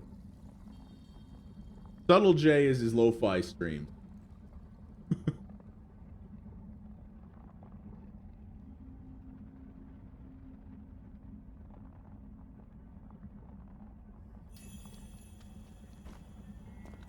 You're teaching me stuff you already taught me before.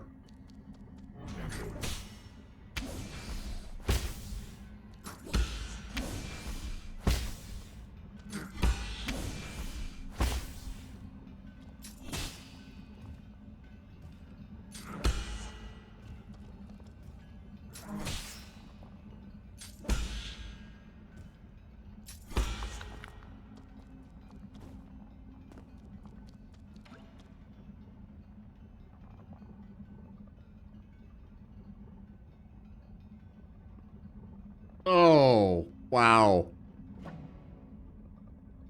One is the loneliest.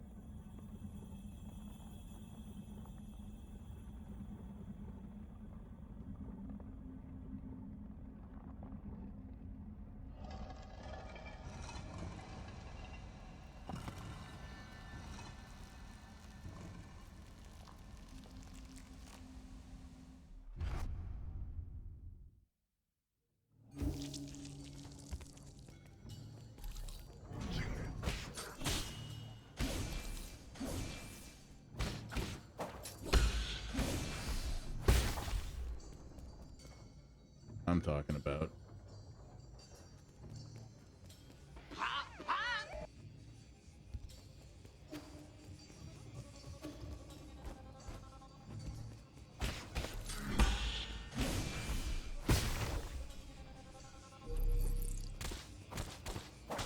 Give me my meat flour.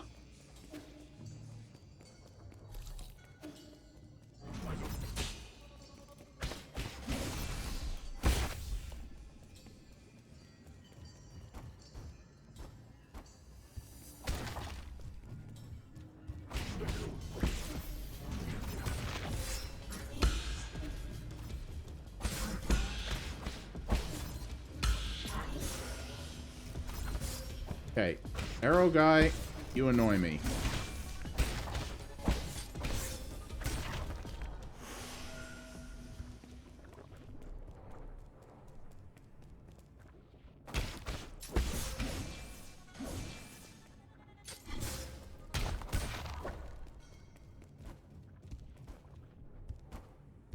Oh, yeah? Okay, so I see. Okay. So if you die, you keep your shit. Nice.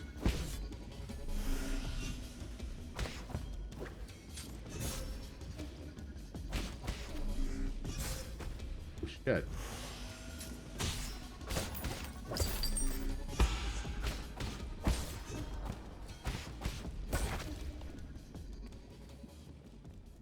Yeah, I keep hitting LT to block, but it's LB.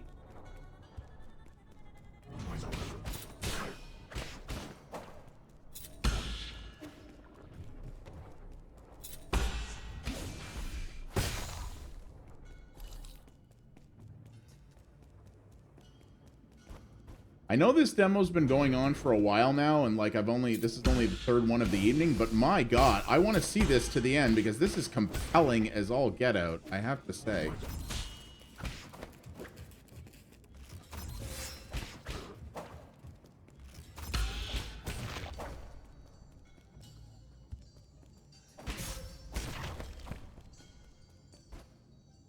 Tell her it's only 3 months for $1. It's the best value in gaming. PM. I mean, it's not a lie.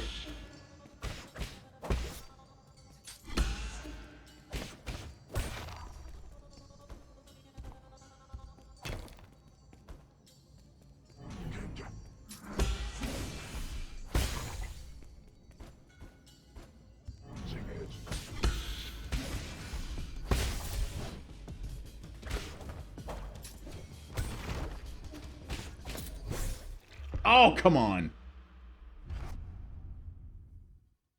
I'd buy that for $1.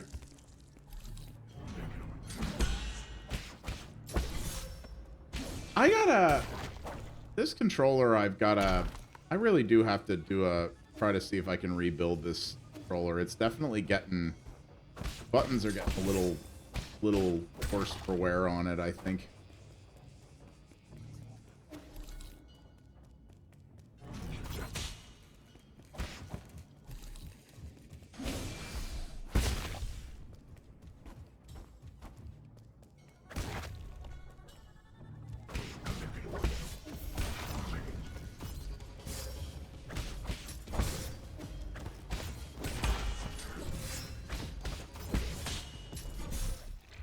Oh, come on. I'm trying to, like, I'm hitting the button, it's just not, the bumpers on this controller are getting kind of tired.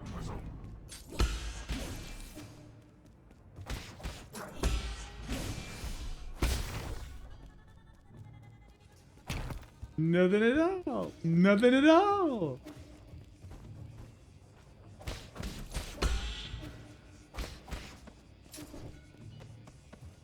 Honestly, I wish I guess I could remap them, but I wish the block and explosion tying thing were on the triggers, not the bumpers. Because I instinctively want to reach for the bumpers too, or for the triggers rather.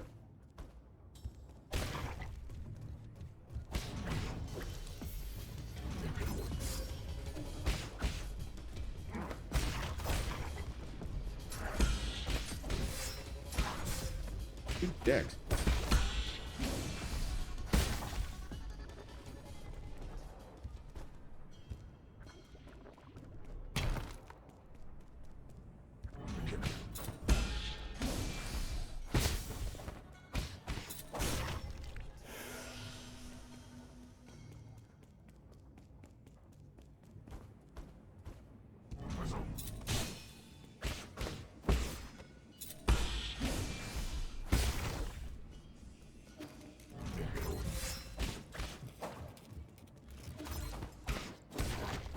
There we go.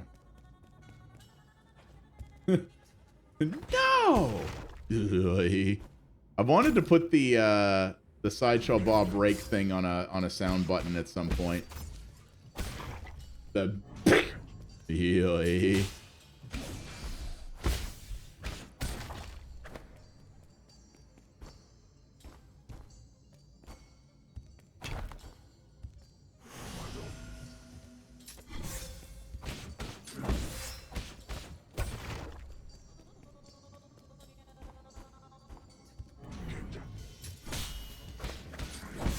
I mean, also there are circumstances like this too, where there's just multiple dudes.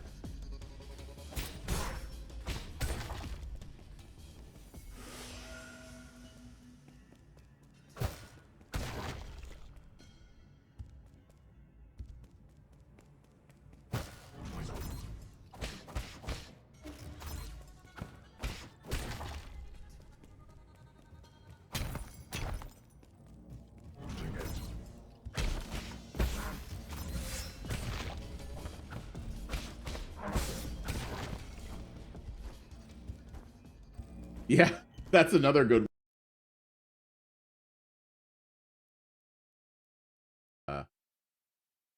Okay, you know what? Here's what we're gonna do for the last one. I kind of did a shmup when I played Outnumbered yesterday, that game that's totally not Vampire Survivors in space. But I think I'm gonna try out this one. This is actually a new shmup, classic arcade style STG. So the Star-Lord, you'll like this one. Well, maybe I'll stream Bok Bok on Discord or something for people. Maybe we'll do that. You'll be the pilot of a space fighter stepping onto the space stage, engaged in a war between many forces. Firefighter. Okay, yeah. So this is a pretty standard shmup type thing, but I love those. And I have a crippling shmup addiction. Wow. And oh yeah, what a surprise! Van Elfen played it, so he's gonna murder my face on the leaderboards again, because that's what he always does. So,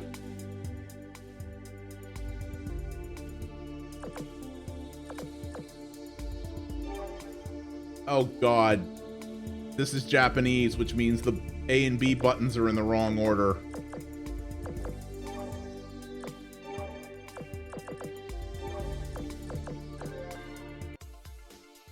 Try this. Oh yeah, wow, yeah, Japanese.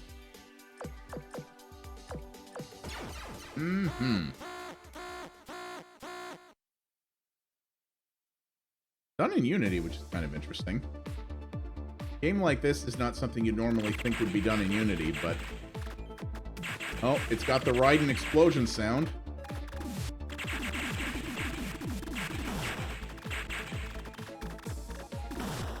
Okay. Right off the bat, this feels a little... not bad, but standard, shall we say.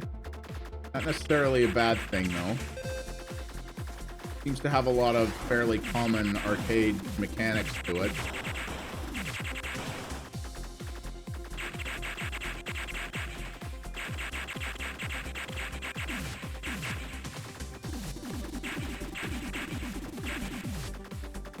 You just... oh, okay. I was gonna say, is that guy just slide on through and he's like, peace? I'm just gonna moonwalk through here.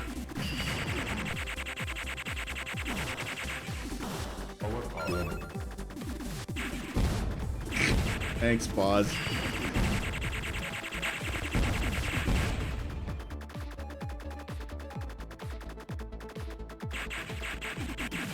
I love how under the high score it just says Thunder Easy. I assume that's like the name of the pilot I'm playing plus the difficulty, but I just find that funny. Thunder Easy. What does it mean? We don't know. Because we're Japanese.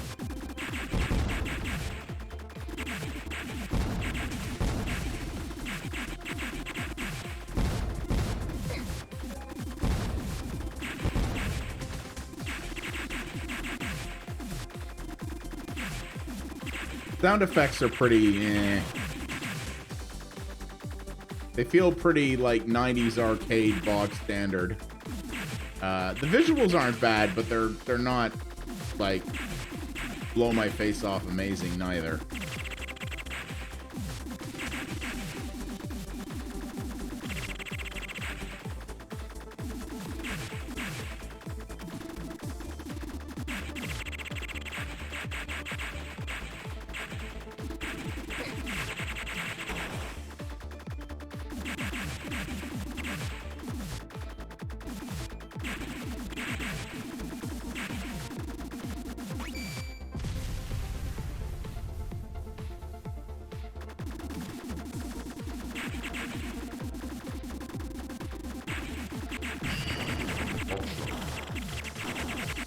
Why, thank you, weird deep DOS voice.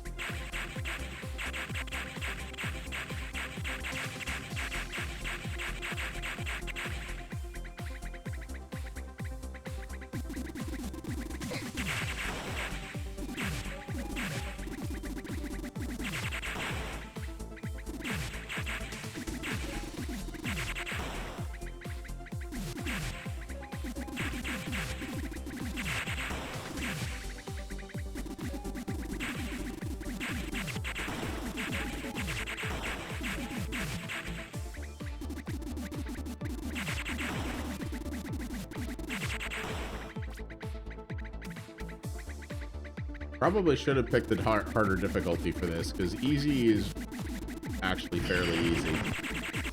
Easy in a shmup usually just means less brutalizing, but this is actually pretty easy.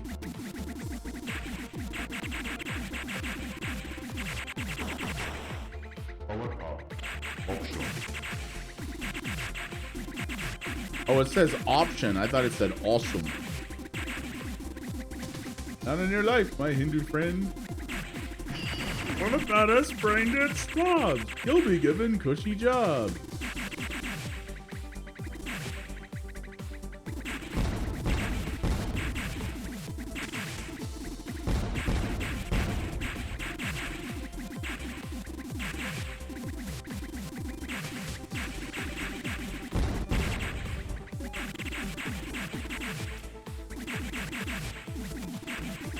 Long levels, which is kind of cool.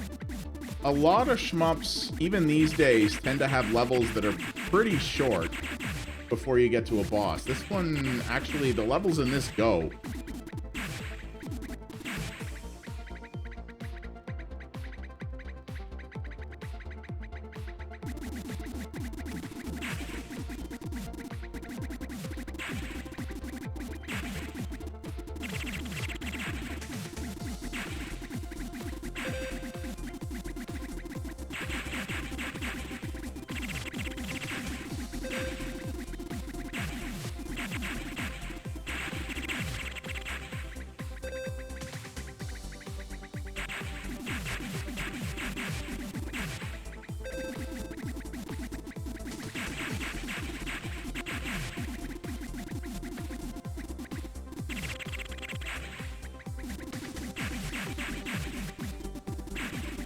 The levels in this really do go, though. Holy jeez.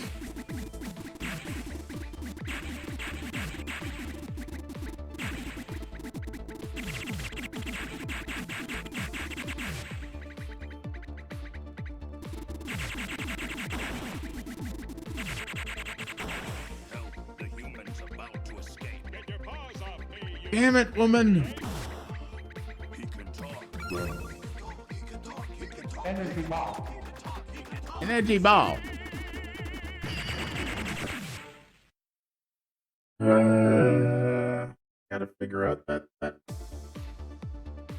Well, I accidentally clicked restart because that damn timer app stole focus again. So, well, we were on a boss. So, you know, that's the thing.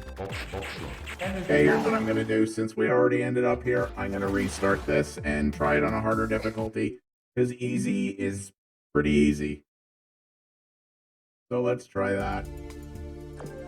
And then, guys, what's going to happen is at 10:30, so in 10 minutes, I'm going to take a half-hour break to take the dojo for a walk. And just get reset a little bit, and then at 11 p.m.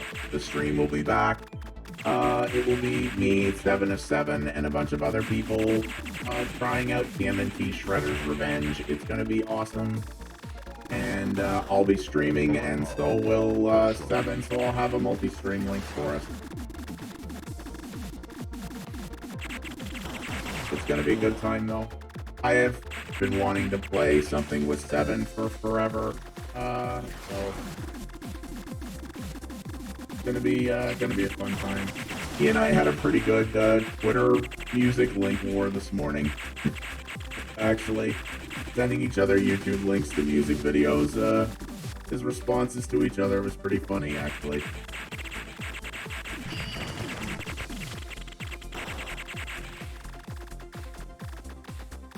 Thunder Hard. That's actually even better.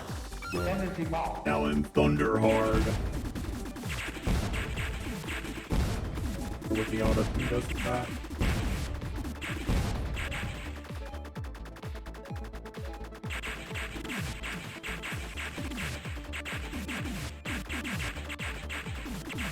Okay, harder. The bullets are definitely more numerous. I kind of like the rolling score counter on the left side too, that actually shows you how much you're getting off each enemy. That's actually kind of neat.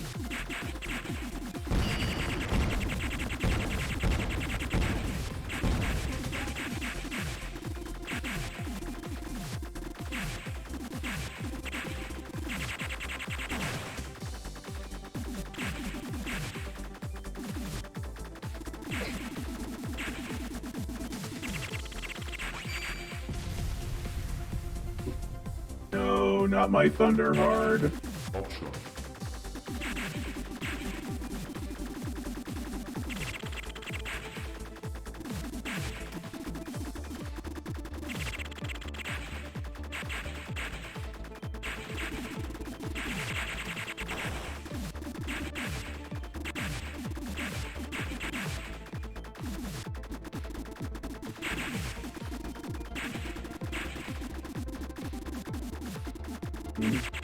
Granted, we're only on the first stage, but hard is definitely harder.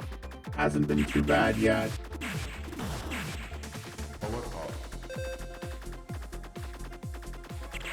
Hey, Aeon, how are ya? Good, man. Decided to bonus stream a few extra demos tonight. I'm going to be taking a half-hour break in about 10 minutes, and then at 11 p.m. I will be firing up TMNT Shredder's Revenge for the first time with 7 of 7, Monstrous Rage, and a bunch of other people. Gonna be a late one, but I can't wait. It's gonna be a lot of fun. Playing what is, by all accounts, a very awesome game with some good people. So, I'm looking forward to it. Okay, I admit, now it turned up the pressure a little bit.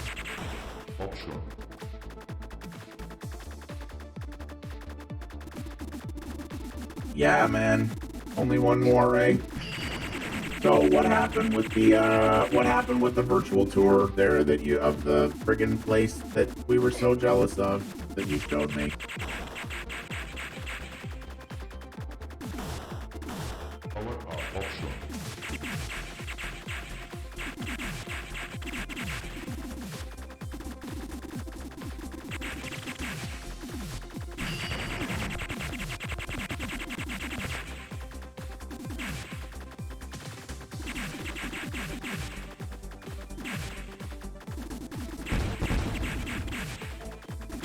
Well, that explains the price drops.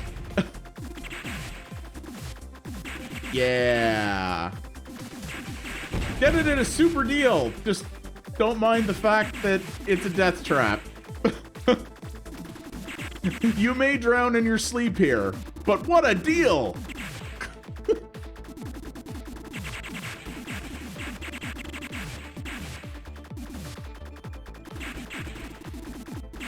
Oh, that sucks, man. Sorry to hear that. Because, boy, did that...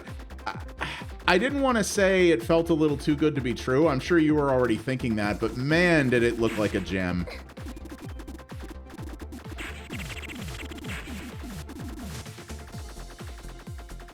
Oh, but yeah, covered by insurance until the next one, right?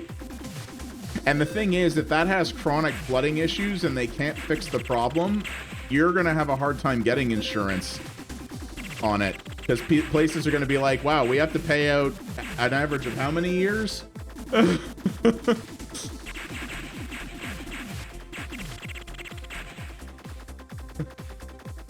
Like a good neighbor, State Farm will tell you to pound sand.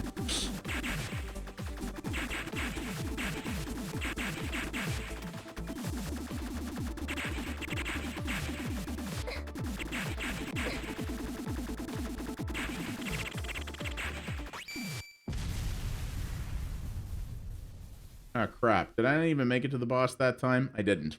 Ah. Oh, bollocks. Cool. So, yeah. This is a shmup. It's not bad by any means, but it's definitely not doing anything that interesting or original, at least at this point. I will say the levels are cool in that they're very long. Much longer than you would expect in a typical shmup. But yeah, it's not mind-blowing. I will wishlist this because I have a crippling shmup addiction, and even shmups that are reasonably decent I will want to pick up. Looks like it's coming out soon too. It looks like a good one of those, just also unremarkable. Is really the deal. So yeah, but that's Thunderbird.